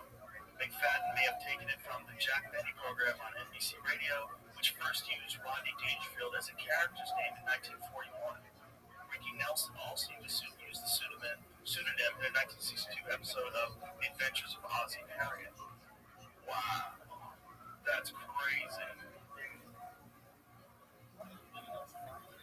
Wow, that's when he popped again. That's nuts. Yeah. I mean, he didn't know whether to start or where to start. He was a fun guy. I knew a lot of people who knew him. I didn't get a chance to meet him. I saw him once at the Laugh Factor. I ran into him. I said hi, but that was it. I didn't get a chance to talk. So you did happen to have a moment? Yeah, I had a moment. Okay. Yeah. He was just leaving the stage. He was outside, and he had some, thank you. Hot milk. You go, Rodney. It was probably his wife. His wife has donated us these handwritten notes and also a photograph of them, so it's pretty cool. It's just there's a few guys like that without them you always wonder like where would comedy be? Like where would it ever turn up? Like so many people like Pryor and him and Lenny Bruce, so many people just like changed everything. Carlin, yeah. So many people just changed Guinness and they just changed the whole thing. But Dangerfield was one of the rare ones that introduced new comics to people. Like that's where everybody found out about Kinnison, that's where everybody found out about Dice Clay, Don Herrera, Lenny Clark, all these guys, Robert Schimmel, they all started out on the Rodney Dangerfield HBO comedy specials. Wow. Yeah. So he would have have his favorite comedians. He would just have like a show where he would like introduce his favorite comedians. But he'd have to scout them at the clubs. Yeah, he would go see him, just go out. And he had his own club in New York City, Dangerfields. Yeah. But he was interested in promoting comedy too. Just a fucking amazing guy. It's such a cool moment, I can see it, man. It's like it's nothing tricky about that movie. What was it like being with your dad while he was filming Apocalypse Now? It was a lot of that in the book. How old were you? I went there as a 10-year-old. Yeah, I had my 11th birthday there. Spent a combined total of 8 or 9 months there. And that was going back and forth, it wasn't just another country, it was another planet. It's different parts of the world traveling with him. Mexico, Italy, Switzerland, Germany, places like that.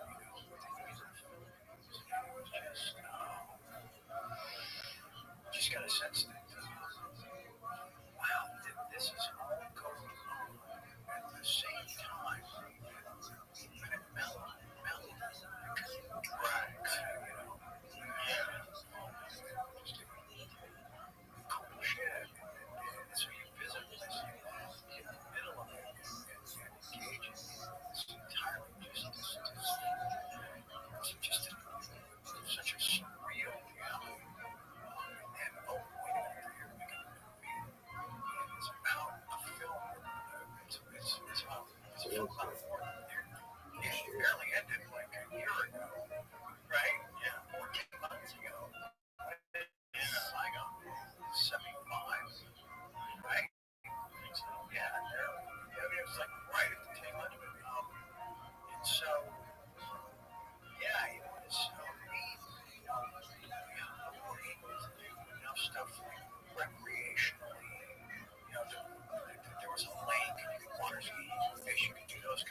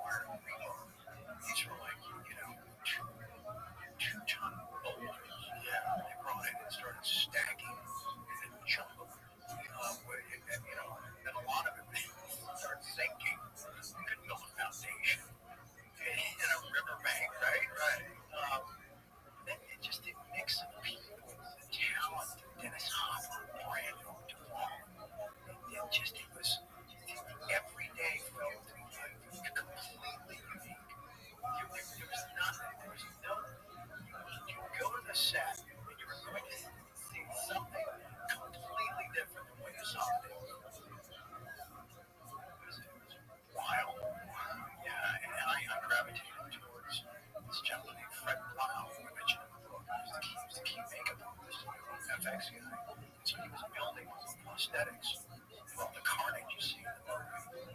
It's like walking in a shop, legs, hands. But I knew it was all fake, because as a 10-year-old, you start seeing how it's made, and so gore. I think I read the book. Was never gory movies before. It was never emotional. It was technical. But it still kept me really curious about how it was done, and just the artists behind it to create those effects. How long were you on it for? Total of 8 months. 89. Yeah, it was 3 years. Yeah, it was 3 at first. And then 4 at first. We went back. Dad has a heart attack. We went back and stayed like 4 months. Yeah. So, I was, and people say, so, since you used to dream about being an actor. I'm like, yeah, until I got to the set that almost killed my dad. That's not a job. You're just going to wrap your arms around it and say, when can I start? Yeah. But it also, just the scope of filmmaking was really exciting.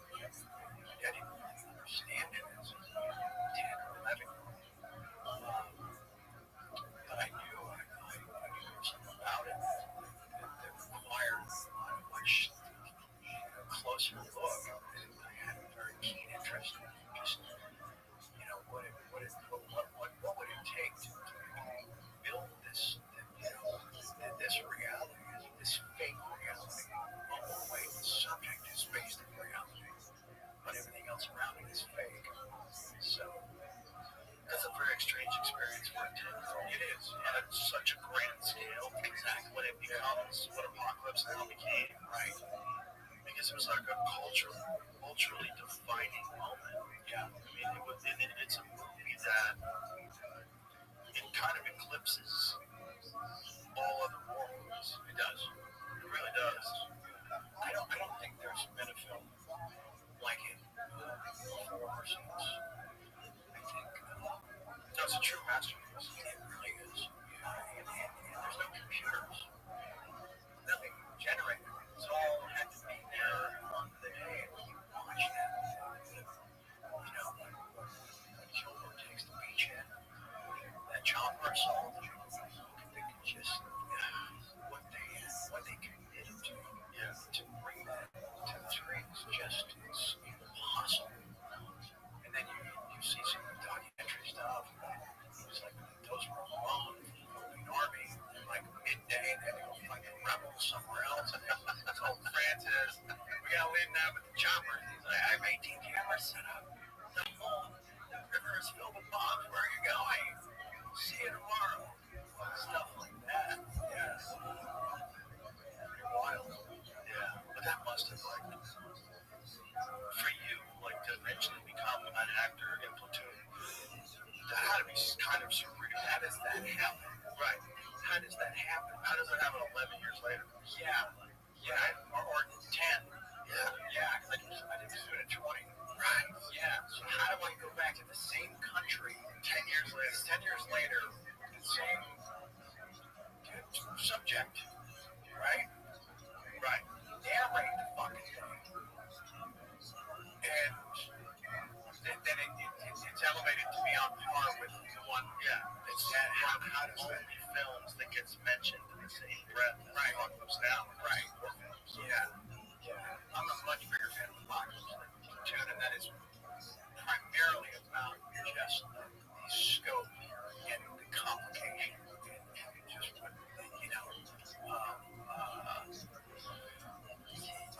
difficulty factor. Yeah, difficulty factor. Well, it took forever. Yeah. How many years did it take? It was like 8 or 9 years, right? I don't know when Francis conceived it. It came out in 79. Did it come out in August of 79? How many years? August 79. How many years did it take to make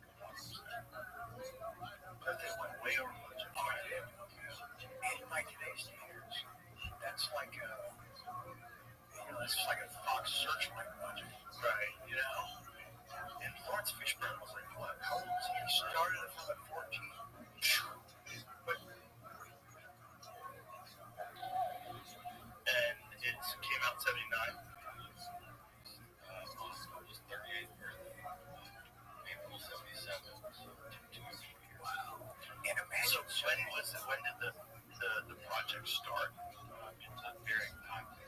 Discussion of casting started February 6th.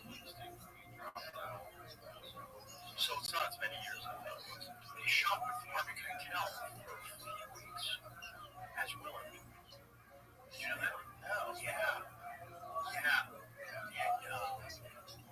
And Francis just what he made a choice. He was doing whatever he could. Francis just saw differently.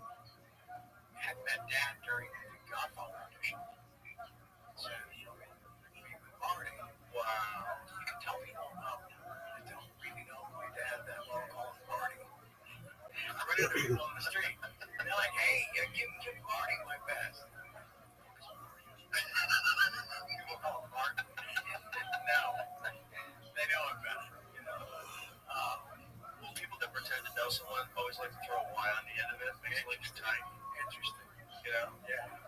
So they're like, Chucky. You're still Charlie, right? But I would be like Joey. Joey. Yeah. I could never think of him as Joey. Yeah. No. But imagine this with Apocalypse. They spent that much time. So all that shit didn't happen. They even brought home like props and things. Severed hands, infing out jewelry, all this cool shit, right? All these great stories. And then didn't have anything tangible to back any of it. My mom took a lot of photos, but like nobody could go to the theater and say, oh yeah, Charlie talked about that. Oh yeah, he was there that day. Right. You had to wait. When you're that age, waiting 2 or 3 years, like waiting a decade, right? That was kind of a trip. When I saw it at the Star Avenue, 70 millimeters, like, man, these choppers are here. They're all around me. They're the film. A film will never open like this again and have that kind of impact. I mean, did you see it at the Dome when you first saw it? No. I don't remember where I first saw it. I think on regular TV at home. Oh, shit. Because I was too little to watch it in 79.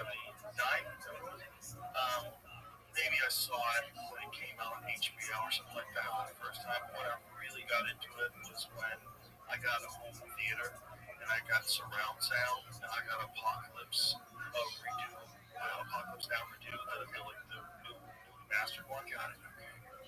It's fucking sensational. You finally had that experience. Yeah. God, it's so good. It's like, this movie is wild. It's so well done. And it's just so epic. Like, for you to have been there live while they were putting that together and then to see it all pieced together, I mean, that had to be an insane experience. Well, and a lot of it was a surprise seeing it on the screen. Because, like I talk about in the book, not so much in the doc, it was hard to get close to the action on Apocalypse. That's the way the sets were constructed, because of the way Francis had everything lit. It was super claustrophobic, like in the Religious Temple and compound and places like that. And it was also fucking dangerous to be on that set. Right. You know what I'm saying? Snakes and shit. Yeah. Just weird people. So, yeah, Francis is just like, come on. Wow.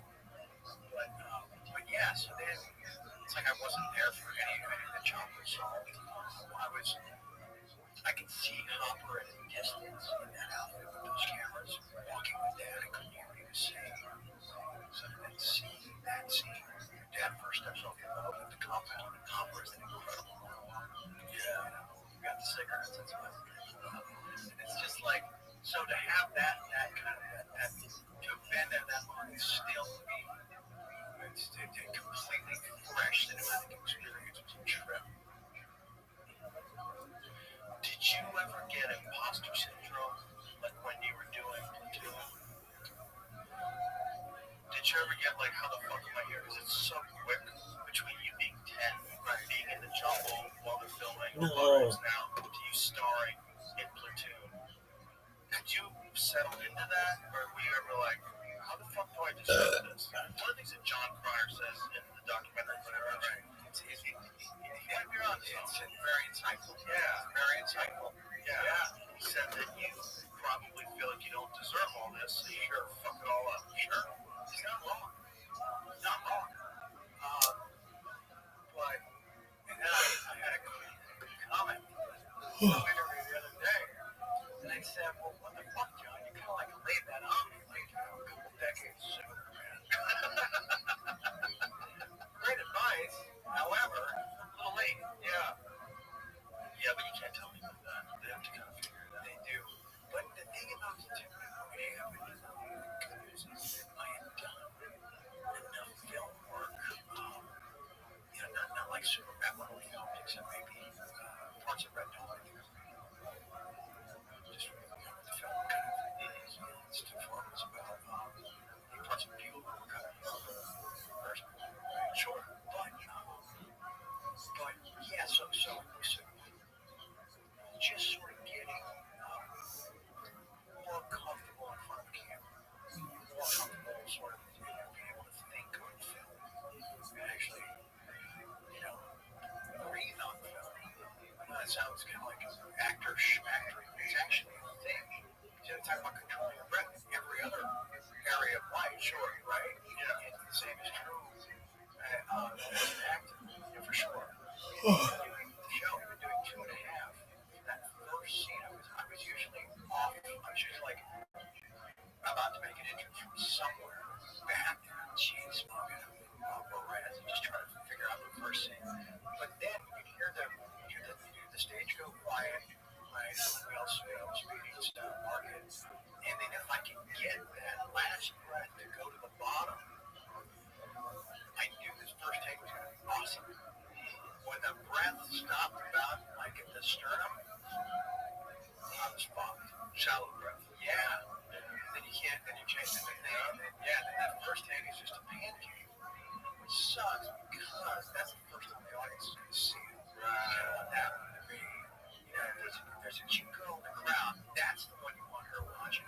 Yeah. Not the second one where she's already heard the fucking jokes. Right. It's just, right. Now you're like, wow, this show sucks. Exactly. The live performance thing is weird because they don't really do it anymore. I mean, I don't think there's very many shows that still do that kind of a sitcom in front of a live audience with cameras. There's very few. I think Tim Allen's show still does. What is that on? Softball. I think it's BBC. Yeah. So he still does a traditional camera? Yeah, because the guy working with a friend of mine is on that staff. God, they used to be all over the television. There used to be tons of them.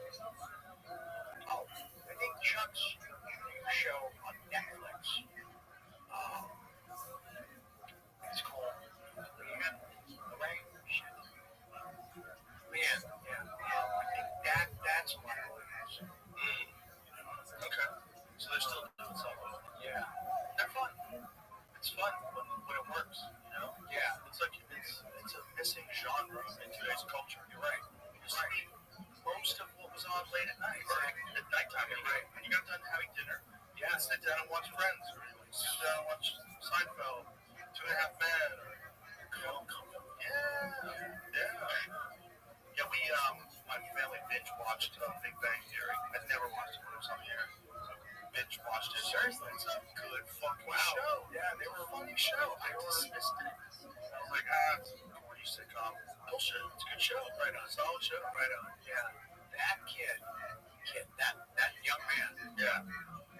Jim. Right. Yeah. It's some of the most complicated dialogue that anybody sat with ever. Yeah, he's the first artistic star of an action show or a sitcom. There you go. Yeah. Where you're kind of celebrating his emotional disconnection. Yeah, but delivering it like Rain Man. Just nailed it. Laser. Yeah, that's a really well written show. Very funny. That guy Chuck Lorre's having how many fucking hits? That guy's had a ton of hits. Yeah, maybe more than anybody. Probably sitcom. Probably. Yeah. So you guys are friends again? Yeah, so am I. putting that out there. I did finally actually remember that fucking thing, and I'm not gonna. Oh, okay. Yeah, it's the other component to that freaking torch, that melt onto that thing. There was a moment when I was only in rehab for like, I don't know, 3 weeks or a month. It wasn't like one of those extended stays. It was just like a, just like a quick little, smelling and like speed drive, whatever they call it. And I got the call when I want to renegotiate the giant contract for season 8 and 9, And I was on the phone. I said, I don't think so. But then they're like, well, you don't think you're going to get paid? No, I don't think we should do it. I think 7 is like, man, 7, some other 7, I don't think 7 is like plenty. I think we told all the stories that we could buy from that Malibu house on the beach. Those people, they're like, no, you understand, we're all like this, but it turns out like a legacy play for the fucking kids and their kids, and then the part they always think, and I said on the phone, and Mark and I have talked about that, talking to Mark Berg, the manager. I said, Mark, if I go back there, man, it's going to go really fucking bad. I just know it. He's like, well, you're projecting that. He said, I'm not projecting shit, man. I'm just smart enough to know how I feel about it now. Got a little bit of clarity in this month I'm in the thing. I said, if I go back there, I got a bad feeling. Why going back to work would set you off the rails? Just that I had run up against a thing that I had lost passion for the show. I lost passion for the process. Okay, so that if you went and just did it just for the money, you would find some ways to stimulate yourself. Exactly. Oh, yeah. Then I would have to do something to enhance. I said that about a lot of guys that got caught on shows that sucked. I knew a lot of guys who got caught on shows where they were getting paid, but they did not like the show, and it was like a bad sitcom. And those guys all went crazy. Those guys all started doing a lot of drugs, or they started spending too much money, or something. They did something to distract themselves because they did not like what they were doing, and they didn't feel satisfied. Right. But they were getting so much money. Right. So like, what am I going to do? I'm getting $100,000 a week. Right. Yeah. I was making $54,000 an hour. That's pre-taxes. I said no to season 8 and 9. I'd be like, do I have to address? Right? No, I really want that to do. Or Dangerfield's Road at that point. Let's go.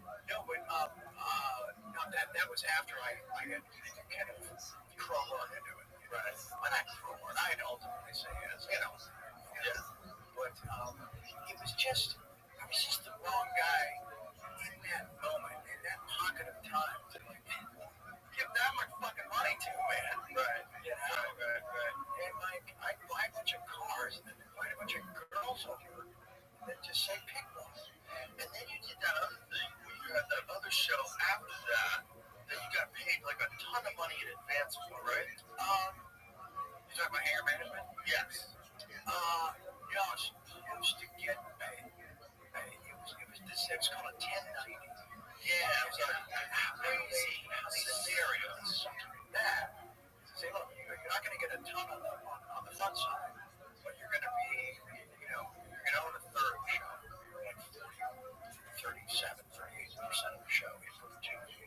So we're going to do 100 episodes. It's the South Park model. That was the first 1090 that really just blew it up. Everybody got fucking rich. So you do these 10 episodes. You do a 10-episode pilot. And then if you hit the average number of those 10 episodes comes in at like, I don't know, like above a 4, like a 5 or something. It's like a share, right? Then it activates the next 90. So then you're doing those 90 to have a sellable syndication package that will just go all over the world and do what syndicoms do. So you've done it, and you say not a lot on the front side, you're still, fucking 150 and a half, 200 and pretty good money, right? But it's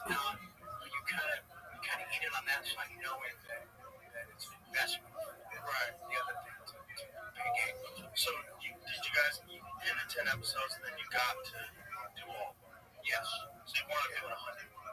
Yes. So you did it in a short period of time. 2.5 years. That's cool. I know. Yeah, I was not ready to go back to work. Yeah, that's the thing I thought was wrong. The only reason I did was I wanted to show those guys what was down there. Right. And that is not any mindset of being the troops. And it, again, it started pretty cool. The 10, it was great. Doing some pretty good work. The shows were smart and funny.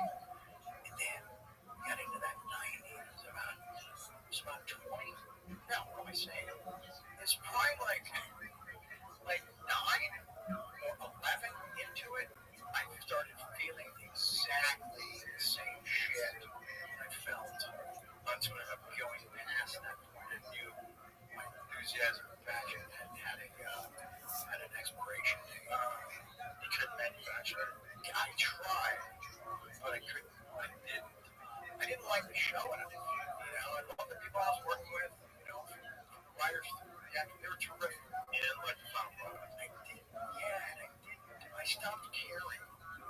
But I still, had enough dough to keep the lifestyle and all that other fun shit going on. And just stayed way too fucking high to really engage in this thing.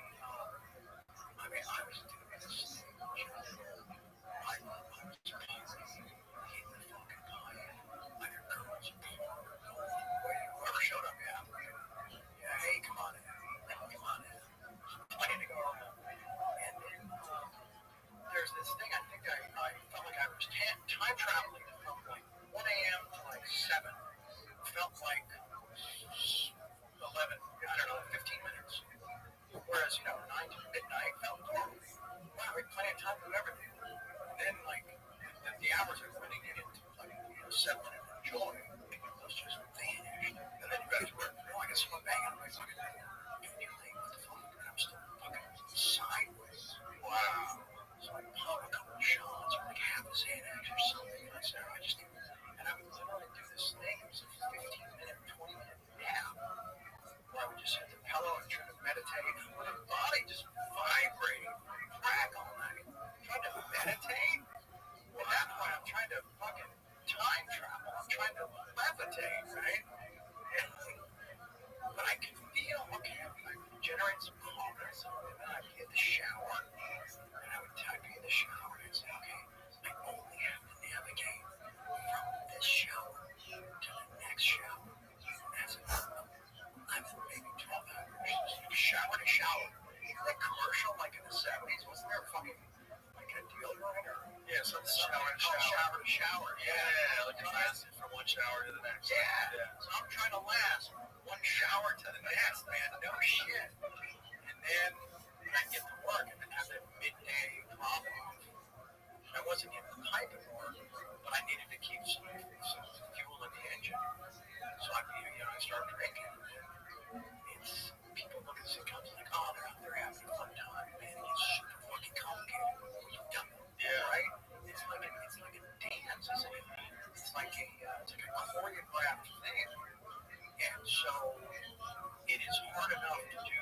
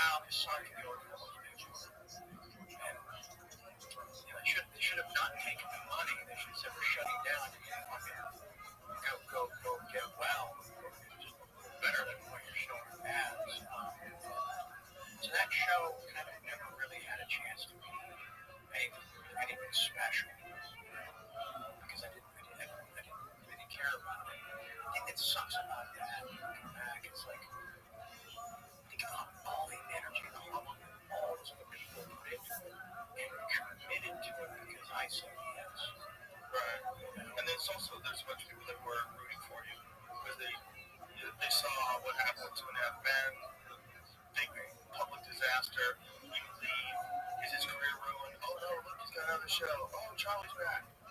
Like, did anybody say, okay, so what are you doing that, you know, after that last swan dive in the volcano that we all watched, and then he's on back on another show. Like, what did he do between then and there? Well, the narrative on you outside was that you were one of the rare guys who could party like that but still pull it off and have a career. Right.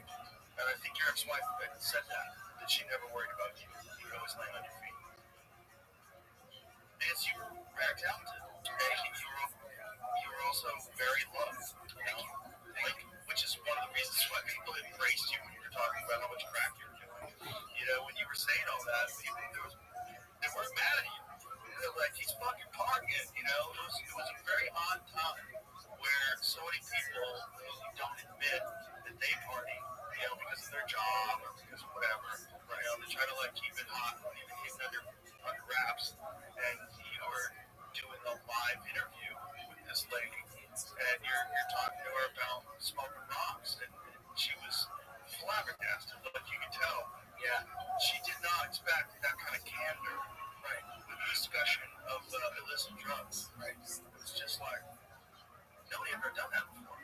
She asked, I mean, right, but nobody had ever embraced it. Right. Everybody else is like, well, you know, it's a terrible time in my life. I got so lows too, right. Comes from a place of shame. Yeah. You didn't have any shame, did you? No, because I watched something like a couple of days before I sat down with Andrew Canning, and it was this old interview with Charlie Gibson on some special they did, Frequency, right? I don't even think, was it a GMA piece? It was like more in depth. One of those exposés they do, you know, and it was me coming out of rehab, and I remember watching myself. I was like, that guy's a fucking sissy, man. That guy's a fucking sissy. What's wrong with him? Look at all that shame, all that embarrassment. I'm not doing that anymore. That got me. Oh, yeah. I remember how I just felt watching me doing it their way. Yeah, like that. Then, the brain, you know, crazy brain. Covering myself. And that's what 2K. That's like donuts. And yeah, man. And you know where the material came from, right? The slogans and all that stuff. No, it was Brian Wilson from the Beach Boys. Brian Wilson, pitcher for the Giants. The guy that called Beard. Oh, yeah. I was on the phone with him on the game a couple days before that. He was 29. I'm never watching baseball. This guy's a fucking trap. Trying to get him on the phone, right? The next day I'm on the phone with him. I think he was just trying to get me a phone. He's like, hey man, I just know the guys like us, not like the Wiggins, you know, definitely. We got tired of the running through it. We got fucking Adonis DNA. We got, you know, we don't know how to lose, man. We're always fucking fighting, right? So I hear all this. And he's probably thinking, cool, man, I just kind of inspired him. Maybe just to get to the next ball. Yeah. Stuff went in there, man. Yeah, stay on a fucking loop. And I sat down, and the interview doesn't start like that, which is a trip. I'm trying to keep it together. I'm trying to give her the stuff she needs to, like, maybe, I don't even know, what was the rest of that story? Being fired or some shit? I don't remember. So, well, there's a moment that's not on film. And Andrew can't deny this. She makes a crack about these two girlfriends that I'm living with, right? And expects me to just like let it just you know, brush it off and then answer her next question. And I said, hold on a second. I said, that was really rude. She's like, which part? What you just, how you just addressed it? You owe them an apology. She was like, oh, okay. And I'm paraphrasing some things, right? But this is the tone of it. And so, how did she address it? I felt that they were dismissed as just like porn chicks, you know, because one was a porn chick,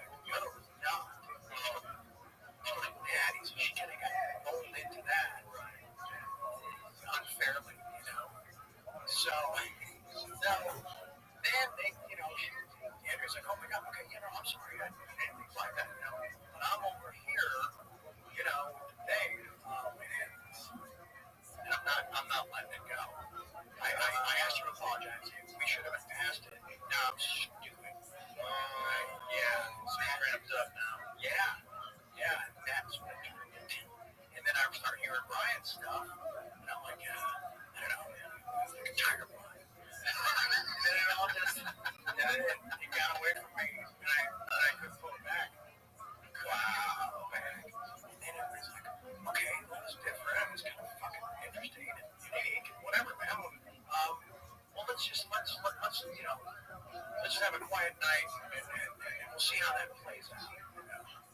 And I wake up into a world of not the world I said goodnight to 6 hours earlier. And my friends are banging on the door. People are sending me videos and stuff. Dude, the world's on fire with your shit, man. I'm like, all right, what's that mean? Next night, folk songs, rap songs. People like marching in the streets, starting t-shirts. It's just gone. It exploded. Yeah. So it's not like I can jump on my roof with a bullhorn and say, all right, everybody, okay, let's just, UFC fighters were saying they had tiger blood. They were jumping around about it. Yeah, it got away from me. Penetrated. Yeah, cheap penetration. Well, didn't know one had ever done an interview like that before. I wasn't thinking about that in the moment. I was just fucking pissed. Was it gonna be Sissy, Charles, right? Convergence of all these elements, and all these emotions, and all these feelings, and also set my head on myself. Just like, all right, let's pick some targets. And what would have been nice would have been sort of, if I could have just sort of heard it, just kind of, away from it. Have you ever thought what your life would be like if you didn't do that interview? I've started to. I've started to try to walk into that village, right? But as soon as I take a look around, none of it really makes sense because I can't really imagine it. What do you think of it? It's hard to kind of even put those pieces together.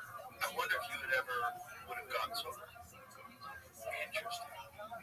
You mean today's sober? Yeah, today's sober. Yeah. You might have had to have that complete chaos, tailspin, free fall crash publicly to just eventually gather your shit together and go, alright, time to learn and grow. Obviously, that wasn't smart. Let's do it differently. Right. Let's get it together and step by step, day by day. Here you are, almost 9 years later. Almost 8 years. Yeah. That's, you always wonder, maybe you have to have. That was your rock bottom moment, and it was public, the whole world got to see it. Yeah. Just a purging of all of it. And, and still, you have to battle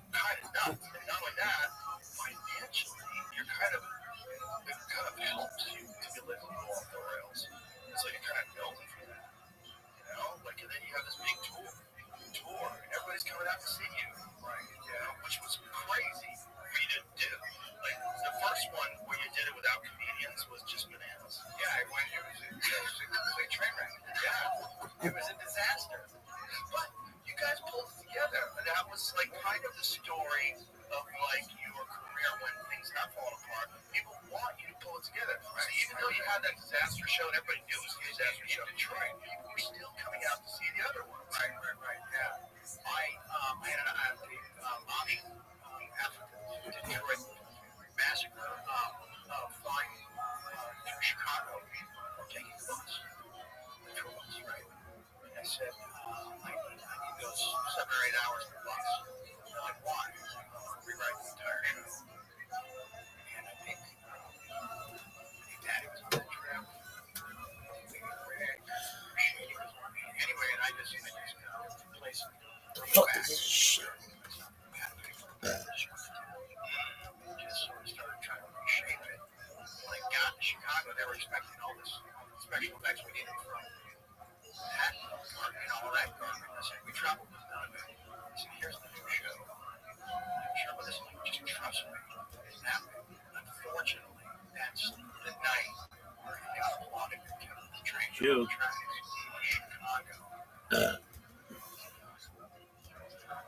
And that we're having a wherewithal, like in the middle of all that, and I still had enough something, enough of that thing to just, maybe that's just pride at that point. Certainly, it was also, that's the impact of public humiliation. Look at this athleticism right here.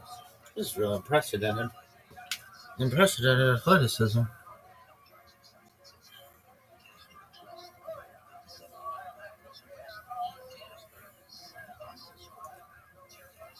Look at this move. Gonna take a whiz. What's up, whiz kid? Calm down, woman.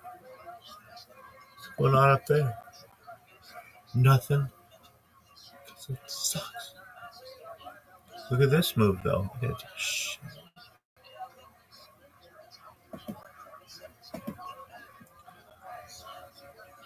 Hey, Mr. Grape Care, how about you suck this dick?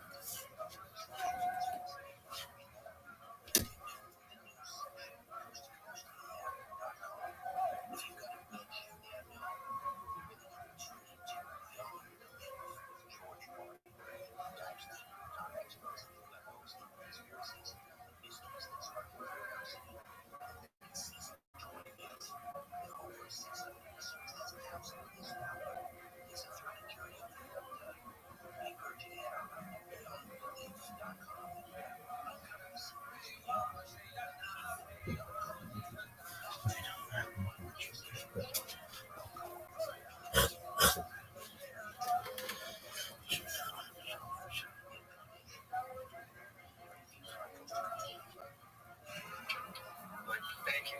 Yeah, enough. How about that? I had to get this fucking get this thing back on track. Yeah. This. Just a conversation. Imagine that. Yeah. I didn't reinvent anything. Yeah. And I had, I wrote a letter is what it was. Dear Chicago. It's like this whole thing, including me. And yeah, so I got them. I kind of got them back on my side. Then we sat down. Yeah. And people realized also you were figuring this tour thing out on the fly. Yeah. Yeah. It was essentially, it was 21 cities in like 24 days with no act. That's what it was, man.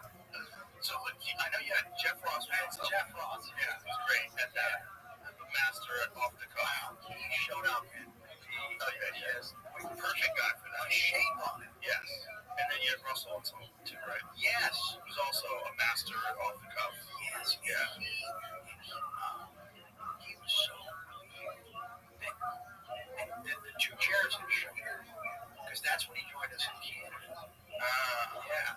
He was terrific. Yeah, Russell was awesome. You know the first night sitting with him, some dude, like, what's like the Canadian version of it? What's their dollar? Looney, okay. That's a dollar? I think so. Okay.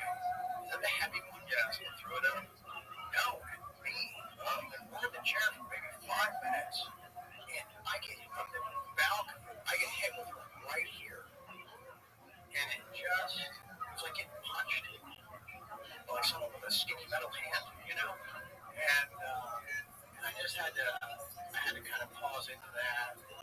They got the guy thrown out. I just thought, wow, I could have lost an eye. Yeah. I could have lost an eye. And it was just like, wow.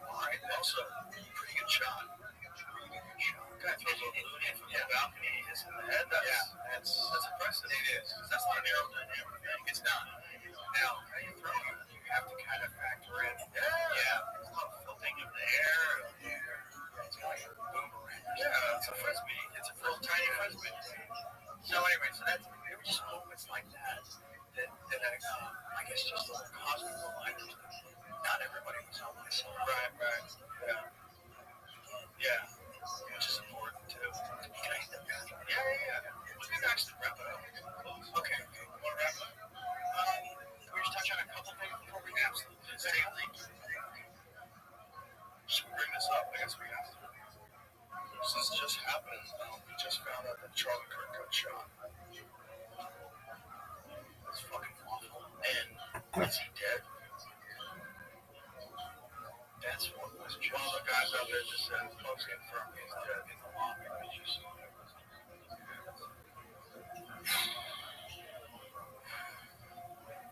Whoa. We're having a different opinion from somebody else. Yeah. Different ideology from somebody else. Yeah. I mean, I don't know. Beliefs in the line. Sorry.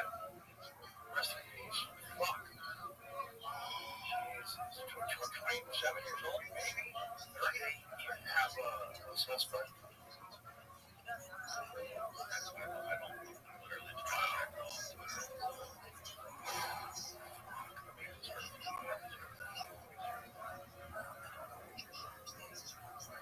So, were you saying that MSNBC had a crazy take on it?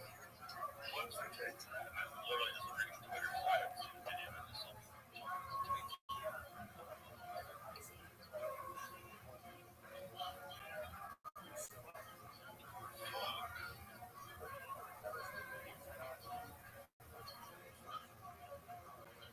It was a tweet or a video. I know that I'm doing the show. Right, no, I think they were live on the air.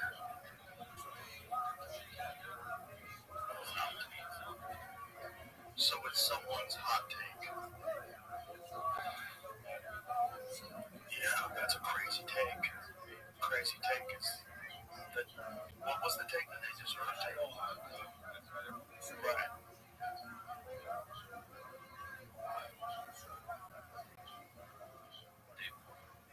You found it out here.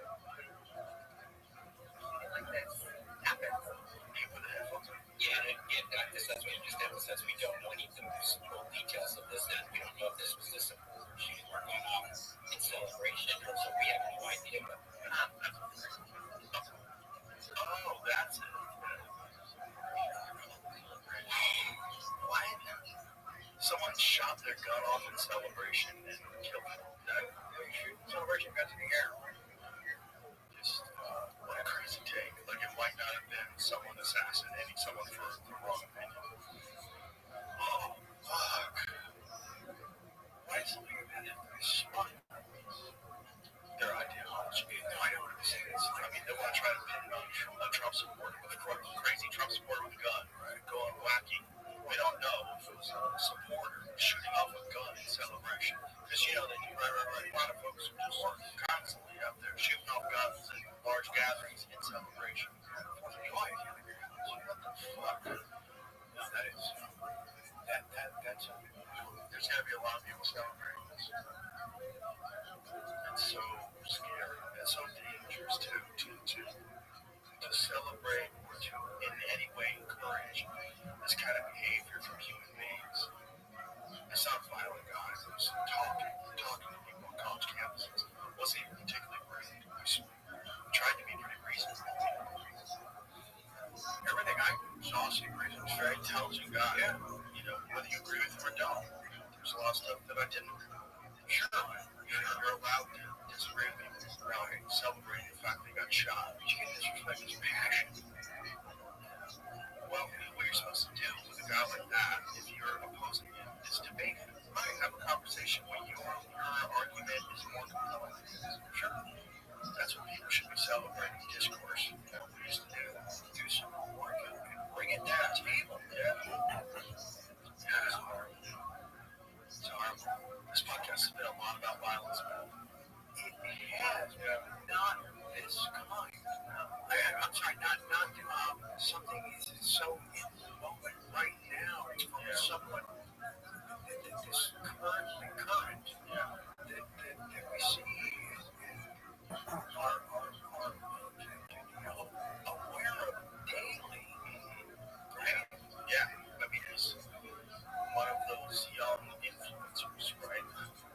this time from the right. So all over social media, always doing these various shows, debating people, talking to people, giving speeches. Yeah. No one deserves this, folks. No one that has different opinions. No one deserves that. Yeah. This is horrible. But I know people are going to celebrate it because this is a fucked up time, and people have really fallen into this trap of us against them. But it's also going to make not one of you is courageous, not one of you is forthright with things they believe. It's going to put people on guard. It could. Yeah, it also could. It could do the opposite. Yeah, I get that. There's also going to be this sort of extreme thing now. You're correct. And just go, going through the whole New York thing. Sometimes there's a crowd that's all love. It's a lot of all they want is, it's your signature or photo is them. But there's so much of it. Those moments where you're spent looking down. You're looking down the entire time. And I don't think anyone wants to show me. I don't think that's kind of out in the world, right? But it just, the type of shit that just hits in the back of one's mind, because how could it not? How could it not? A thing like today, you're like, okay, that's why it's in the back of our minds. Yeah. Well, it's, when we were talking about assassinations earlier, whether it's Kennedy or RFK or, you think of them in the past. You think of them like, when something happens in the current, like right now, this Charlie Kirk, it doesn't seem real. It seems very surreal. It does. It seems like it's going to take a long time before we reference this as something that happened. Like, remember he got shot and killed. Oh, yeah. But right now, it just doesn't seem real. It seems so crazy that it's not registered. It's not. Is he friend? No. I met him once. I met him once at a gun range of all places. Wow. Yeah. He was a nice guy. When I met him. It's a fucked up time. People are so divided in this country. So divided.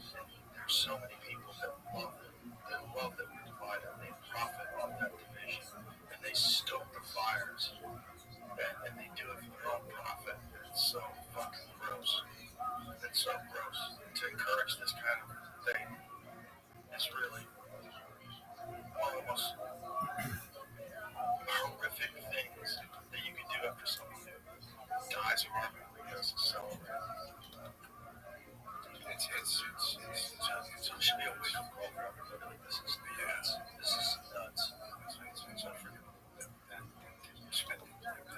Because the people they're never thinking about is that person's feeling. I think that's just like default of those that gaslight you by default. Right. So immediately they try to find some reason why whatever the thing is someone else's fault. Right? Of course. It's just all gaslighting. And that's what they're paid to do. They're paid propagandists masquerading as the news. So weird. Fuck. It's a dark day. Yeah. It is.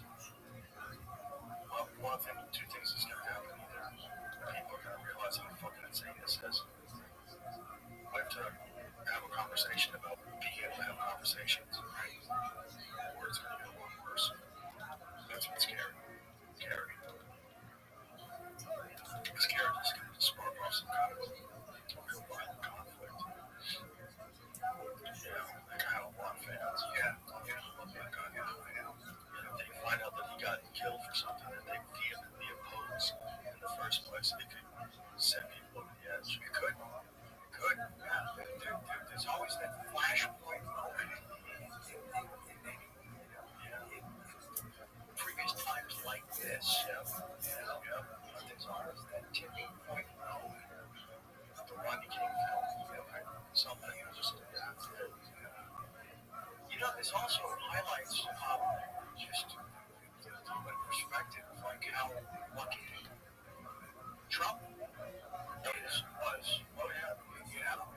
just like Charlie didn't get the benefit of a head turn or a couple of microns or millimeters. Yeah. You know, and it's just like, wow. Besides that, it's just, it's a trouble. Yeah. It touches his lips in the ear. Yeah. Because it makes a reference.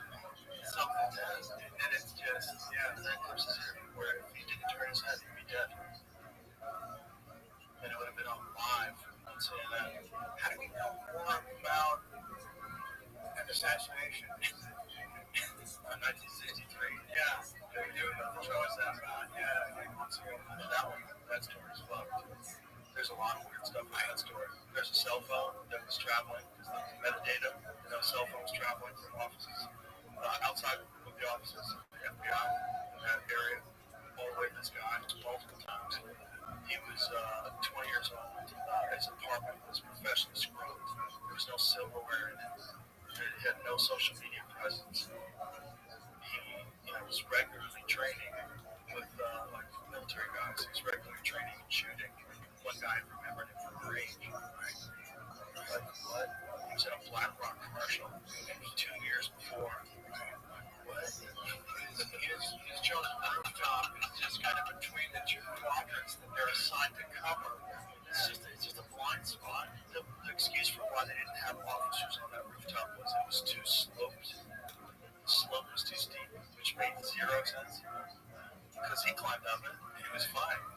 What the fuck are you talking about? It didn't make any sense. Not only that, the one where the snipers were perched on a steeper slope.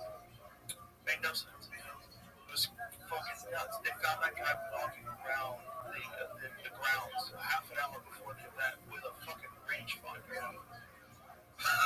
Yeah. So if you're not in a golf course, with a rangefinder, then you're looking to shoot something. Yeah. That's what they're for. But it's just, it sucks to say things like, these are the times we currently inhabit, and there's nothing. That is an absolutely factual statement. It sucks to have to exist inside of that. It's very strange. It's very strange. It's very strange, and we've talked about it a bunch of times, but it bears repeating. I think a lot of it is highlighted by bots. A lot of it is people are being inflamed online by people that aren't even really counts. Interesting. I understand.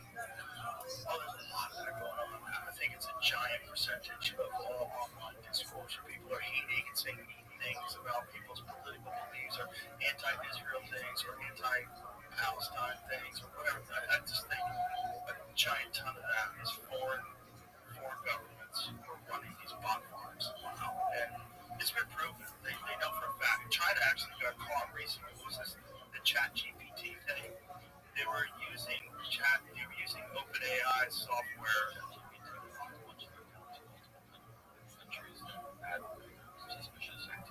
Yeah, and they were commenting on like blocking of U.S. aid money and a bunch of different like political subjects. And what they're basically doing is just getting people fighting.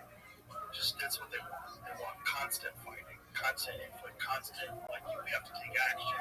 We have to, keep constantly stoking the flames. So some of it organic. Some of it's organic for sure, but a lot of it's being enhanced by foreign governments for sure. And probably some of it by our own government. What they did with the Manson family, I think they stopped there. Some of that kind of stuff isn't going on right now that we don't know about right now because there hasn't been a Tom O'Neill to write a book about it. Sure. And we also never know which stuff was the beta test for that specific type of program, that specific type of op rolled out, and like where let's see how they react to this. Yeah. Oh wow, that worked like a charm. Okay, activate one of those. Jesus. How do we wrap this up on a positive note? No. Everything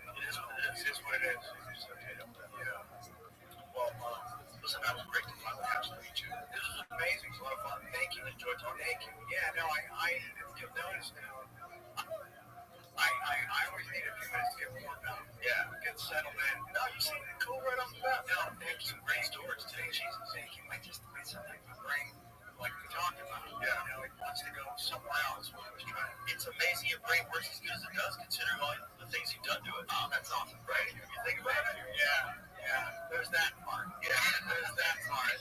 Because people are like, hey man, you should get some laser work on your face. I'm like, dude, I'm lucky this thing is still fucking attached. Yeah. So go fuck yourself. You actually look way better than you looked in a long time. Oh, thank you. The sobriety suits you. It does. Thank you. Really helped. I took a page out of your book.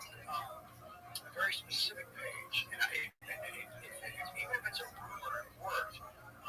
I use a song like it, right? This thing called Higher Devil song. I'm not sponsored by them. I just bought one. I fucking love it.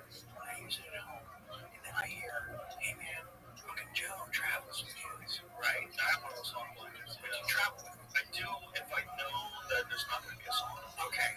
So I know a lot of times I was trying to find a place that there's a song. Okay. Yeah. I was like, okay, let's travel. We definitely can. Those are great. I'm going to travel with mine. Yeah. So I've had it on this trip. I've traveled. It's a pain in the ass. I'm lugging this like duffel and shit. Who cares? But so thank you. It's working though. Thank you for the idea. Yeah, those are great because those sauna blankets are great because they're portable and you can always just get in it. Right. I really genuinely prefer a real sauna if you have one because I like to stretch out. Sauna is the best time ever to stretch. But as far as time with portable blanket, it's like I tell people it's like a fitness class without all the yelling and pain. Right? A little bit. Well, do you get entrenched in that? Oh, sure. Yeah, that's a lot of what Bikram is. A lot of it is the chuck there. It's also the yoga, the exercises, which are great, and also the fact that you're more pliable when you're really warming, heating up like that, which really helps. But a lot of what there was actually a study that they were doing in Harvard. I don't know if it completed it, but they were doing it a couple years back about the benefits of hot yoga and whether they're comparable to the known medical benefits of sauna, which are pretty well documented. And what was the conclusion?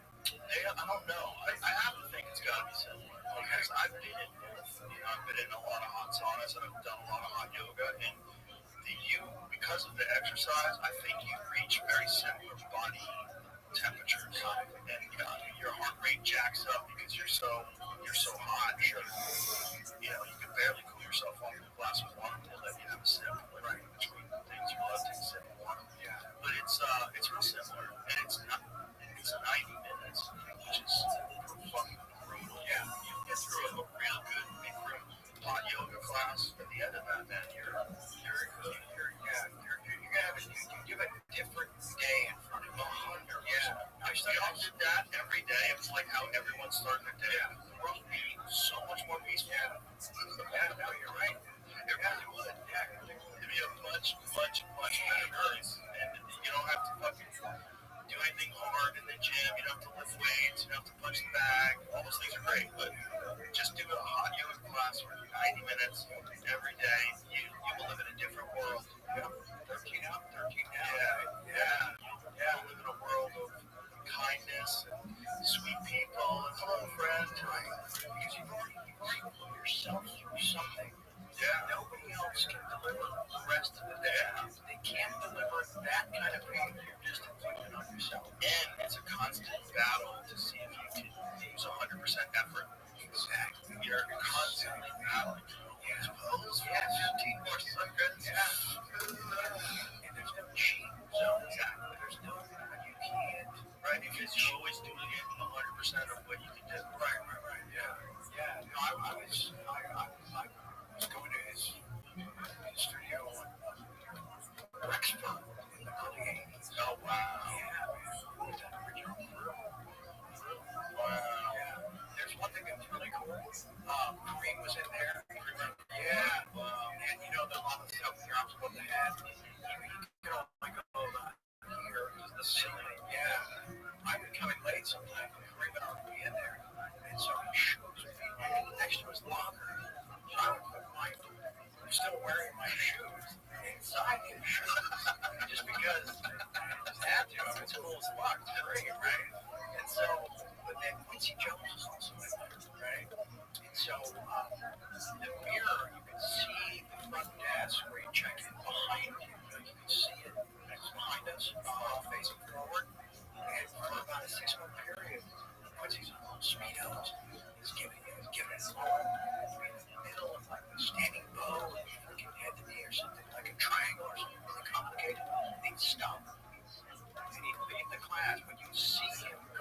desk writing shit down, fucking sweating in his Speedo, right? He's writing shit down, he's scribbling on the paper. He'd come back and try to, resume what he was doing. And then this went on for a while. And we came to find out later, guess what he was working on? Think about the year. Think about how his mind was being expanded, right? He was producing thrillers. Whoa, yeah. And he was getting inspired during the yoga, during the Bikram yoga. Wow, watching in the mirror, the best artist selling album ever, perhaps. Right? Probably, yeah. Yeah, it's got to be up there. Being built behind us. Wow. Kind of a trip, right? Yeah. Wow. That shows you how hyper dialed in he is. Yeah. Even in the middle of the yoga class, run out, he's probably thinking about it with every pose. Exactly. Yeah. Or something. I just had to write it down. Wow. Because most people aren't allowed to leave the class. But Quincy Jones has to write some shit down for Thriller. You gotta let him leave. Yeah. He gets that fast, doesn't he? Yeah. He gets the pass. Yeah.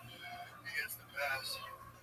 All right, brother. Thank you so much. It's just an absolute pleasure. Thank you. An honor. Thank you. Thank you for being here. Yeah. Best of luck for you and everything. Thank you.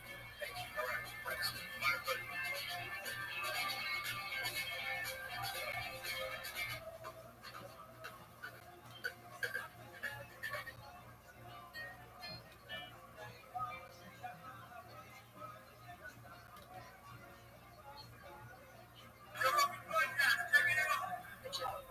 Experience.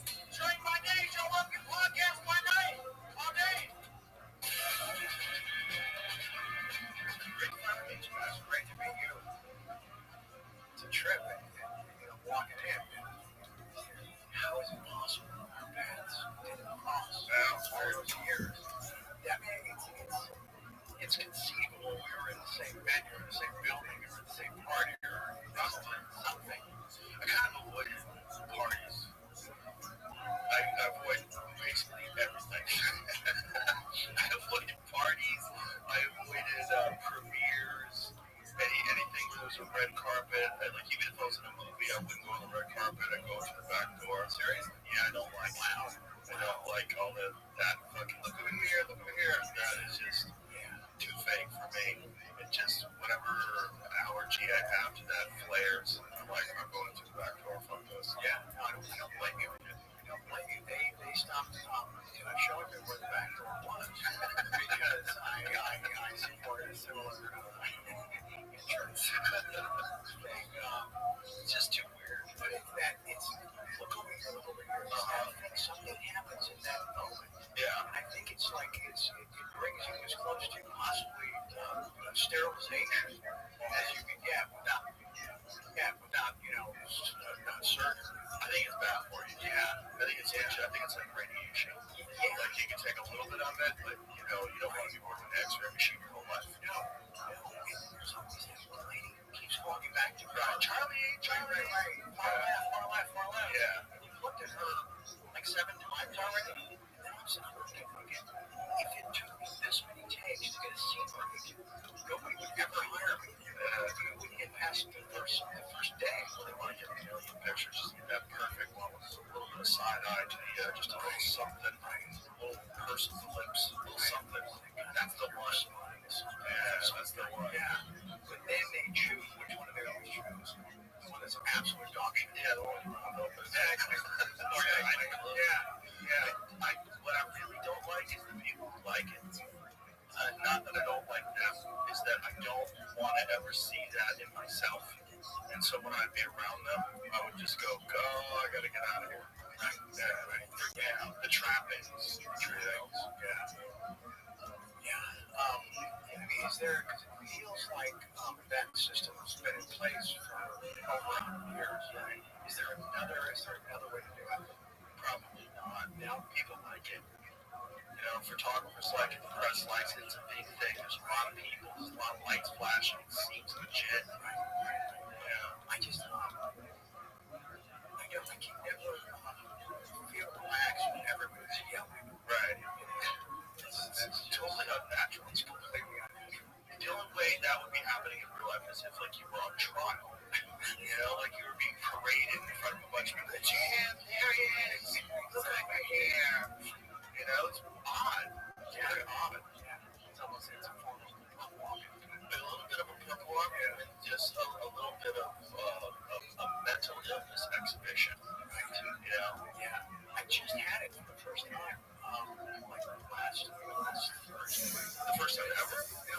time in like maybe over a decade at the Netflix premiere. It was kind of cool. Like the first 34 seconds. I was like, okay, I remember this, and then it was like, I fucking wow. Yeah. And then the sun just beating right out my floor, and it's just like you feel yourself starting to sweat. And I'm questioning the whole outfit. The underwear choice, all of it. It's just like every decision I made leading up to that was completely wrong. Yeah. And then it's all being documented. It's so odd. Yeah. It's really funny that when you first walked into the studio, you brought up a tweet that I had said in 2011. I think this is when you were going crazy. Yeah. And I think this is also when my friend Russell Peters was doing those tours with you. That's right. And said, I need to get Charlie Sheen on the podcast. And it's a long shot. But I'm looking for you, better knows him. Help me look it up. Well, here we are now, 14 years later. It takes what it takes, right? Yeah. It's funny because I had no guests. I think I had Anthony Bourdain was the only real guest that I had. Seriously. Yeah, he was 2011 as well. And how many shows had you done? Not that many by then. I don't know. So were you just doing solo shows, just like covering topics? Mostly with my friends, mostly with other comics. We just sit and talk shit. And like your house? Yeah, I was at my house right now. Yeah.